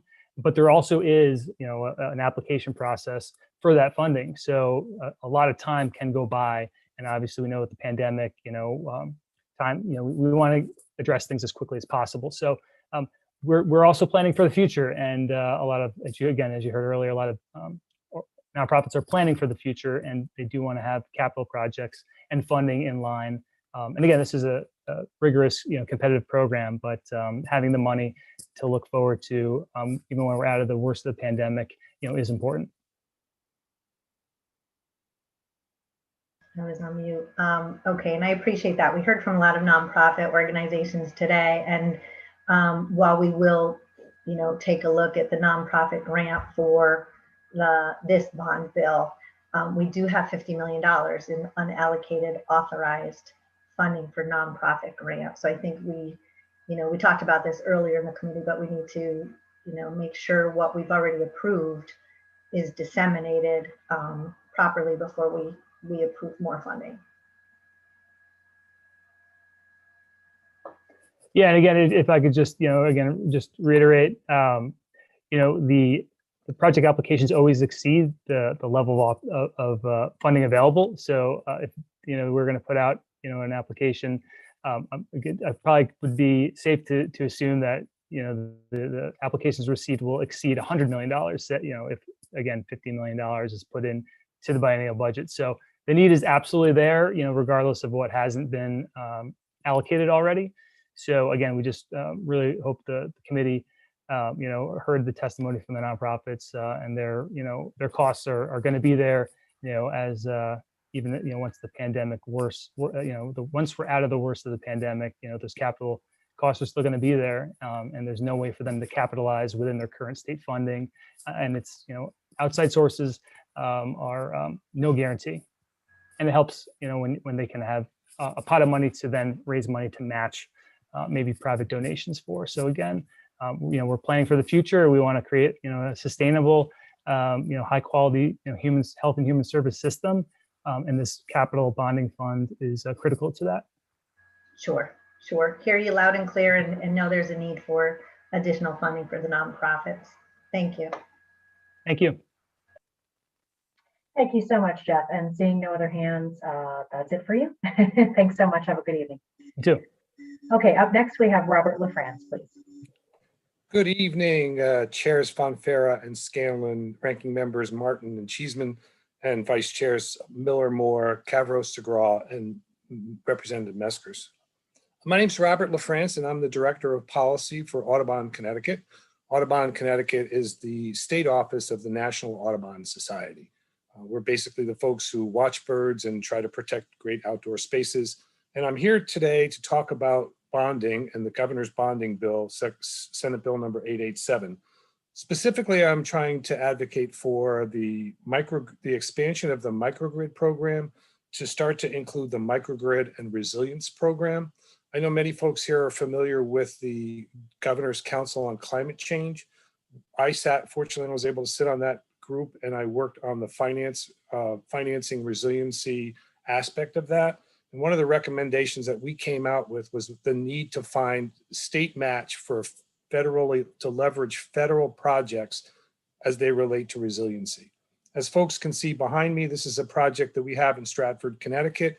It's reef balls that help protect erosion and control and allow for growth of native species behind it. It helps retain the coastal areas from climate change and storm surge. These are the type of projects we'd like to fund using this state money as match for federal dollars that can come through a number of programs, including FEMA's programs, as well as the USDA NRCS program, as well as some funding with the Long Island Sound federal money that's made available to us. In addition, I'm here to also testify in favor of a couple of other aspects of the bonding bill, notably the state parks element, having to do with about $15 million worth of bonding authorizations for the state of Connecticut to allow state parks and recreation areas to get improvements, including ADA improvements. I don't know that that's quite enough bond money for what's needed in the parks. The passport to state parks has been very, very successful. And as a result of that, many people are enjoying those open spaces and going to them. And we need to make certain that they're safe, and we need to make certain that they're ADA compliant. And I will add one more thing. I see I'm going to get the hook here in a second. So I also would advocate for the recreational trails and greenways program. That's another very strong program that many of our members who hike and take a look at birds like to utilize. So I thank you for your time, and would hope that we would be able to move some of these elements forward. Thank you. Thank you so much for your testimony. And I'm not surprised. I'm guessing Representative Wood knows you. Go ahead. I heard you say before she knows all the good people, so I'm glad that I'm in that group. So, and Rob is among them. Rob, thank you so much for your testimony. It's great to see you. And I think many of us appreciate your perspective on the bonding and what you're supporting in this. So thank you very much. And again, look forward to seeing you soon. I couldn't agree with you more. One thing that we all have to say when we're been through COVID is not being able to see all of the members who I know personally has really been quite a shame. And I'm very much for them. I'm halfway through on my vaccination. I've got one more to go. So hopefully we get that done and we're going to be in a good spot. So thank you so much. Great. Great to see you. Yeah, same. Thank you. Thank you, Madam Chair. Yes, of course. Representative Borer. Thank you, Madam Vice Chair, and hello, Robert. Hey, it's nice that wonderful to see you as well. Yeah, our paths crossed through the environment role, now in a different role. But you talked about the microgrid, and there seems to be $5 million that was still yet unallocated that's authorized. And we talked about this a lot today, that it's important to fund a lot of these programs in this 22-23 fiscal year bond bill, but we have a lot of funds that we have already authorized that have not been allocated. And I think, we really have to work in the next couple of months to make sure that funding that we earmarked, for lack of a better word, for specific programs that we approved as a legislative body really gets out there and is applied to the programs that are important. So we'll work for more funding as is noted in the bill, but I think we've really got to work to make sure we use the funding we already have. I totally agree with that. And one of the things that I in my written testimony, I note as well, it's important because the language, when the special session came in, there was language that authorized this new program, but it was unclear. And I think we're looking for clarity that some of the money that was historically authorized and allocated for the microgrid program can now be used for both microgrids and resilience. So there's language, I think it's it's like in the 1400 line of the bill that basically says, I think it's in line 1441, that basically goes forward and makes certain that that old authorization can in fact be used for this future authorization. And I believe that's going to be the seed money to get this thing going. We're working with FEMA and we're working with some of our federal partners to do a better job of identifying the money. One of the things we learned in the finance committee was that we need to make certain that the agencies have the expertise to help us actually get that money. So I'm hoping we can take the 15 million or so dollars existing, and let's leverage that into bigger projects. That's our hope. I agree. And we heard the same thing from Save the Sound about the microgrid and expanding it and, looking for natural approaches to resiliency as well and being able to support those approaches. There's a picture of it right behind me, and I think this is the type of work we're trying to do, and we're doing it in other places, and we think it's great. The other thing that this bill did, it does authorize not-for-profits to get involved in this and actually be someone helping not only do the bonds but doing the project. So that's helpful from our perspective as well. Thank you. Thank you for your testimony. Thank you. Again, thank you very much, and we wish you a pleasant evening. You too. Thanks so much. Have a wonderful evening. Thank you. Thanks. Up next, Wynn Everts. Nice to see you. Hello, Senator Fonfara, Representative Scanlon, Senator Martin, Representative Cheeseman, and the esteemed members of Finance, Revenue, and Bonding. My name is Wynn Everts, and I'm a resident of Norwalk, and I'm the Executive Director of the ARC Connecticut, our state's oldest and largest advocacy organization dedicated to protecting the rights of individuals with intellectual and/or developmental disabilities and promoting opportunities for their inclusion in the full life of their communities. Thank you for the opportunity to testify on Senate Bill 887. I am going to join with others and ask that you add $25 million for grants and aid in each year of the biennium for the nonprofit grant program. I've submitted written testimony, and I'm just going to summarize because you've all had a long day. The COVID-19 pandemic has really highlighted in the IDD community the critical need of a reliable source of capital and infrastructure funding. In addition, increasing federal expectations for community participation on the part of individuals with IDD have resulted in many organizations that support these individuals reassessing their support policies and practices, their staffing requirements, transportation assets, and facilities. Many nonprofit providers have had to access cash reserves or borrow to make technology upgrades or create telehealth systems, and many of these costs are not reimbursable by the state, coronavirus relief funds, or Paycheck Protection Program loans. The nonprofit grant program is a resource that many organizations can use to make their workplaces and their connection to their communities safer for the people they support and those that support them. While we understand concerns about the state's level of bonded indebtedness, this grant program is very effective. It does two things very well. It creates benefits that are felt for years into the future, and it also saves money for the state and nonprofits by getting them to be more efficient. We thank the legislature for recognizing the success of the program and supporting its continuation last budget. We need the same recognition and support in this next budget. We also thank you for your efforts to improve the lives of all the people in Connecticut. Thank you very much, and I'm happy to answer questions. Thank you very much for your testimony. I see no other hands, so I do have a question. Could you give us a little more of an example of some of the things that may have been more specific to the IDD community in terms of what the cost was for the other ARCs in order to make the environment safe or make transportation safe? What were the kinds of things they were facing?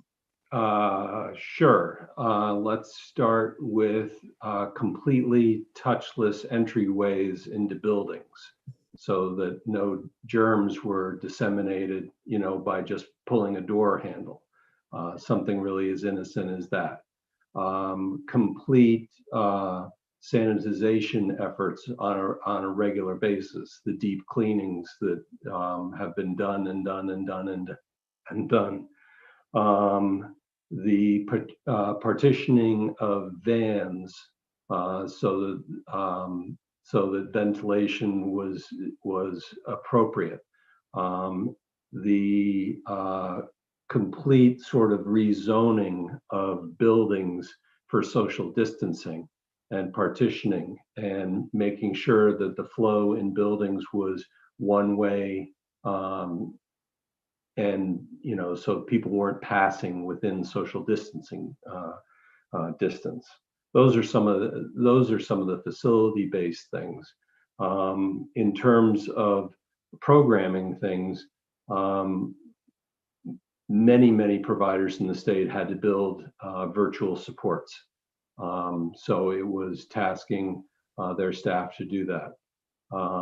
The heightened need for personal protective equipment, which I think has already been covered in some detail in the testimony today. Those are the examples. Thank you. That's helpful and certainly helpful in terms of what you've experienced in the last year and what you might need moving forward. So thank you so much for your testimony. Seeing no other hands, have a good evening. Thank you very much. You as well. Thank you. Up next, we have Jessie Delia, please. Hi, thank you. Senator Fonfara, Representative Scanlon, Senator Martin, Representative Cheeseman, and esteemed members of the Finance, Revenue, and Bonding Committee. My name is Jessie Delia, and I'm a resident of Hamden, Connecticut. I've worked as an educator in New Haven for 8 years at both Common Ground High School and the Yale Peabody Museum, but today I'm testifying as a concerned citizen. I'm coming to you to testify in support of HB 6654, an act establishing a child tax credit against the personal income tax. Passing this bill will create a state-level child tax credit modeled after federal child tax credit, and I believe presents both an opportunity and moral obligation to fight against childhood poverty in our state. Passage of HB 6654 will make Connecticut's tax system fairer and advance racial justice. Our economy has strikingly high levels of income and wealth inequality, particularly for families of color. I'm going to share some examples that you've heard today, but which absolutely bear repeating over and over again until we achieve greater equity here in our state. As an example of some of the disparities in Connecticut, in 2018, the average pre-tax income for the top 1% of tax filers in Connecticut was 40.6 times greater than that for the median household overall. Even worse, the average pre-tax income for the top 1% of tax filers in Connecticut was 64.6 times greater than that for the median Black household and 67.6 times greater than that for the median Latinx household. While the top 1% of tax filers have an average state and local tax rate of only 6.5%, the median household in Connecticut has an effective tax rate of 13.66%. Let those, I know I'm speaking quickly, but I hope those numbers are coming through. Even worse, median Black and Hispanic households have an effective tax rate of 14.72%. The tax system increases the disparity in income between the top 1% and everyone else, particularly for people of color in our state. Passing this bill to create a state-level child tax credit would put more money into the hands of low and middle income families in Connecticut and make the tax system fair. Creating this tax credit will also alleviate child poverty. Research shows the federal tax credit is one of the most effective mechanisms to reduce child poverty. Currently, 13.3% of Connecticut's children, that is 97,721 children, so children in our state live in poverty. 27% of those children living in poverty are Black, 29% are Hispanic, and 5% are white. The COVID-19 pandemic has exacerbated child poverty in Connecticut. Enacting a state-level tax credit would expand the benefits offered by the federal credit and could help lift a larger portion of our children out of poverty, which is desperately needed. Good morning. This legislation is a key step forward in making Connecticut's tax system fairer while simultaneously advancing racial justice.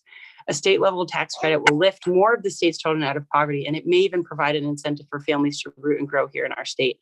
For these reasons, and as a moral imperative to care for our state's youngest constituents, I urge the committee to pass HB 6654, an act establishing a child tax credit against the personal income tax. Thank you for your time, and happy to answer questions as I'm able.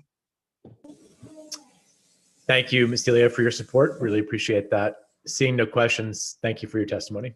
Thank you. Thanks for listening.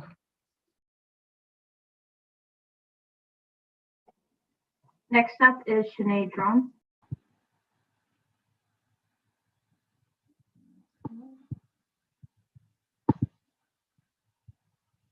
Good evening, everyone. Dear Senator Fonfara, Representative Scanlon, Senator Martin, Representative Cheeseman, and esteemed members of the Finance, Revenue, and Bonding Committee. My name is Sinead Drum, a Hamden resident who settled in Connecticut for a number of reasons, one being a great place to raise children. I am testifying in support of HB 6654, an act establishing a child tax credit against the personal income tax. I wholeheartedly support this bill because it is essential to the conversation about quality of life in the state of Connecticut. Raising a family is expensive, especially in Connecticut. I know a lot of families who are really struggling, and the pandemic has made it even harder.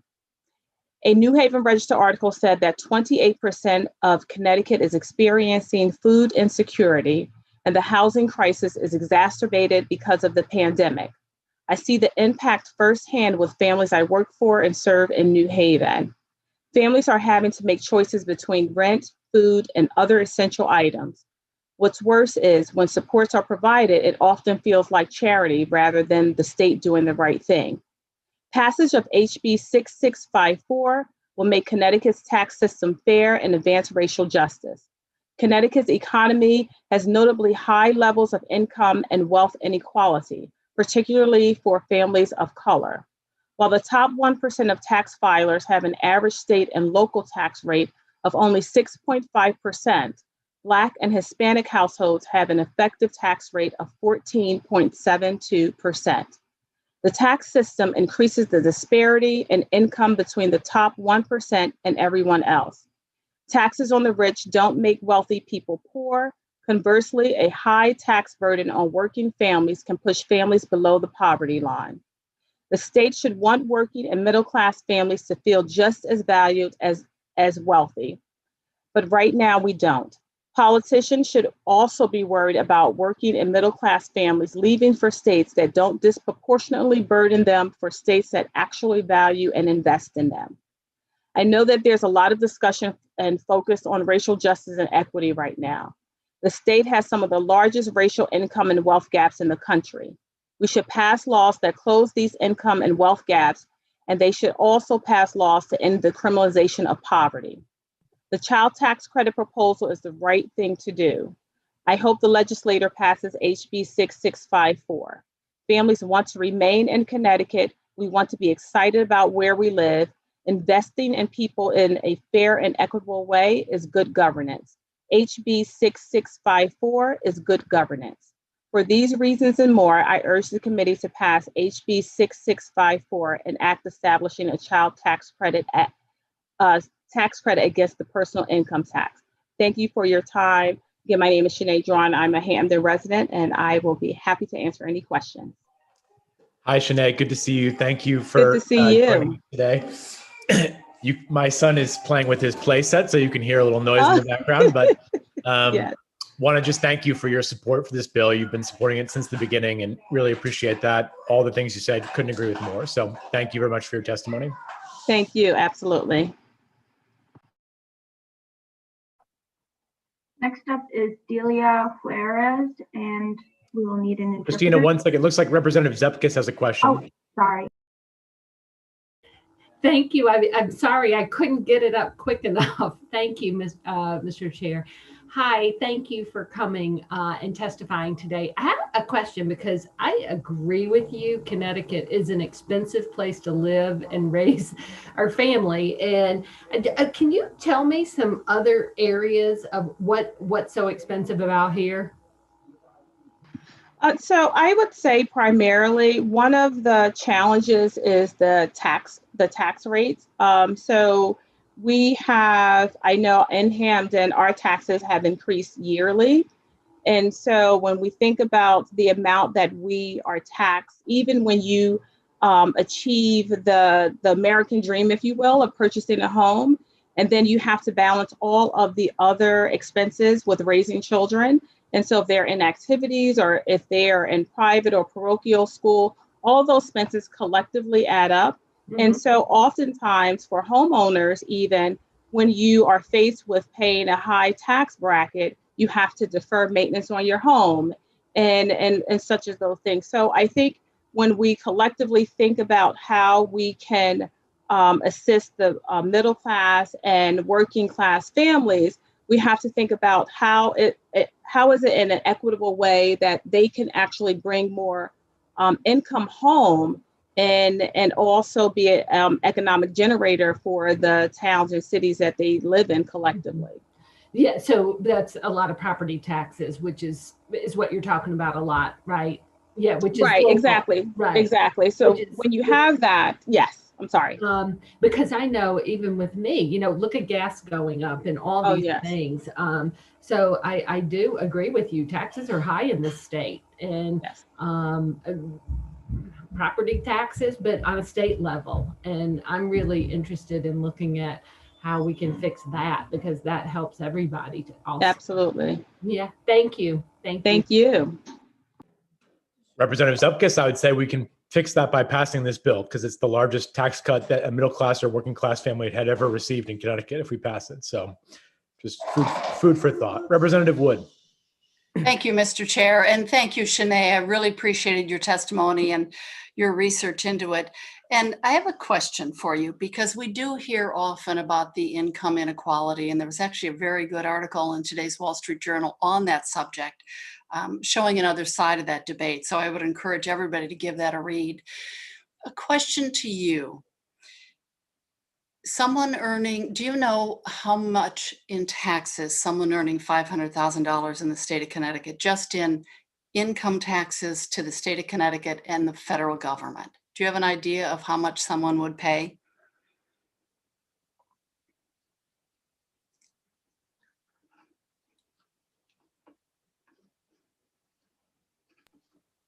Shanae, you're on mute. Oh, I'm on mute. Sorry. So when I look back at my testimony, I believe I indicate, so that I just quoted the state and local tax at 6.5%. But I know collectively the taxation rate for middle and lower working class families, I know increased over the past 4 years, where we have seen larger corporations and larger tax breaks for the wealthy. I'm not necessarily, I don't have the actual statistics for someone making $500,000 and what their effective tax rate would be on the federal level. Thank you. And when you mentioned tax cuts for the wealthy, I'm unaware of that in Connecticut. Can you enlighten me on what those tax cuts have been in Connecticut? Well, on the federal level, I'm referring to the tax breaks that the more wealthy have received, and I'm happy to get the actual numbers for you. I can tell you from my experience, for me and my family and others that I am friends with, their taxes have increased on the federal level over the past 4 years, and at the rate that we have not seen in the past 10 years. And so collectively, if you have your state as well as your federal taxes and your local taxes, imagine what percentage of taxation that is collectively for a family, even if you're making $200,000 in the state of Connecticut and having to, as the prior representative indicated, you have higher gas, you have higher expenses in the state of Connecticut. So when you look at all of those expenses collectively, what percentage of income are you truly bringing home to support a family? And I think when we look at the child tax credit, that is a way to put actual dollars back into families' pockets to offset the rise in increases of expenses for families. Thank you. I'm still a little baffled about the increase in taxes on the federal level, because I don't know that I don't know that that's accurate. And I just wonder where you've gotten these statistics.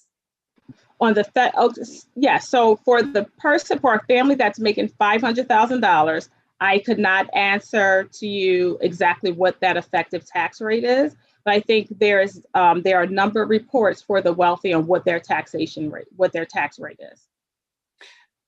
Right. But you also mentioned that there were increased taxes on lower and middle income families. Mm-hmm. And yes. I'm unaware of that. And I'm just wondering where you had gotten those statistics, because I would like to read up on that. So for example, when we think about the taxes, when we are limited on of the expenses that you can write off on your home, right? That was a federal regulation that passed. And so for families not to be able to write that off, that would therefore increase the amount of money that they are therefore taxed on, which would therefore increase the amount of taxes that they owe on a federal level. So I can attest to that because I have experienced that again over the past 4 years. The SALT deduction, right? The SALT deduction, if you have more taxes to write off than the SALT deduction now allows, that's a fairly healthy income. But the point I'm making is that there is a lot of commentary about the wealthy haven't paid their fair share in income inequality. And again, I refer to the Wall Street Journal article just today in the paper. It's quite good. Phil Gramm, who's a Democrat and served in the Senate, US Senate, wrote it with somebody else, and I've forgotten the other author's name, but it was excellent. So someone earning $500,000 in the state of Connecticut, which obviously is a very comfortable income no matter where you live in the state, they're paying close to $200,000 in taxes just in federal income tax and Connecticut income tax. That doesn't include property taxes. It's not sales taxes. It's not any other kind of taxes. So I would ask that, I mean, when you talk in percent, it's a different, you get a different sense of proportion than when you talk in actual dollars. And I would ask you, do you feel $200,000 on a $500,000 income, do you feel that's a significant number?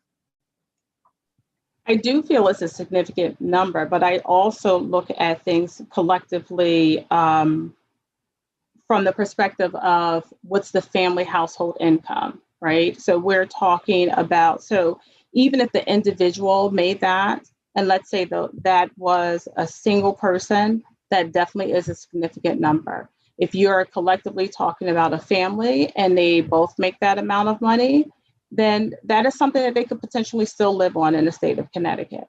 What I am referring to, however, is I'm happy to look at when we talk about percentage of how for a family that makes $500,000, I'm also looking at what is that actual dollar number? Because when we talk about equity, we're talking about everyone doing their fair share.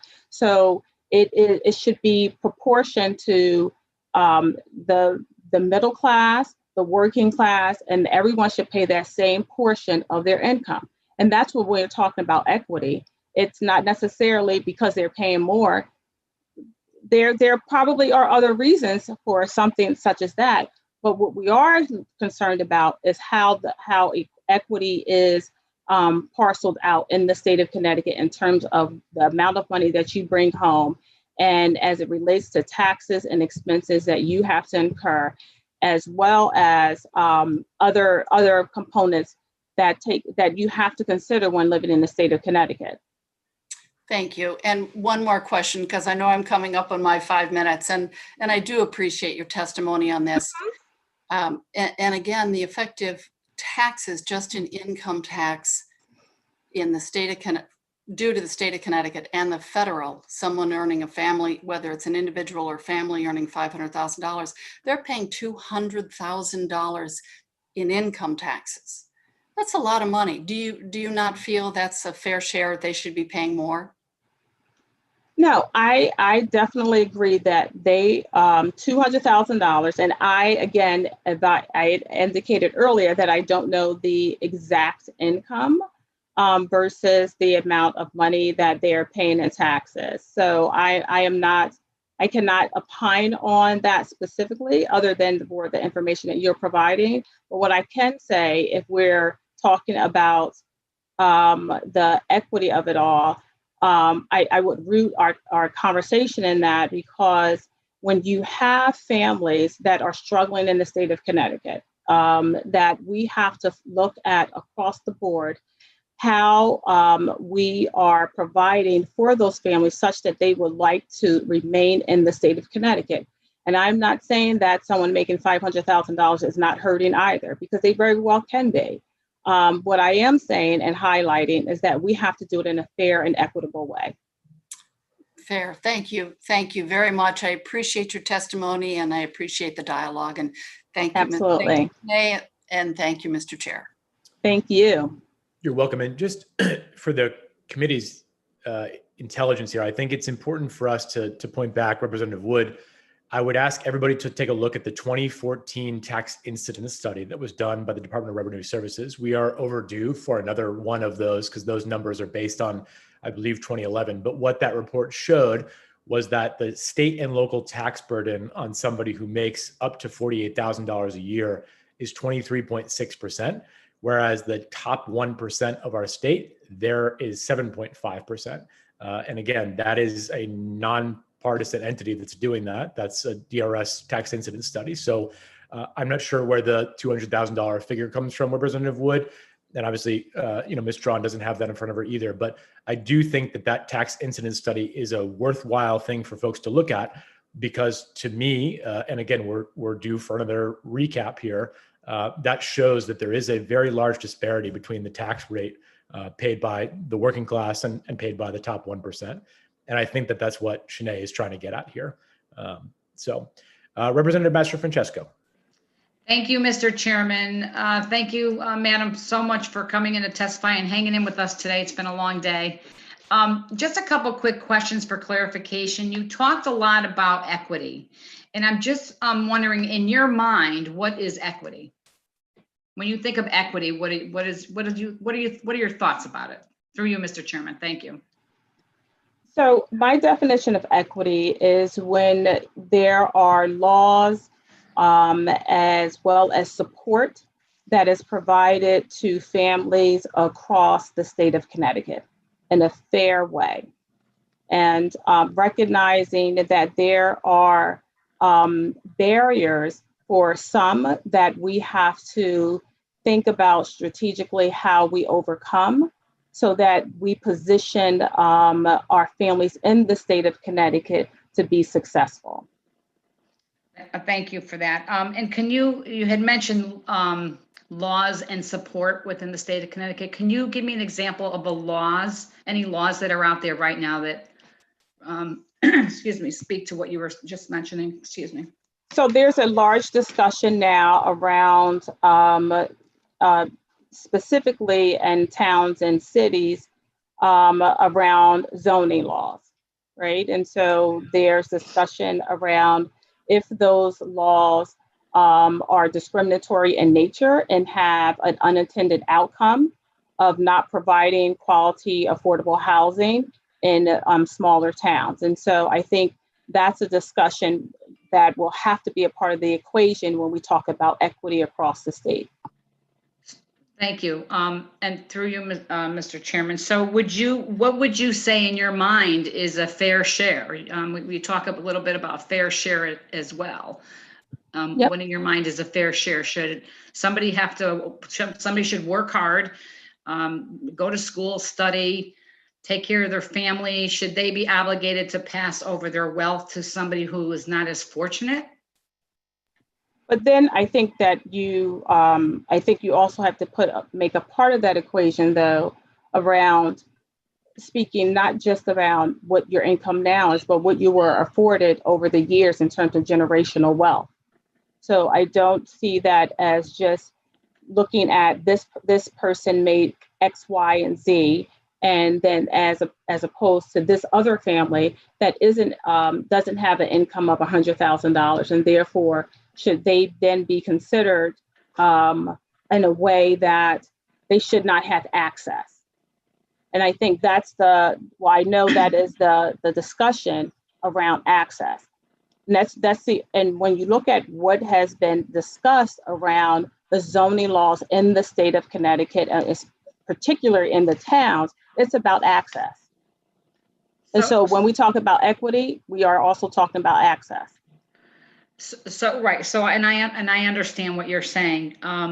But there are many people that have grown up in this state and in this country that have been afforded the opportunity to obviously go to school and make something out of themselves. They work hard, right? People Absolutely. work very hard to do that, and they get to where they are because of hard work. It doesn't necessarily mean that they were born into wealth. And I think you had kind of alluded to that, that they had a history of wealth. Was that what you were referring to? Because there's many people that come from the bottom up. They work hard. Mm-hmm. Should they have to share their fruits of their labor with somebody else? So what I am saying is that there are some who definitely benefit from that. What I'm also saying is that, as we all know, is that there's a history of redlining. So when we speak about how there are families who have worked diligently to get at a certain level, but we also have to think about collectively what were the barriers that others had to face. So when you have that conversation, all of those things come into the equation, because it's not just about, oh, this person worked harder than the next person, but they've also been afforded opportunities that others may not have been afforded. Well, thank you for that. And just one quick comment. I would strongly disagree with that. I think everybody in the state is afforded the opportunity. I think the state has been very, very generous in making sure that opportunities exist, and that's really what the function is. So I would respectfully disagree with that. I think people work hard, they come from the bottom up. I mean, that's capitalism, right? You want to work hard, provide for your family. That is your money. You should be able to keep that and do what you want with it. So I'm a little confused as to where this conversation is going, as opposed to who should have your wealth. But I think the question, I respectfully disagree around that, because one of the things that we all collectively have seen, and as much as sometimes these are tough conversations to have, is around racism today, right? And so we can say that we don't believe that exists. We can also say that we don't believe that it affects people's lives. We see it day in and day out. It's on television. So at the time that we feel that we can really truly have a discussion around race relations, then I think we can have a more fruitful discussion, because redlining exists. It still exists today in some form. We also recognize that there are laws on the books, as the conversation started out, around zoning. It has an unintended consequence where it does not afford for all families that live in the state of Connecticut to have access to those specific towns. And that's a discussion and we should be happy to kind of have that discussion. I said, because it takes collectively all of us to make the state a desirable state. Thank you. I won't listen. We can have a conversation all day long about racism and other topics. I don't think this is the forum for it. There are plenty other speakers that want to speak, but I appreciate your responses, your honest answer, and for coming in today to give us your testimony. Thank you, Mr. Chairman. I have no further questions. Representative Zuckfish for the second time. Thank you, Mr. Chair. And thank you one more time for staying a little bit longer for me. You just made a comment, and I want everyone to succeed, right? Especially our children, because they're our leaders of tomorrow. My children, your children, everyone's children. I forget exactly what you said, but about how basically it's a stumbling block. You know, maybe you came against something that you couldn't get over, and that held you back and all. I'm just really curious, and I'd really like for you to tell me, so a lot of money, where do you're Hamden, right? You said you lived in Hamden. So I'll just give an example in New Haven. New Haven gets about $225 million from the state of Connecticut in different ways. So I would just be curious, like, what is not working? What's working and what's not working with that funding? And let's if it's not working, let's try something else. I mean, so I would like to see if you know of programs that are being funded that are working, quite honestly, and that are not working. And let's see, because there's a lot of money that goes to that state, that city, as other cities and towns and whatever. So I would just be curious if because you seem very involved in the community and working with people, I would be curious if you know of things, again, that are working, but things that are not working that we're funding also. Yeah, so I don't know specifically all of the expenditures that offset the revenue afforded to the city of New Haven. I know that they have a number of programs at the city. So unfortunately, I can't specifically speak to the success or not successful programs specifically in New Haven. Well, thank you. And I appreciate it. But that's something that I want to look into because maybe if it's not working, we can try something else, or maybe, but it's 25 million and it's 228 million in 2021. So that's a lot of money. Yes. Thank you. Thank you. Thank you, Representative, and thank you, Shanae, again, for being with us tonight. Appreciate you hanging in there and taking our questions and being here to support the bill. Absolutely. Thank you. Tom, All right, next up we have Delia Juarez. Sorry if I pronounced her name wrong. Ms. Juarez? Juarez. Juarez. Sorry. No, está Please, bien. Megan is going to interpret. Yes. Hi, I will interpret. Okay, voy a interpretar. Adelante, Delia. Buenas tardes, estimados legisladores y miembros del Comité de Finanzas. Good evening, honorable legislators and members of the Finance Committee. Hola, mi nombre es Delia.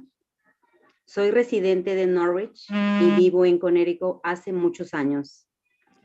My name is Delia. I am a resident of Norwich and I've lived in Connecticut for many years.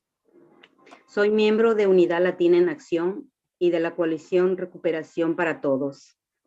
I'm a member of Latinos United in Action and of the Recovery for All Coalition. Doy mi testimonio a favor del proyecto de ley HB 6654. I'm giving my testimony in support of the bill 6654. Hoy quiero alzar mi voz para dejarles saber que así como todos, yo también pago impuestos. Today, I want to raise my voice to say that just like everyone, I pay taxes. Pero a la hora de realizarlos, no me devuelven lo que supuestamente deberían. But when it's time to file for taxes, I don't get the refund that I should get. Porque lo realizo con un número TIN. Bien podría no declarar. Because I file my taxes with an ITIN number. Bien podría no declarar. Total, no tengo un número de seguro social, pero no quiero hacer las cosas mal. Y por eso tramité el número de TIN. So I could just not file taxes at all because I don't have a social security number, but I want to do things correctly. And that's why I pay my taxes with an ITIN number. Para así poder pagar mis impuestos. Mis hijos tampoco reciben lo que les corresponde, porque como su madre no tiene un número de seguro social. So I filed to get an ITIN number so that I could pay taxes to the state. And my children do not receive what they should receive just because their mother does not have a social security number. Pues ellos no califican y seguro que así como yo debe haber muchas familias. That my children don't qualify for many things and many families are the same as mine. Es algo injusto. Si no califico yo, deberían considerar a mis hijos, ya que ellos sí son ciudadanos estadounidenses. It's unfair. If I don't qualify for certain things, at the very least, you consider my children who are US citizens. Y yo que soy su madre, aporto a la economía de este país. Aunque no esté trabajando ahora por causa de la pandemia, no he dejado de pagar mis impuestos. And I, as their mother, I contribute to the economy of this country. Although right now I am jobless because of the pandemic, I have never stopped paying my taxes. Y saliéndome del tema, ya he escuchado decir a un senador republicano que nosotros no merecemos ningún tipo de ayuda porque no tenemos ningún estatus migratorio.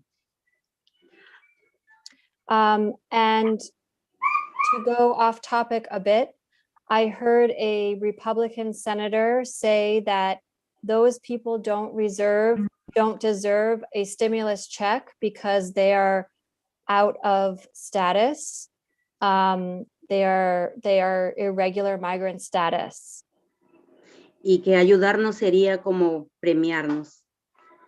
And to help us would be like rewarding us. Y que además nosotros le quitamos el trabajo a los ciudadanos estadounidenses. And also that we take away jobs from US citizens. No es así, señores. Hacemos el trabajo que a ellos algunas veces no les gusta hacer. Y no nos están premiando. That's not the truth, honorable legislators. We do the jobs that others do not want to do. Y no nos están premiando porque nosotros trabajamos, pagamos impuestos. And we're not asking for a handout, or you would not be giving us any gift because we work, we pay taxes. Y solo en Connecticut aportamos más de $400 millones como migrantes. Es justo que si trabajamos y pagamos impuestos, tengamos derecho a recibir. And we pay more than $400 million in taxes as undocumented immigrants every year in the state of, only in the state of Connecticut. It is fair that if you work and if you pay taxes, you should also have the right to receive. Yo sé que lo que ahora voy a decir, ya lo repitieron muchas veces, que el 30% de la comunidad latina y el 30% de la comunidad negra es... I know that what I'm about to say, you've heard several times today, that 30% of the Latinx community and 30% of the Black community, children live in poverty. Y el 5% de la comunidad blanca. Solo el 5%. And only 5% in the white children live in poverty. Si ustedes aprueban esta iniciativa, ayudarán al 60% de los niños pobres a estar un poquito mejor. If you approve this bill, you will help that 30% of children who are poor to have a slightly better life. Yo confío en que ustedes tomen cartas en el asunto y se pueda hacer algo. I trust that you will pay attention to this matter and that something can be done. Y también quería decirles que conozco a familias que tienen hijos con problemas y los hijos no califican en los programas porque los papás no tienen un número de seguro social, mas sin embargo ellos pagan impuestos. And I want you to know that there are children who have problems, but because their parents don't have a social security number, they cannot qualify for any programs, even though their parents pay taxes. Y también a gente que trabaja, que hace trabajos de amanecida, enfermándose, pero siguen trabajando porque lo necesitan y pagan sus impuestos. And there are people who work the night shift, people who go to work even when they're sick, and people who pay taxes. Y ellos también se pagan cuando van al médico porque no tenemos un seguro para cubrirlo. No pedimos que nos den un seguro gratis, aunque sea para pagar algo mínimo, para así poder acudir al doctor o algún problema que tengamos.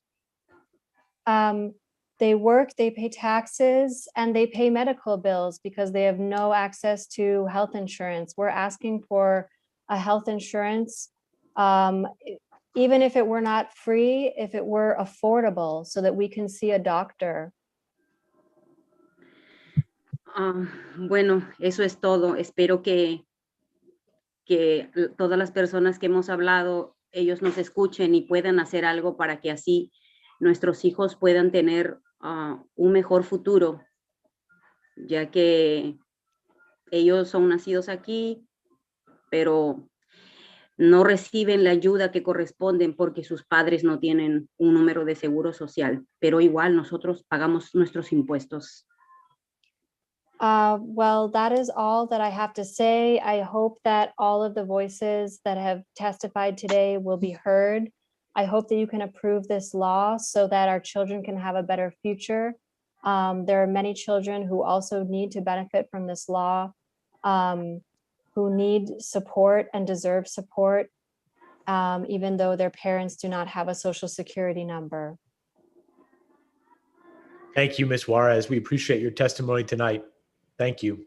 Gracias. Muchísimas gracias, señora Juárez. Le agradecemos por su testimonio esta noche. Muchas gracias. Next up, we have Rihanna Dice. Diaz, maybe? No, you have it correct. And good evening, senators, state representatives, esteemed members of the Finance and Revenue and Bonding Committee. My name is Rihanna Dice. I am the Executive Director of a nonprofit in New London, Connecticut, and I'm also on the City Council here in London, Connecticut. I am going to be speaking about House Bill 6654. And today I'm representing the center, a drop-in community learning and resource center, Inc., known as the Drop-in Learning Center, that has, I'll be testifying in support of the HB 6654, an act establishing a child tax credit against the personal income tax. My goal today is to put a face to what the people we're talking about. I have been working at the Drop-in Learning Center for 25 years. I just celebrated 25 years. The Drop-in Learning Center has been established for 50 years. And majority of my families, it has been discovered this year that they're essential workers. They were the ones who was at the gas station, the grocery store, Walmart, the hospital, being the nurses' aides, and supporting our community when we were dealing with a pandemic. And it's really important. My internet is unstable, so hopefully it's gonna continue. But it's really important to know that these families, these parents, were the one who kept our city flowing, because they were working. When we shut down on March the 13th, my family members was working. And because they were working, we're looking at, when we're talking about the amount of money that they earn, we're talking about under 30,000. So I'm talking about a different, smaller demographic. These are the people that essential workers, paycheck, they work from paycheck to paycheck. And they did benefit and understand the resources that was available for them, whether it was food from Connecticut Food Bank or for Gemma Maria Food Bank, or even the farm to family. And they needed that because they are our low wage earners. And can you imagine when one of the young ladies was being interviewed, and it was questioned and said, what is so expensive about living in Connecticut? Well, one of the things is housing. So our housing in our area is between 900 and 1,200, 1,200. So you got these low wage earners having to pay, rent. But if we can make it the tax rate a little bit lower for them, where they can save a little bit, because I don't know about you, but it will be hard that you're paying these outrageous rent and you're trying to save to be homeowners, because we want our people to stay in our community. We want them to continue on and value, because seconds, like I said, 30 seconds. Thank you. These were our essential workers. And a lot of my info, where to get some of this information from, Connecticut Voices for Children, ctvoices.org, has a lot of stats to explain. Thank you, Rihanna Dice. If you have any questions, please feel free. Councilwoman Dice, thank you so much for being on tonight. Appreciate your passion and appreciate you fighting the good fight in New London, and look forward to working with you on this. So thank you. Thank you. Next up, we have Susan Brusso. Oh, good evening. Senator Fonfara, Representative Scanlon, Senator Martin, Representative Cheeseman, and members of the Finance, Revenue, and Bonding Committee. My name is Susan Brusso, and I'm the Chief Financial Officer of Edelbrook, an organization that provides education, residences, and other support for individuals with autism spectrum disorder and intellectual and developmental disabilities. Our organization serves individuals with the highest level of need in the state. I live in Bowdoin Hebron, and I'm a CPA with 35 years experience with both not-for-profit and for-profit businesses. Thank you for the opportunity to testify in SB 887. I respectfully ask that you add $25 million for grants and aid in each year of the biennium for the nonprofit grant program. During the last 2 years, there's been no allocation by the State Bond Commission for this program.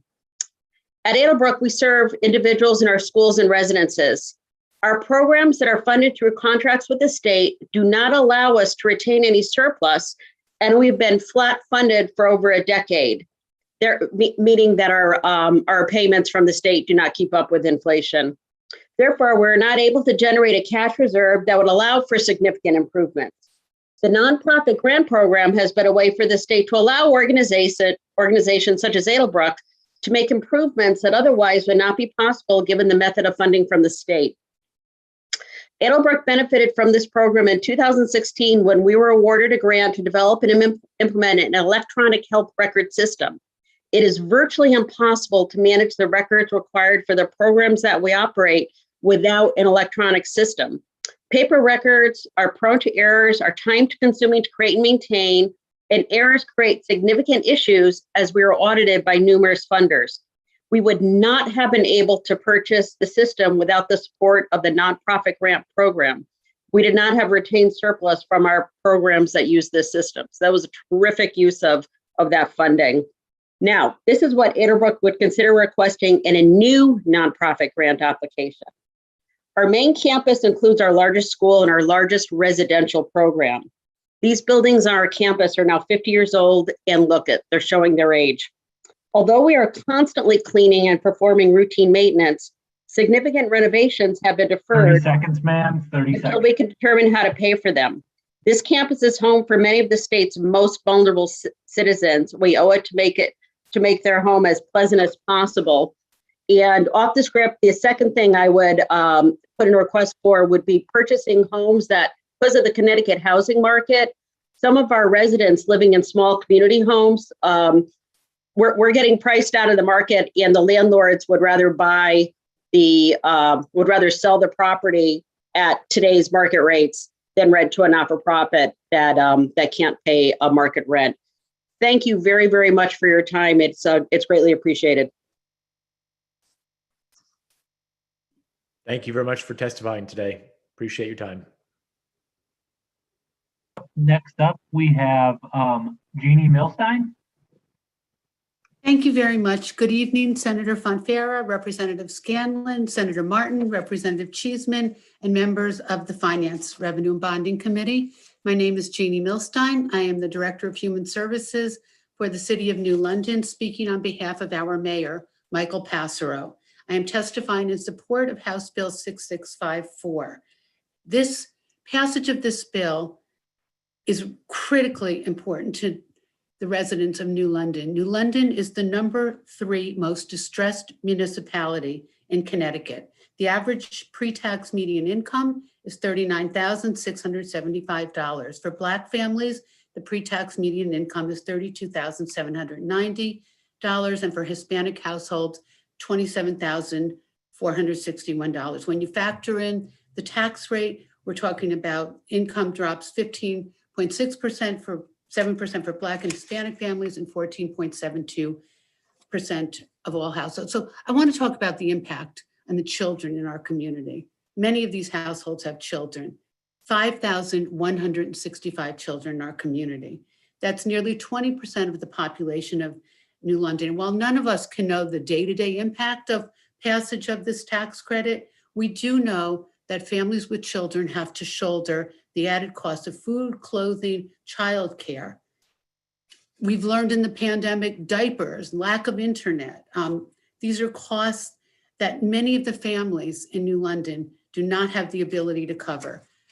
The extreme poverty results in unsafe and inadequate housing, a high demand for food, as I mentioned earlier, diapers, clothing, and other essential needs. And the pandemic has significantly exacerbated these disparities.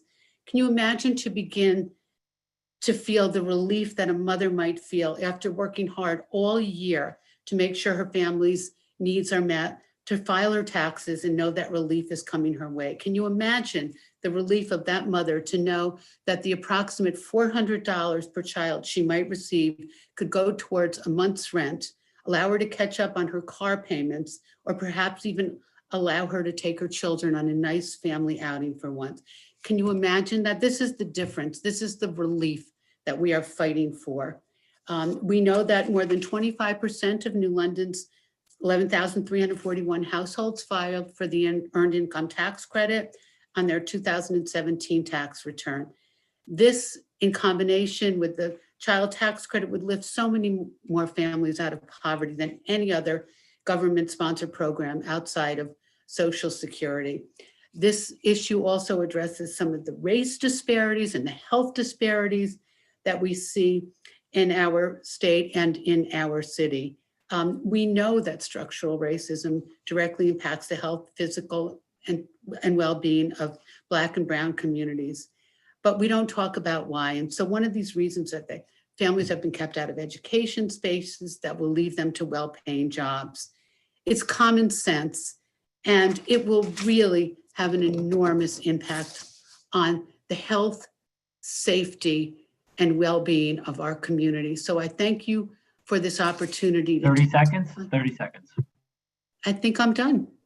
So thank you for this opportunity. I'm happy to answer any questions. And as the former child advocate for the state, I feel very passionately about this, wearing that old hat as well. Well, I was just going to say, Jeannie, I think you're very well qualified to speak to what this bill would do, given what you once did for the state. So thank you for being here today and for your testimony. We appreciate it. Thank you. No questions? Okay. William Lucy? Yeah, hello. My name is Bill Lucy. I'm the Long Island Soundkeeper with Save the Sound. It's a regional environmental organization. And I'd like to thank the leadership and members of the Finance Committee for the opportunity to support SB 887. Particularly, we're interested in the resiliency portion of the microgrid resiliency section and the Clean Water Fund. For resiliency for us means dealing and preparing for storm surge, flooding, rising sea levels.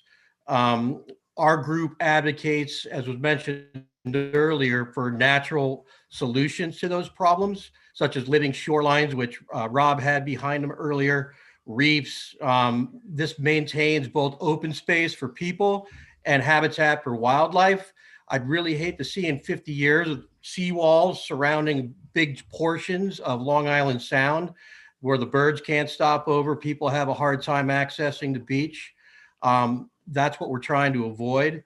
And it's very important that the state's taken this step to put this funding in there, because we all know that the federal dollars are coming either through the infrastructure bill or with the stimulus, and you need matching funds to leverage that.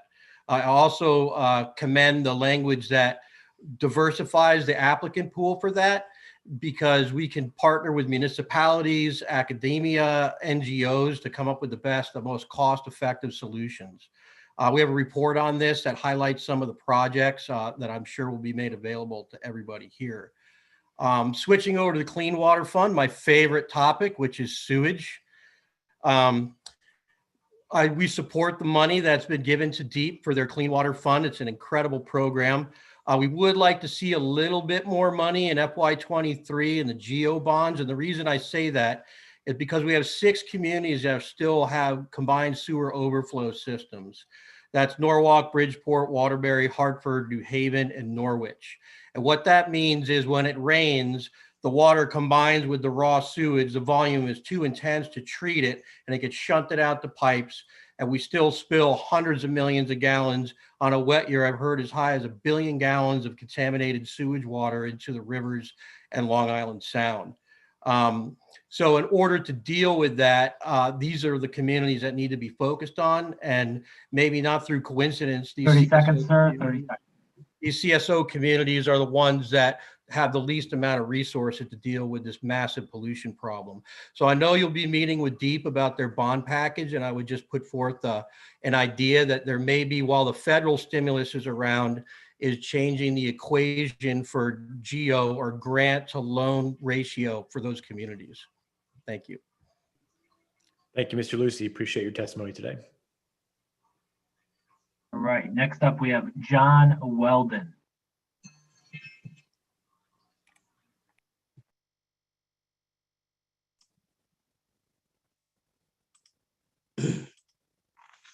Hi, thank you for listening to me. Senators Fonfara and Martin, Representatives Scanlon and Cheeseman, and esteemed members of the Finance, Revenue, and Bonding Committee. My name is John Weldon. I'm a resident of the city of Bridgeport, and I also serve as the chairman of the Bridgeport Board of Education. I'm testifying in support of House Bill 6654, an act establishing a child tax credit against the personal income tax. Passing this bill will create a state-level child tax credit modeled after the federal child tax credit. This bill is important because of the significant population in Bridgeport, at least, that live at or below the poverty line.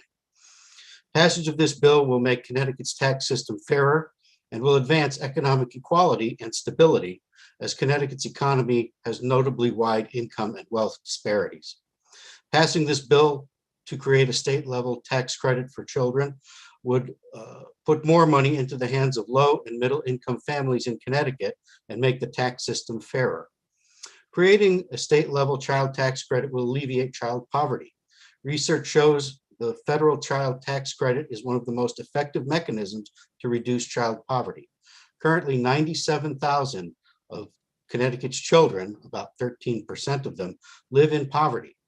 Enacting this credit would expand the benefits offered by the federal credit and could help shift a larger portion of Connecticut's children out of poverty, which is desperately needed. A short time ago, Gene Milstein mentioned the $400 credit and how that would allow some families to be able to catch up on things economically every year. And I just want to kind of put it into perspective. Myself and probably many of you, we have economic resources at our disposal, whether they be lines of credit, a certain level of income. We have resources that we can depend on. But there is a segment of our population that does not have those things. And so because of that, they live in a constantly unstable economic environment where if one little thing goes wrong, they can be sent off the edge and become homeless or even worse. At our level, it may seem that $400 30 seconds, sir. 30 seconds. Or $1,000 is not a lot, but to these people, $400 could mean the difference of staying in their home or being homeless. So I ask that you consider that perspective. And in closing, I would just say that this legislation is a key step forward in making Connecticut's tax system fairer. This tax credit will lift more of the state's children out of poverty and may even provide an incentive for families to plant roots and grow in Connecticut. For these reasons and more, I urge this committee to pass House Bill 6654. Thank you for your consideration. Thank you, Mr. Weldon, for your testimony. Appreciate it. Thank you. Next up, we have Miriam Alai. Thank you. Good afternoon, Chair and distinguished members of the Committee on Finance, Revenue, and Bonding. My name is Mariam Alahi. I'm the President and CEO of the Community Foundation of Eastern Connecticut, and I'm very grateful to be able to testify before this committee in support of Bill HB 6654. Our Community Foundation serves 42 towns in Eastern Connecticut and is comprised of over 560 charitable funds. The foundation collaborates with partners to put philanthropy into action to address the needs, rights, and interests of the population in this region. Over the years, we have given out over $72 million in grants and scholarships since our inception in 1983. it is clear to us that an act establishing a child tax credit against the personal income tax, it will further our goals of greater equity in Eastern Connecticut, and for this reason, we support it. In 2020, the Community Foundation funded over $1.8 million in grants towards youth empowerment programming that focused on families with the greatest financial need. This includes grants given as scholarships to high school and college-age students. With the passage of HB 6654, the next generation would have an incredible opportunity to start off on equal footing. And we think that this would create the kind of equity that we're all looking for to be able to do better in our state. In the interest of time, I will not repeat data points mentioned earlier by other advocates. I thank you for this opportunity to testify in support of HB 6654, and I'm happy to take any questions. Thank you very much for your testimony. I don't see any questions, but we appreciate your time tonight. All right, next up we have Stan Sobey. Oops, right. Okay.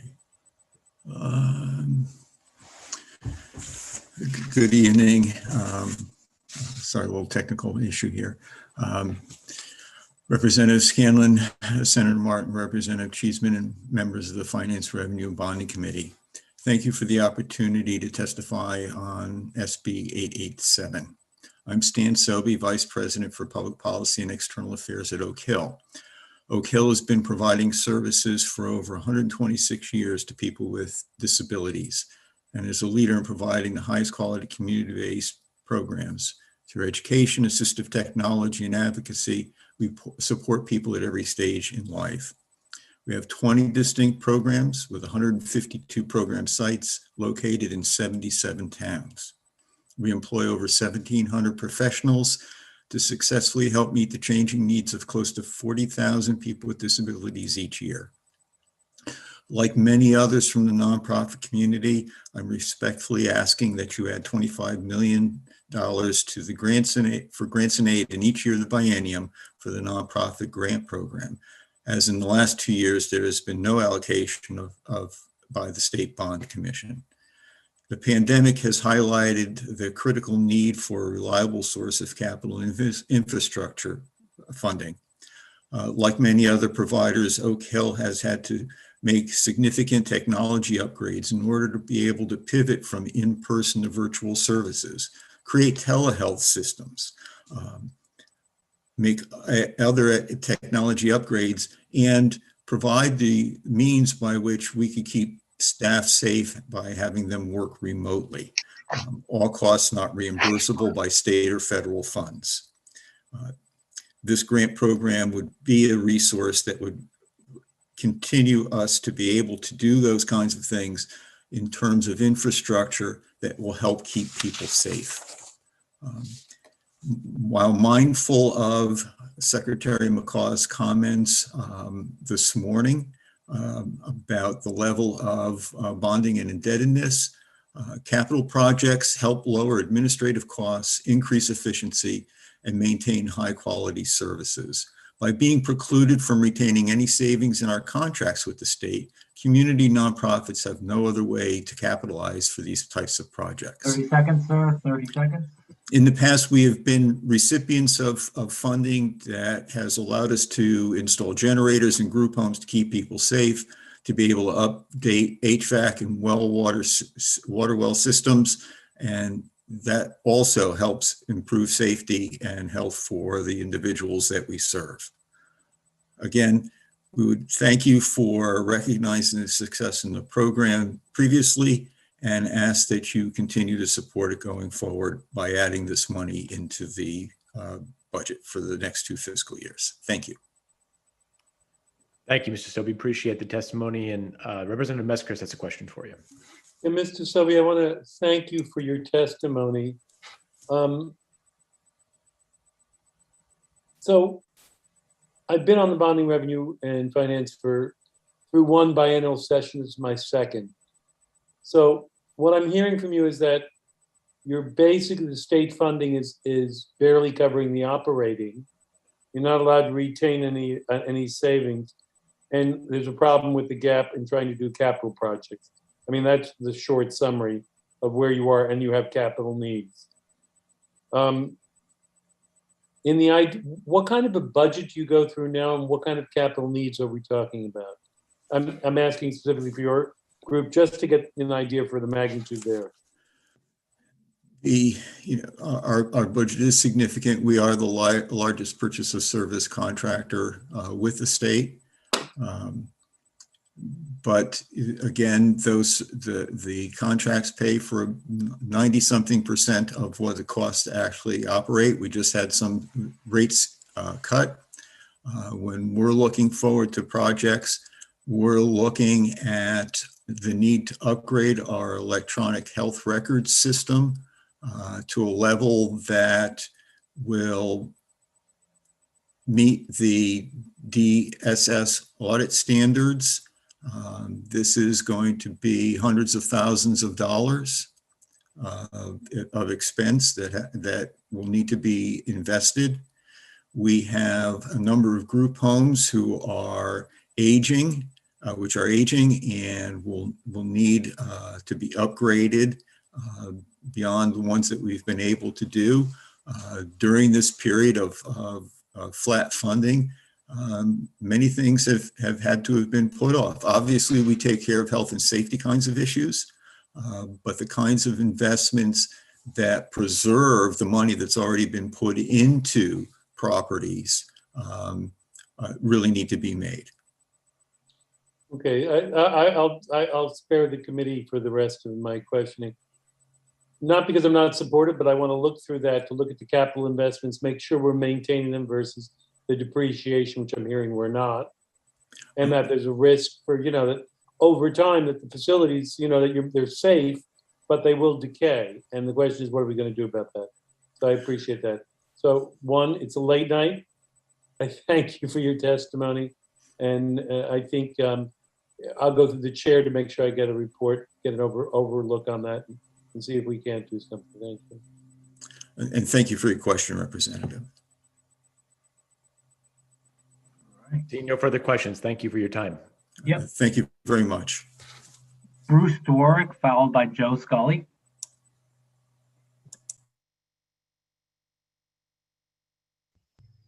Yes, good evening, everyone.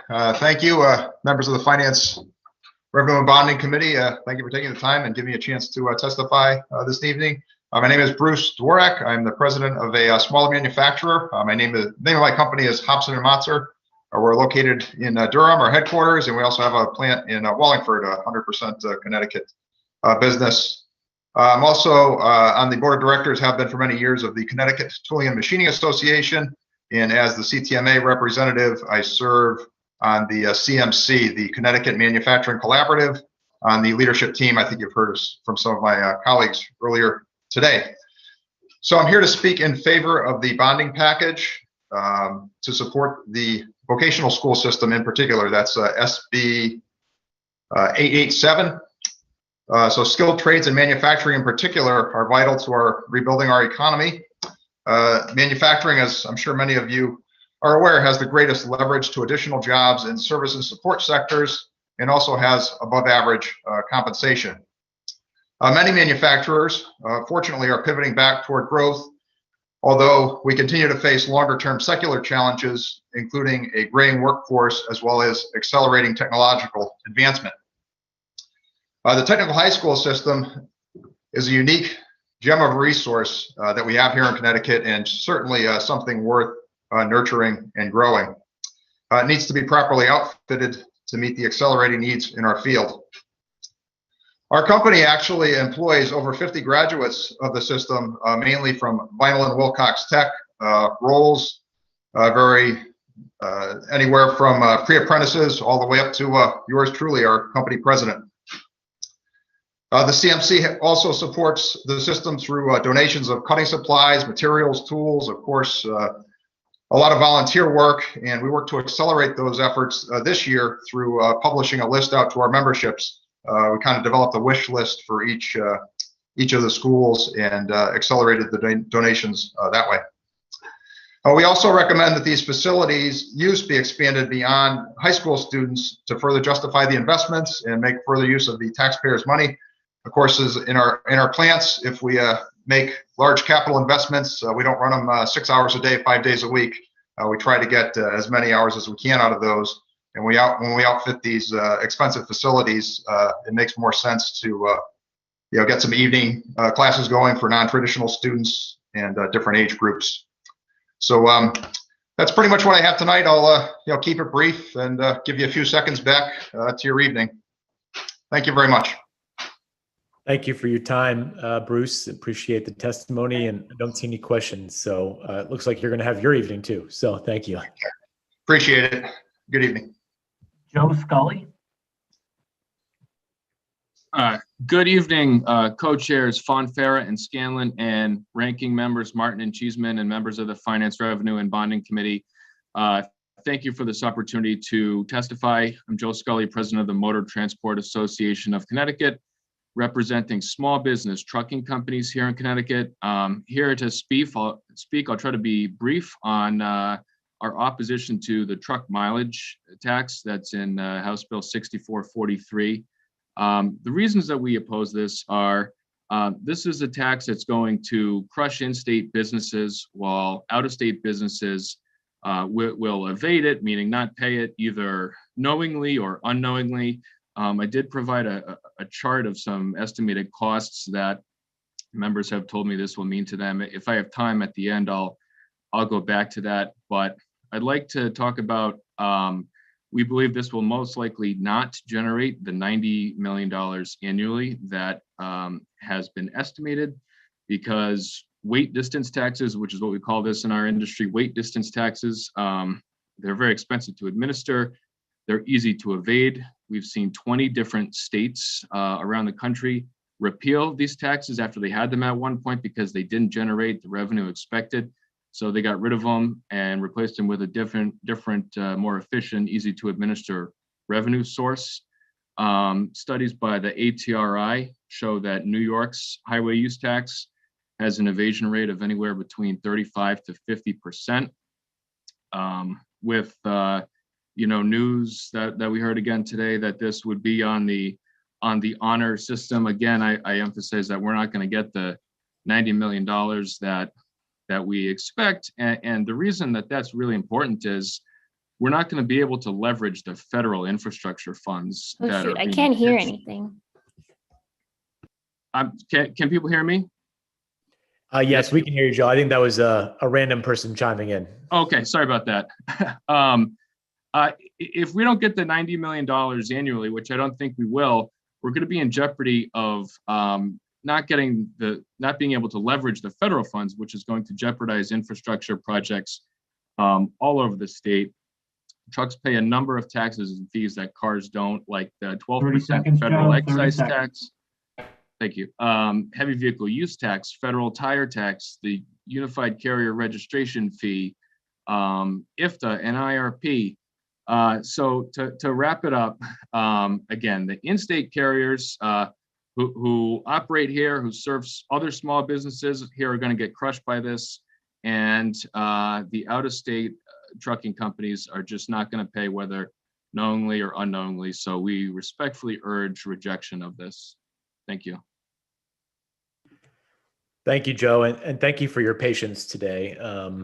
It's been a long day for you waiting to testify, and I think there's a lot of people that want to talk to you, so we may be in for a little bit of a session here. So no worries. Thank you for your patience. Let me just start off by saying I myself also am confused as to how sort of an honor system like this would work. In any of the states that have done it like this, is that the way that they set it up, or no?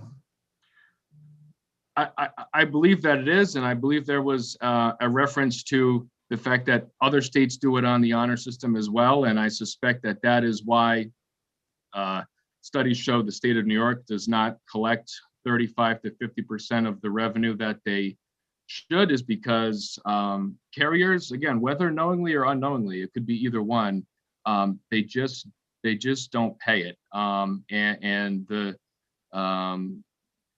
that's why. Even though states may intend to enforce it, it just doesn't happen. Okay. And then in your testimony, you gave an example of, 5 or 6, businesses that would be impacted and what the estimated total cost would be for them. But do you have a sense of how many tractor trailer trucks in that 8 to 13 or, gross weight excess of 26,000 there are registered in the state of Connecticut right now? I do not have that at this moment. I could probably get that for you though.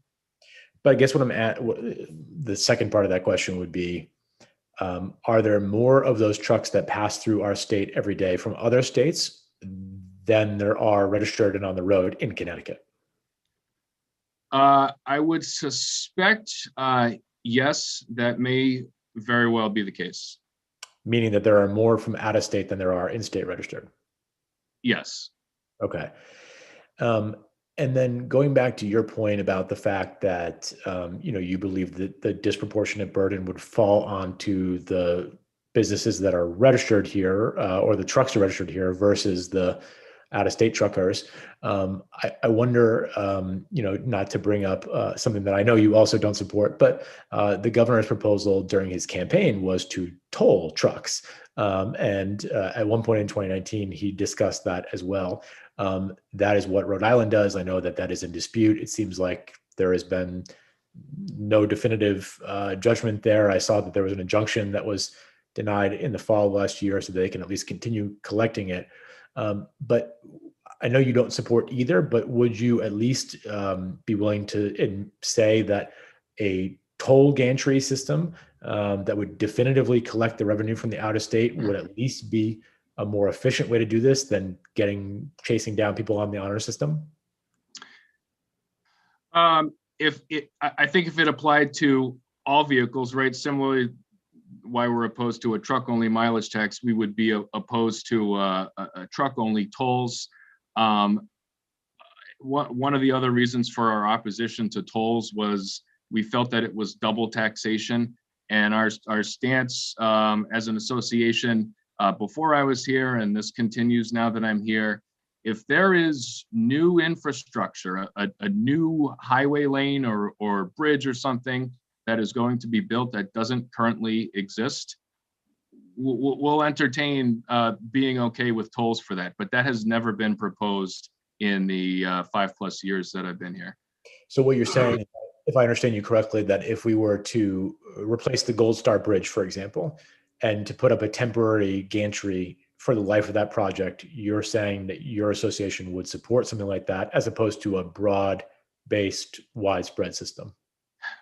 Well, that's kind of in a middle ground or a gray area, because the Gold Star Bridge, we already have that bridge, right? I'm saying if there was some new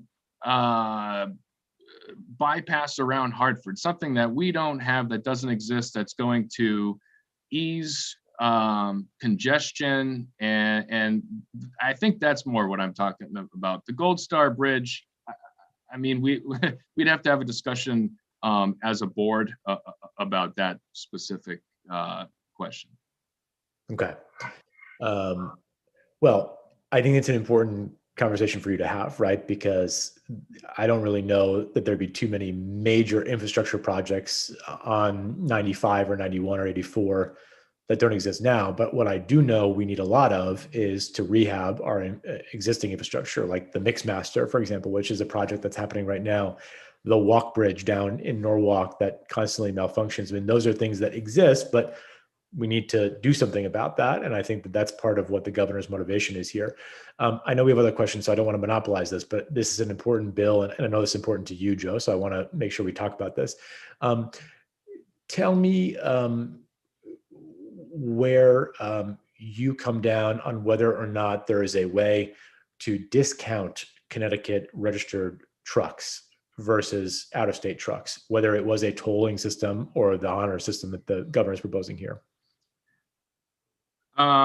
My strong suspicion is that would invite legal challenges from groups that are probably national groups that are outside of Connecticut. They would feel that interstate commerce is being discriminated against if the in-state businesses get breaks on a tax or a fee that an out-of-state business does not. But your members would certainly feel better about it, legal challenge withstanding, right?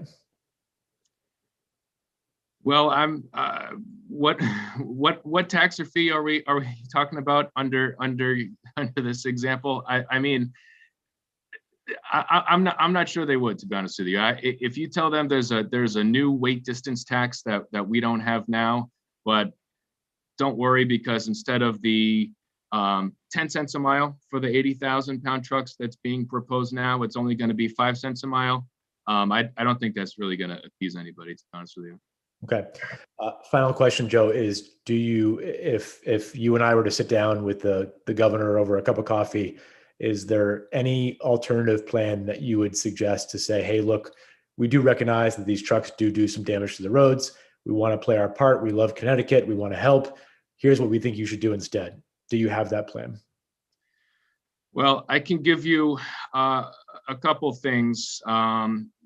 You know, one is I did include in my testimony, and I realize this is not going to solve all our problems, but the state should consider an electric vehicle fee, because electric vehicles are not paying their fair share compared to others. They're not buying gas, they're not paying the gas tax. 28 other states have done this: red states, blue states, purple states.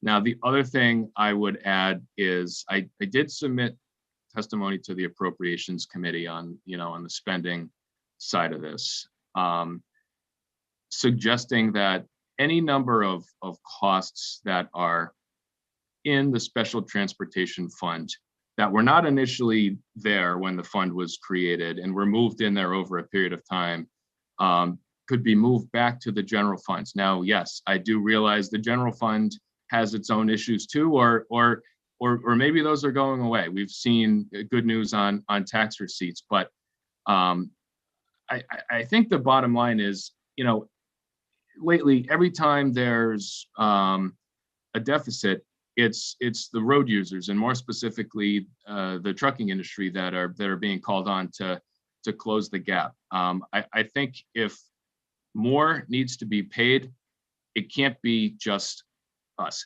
Everybody's gotta have some skin in the game. So I guess I would just leave it at that.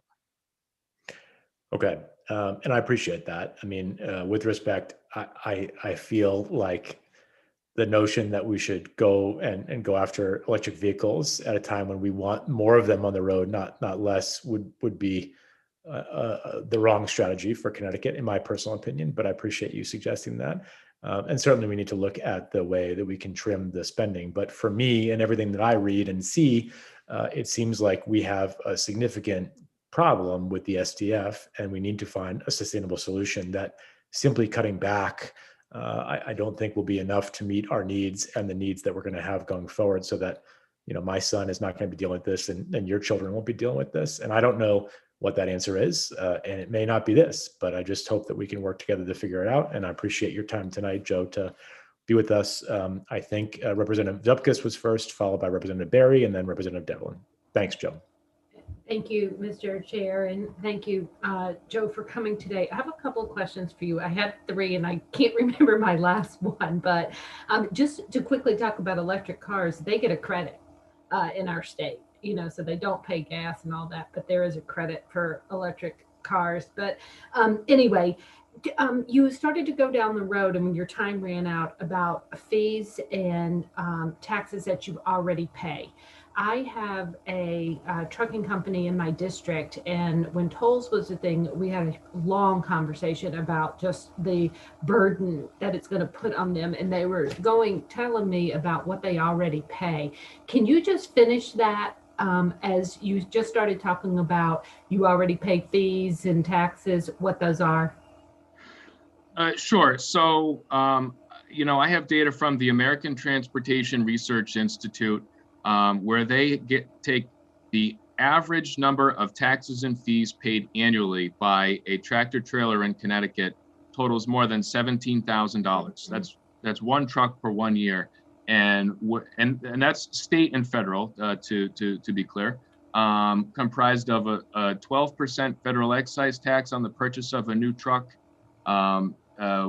Every year, heavy vehicle use tax, federal tire tax on every tire that's on the truck, the unified carrier registration fee, which is a very progressive fee schedule based on the number of trucks in your fleet. There's the federal diesel tax, the state diesel tax, the petroleum gross receipts tax is factored into the state diesel tax. So I may be missing one or two, but generally speaking, those are the big costs to trucking companies that add up to that average $17,000 per year. That was what my constituent said, and he has to pay like a cab registration fee and a separate bed registration fee for the trailer. You know, I was amazed. And can you tell me, in the end, if these taxes get passed and put on truckers, and so they're on, people that bring us goods and services into Connecticut, who's going to pay for that?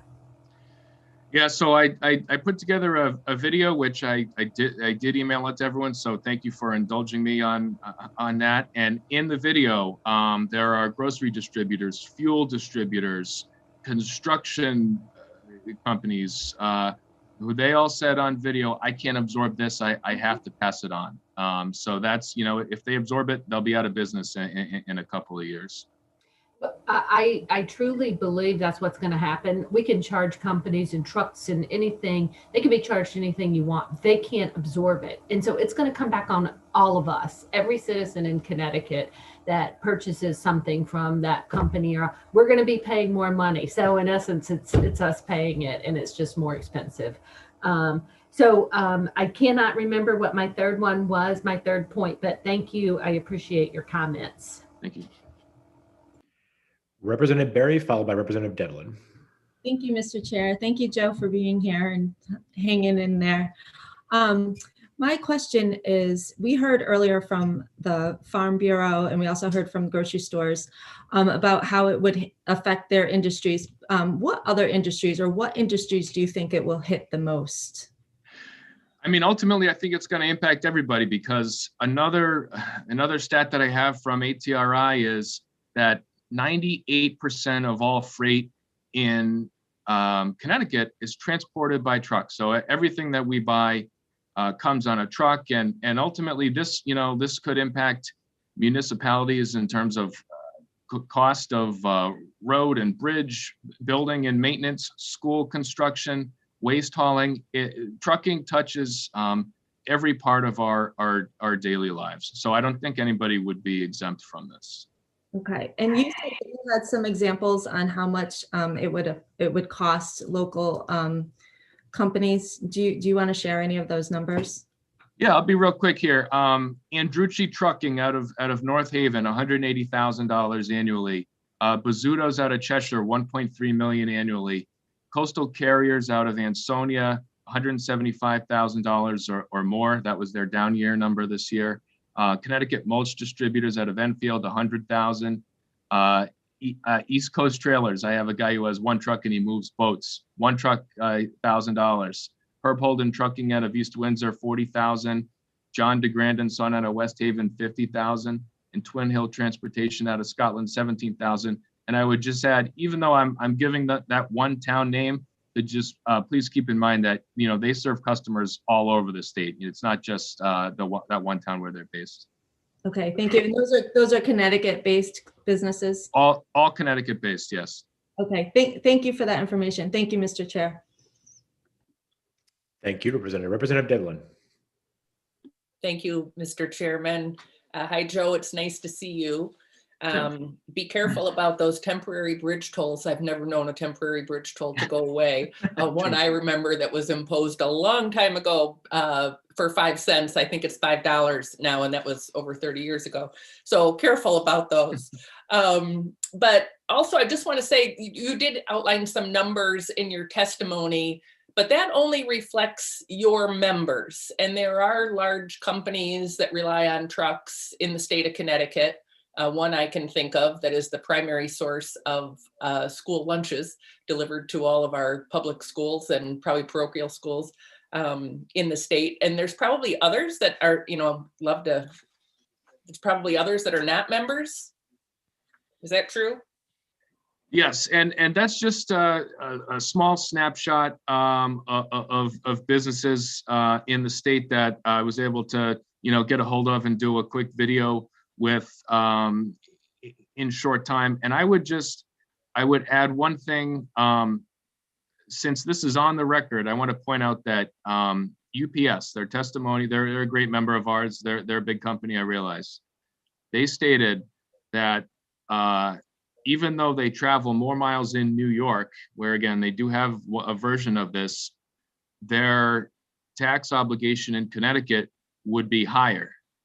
And they said to me, how is that possible? And I said, well, because the proposed Connecticut rates are more than twice as high as they are in New York. So if that matters to anyone, these rates would be more than twice as high as they are in New York. Right. You also touched on a couple of things, and I'm sorry, I've kind of been back and forth because there is another constituent function that is happening. But you were talking about the $90 million that has been estimated for this, and that it would be, unlikely to reach that number. And you said that in other states other states stopped collecting this tax because they weren't achieving the numbers that they felt. Do you have any idea what the disparity was between what they had proposed or anticipated and what the reality was? On those 20 states, I do not. Needless to say, obviously it was bad enough that they figured they had to abandon it altogether rather than tweak it or raise the rate or whatnot. The state I focus on the most, that I have the most literature on, is New York. And the last study I saw in that, from 2015, it was estimated New York missed out on $55 million, right? So we're trying to collect 90 million here, and New York missed out on 55 million. So I think that's an interesting comparison there. Right.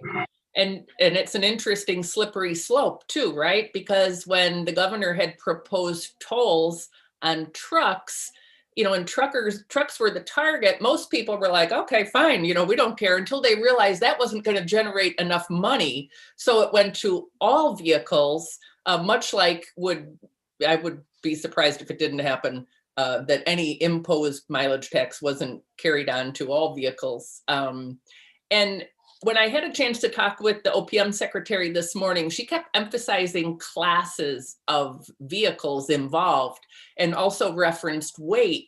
But there's different charts, all reference the FHA, that showed different vehicles in classes.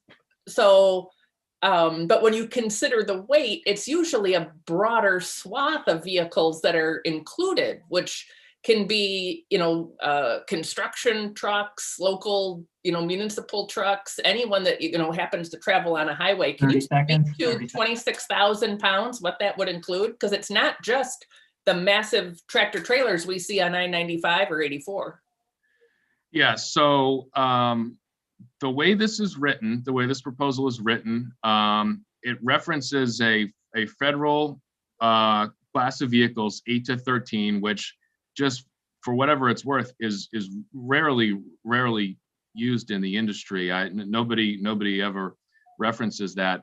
But if you look at it, it would only hit tractor trailers. It would not hit single unit trucks. So under this proposal, you could have a 70,000 pound dump truck exempt from this tax, but a 26,000 pound tractor trailer would pay it. Now, don't get me wrong, I'm not calling for the dump truck to be subject to the tax. I'm just pointing out what I believe to be a big flaw in this proposal. But I thought that when asked about that, and I'm sorry, Mr. Chairman, I know we're kind of at our time limit, but just to resolve this one question, that it was also based on the weight of 26,000 pounds. And if I look at a class 7 vehicle, which could be a garbage truck, a furniture truck, a city transit bus, a tractor trailer that doesn't have a trailer on it, all of those are over 26,000 pounds. So that includes,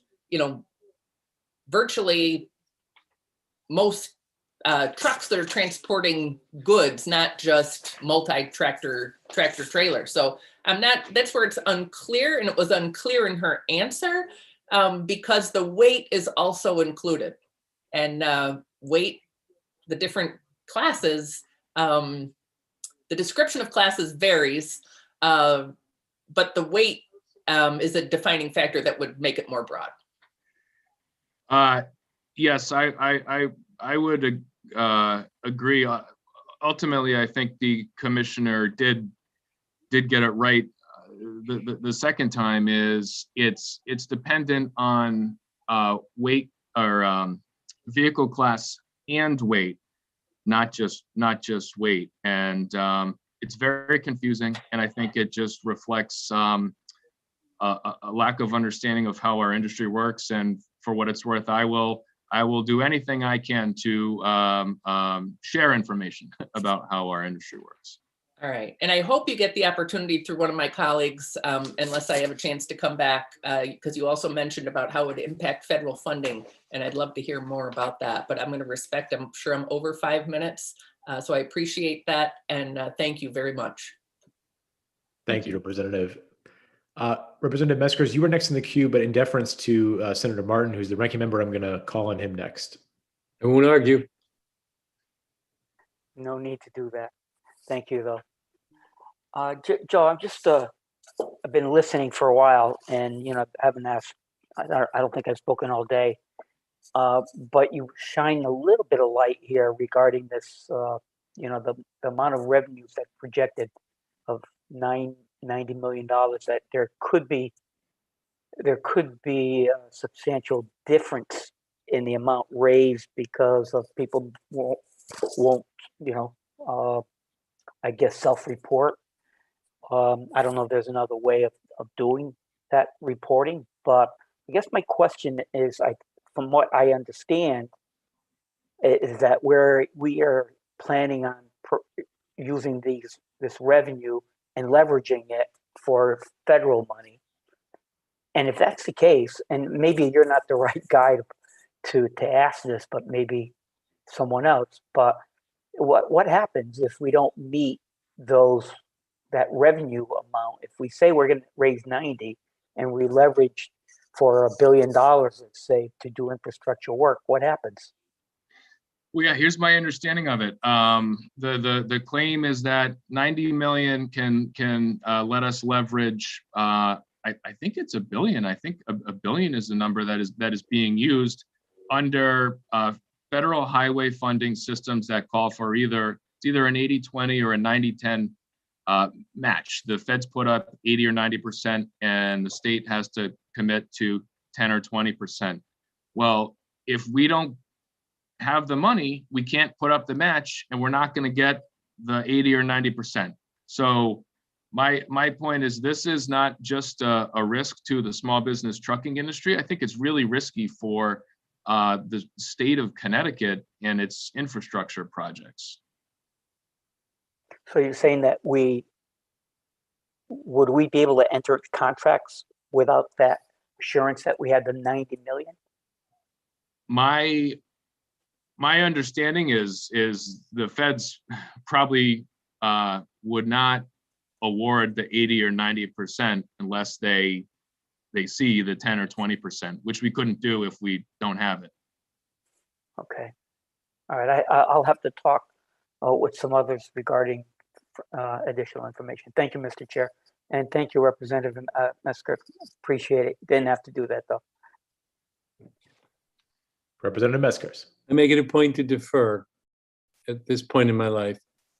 So, Joe, I want to start with a piece of information that you presented me with, which was I guess, what was it, the panoply of taxes that you said something around 17,000 that a truck company pays in Connecticut? Per truck, yes, Per annually. truck. Now, the source of that, because not that I want to, because I'll go, not because I want to check up on you, because I want to just check on the data. I'm more interested on a state-by-state comparison there. So what would the per truck taxes and fees be in New York, Mass, Rhode Island compared to Connecticut? Yeah. I don't have that, but I could probably dig that up and get that to you. Yeah, I mean, there's an issue about trucks in Connecticut, and there's an issue about transfer pricing on Connecticut. But, you know, I just went and looked on the Mario Cuomo Bridge, and it's about $80 to drive over it if you're a truck, right? The Bridge and Tunnel Authority of New York and New Jersey collect about $3 billion, about $1.5 billion each. I'm on the border, and about 35% of my traffic on passenger vehicles is out of state. I don't know what the portion is with truckers. So I think Senator Martin has a good point there. But then I'll go back to my Wall Street days, and I knew when we had trouble at the SEC, I believe in 1932, we brought on Joseph Kennedy to run the SEC, and it was the quote unquote putting the fox in the henhouse. So I'd welcome you conversations with you about in a way we can effectively deal with the taxation issue, where we can get the truckers that are out of state to pay a fair share of the balanced trucking revenue stream, and that we're comfortable that we have a collection vehicle or manner of collecting it, so you don't put an unfair burden on Connecticut residents. My suspicion is the $17,000 might be similar or cheaper than New York and Massachusetts. I'd like to see that data. My assumption is all of the bridge and tunnel and tolling that goes on in New Jersey and New York provides an inordinate amount of revenue to them that we're missing from out-of-state drivers. And that leaves me burdened with funding all of my infrastructure. And I agree, truckers pay a tax. So does everyone else in the state. We pay for everything. But I'm funding every piece of grocery goods that's being shipped into my state from everywhere else. And that doesn't seem to be a problem. And I'm shipping it, you know, I want to understand the competitive threat on a can of soda of a $20 charge when there's 80,000 cans on a tractor trailer. I want to understand how it's going to break my consumers, not because I want to see more taxes, but an effective way to leverage our infrastructure is to get an effective way to pay for our infrastructure. Part of that should be out of truckers, and particularly out-of-state truckers. You're worried about their ability to pay this tax. Since you know the industry, we should be talking with you about how we can levy it. So yeah, if I could just comment really quick on the out-of-state truckers. We do already get taxes and fees from out-of-state trucks under two interstate agreements, the International Registration Plan and the International Fuel Tax Agreement. These trucking companies are paying. I'm aware, but every state gets those revenues. I want to know what our revenues look like versus other states. I understand everyone's paying a tax share. I want to know what they pay outside my state to the other state governments in toto versus here, and make sure that the out of state is paying a fair share. I might be wrong. All I'm questioning is, you know, there's a lot of funds being raised away from us in the trucking industry on interstate commerce. We seem to be unwilling to do that. I want to figure out if there's a way to solve it. We both want the 90 million. You want better roads. The only question is how we're going to pay for it. So I'd love to have you at the table. I would 30 seconds, love to. 30 seconds. Yeah, would love to be involved in any further conversations for sure. Great, thanks. Representative Mastro Francesco. Thank you, Mr. Chairman. Thank you, Mr. Scully, for being here. Appreciate your testimony. You certainly are a wealth of knowledge in the trucking industry. Can you tell me the members within your industry, your organization, how many people do they employ? Any idea? Well, the trucking industry in Connecticut has about 60,000 employees. I'm not saying they're all necessarily members, but statewide, about 60,000 employees in the industry. Thank you. And I'm just, I was always, I'm wondering how, nobody's really talked about how the pandemic has affected that industry and what they have lost. Would you be able to touch on that at all? Sure. A couple of things. One, in the video that I sent out, if anyone had a chance to watch it, George Motel from Bazzuto's talked about how they were an essential workforce that's been operating 24/7 through the pandemic and at great expense. And I think by great expense, he meant a sentiment that's been expressed by others earlier today, just complying with the CDC and state rules. It's expensive to do so.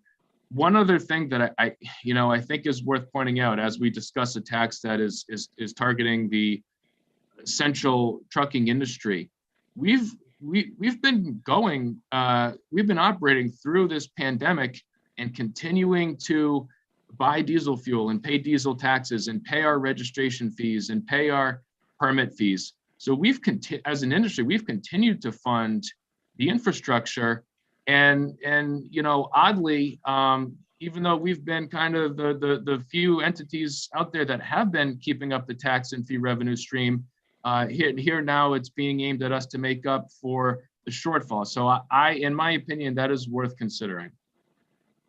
I certainly agree. I also was questioning the Mrs. Melissa McCaw this morning about the $90,000 in estimated revenue. And I find it just very concerning because to me, it's just throwing out a number. We have no data to back that up, to say exactly where the money is coming from, what's the percentage of the collection rate on it. And there's clearly no doubt in my mind that the trucking industry is going to pass these taxes or these fees down to the consumer for the cost of goods and services. So at the end of the day, it's an extra tax on the consumers, which certainly concerns me very much, as well as your industry constantly being a target to pay more. I'm amazed. I think that number was that you paid out about annually about $17,000. Is that per vehicle that they pay in fees? Is that per truck per year? Yes. $17,000. And Yes. what is the annual total on that for combined of what the trucking industry pays? I know it's a broad question and I apologize, but do you have any idea? I do have some idea. Again, per ATRI, it's about $301 million per year as an industry total. Okay, thank you. And then also the trucking industry, the trucks that are just here in Connecticut, again, they're traveling out of Connecticut. So would this be a double fee that they would be paying just in Connecticut? And then they also travel outside of Connecticut to the other states, they would be paying there as well. Is that a fair assumption? I mean, of course, we view this as a double tax. When they go out of state, one thing we heard in the video is most of these companies are saying most of their businesses is in state. Do they go out of state? Yeah, a little bit. If they go to, again, New York has this. I think there's a lot of studies to show that it's not a very good system. But yeah, of course, we view this 30 seconds. Okay. Thank you, Joe, for coming in. I appreciate it. I have no further questions. Thank you, Mr. Chairman. Thank you. Thank you. Representative Yacarino. Thank you, Mr. Chair. I'll just be a brief moment. Good evening, Joe. Long day. How you doing? Yes, good evening. Hanging in there. I asked this OPM secretary this morning, and every trucker that comes through the state, I think you touched on it earlier, pays the fuel tax, diesel fuel tax, regardless if they fill up in the state. Is that correct? Yes. And why is that? It's because of the International Fuel Tax Agreement, which every state and Canadian province is a part of.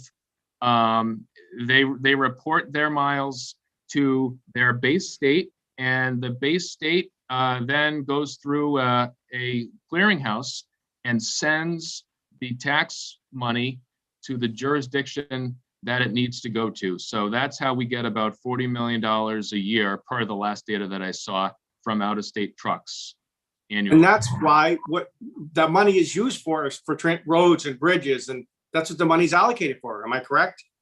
Part of the money? I would say it's supposed to be spent on there. I guess I'm not sure where it ultimately goes. I'm being rhetorical because I don't think a lot of legislators or people realize how much truckers do pay the fuel tax. We want them to fill up here, but if they don't fill up here, we still collect a tax. They pay an extra registration fee, even if because the compact, if you see all the stickers on trucks, they're paying registrations in every one of those states. Am I correct? A partial registration. Yes, and you are correct. And they can drive through Connecticut without even stopping, without even buying gas. And we're getting a piece of that because of those two systems. And obviously, my last point is, as much as we want to fix roads and bridges, we do collect a lot of money. We have to have the discipline to put the money where it's supposed to go. And to just pick on an industry that's just going to raise prices, just the nature of business, that money's going to be passed on to somebody. We should be more disciplined as a body, a legislative body, and do what we're supposed to do with the tax, the diesel tax, the fuel tax, the gross receipts tax, petroleum tax, rather.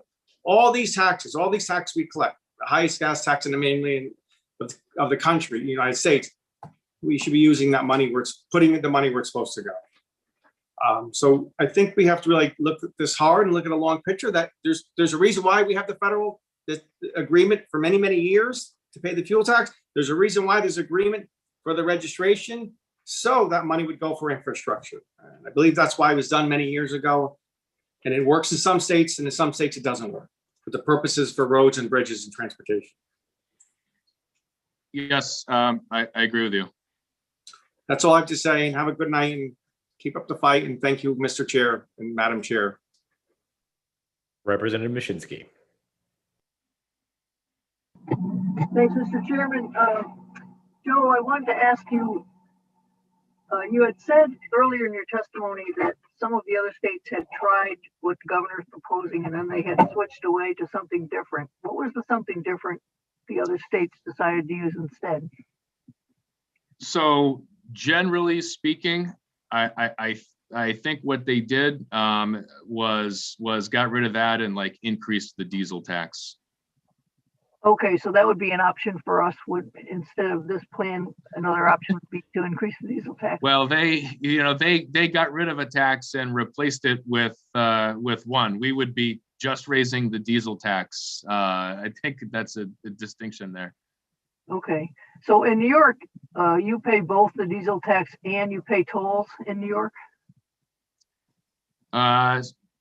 I mean, yeah, sometimes you can definitely travel in New York without paying tolls, though. But yeah. Okay, and thank you for that. And I wanted to ask Mr. Chairman if we could get OFA to run a comparison on what the trucks are paying in each of the, especially the states near our end of the country, both in diesel taxes and tolls and any other fees that I may not be remembering. But if we could have a comparison, that would probably be helpful, Mr. Chairman. Yes, we can definitely get that. Okay, thank you. Thank you, Representative. And thank you, Joe. Appreciate your time tonight. All right. Thank you, everybody. All right. Rep. Scanlon, do you mind if I do that YouTube thing real quick? Yes, please go ahead, Tom. Yeah. I just need to restart YouTube, everyone. 1 second.